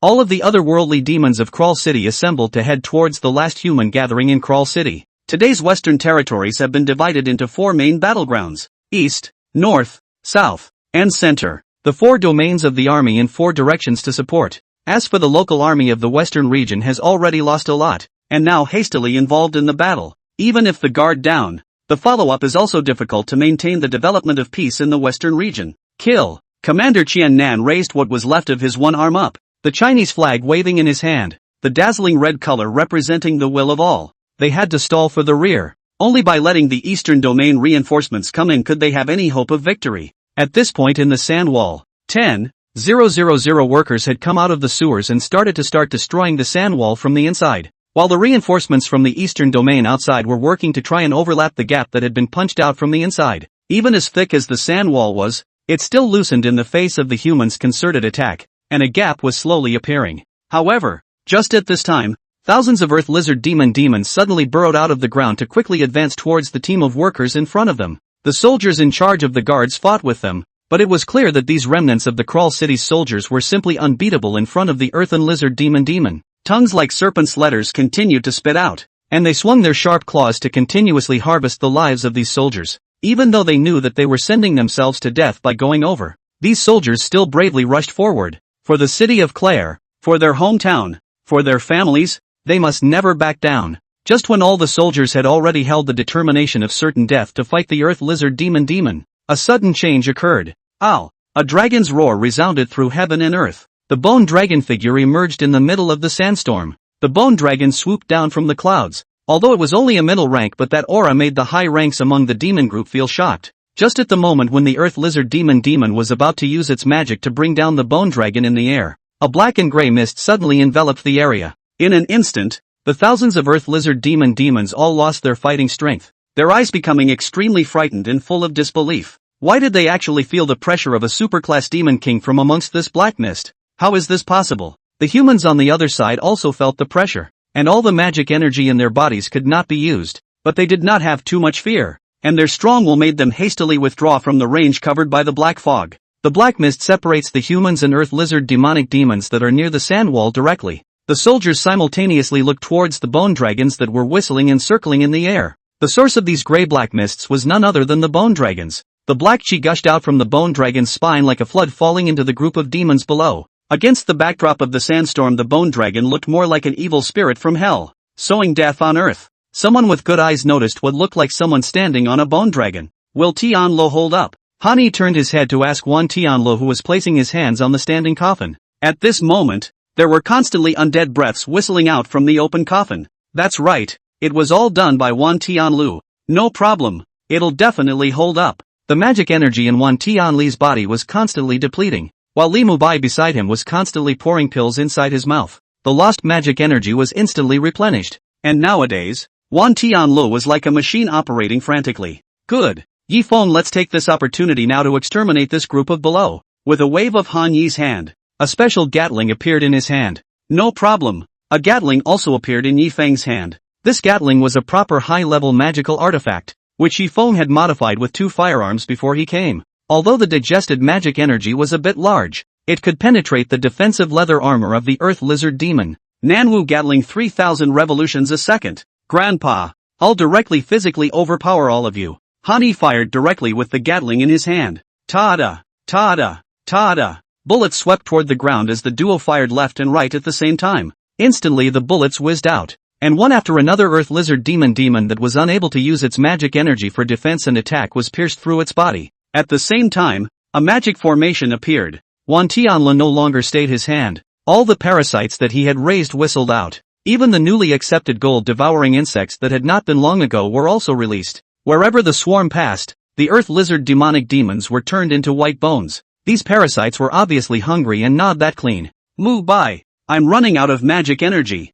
Hani shouted at Li Mubai as he swept the demon group below. Hearing this, Li Mubai directly began to wander between the three to feed them elixirs and replenish bullets. It was a busy time. Looking at the bone dragons constantly flying in the air, everyone in this battlefield in the western region was filled with shock in their eyes at this time. For people slightly tender face and figure at this time in their hearts left an indelible memory.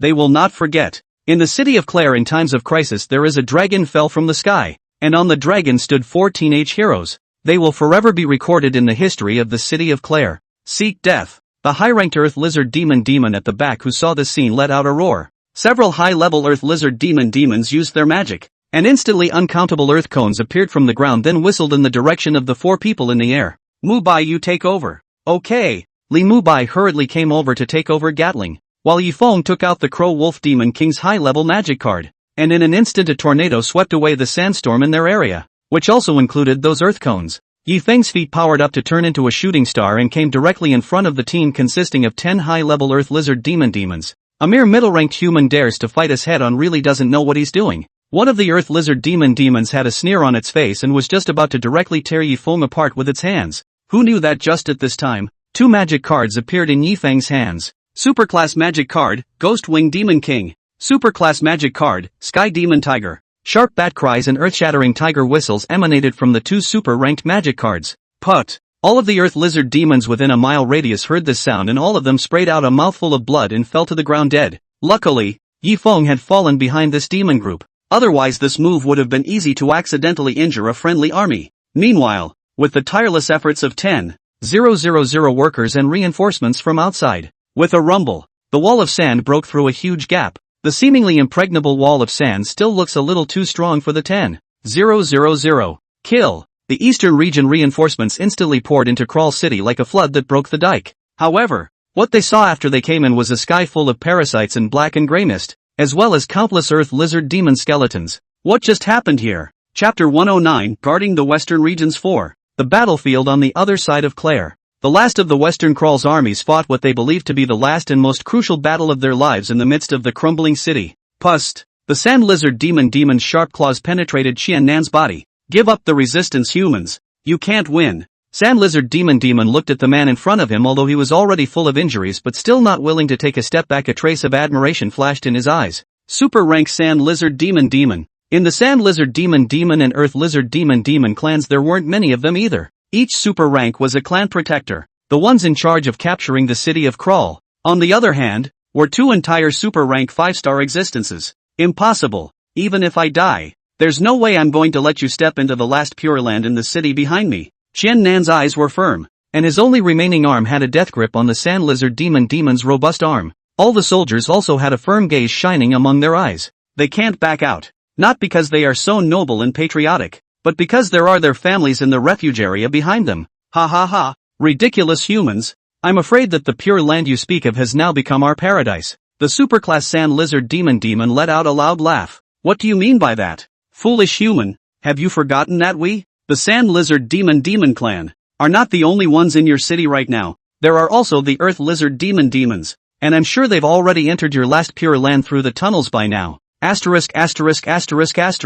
Qian Nan tore his heart out and let out a roar as the last of his body's strength exploded. Swinging his right fist with all the power of his body, the sand lizard demon drew back to avoid it, and instantly blood stained Qian Nan's chest. A heart was held in the sand lizard demon's hand and then pinched with force. However, although Qian Nan had been pinched and burst his heart, his body was still swinging his fist at the sand lizard demon. The sand lizard demon who saw this shook his head. Human, I admire you, so I will give you and your men a hard time. After saying this, the sand lizard demon's sharp claws waved, and in an instant, Qian Nan's body was turned into a sky full of blood rain and disappeared. Avenge the commander! Kill! All of the remaining Crawl City soldiers all let out an angry roar as they hissed and charged towards the sand lizard demon in front of them. Inside the shelter, there was smoke and dust. The earth lizard demon kept burrowing out of the ground. The mages responsible for manning the refuge area began to fight to the death against the sand lizard demons. The earth lizard demon rushed into the main street of the refuge area and wanted to kill from this road all the way to the area with the most people in the core.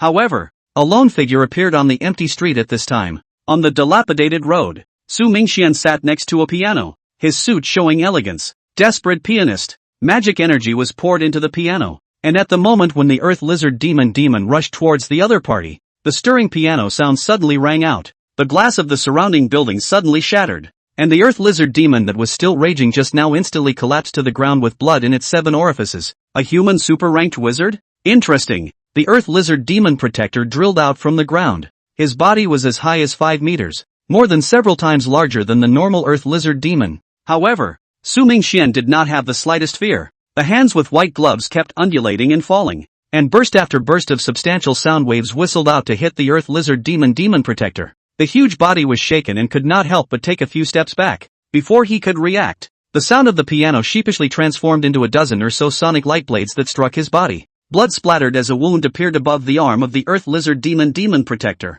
Human, you seek death. The beautiful music was so harsh in the ears of the Earth Lizard Demon Protector. A dozen or so earth thorns emerged from the ground wanting to directly break Su Mingxian and his piano together. However, with a bang, the sound wave was like a ripple instantly shattering all the earth spikes. The Earth Lizard Demon Protector was enraged, and his huge body transformed into a residual shadow to Su Mingxian's side, waving his sharp claws just about to strike down. Who knew just then? Boom! An armor-piercing bullet whizzed by, sending the Earth Lizard Demon Protector flying backwards for several meters before barely standing still. The Earth Lizard Demon Protector hurriedly turned his head to look, and then he saw the vast human army appearing on the streets of the dilapidated city. Kill! Zhang Penghai stood at the top of a military vehicle in the center of the army and gave orders. All the soldiers at this moment no longer suppressed the anger in their hearts and rushed towards the Earth Lizard Demon army in front of them. At the same time, Zhang Penghai also fired his feet, and a purple thunder dragon suddenly appeared under his feet,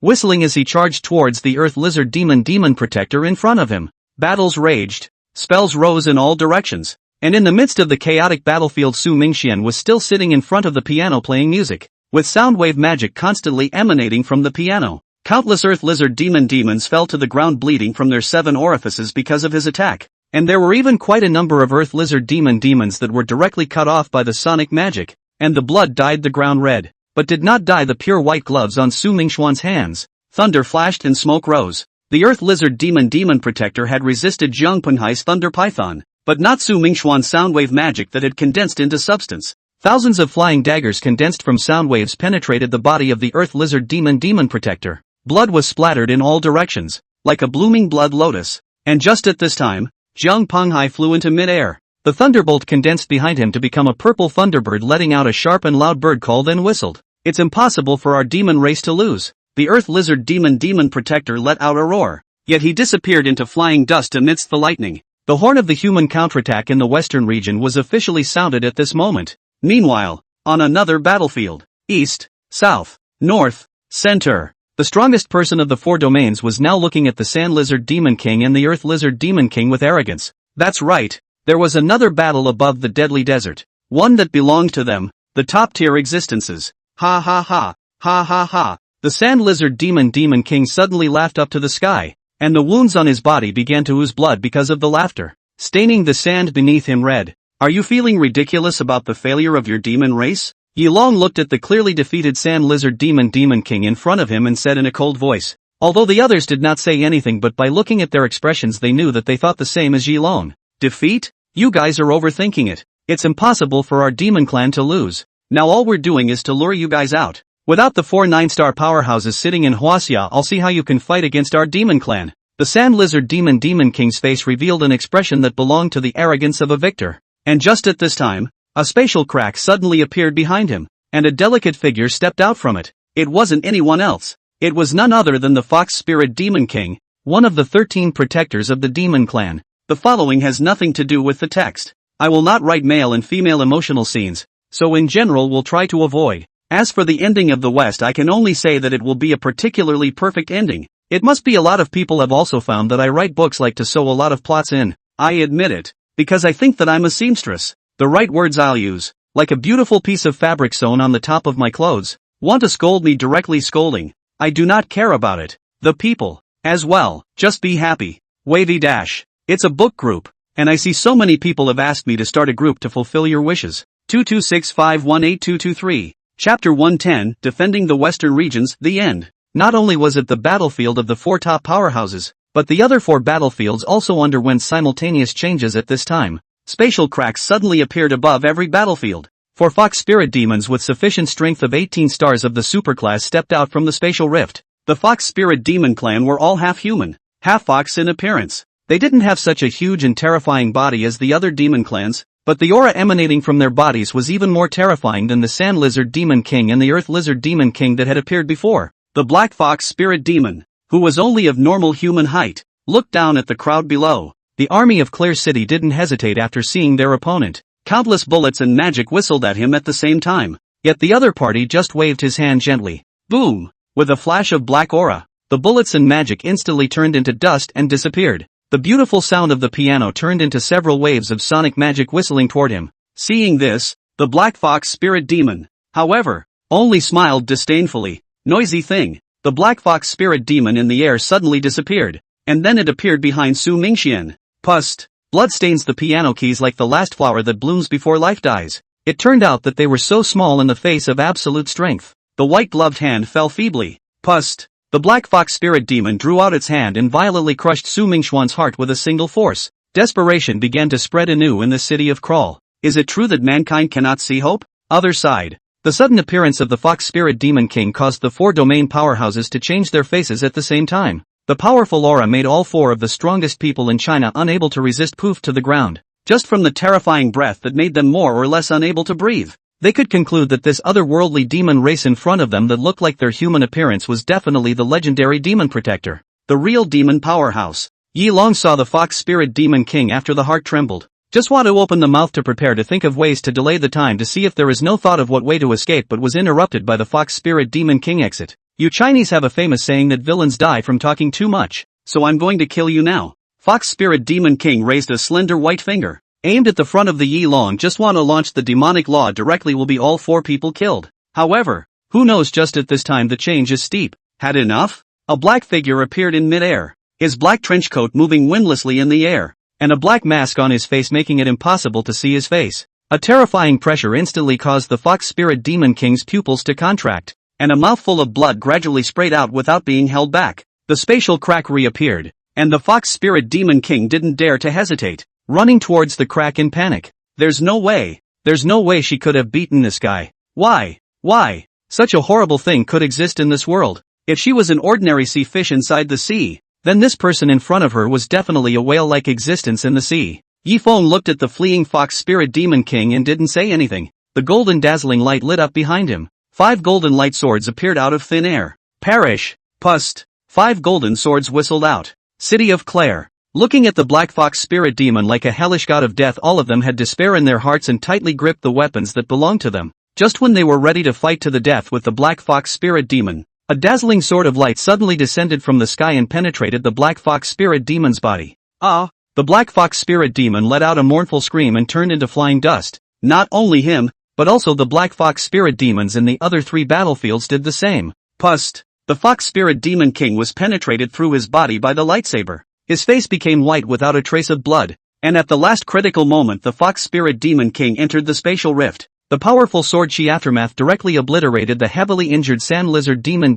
and Earth Lizard Demon. Not even ashes remained. Yi Feng had the intention to chase and head directly to the demon world for an eternity. It was only a pity that if he left now, the situation in the western region would be completely irreversible. Looking at the man who had suddenly appeared in the air, all 4 of the top Chinese powerhouses had their gazes frozen. Is this the legendary god? Before they could react in any way, Yi Feng in the air, but at that moment, his body radiated a dazzling sunlight. Hands on his chest, he gathered the full power of the ancient Lulan sun goddesses within his body. A fireball similar in appearance to the sun quickly emerged in his chest. If it was just his simple Yuaning cultivation, it would not be able to do anything to make all the dead souls in the western region regain their persons. But his luck was good. This divine power contained the laws of heaven and earth of this realm, and he could use it as a medium to directly use his power to forcefully open a channel to make an act against the heavens. It is easy to understand that it is to grab part of the power of the law directly from the hands of the heavenly Tao and use it. Just as Yi Feng was preparing to reverse life and death, bringing back to life all the humans in the western region of China who were unwilling to turn into dead souls after death, a powerful heavenly will was at that moment but suddenly yanked him away into the void, and in the eyes of others, Yi Feng just disappeared out of thin air, disappearing in an abrupt manner. A white silhouette coalesced and appeared in front of Yi Feng within the vast void of the starry sky. The figure's body shone with starlight, and a kind of divine radiance surrounded him. This figure was, without question, the incarnation of the heavenly Tao's will, reversing life and death. This is a great taboo. Even if you have this kind of power, I won't let you act recklessly. The voice of the heavens was ethereal and mixed with anger. Without saying a word, Yi Feng, who had heard this, turned into a residual shadow and suddenly arrived in front of the heavenly Tao will. 100 non-existent God Emperor divine souls wrapped his hands around him, and the will of the heavenly Tao, which should have been nothing, was grabbed by the neck at this moment. Okay, I'm just asking you if it's okay. Yi Feng slapped as he choked the neck of Blue Star's heavenly Tao will of this realm. Pop, pop, snap. The heavens will was directly jerked around. He felt his will dissipate a point each time he was whipped. A few more slaps and I'm afraid that his wisp of consciousness, which had taken hundreds of millions of years to condense, would be slapped apart. Row. Okay. You can do whatever you want. Yi Feng was forcefully kicked out of the void by Blue Star's heavenly Tao reappearing at the high altitude where he had just stood. Seeing this situation, Yi Feng's face under the mask was somewhat crying and laughing. I didn't think that the Blue Star's heavenly Tao was such a bullying master. The heavenly Tao of the immortal world had never been this soft. The power of the ancient Lulan Sun deity in his hand coalesced completely, and Yi Feng's face under the mask revealed a relieved smile. While these people may not all be descendants of the civilization you loved and guarded, I think this is the best place for your power to go. And I will help you circulate your story in the West so that everyone will understand that you once existed and loved the humans of this desert. The dazzling rays of the sun shone on the homes of all human beings in the West. A sandstorm full of sand didn't disperse, and the warm sunlight fell on everyone's face.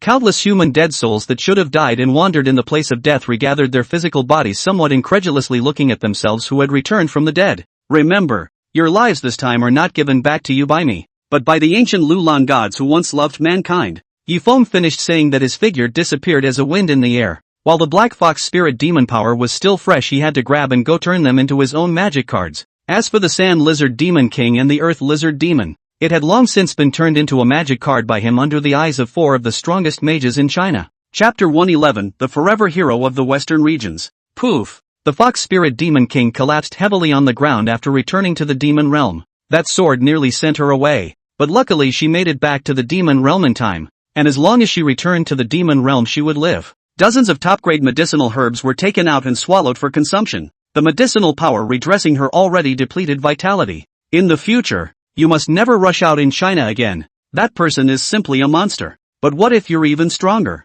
You're in the light. I'm in the dark. Let's play slowly. The Fox Spirit Demon King's eyes flashed with a touch of sinister and viciousness. She didn't even know that she hadn't been this angry for thousands of years.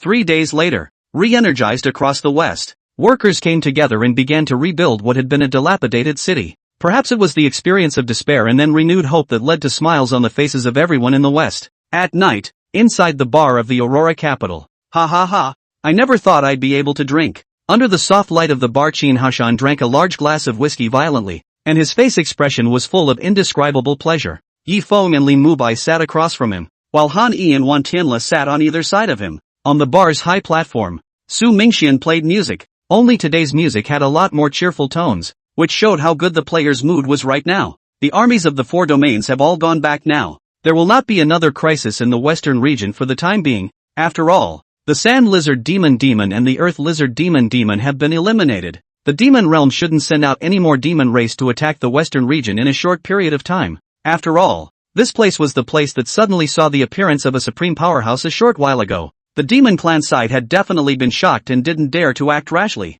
You 4 little guys line ah. I have heard. You rode the bone dragon in the city of Claire, killed 4 sides. And now you are the city of Claire has been recorded in the local history of the juvenile hero ah. Qin Hashan's words made the 4 guys who were thick-skinned to a point surprisingly blush in their old faces, hastily and humbly stating that this was what they should do. Yikes! Uncle Qin, we should go. If we're any later we won't be able to get back. Li Mubai glanced at the time and hurriedly got up. Only half an hour was left from the flight plane they bought. If they didn't leave again it would really be a bit too late. Hearing this, Qin Hashan hurriedly got up and led the 4 out of the bar. 20 minutes later, Qin Hashan looked at the 4 people walking towards the airplane, finally couldn't help but just want to open his mouth and shout something. However, who knows, just at this moment, the Minister of Engineers stood beside Qin Hashan at an unknown time. He had seen everything that Yi Feng's 4 had done before, and now he naturally felt a lot of emotions in his heart when he saw that the other party was leaving the western region.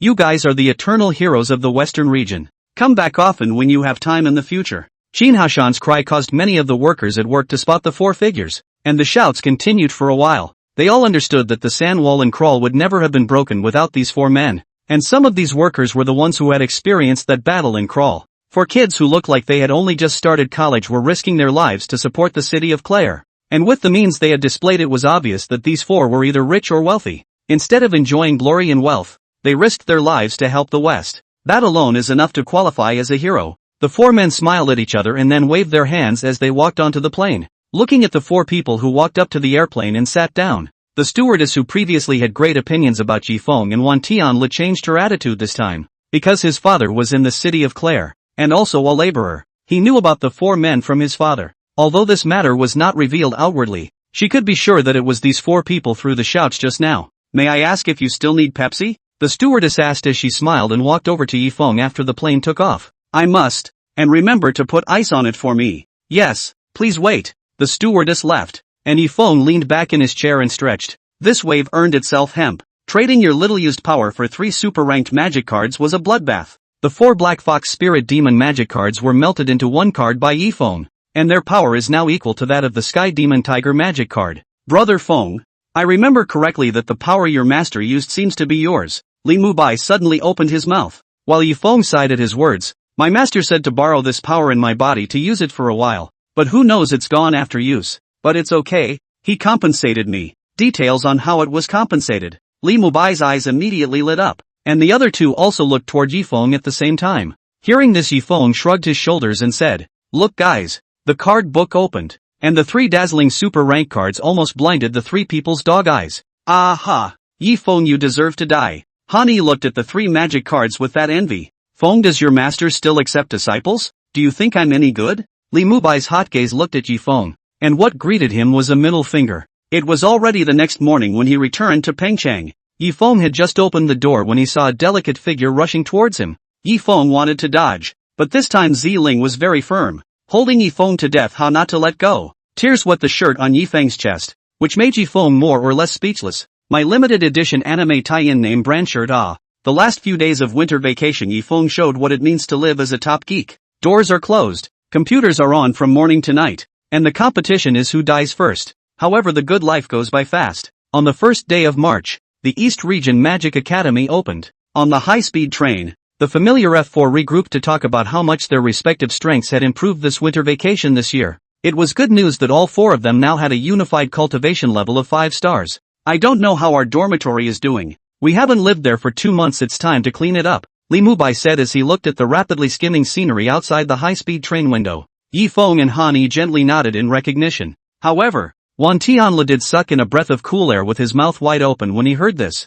and a hint of despair flashed among his eyes. What's wrong with you, Tenil? Yifeng inquired with a frown of curiosity, and the other two also looked at the same time when they heard this. It's over. It's over. I forgot to take away the parasites I kept inside the locker. Now our dormitory may have become a nest of worms. Asterisk. You die. The 3 of them were punching and kicking at Wan Tianle. This one was really a douchebag who had accomplished more than he had lost. Chapter 112, Desperate Dormitory. The 4 of them arrived at the dormitory building, and before they could enter, they heard someone inside the building cursing and shouting. Asterisk. Where did you get so many cockroaches? Aha! How did my dorm become a coiled cave? Centipede. What a big centipede. Listening to the voices inside the building, even if the 4 people had thicker skin at this time, they were all a little ashamed and red in the face. The 3 of them simultaneously turned their heads to look at the culprit, Wan Tianle, while he scratched his head and revealed a silly smile. Last time. This is definitely the last time. I'm suddenly a little afraid to go into our dormitory. Yifeng took out a cigarette and lit it in his mouth, and the trembling hand holding the cigarette already explained everything. Just now, he used his divine sense to see a scene that made him despair, a dormitory scene that was enough to cause despair. The 4 of them walked fearfully through the dormitory building, constantly hearing exclamations and screams of horror from alumni who had returned to the school afterward as they made their way up the stairs. Arriving at the door of dormitory 324, the 3 people excluding Wan Tianle simultaneously took a few steps back. The meaning was simple. You made the mess. You fix it yourself. Wan Tianle swallowed his saliva as he looked at the door of his long-lost dormitory. Take out the key and open the dormitory. Then the 4 of them had a nasty breakdown. The walls of the dormitory were covered with cobwebs and even more black spiders inhabiting them. There are not only centipedes and scorpions but even cockroaches on the floor. It could be said that this is not a dormitory at all, but a small ecological bug nest. If you don't handle this well today, Tian Lu, this will be your graveyard. And it just so happens that you still have a coffin. Hani stretched out his arm and strangled Wan Tianli's neck, his sinewy fists shaking from side to side in front of him, frightening Wan Tianlu, who was nodding his head in a hurry to say that he would definitely handle it today. Busy enough a daytime, Wan Tianlu was only considered to clean up the dormitory. The entire dormitory building of the bugs also, by the way, he cleaned up. Wang Wenbo looked at the dormitory surface harmless. In fact, more than anyone else will be a whole thing. Dormitory 4 people feel brain is a burst of pain after a burst of pain. Obviously, this was someone from the dormitory building telling the school about what was happening, and the school sent Wang Wenbo over to deal with it. Ugh, can't you 4 give me a break? You're all over the place all day long. Don't worry, teacher. We'll be good this semester and we'll never get into trouble. Li Mubai patted his chest with a look of conviction, and his look in turn made Wang Wenbo even more uneasy. When have these 4 ever been accurate in their speech? You guys can see for yourselves. I'm really this guide as an instructor, alas. Wang Wenbo finished and left with a few more instructions. The sound of intense poker playing came from the dormitory right after the guide left. Li Mubai, Han Yi, and Wan Tianlu were playing landlords using the coffin as a table, while Yifeng started happily playing games and watching anime. Neatly placed on top of the table were the hand-me-downs that Li Mubai had promised him. It's what he believes in. The Eastwick Academy of Magic has an interesting rule. While the first semester of freshman year the freshman orientation will be a freshman jamboree, the next semester can be a different story. Every next semester there is an exciting but hotly contested intramural wizard competition. With the exception of the internship, senior,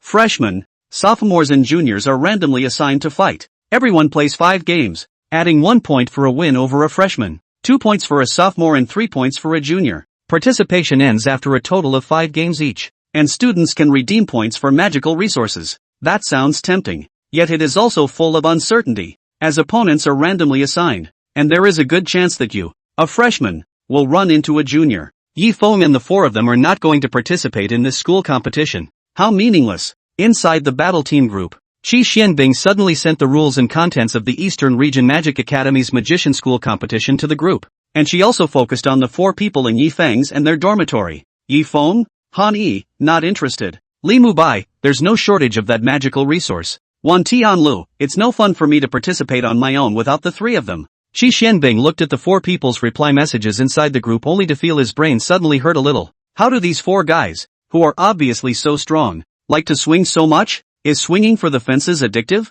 Think ahead. Soon Qi Xianbing sent another message inside the group. If you don't participate, the school doesn't know your strength, and the battle team will definitely consume more time to train. Isn't that right, Tutor Wang at Culture Little Youth? Wang Wenbo looked at his more or less shameful screen name Old Face Red, hastily changed the note inside the group to his own name. Suddenly he was a little curious about what the names of the 4 Yifengs were, clicked it on and looked around, and the expression on his face was a wonder to behold. Yifeng, dog-teasing teenager Yi Mao. Li Mubai, the prince of the Li family. Han Yi, a heart for the nation. Wan Tianlu, funeral one-stop. Fair and affordable price. Telephone. Good lord. The reality of where these 4 people belong is clear as day. Looked at the girl's side of the screen name again. Qi Xuanbing's screen name is blank. Nothing. Nye Sini is just the word E. Yi Shuiying is also a ing character. The heavyweights are coming. Purple Spirit, cat-teasing girl Purple Mao. Wang Wenbo seriously suspected that this one is deliberately and Yifeng started the couple's screen name, which is Yifeng has a note,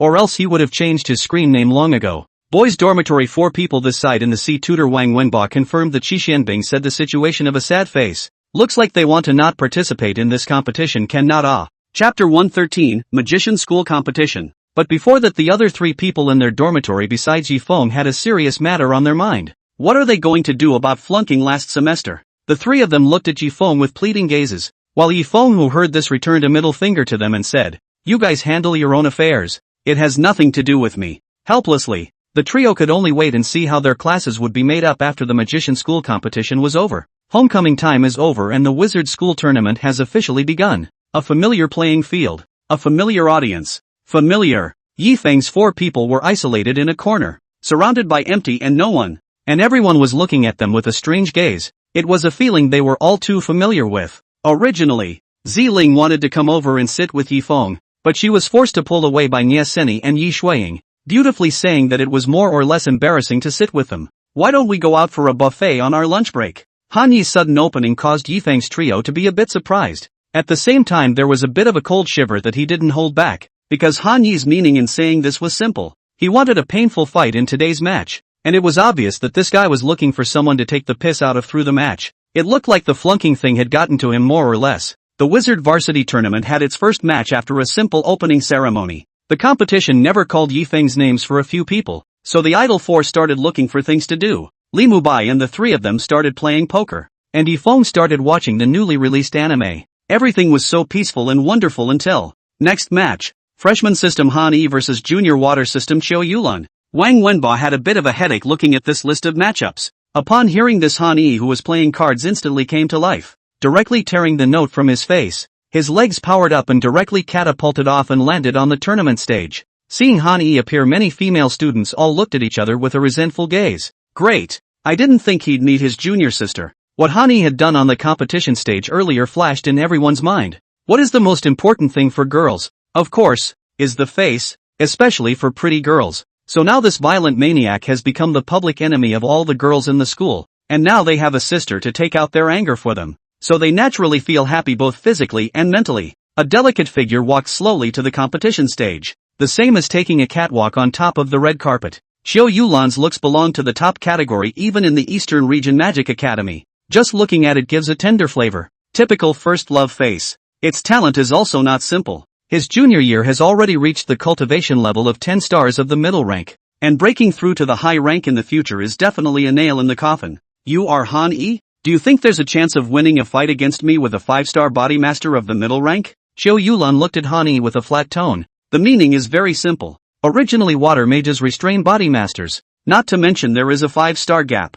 If you are not stupid, now surrender and admit defeat. Han Yi, who heard this, then waved his hand and said, "Don't be so abrasive. Just like a pussy." "No, you're a pussy." After saying that, Han Yi even gave a middle finger to the beautiful woman in front of him. There is no distinction between men and women on the battlefield, and it's time to fight. This middle finger was extremely lethal, and instantly Han Yi's already low girl favorability now fell to an extreme. Humph. Qiu Yulan stopped, ignoring Han Yi with a cold snort. Wang Wenba let out a long sigh in his heart before announcing the start of the match. The familiar metal baseball bat appeared in his hand. Han Yi's legs suddenly transformed into a stump towards Qiu Yulan, a reckless man who only knows brute force. With a wave of Qiu Yu's hand, a water shield appeared to protect her in it. Bang! Han Yi's strike was instantly diffused above the water mask. Then, before he could pull the baseball bat out, a stream of water followed the metal baseball bat and directly wrapped around Han Yi's body. Blast! Qiu Yulan let out a delicate cry in her heart, and in an instant, water splashed everywhere as the water flow on Han Yi's body exploded.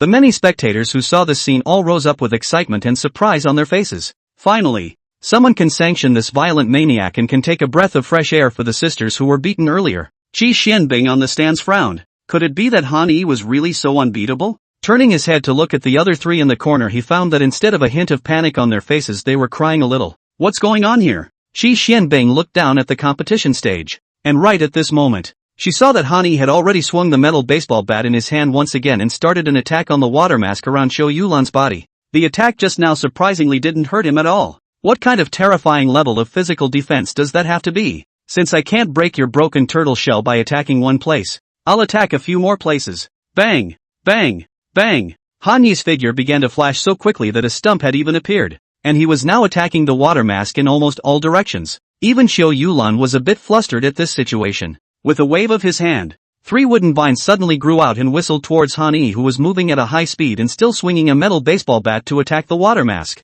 Chapter 114, Han Yi's New Tactics. Wooden vines were indeed a good binding attack in normal combat, but Qiu Yulan had made a fatal mistake. That is, Han Yi's magic lineage, but it just happens to restrain her gold lineage. The metal baseball bat in his hand disintegrated and reformed into a dozen blades, instantly cutting the wooden vines into several sections. At the same time, Han Yi grasped his hands directly on top of the water cover, and then his hands exerted force to tear out a gap hard. He arrived in front of Qiu Yulan with an extremely swift speed before the water could fill the gap. Qiu Yulan, who saw this situation, was shocked and just wanted to dodge, but it was already a little too late. Being close to a body mage is an absolute nightmare for most mages. Fly for the master. Han Yi lands a direct uppercut on top of Qiu Yulan's chin. Just when almost everyone was worried about Qiu Yulan, the other party suddenly turned into a puddle of water and disappeared at this time. not far away. I don't know when there was actually an extra puddle of water, and Xiao Yulan now appeared from within this puddle of water. There were a few more points of gravity among the eyes that looked at Han Yi. He himself was more or less gullible just now, gathering magical energy in both hands. The water cover from earlier did not dissipate but directly turned into a water prison. The originally sturdy ground below Han Yi had now turned into a pool of water. She thought that Han Yi would be tricked into being locked up in the middle of his own water dungeon magic. However, something that she did not expect happened. The metal blade penetrated the water mask from the outside, then quickly disintegrated and coalesced into a metal platform under Han Yi's feet, allowing him to stabilize his form and not fall. Break it for the master. Boom! Han Yi's body tempering secret method was used, and his body's strength erupted to instantly break the seemingly hard water cover. Xiao Yulan looked at Han Yi, who was rushing towards him like a mad bull, and hurriedly pulled away from him and started using magic to attack. Middle-level magic, double anaconda spell. The two water pythons whistled out and quickly approached towards Han Yi. However, Han Yi was not panicked when he saw this. The baseball bat condensed again in his hand, facing the two water pythons rushing towards him. Boo! The water python was instantly knocked into a splash in the air and dissipated by Han Yi's powerful force. Xiao Yulan laughed coldly in her heart after seeing this scene, and with a grab of her hand, the water that was supposed to fall once again condensed into a huge ball of water that surrounded Han Yi.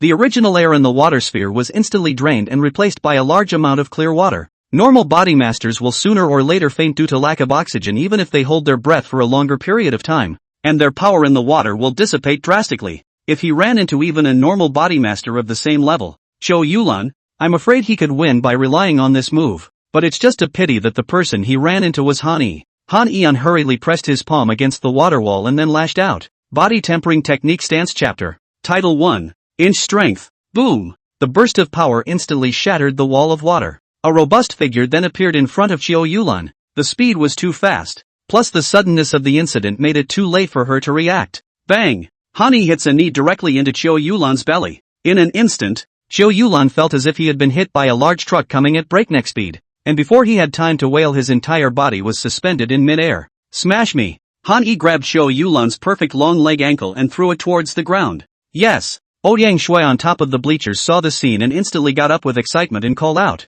That's right! That's how she was treated in the first place. Right in this flavor. The surrounding people all looked at this ice beauty with a look of a freak. What's going on here? Feeling satisfaction in seeing someone else suffer what she suffered at the time? This ain't no good. On the tournament stage, the battle continued. Xiao Yulan only felt his whole body was in a paroxysm of pain. What kind of level of violent monster was on the opposite side? How was it so strong? Not allowing her to think too much. At this moment, Han Yi had already fallen from the air at great speed and swung his fist towards her face. Hurriedly, he summoned a water shield to try to ward off the attack. It should prove to be the right choice for her. Han Yi's fist hitting the top of the water shield did not break it, and his body that was originally swooping at a high speed stopped in midair at the same time. Just as Xiao Yulan excitedly thought that the time had come for her to counterattack and prepared to use her magic, a powerful force suddenly struck her directly through the water shield. Put! Xiao Yulan didn't hold back and directly spat out a mouthful of blood. Body Tempering Technique Stance Chapter. Chapter 2. Penetrating Strength. The water shield disappeared, and what Han Yi reached out to grab this time was the other party's white and tender jade-like neck. Whoosh! In the midst of everyone's stupefied gazes, Xiao Yulan was directly thrown into midair by Han Yi, and then he saw Han Yi's feet powering up to the top of Xiao Yulan's head in the air. Remember, being gullible on the battlefield is the biggest taboo. As Han Yi said that, his right hand also grabbed above the back of Xiao Yulan's head, and then Xiao Yulan felt a gust of whistling wind coming from her ears. Han Yi grabbed her head and slammed it hard directly toward the competition stage below. Boom! Xiao Yulan was directly smashed face first into the ground and fainted. If she didn't take the enemy lightly and used her full strength and some powerful magic from the start, maybe she would have won. And even if she didn't, she wouldn't have lost so badly. Looking at Xiao Yulan, whose hair was spread out, whose face was covered with dust, and whose nose was broken and bleeding, almost everyone couldn't help but suck in a breath of cold air. This one is more than a violent maniac. He's a ferocious beast. Cool. It was awesome. Ouyang Shui clenched his fist in his heart that called a pain. Now finally is not the only beautiful woman who has suffered this inhuman beatings. Chapter 115, The Newly Alive Li Mubai. The winner of this match was undoubtedly Han Yi. Everywhere Han Yi passed was filled with boos and resentful looks from female students. Han Yi, on the other hand, was a bit proud to see this. I didn't realize I was so popular with the girls at school. Han Yi had just sat down on his side when Wang Wenba received the names of the two people who would be competing in the next match. At a glance at the name, Wang Wenbo was speechless on the spot, and with a long sigh in his heart, he said, "Next match, Li Mubai of the freshman light system versus Wang Wufeng of the junior system. Up. What kind of luck am I having? Running into a freshman kid, not losing 2 points for nothing." An ordinary wheat-colored robust youth with an inch hair stood up, with a somewhat fierce appearance, somewhat similar to Han Yi, except that Han Yi was born plus from the battlefield, while this one did not have a murderous aura even though he looked fierce. "Yo, Han Yi, are all the people in your system this crazy?" Li Mubai looked towards Han Yi with some tears and laughter, while Han Yi skimmed his mouth and said, "This person looks like a bluffing coward. You go up and give him a lesson, preferably the kind of lesson that will make him remember for the rest of his life." "No problem." Li Mubai held out his hand to indicate that he had no problem, and then he turned into a golden stream of light and landed on the competition stage. Opposite, Wang Wufeng looked at this mage apprentice in front of him who just looked soft and weak with some disdain. He had heard of Li Mubai's weird magic, but so what? It was magic that the other party could replicate. What did it have to do with him as a body master? His main game was physical arts, not magic. You'd better admit defeat before it's too late. Don't be weirdly unattractive when you get beaten up by me later. Wang Wufeng said to Li Mubai with an extremely provocative gaze. Jealousy? This was pure jealousy of Li Mubai's handsome face. Li Mubai, who heard the words, smiled faintly. The folding fan in his hand opened and a large Li character appeared. "Senior, I don't know how to play body master, so I still hope you'll give me a little more slack during the match later." "Humph, the weak have no qualifications to negotiate." Wang Wufeng's face was full of disdain. He had almost decided that his own middle order 9-star physical master would definitely win steadily against a middle order 5-star guy. Just as the two were somewhat at cross swords, Wang Wenbo announced the start of the match. The dean, who had just gone to take care of something, had also returned by this time. Su Pengshan looked at the two people on the stage and nodded. Such an opponent should be able to see some of Li Mubai's fighting style, and the specific weirdness of that magic. Suddenly he remembered Han Yi from the last game. To be honest, he was really curious about what kind of magic Han Yi had used when he fought that water-type trainee. No, rather than being like magic, it was more like the inch strength and penetration strength of the local Chinese martial arts.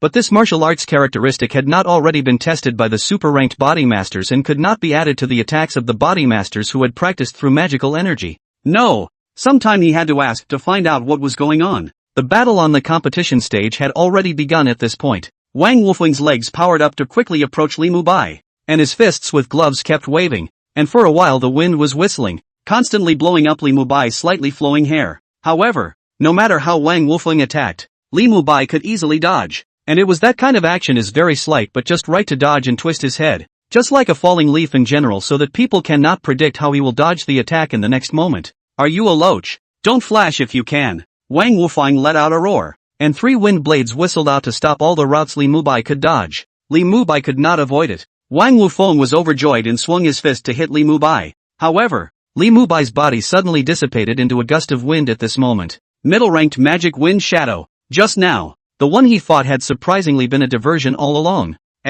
Su Pengshan was dumbfounded. What just happened? When did Li Mubai turn into a doppelganger? Where did his real body go? Not only the dean, but the vice dean was also filled with confusion at this time, not understanding what was going on. Whoosh! 3 wind blades appeared out of nowhere as Li Mubai suddenly appeared in the air. It was obvious that he was using the magic runes on top of the folding fan, the concealment technique, which instantly allows one to conceal their breath to achieve the effect of invisibility. "Found you." Wang Wufeng's legs powered up and swung 3 wind blades to collide with him. The wind blade disappeared, and he also swung both fists behind Li Mubai at this time. Both fists waving constantly attack Li Mubai in the sky. His secondary cultivation was also wind. Naturally he could use wind to travel in the air. Li Mubai was still like a loach, easily dodging his opponent's attacks, feeling like he was being teased. Wang Wufeng was completely enraged this time. Phew! The wild wind whistled to form a wind formation to trap Li Mubai in the center, and his right fist waved directly to strike with full force. Boo! The punch still made an ear-piercing sonic boom even when it hit the air above. Many magicians who saw this situation sucked in a breath of cold air, not realizing that a strong body master was so terrifying. A Han Yi just now, and now another Wang Wufeng. This system is really a crouching tiger and hidden dragon. Just as everyone was sighing, Wang Wufeng had already punched Li Mubai's body. However, a surprising scene occurred. Li Mubai's figure once again turned into a gust of wind and disappeared. This is actually still a bilocation. At the same time, a blinding golden light suddenly whistled and stayed in front of Wang Wufeng's eyes and then exploded. Ah! The bright light made him lose his sight. and everything in front of him became blurred as if it were a white fog. Grow a pair and don't act like a mad dog. Li Mubai suddenly appeared. The folding fan in his hand flashed, and a hurricane suddenly whistled out. Wang Wufeng hurriedly landed on the ground with both arms in front of his body to fend it off. Rip! All the clothes on his body were suddenly torn apart by the hurricane that was like a razor blade, and his small penis was exposed. Instantly there were some shy girls in the audience who had already started screaming and were hastily covering their eyes. Han Yi forced a smile and said something like this. At this time, Wang Wufeng had already recovered his sight, and after realizing that he was naked, his cheeks suddenly turned red with shame, and he let out a furious roar. You're looking for death. Naked bodies ran up quickly on the race table, with Master Bird in the stall swaying from side to side. TSK, TSK, TSK, TSK, TSK, TSK, TSK, TSK, TSK, TSK, TSK, TSK, TSK, TSK.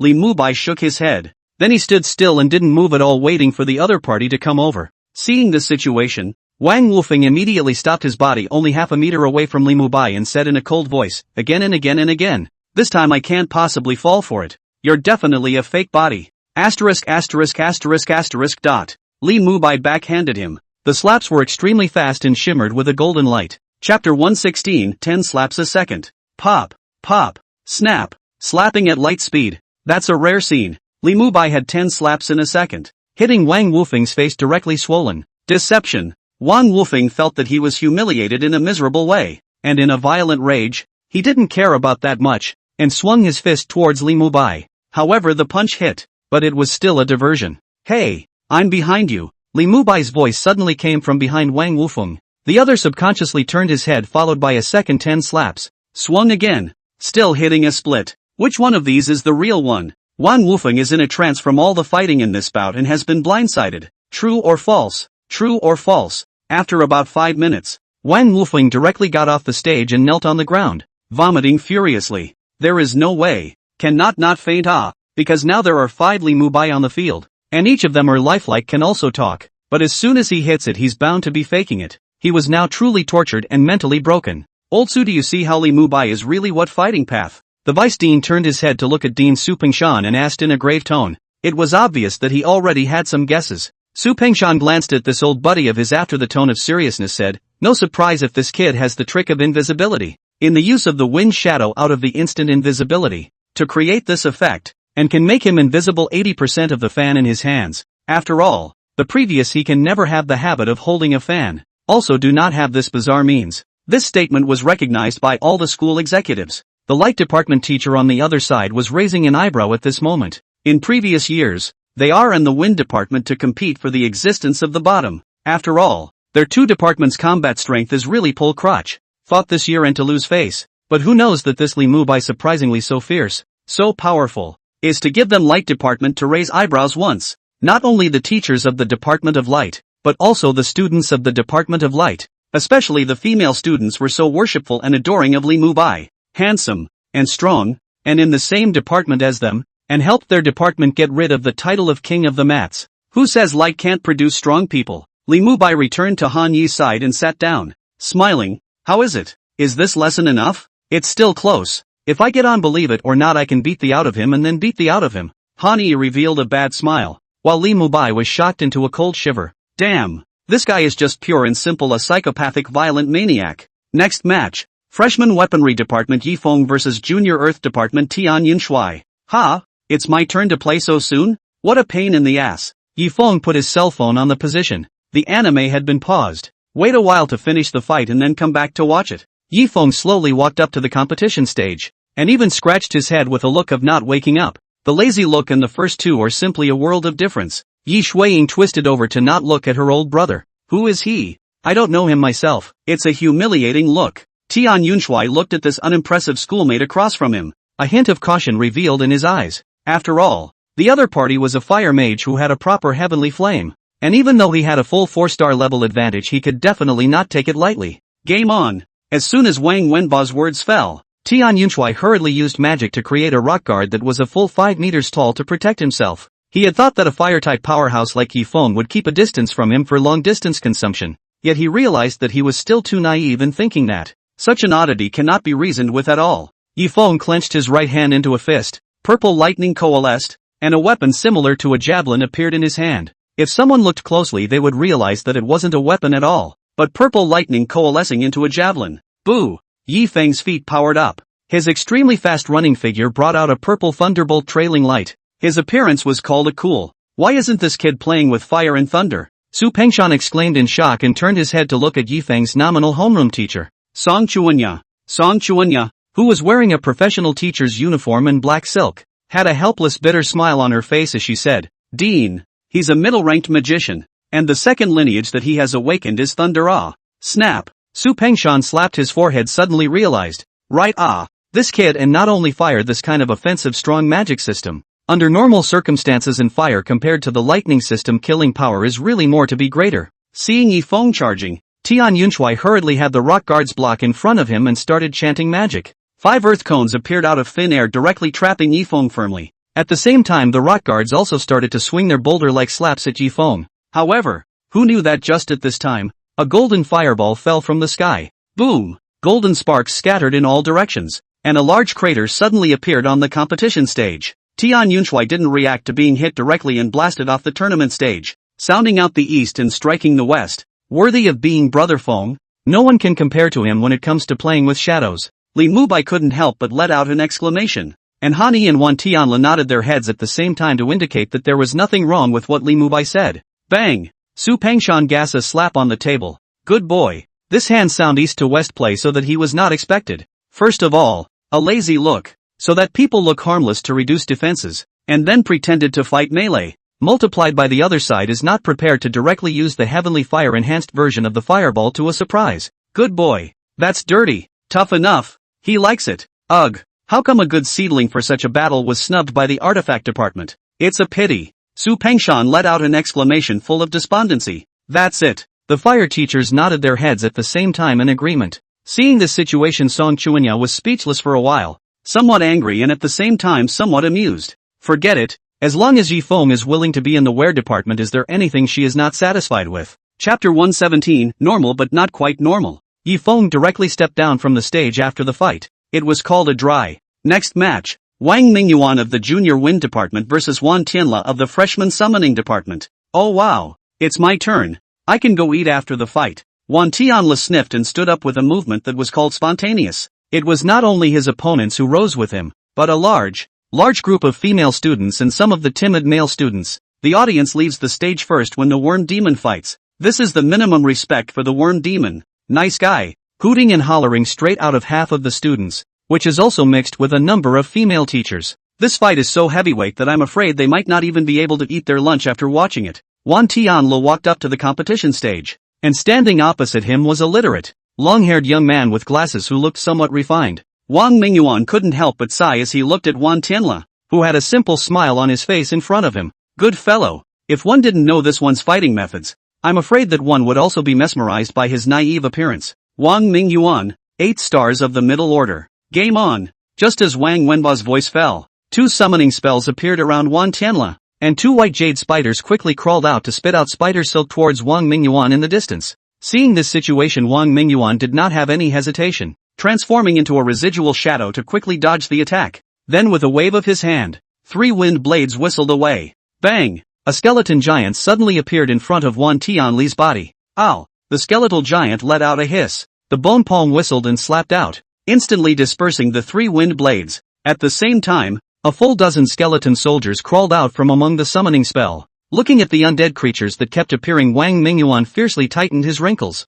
With a flash of his body, he flew into the air and used his middle-ranked wind magic, Wind Spike, in the direction of where Wan Tianlu was below. The invisible wind spun and coalesced into a cone rapidly approaching towards Wan Tianlu. Boo! The skeleton giant blocked in front of Wan Tianlu, and this strike was directly blocked by him. Wang Mingyuan frowned. The most disgusting thing about the undead summoner was that there were too many summons, which was just too restraining for a department like his that was already weak in attack. Just when Wang Mingyuan was hesitant about what he should do, the accident suddenly happened. A summoning spell appeared at his feet before he could react. A bird demon undead skeleton with bone wings suddenly flew out from inside the summoning spell. Bang! Wang Mingyuan hurriedly used a wind wall to try to block for defense. However, right at this moment, 2 balls of spider webs were suddenly spat out from the mouth of the white jade spider, firmly sticking to his body. At the same time, The undead bone bird was like a sharp sword cutting through his side, bringing up a splash of blood. And just when he thought he was going to be remotely exhausted, he saw that Wan Tianlu was running towards his side. He was overjoyed. His second faculty was the spiritual faculty. And now Wan Tianlu had entered the distance of his spiritual attack. Spiritual energy coalesced towards Wan Tianlu and attacked. However, with a buzz, he only felt as if his spiritual energy had crashed on top of an iron plate. And a wave of dizziness made him hang on for dear life before he could vomit. Just at this time Wan Tianlu had already run underneath him. The familiar coffin was taken out by him. Opening the lid, Wang Mingyuan fell into the middle of the coffin with extreme precision and accuracy in a state of free fall, covering the lid of the coffin and wrapping it with a chain. The sound of Wang Mingyuan struggling soon came from inside, but soon the sound disappeared again. When Wan Tianlu opened the coffin, Wang Mingyuan had already passed out with white eyes. Well, it's rare for this boy Wan Tianlu to fight without using those swarms of insects that make one's scalp feel numb. And this battle is indeed just a normal summoner battle. Quite normal. Dean Su Pingshan nodded his head in satisfaction. The vice dean did the same, but soon the two reacted. Su Pingshan more or less lost his temper emotionally and roared lowly. Normal, you big man, ah. Whose summoner takes a coffin as a weapon, ah. And the attack method of this weapon is still locking people in. All the spectators who saw this scene could only say about this situation that the fight was normal. But not completely normal. Wang Mingyuan is unconscious. Freshman summoning department Wan Tianlu wins. Wang Wenba's voice shouted loudly for the simple reason that there should be quite a few people outside waiting for this fight to end, so it was necessary for him to shout louder for the people outside to hear. Those who went out after hearing the sound came back. Not surprisingly, all four of them were done for the day, so they left the arena to go out and make waves. Seeing this, Ziling wanted to follow but was pulled back by Yi Shuiying. Don't worry, my oldest brother, he'll be fine out there, so don't you keep freaking out. Yi Shuiying was a bit helpless. How in the world was his old brother blind? How come Ziling, such a good girl, didn't know how to cherish it? Aha! Although Ziling said so on her lips but still stared tightly at the back of Yifeng, who was walking outward until she could not see anymore before she withdrew her gaze. The four of them who had finished the buffet at noon did not go back to the school dormitory and drove the long-lost van towards the location of the mission given to them by the association. I don't know if it was a coincidence or not, but as soon as they had turned on the system function for taking quests, a quest was delegated to them. A family in the Villa district of the capital of Hope has asked the guild to let a team of mid-ranking wizards go to protect them for the night. It was because they always felt as if there was a demon race hovering around their house lately, and every night they would feel a pair of eyes staring at them. Such a task is very easy. The money is still quite a lot. Yifeng now the money inside the pocket after charging the game and buy things after a few rounds of baptism, more or less a little stretched. As for Wan Tianlu and Han Yi, both of them belonged to the masters who didn't mind the money, while Li Mubai was the kind of person who had to get together when there was a hustle and bustle. So then they took on the task. The van was going to drive into the villa area but was stopped by security. Are you the owners of this place? The security guard looked at Yifeng. Four people expression is very heavy. Obviously the other side is to see them. This car is obviously not like this villa area, so they will hold them down. We're here to pass the sewer. Li Mubai took out his long ago forged documents and handed them to the other party. Looked at the papers and then at the silver Wuling Honda van. Reasonable. So it was that the four of them drove the van into the middle of the villa area. Chapter 118, A Pair of Eyes in the Midst of the Night. Row 3 of 3. Yes, that's the villa. Li Mubai compared the location of the mission and pointed at the two-story foreign building in front of him to confirm. The three who heard this nodded without any hesitation, directly getting out of the car and ringing the doorbell. Soon a middle-aged woman who looked to be in her 40s, with a face that was clearly already wrinkled but still well-maintained and not particularly old, stepped out to open the door for the four of them. The woman already knew what the four looked like through the Demon Hunters Association's team information. You are the client, Ms. Tang Wei, aren't you? Li Mubai hand holding a folding fan as a gentle and elegant scholar. Just looking at it gives him a kind of plain and simple without bad intentions look. Well, this time I'm really troubling you guys. I've really been scared lately, and I haven't had a good night's sleep for several nights in a row. Ugh. A touch of helplessness appeared on Tang Wei's tired face as she finished. Upon hearing this, Li Mubai immediately patted his chest and assured them that they could definitely protect the safety of Tang Wei's family. When Tang Wei was selecting the commissioned demon hunting team, she instantly fell in love with this Maple Leaf demon hunting team. The main reason was still because these four youths were college students at first glance, and the clear stupidity amongst their eyes made it so that she didn't have to worry about being pitched at all. And this warband has done quite a few things, and it looks like the kind that is good to get along with and capable. They walked into the middle of the villa under Tang Wei's lead. In the villa's living room sofa at this time is sitting on a look is also 16 or 17 years old girl. Looks okay, is the body. One horse. The young girl who was wearing her pajamas at this moment put down her cell phone and turned her head to look at Yifeng's 4 people who walked in. Xin these 4 are the demon hunters that mom is looking for. This is my daughter. He Xin. Usually there are just 2 of us, mother and daughter, inside the house. The child's father is always doing business in the central region, rarely will come back. After Tang Wei finished speaking,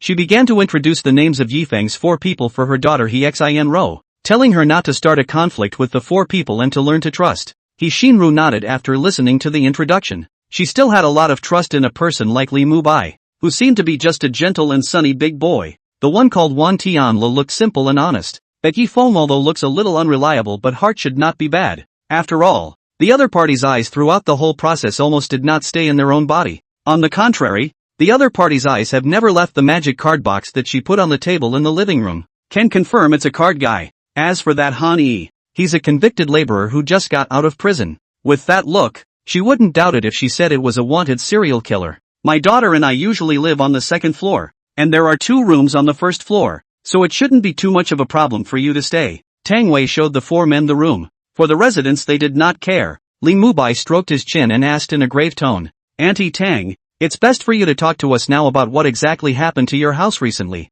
Only knowing the specifics we can analyze and plan solutions. Li Mubai's appearance of thinking in a serious manner was very handsome, and anyway, he was mesmerized by He Xin, a young girl who was in the throes of love. Sure enough, in front of the face value of the day-to-day love is all empty talk, directly at first sight, or perhaps to see the color. Good. Tang Wei nodded and began to recount the recent events after inviting the 4 to settle on the sofa. According to Tang Wei's description, lately both she and her daughter have been waking up suddenly at night when they go to sleep, and a pair of blood-red eyes appear outside the window next to their beds. At first that I was far away, but with the passage of time those eyes were getting closer and closer and closer, and last night they had gotten as close as the window, as if at any moment they would pass through the glass and enter the room. And that's not even the scariest part. The most frightening thing was that she had asked someone to access the surveillance of their side of the villa area, and there was no difference at all at night, so it could be said that this was no longer a demonic haunting, but a paranormal event, because she was really too scared.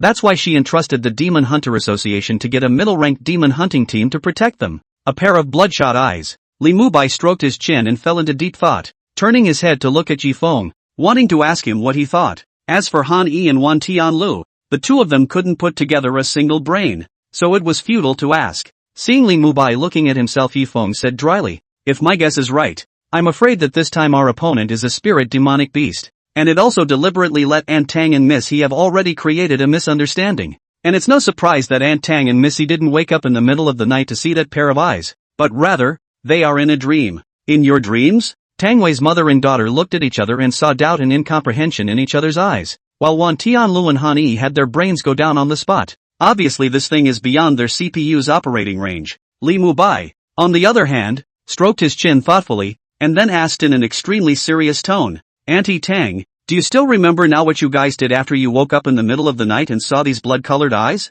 Chapter 119, Nightmares. Tang Wei sniffed and began to try to recall what had happened after she saw those blood-colored eyes. However, no matter how she tried to recall, she couldn't think of anything else except for that pair of blood-colored eyes. It wasn't just Tang Wei, including He Shinru. Li Mubai frowned. It looked like they had stumbled upon something tricky this time. After all, none of the 4 of them were good at the spiritual realm. Brother Feng, is there anyone you know who can use spirit magic? Yes, but I didn't want to invite over. Ha? Why? What do you say? The corner of Yifeng's mouth twitched. There was no doubt that the person he was talking about was Violet Spirit. Instantly Li Mubai came to a realization, but soon he sighed helplessly and said, but if we don't call the Violet Spirit over, we don't have any magical means of spiritual attack. Who said that? Please never question a card guy's deck. Looking at Yifeng's confident eyes, Li Mubai chose to believe unconditionally. Good. Since Brother Feng you've said so, this time we can definitely complete the commission successfully. Yifeng and Li Mubai's side had finished discussing. The 2 idiots over there hadn't finished operating their brains to digest the information. Right. Oh, Violet Spirit is a full system magician, surely she can use spirit magic. Wan Tianle came to a sudden realization, and Hani also figured this out at the same time. Several black lines simultaneously appeared on the foreheads of Yifeng and Li Mubai, who heard this. These 2 people's brain, what configuration?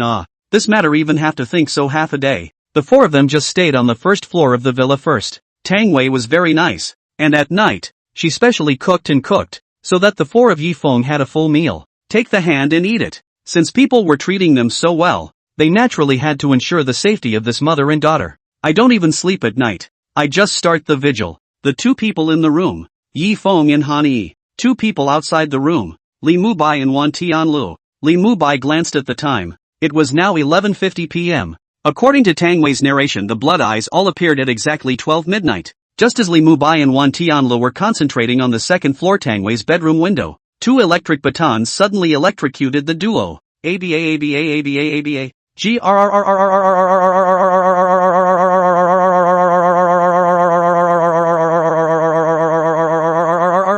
The sudden electric current caught the duo off guard, and it was also clearly a modified magical artifact electrostick, which instantly electrocuted them with their tongues sticking out.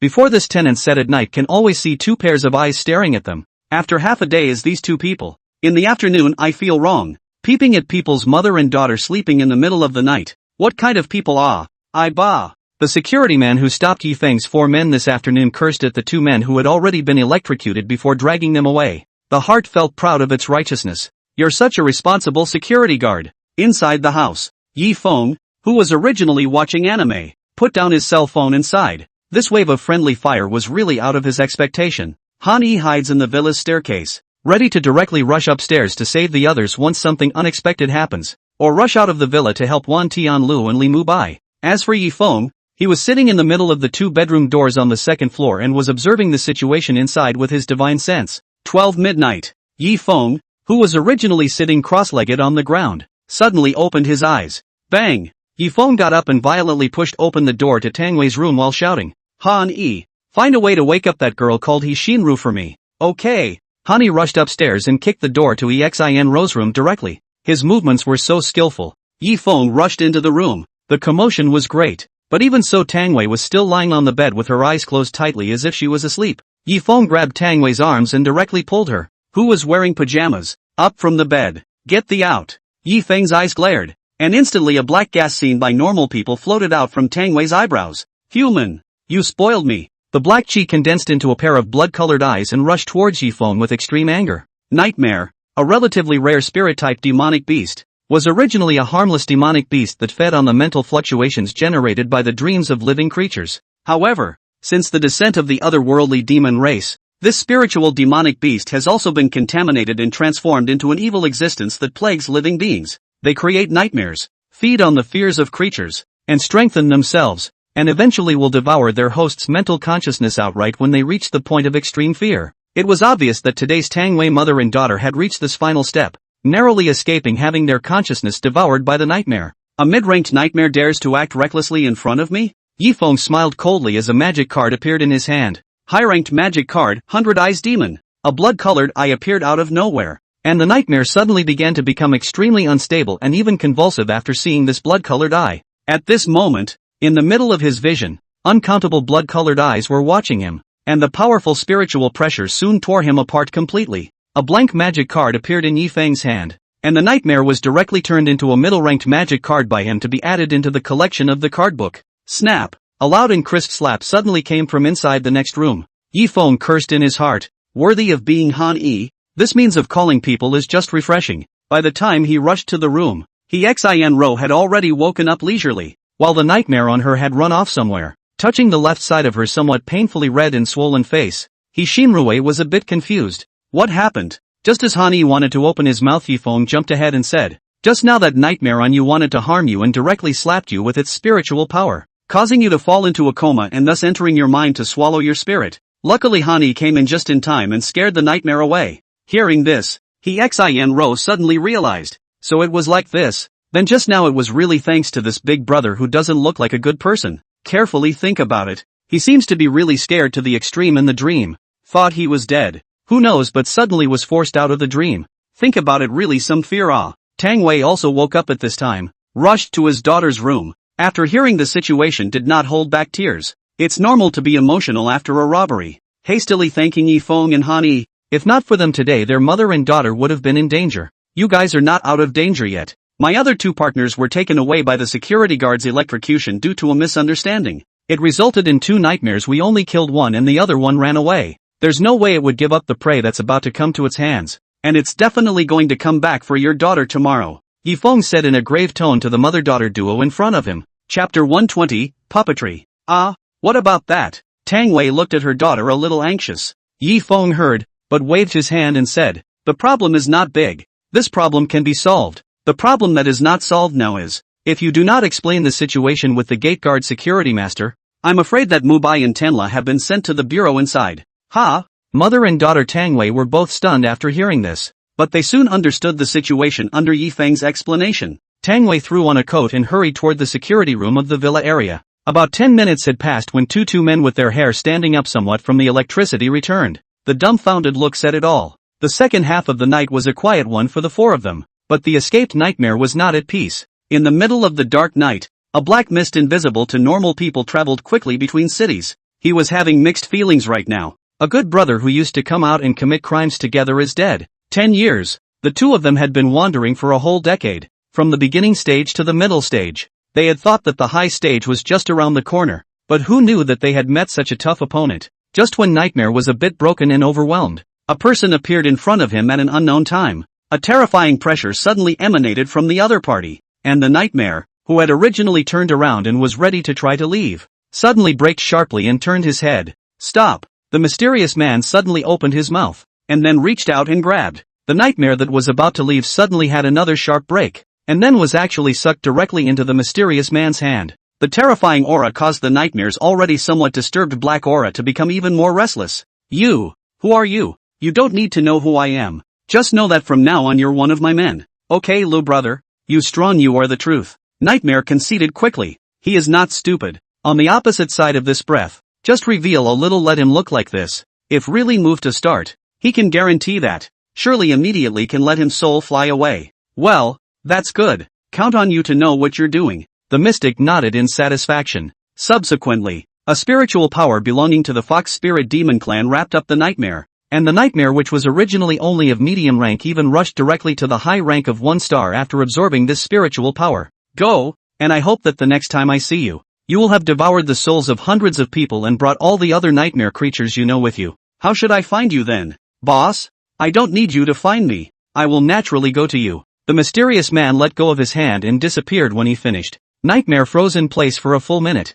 then burst out laughing. He's higher up. He's high ranking now. Tomorrow he was going to devour all the souls of those 2 human females, and it would be icing on the cake if he could meet the 2 humans who had badgered him and killed his brother. I really didn't expect the day of my revenge to come so quickly. Ha ha ha. The strand of black gas that the Nightmare had transformed into kept trembling chaotically, obviously very excited. He was really looking forward to tomorrow's night of vengeance more and more now. Villa. Han Yi and Wan Tian Lu. One sleeping on the bed, the other sleeping on the ground inside the coffin that is called a comfort, while Yifeng and Li Mubai in the other room were still awake. Ha! What's this little person in your hand? Feng? Li Mubai suddenly realized that Yifeng, who was sitting on the table, was fiddling with a wooden figurine, which was currently dancing on the tabletop. It's amazing that it can dance as if it were an intelligent robot without anything controlling it. Yifeng sniffed and turned his head to Li Mubai and said, this is called a puppet. With magic energy you can manipulate it. If you are interested you can take a look at this book. Throwing the long written notes on the puppet art inside the storage ring to Li Mubai. Li Mubai hastily took it. Opening his notes, he carefully read the puppetry techniques recorded within. The more you look at it, the more you get excited. Feng, how do you get the puppets in here? You want puppets? Ha! Aha! Good point. $1,000 for a golem as long as you provide me with the materials. Know what I mean? Yifeng looked at Li Mubai with raised eyebrows. Hearing this, Li Mubai hesitated for a few moments and then took out to transfer money to Yifeng. The whole 30,000. Let's start with 30 to give me a taste of salt. Yasi. Yifeng nodded his head in satisfaction while Li Mubai told Yifeng the name of the puppet he wanted to use and should be able to control now. Half an hour later, Li Mubai took note of all the materials he needed and prepared to find his family to get them together for himself after brightening the day. Sleepiness came, and Li Mubai lay down on his bed and went to sleep.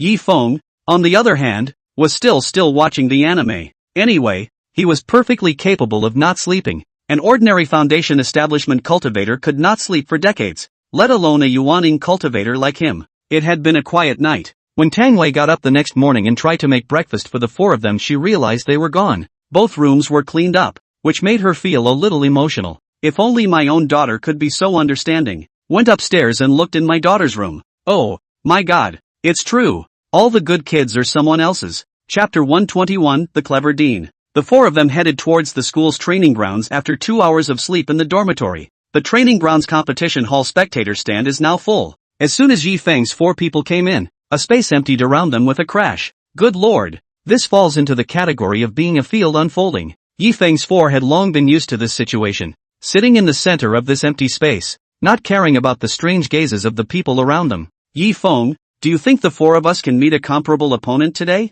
Hani had nothing to do and Yi Feng started chatting. That's who knows. Yi Feng shook his head. Now removing the anime and games is not interested in anything. At the entrance of the competition hall, Ziling saw Yi Feng and just wanted to open her mouth to call her name to greet her but was quickly covered by Yi Shuiying and Niesini and then left this no man's land with her rack and grab. They didn't want others to know that they knew the four Yi Fengs and were familiar with them. Now almost anyone who can get along with the four of them can be judged as odd, plus perverted.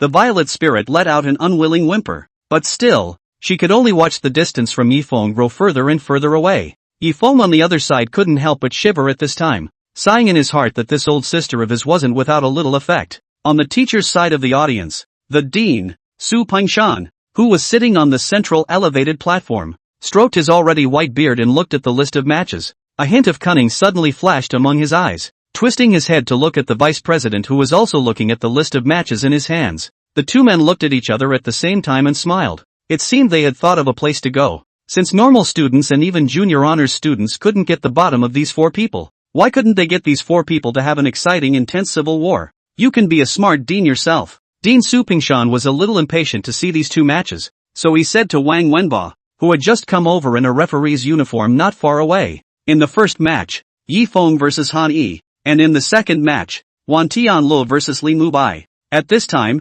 Su Pingshan didn't know how the beautiful high school class monitor who had used this move against the four last time felt as if a bolt of lightning had struck his heart after the start of the competition. It was thunderous. It was crispy on the outside. It's not good. What if they concede or are acting on purpose? The corner of Wang Wenba's mouth twitched. He knew these four people too well. He could guarantee that if Dean Su Pingshan really played like this, it goes without saying, then, that in a moment it will surely be an unimaginably strange scene. What's not so good about it? And do they dare to lose such a big face in front of the whole school? Quickly, I can't wait to see it. Su Pingshan glared at Wang Wenba, his tone somewhat anxious. And hearing this, Wang Wenba let out a long sigh. It's good that you're happy. Just don't come after me later. That's none of my business. I've warned you. With this thought in his mind, Wang Wenba suddenly opened his mouth and shouted out loud after the opening ceremony's pronouncement was finished.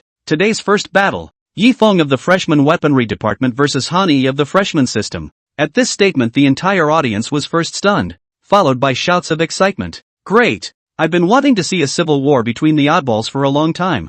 Ha ha ha, I'd like to see if that violent maniac would lay that heavy a hand on his best buddy too. I love this arrangement at school. The entire audience cheered, while Yi Shuiying and Niesini let out a long sigh after hearing about this. It's over. This is definitely over. Ziling and Qi Xianbing were puzzled when they looked at the two people's helpless expressions. I didn't understand why they were like this. Wasn't it just a cut between Yi Feng and Han Yi? As for sighing and looking like that? Yi Shuiying and Niesini used to be in the same high school as these four people, so they naturally knew what these four people had done in high school. That movie star level acting is going to start again. Different from what the two women thought. Qi Xianbing at this time actually really hoped that these two people would have some conflicts and unhappiness because of the dicing. Because if that was the case she could find a way to set the two back together and get themselves in their debt. Although Qi Xianbing looks quite mature and stable. In fact, in the end, it is a 20-year-old child. Immature. Thinking about things will always be so simple. On the other side, the four people who heard this list of matches had a wistful smile on their faces.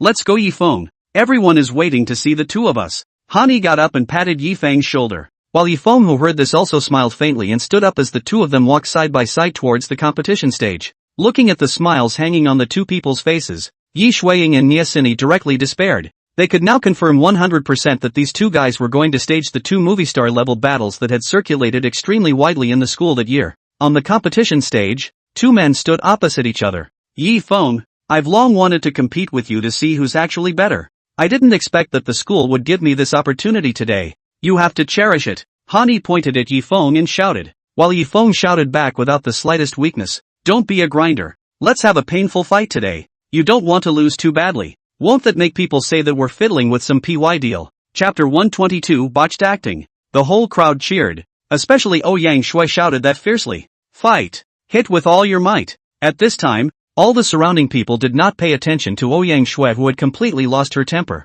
All of them are fanning the flames because they want to see this fight so badly. They even included many fire and system teachers. And even Song Chuanya, Yi Feng's class advisor in the weaponry department, was looking at the competition stage with a burning gaze. Only Wang Wenba let out a long helpless sigh. Game on! As Wang Wenba's voice fell, the Earth's core gold flame gushed out from Yi Feng's body, and his aura was that much more than enough. Bang! Han Yi stomped the ground with one foot, his body tempering secret technique in use, but a single stomp surprisingly left a large crack in the ground. Boo! The two of them rushed towards each other with both feet at the same time, and the powerful aura of their attack made the blood of almost all the spectators boil. Dean Supingshan and the Vice Dean were even staring at Ji Feng and Han Yi with their eyes tightly fixed, not even blinking. The fervor inside their eyes had almost overflowed at this point. It was finally time to see these two in their full strength. Yi Feng, Han Yi. The two men growled and shouted. With a middle-of-the-road air, many people in the arena even stood up to try and get a better view of the two as they exchanged blows.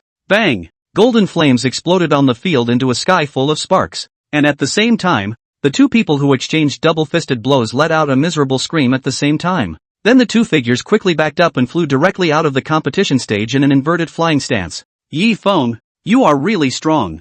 I'm willing to bow to you. Han Yi put on a look of trying to stand up and said, his face filled with the look of I'm doing my best but I still can't beat you. Yi Feng, on the other hand, was lying on the ground, trying hard to sit up but had no strength to sit up at all. His upper body slightly buckled and then fell down heavily. I'm surprised you have the strength to stand up. It's me who lost. Nah, I'm just holding strong right now. Ah. Han Yi saw that Ji Feng acted surprisingly outrageous himself, so he simply let himself go directly, puffed out a mouthful of blood, then collapsed to the ground. 6. Yi Feng extended a middle finger. I didn't expect Han Yi to be even more shameless than him. Quiet in the room. What just happened? How did the passionate scene just now suddenly turn into this? Dean!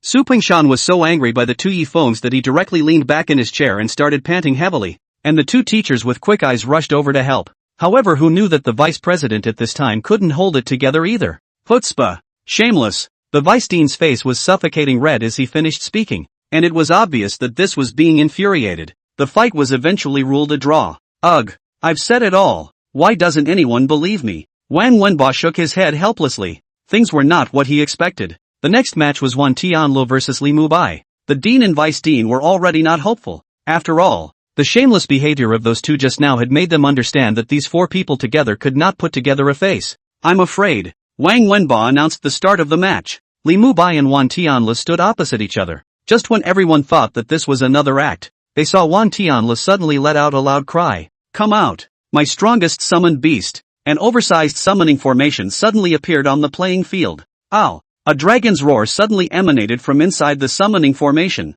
Everyone who saw this scene had their hearts shaken as they collectively stood up to look at the summoning formation on the field. What was that noise? Dragon Song! Wan Tianluo was surprisingly able to summon dragon creatures. Originally, Dean Su Pingshan and Vice Dean, whose eyes had already lost their high beams, also sat up straight at the same time, their eyes staring deathly at the summoning spell formation above the competition stage. Bone dragons? They had only seen it in the old records and legends, and had never seen it in reality. A while ago it was said that a bone dragon had appeared in the western desert. At first they thought it was just a blackmail. After all, how could such ancient dragons just say that they appeared? But now it seemed likely that the bone dragon that appeared in the western region was this bone dragon of Wan Tianluo. Li Mubai also revealed a look of extreme vigilance. An immense bone dragon head stuck out from the summoning formation, and then it was a pair of dragon claws that violently grabbed onto the tournament stage. It's the legendary bone dragon. The bug demon can actually summon a bone dragon. Oh my god, what kind of demon is this? Even the four women of the battle team couldn't help but show a surprised expression on their faces at this time. They didn't expect Wan Tianluo to have such a terrifying undercurrent. From the breath, this bone dragon should only be a middle-ranked 8-star. A cub, but even so, bone dragons, a true dragon race, were still a rare existence in the world. It was surprising that Wan Tianluo was able to summon this arrogant creature and control it. Bone dragons were different from normal dragons. Their adult size and juvenile size were practically the same, because they were undead creatures. Creatures formed after the death of a creature. Naturally, there was no such thing as body growth. Just as all eyes were watching, the bone dragon that was already halfway out and raging suddenly shrunk back, and then the summoning array suddenly disappeared. The magic energy to summon the bone dragon is too big. I still can't summon it completely. I lost the magic energy dry. This statement felt especially reasonable when the students sniffed it. Scared the hell out of them. They thought that there was actually a summoner who could summon the ancient dragons out, and that it was still a middle-ranked, 5-star Daichi summoner. However, Dean Supingshan and the Vice Dean were unable to hold back a mouthful of old blood that was violently spat out. They're not blind. That one just now was clearly the summoning spell of a contracted beast. Who needs magical energy to summon a contracted beast? Chapter 123, Comic-Con. Seijin. Li Mubai merged the folding fan in his hand and clasped his hands in a fist and bowed to Wan Tianlu, while Wan Tianlu revealed a naive smile. That's the end of this game. Dean. Vice Dean. The two deans were taken backstage for emergency oxygen as teachers anxiously called. To be able to infuriate the dean like this, Wan Tianlu was a talent too. The next match was the Purple Spirit match, which was an easy win for the Purple Spirit match. Even if you hit the junior sister, strength is still crushing. If Li Mubai's 3 were strong because of special means, then Violet Spirit was because of extreme magic. A true extreme magician of the same rank. Aren't you going back to your dorm, Feng? Li Mubai asked suspiciously to Yi Feng, who was planning to leave. No, it's a rare day when I have time. I heard that there's a Comic-Con in the capital of Hope with quite a few limited peripherals. The tickets are already purchased, so I'm going to take a stroll. Yi Feng shook the screen of his cell phone and then walked out of the training ground. Yi Feng had just left with his front foot, and Ziling hurriedly followed with his back foot. Yi Feng naturally discovered the Violet Spirit behind him, so he hurriedly accelerated his steps to leave. But no matter how much he ran, he still couldn't escape the Purple Spirit's following. Damn it, he can't use his cultivation yet, or else he might be found out by the Violet Spirit, and he definitely won't have a peaceful day after revealing his identity. Driver, drive. After leaving the school gate, Yi Feng hurriedly sat in a cab, thought he had successfully got rid of Ziling, but who knew that Ziling followed closely behind and also opened the door and sat beside him. Yi Feng was speechless. Yi Feng, where are you going? Take me one. Ziling looked at Yi Feng with a pleading face. What could he do? He had no choice. He could only sigh helplessly and said, Uncle, go to the subway entrance of line 5. Okay. The driver put his foot on the gas and the cab pulled into the driveway toward the subway entrance. In the car, Ziling checked Yi Feng's body up and down, and there was some urgency in her eyes. You weren't hurt earlier. The two of us are just acting. How can we get hurt? Yi Feng was speechless. Didn't Ziling see the two of them acting so poorly just now? Ziling breathed a sigh of relief at his words. She had just watched what felt like an act, but she was still worried, afraid that Yi Feng was really injured. Give me the cell phone. Ziling sniffed without any hesitation, opening the cell phone and handing it to Yi Feng. Comic-Con doesn't buy tickets, so you're not planning on skipping out, are you? Yi Feng returned his cell phone to Ziling after finding out the official channel for purchasing tickets for the Comic-Con. The other person, this is not too much to believe him, said to give himself the cell phone to give. It's not with you. Violet Spirit spat out her tongue, making a mischievous face. Yi Feng's mouth twitched and sighed in his heart. It looked like his original wonderful trip to the Comic-Con was going to be a bust. Convention Center, Comic-Con. A young man with glasses walked into the Comic-Con, scanning around these young people dressed in various costumes to reveal a cold smile. His eyes were fixed on the various handmade dolls on top of the stalls not far away. This is what Lord Demon King ordered, so you guys can't blame me. A total of 12 strands of pitch-black colored aerosol invisible to normal people entered into the hand-me-downs and dolls on the stall not far away. The Fox Spirit Demon Clan is divided into two classes, the White Fox and the Black Fox. The Black Fox majored in strength, or the physical body, while the White Fox majored in the spirit. One of the spiritual demonic techniques is called soul extraction, which can extract the souls of living beings and refine them into demonic ghosts. Demonic ghosts are a kind of existence similar to nightmares, except that demonic ghosts are more ferocious and vicious than nightmares, which can be said to be the so-called severe ghosts in Chinese history. Just now, the man had sent all 12 high-level demonic ghosts given to him by the Demon King into these hand puppets and dolls in a boarding manner. Once they are bought by these young men and placed inside their homes, the demonic spirits in this place will begin to torture the humans who bought them until they die. And all such people will be bound to their souls by demonic ghosts after death and refined into demonic ghosts for their use. These 12 demonic ghosts were very human. They had their own consciousness, and when killing their masters, they would choose to use various accidental ways to cause death, because that way they wouldn't be noticed by the demon hunters and develop obscenely. The middle-aged man pushed up his glasses and left the Comic-Con. His mission was accomplished, and the rest was no longer even remotely relevant to him. Sooner or later, the capital of Hope would be plunged into an endless panic by their underhanded maneuvers. Humans, sooner or later you will become the sustenance for our demon clan to enhance our strength. and at that time I'll see how you can still be as joyful as you are now. The man with the glasses thought so in his mind and then left the Comic-Con. And as soon as the man over here left on the front foot, Yifeng came with Ziling on the back foot. Yifeng usually didn't have the habit of opening his divine sense, especially in a crowded setting. The main thing is that you really can't drive it. Divine sense can see everything, and the surrounding grass and trees are all in his mind. Most people in the immortal cultivation realm have divine consciousness to protect their bodies, so it's okay for you to keep it on normally. But no one in this world has divine sense to protect their bodies. Not even the cultivators. His opening his divine sense in a crowded place was the same as seeing hundreds of people appear naked in front of him. Even a single blood vessel inside his body could be seen clearly. This was the key reason why he often did not open his divine sense. Chapter 124, Demonic Ghosts. On the stand, 12 demonic spirits have been successfully boarded. Most of the demons and ghosts boarding are dolls and some hot-blooded hand-me-downs. There's only one demon ghost, and it's a unique situation. Looking at the Ultraman bone sculpture she had boarded, she was a little overwhelmed for a moment. As for the reason, it was also very simple. The dolls and hand-me-downs that other people possessed were basically inexpensive, and selling them was almost a done deal. Only this one that she possessed, not to mention the high price. It's an Ultraman, and this is basically an adult, not a kid. So who's going to buy her? It's over. It's ruined. The demon ghost let out a long sigh, and in his mind, he was already prepared to eat dust in the warehouse for a long time. How could any great injustice by itself? Asterisk. Deja. Yifeng, who was passing by the stall, suddenly stood still, his eyes glowing as he looked at the beautifully packaged Ultraman bone carvings on the stall. The price tag is 588. Although a little expensive but worth it. In the future this Ultraman bone carving is the mascot of their dormitory. The person in charge of selling these hand-me-downs and dolls was a girl in a Hatsune cosplayer who must have been in her 20s. Scan and pay cleanly. In the end, Yifeng just hugged the Ultraman bone sculpture and left humming a little tune. The demonic ghost was confused. How could there really be such an unjust breed of douchebags in this world? Ziling followed Yifeng and asked with some curiosity. Yifeng, you like statues like this?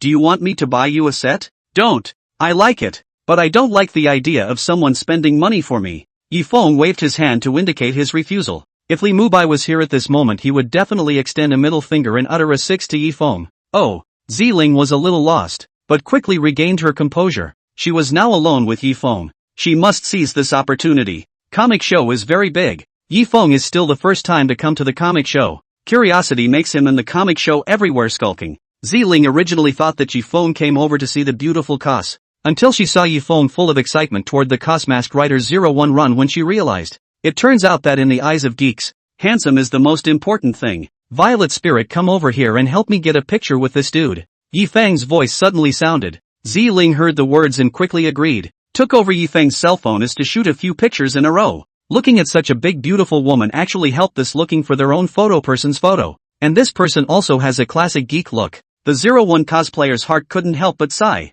Sure enough, not all otaku are the same. The box in his hand was placed inside the storage ring by Yifeng, and the demonic ghost, who was still happy that he was actually bought by someone, suddenly lost consciousness and had no idea what was happening. After watching the Comic-Con is already more than 2 o'clock in the afternoon. Today there is Purple Spirit in. Yifeng is to save a lot of trouble things. Cell phone inside has been shot full of today and handsome cost of the photo. I'll buy you a meal for taking so many pictures for me today. Really? The originally somewhat tired Violet Spirit was instantly energized at the words. Yifeng nodded his head to indicate that he was right. Then he took Ziling to a delicious and cheap spicy hot meal. Walking into the spicy hot pot store, Yifeng actually felt a little magical for a while. At this time, the spicy hot pot store is full of men and women wearing cosclothes to eat. The scene was a little chaotic for a while. Yifeng even felt that he was not suddenly traveled to the second dimension. The sense of unreality is just too much. After the two people clamped the dishes and sat opposite each other, Ziling began to chat with Yifeng.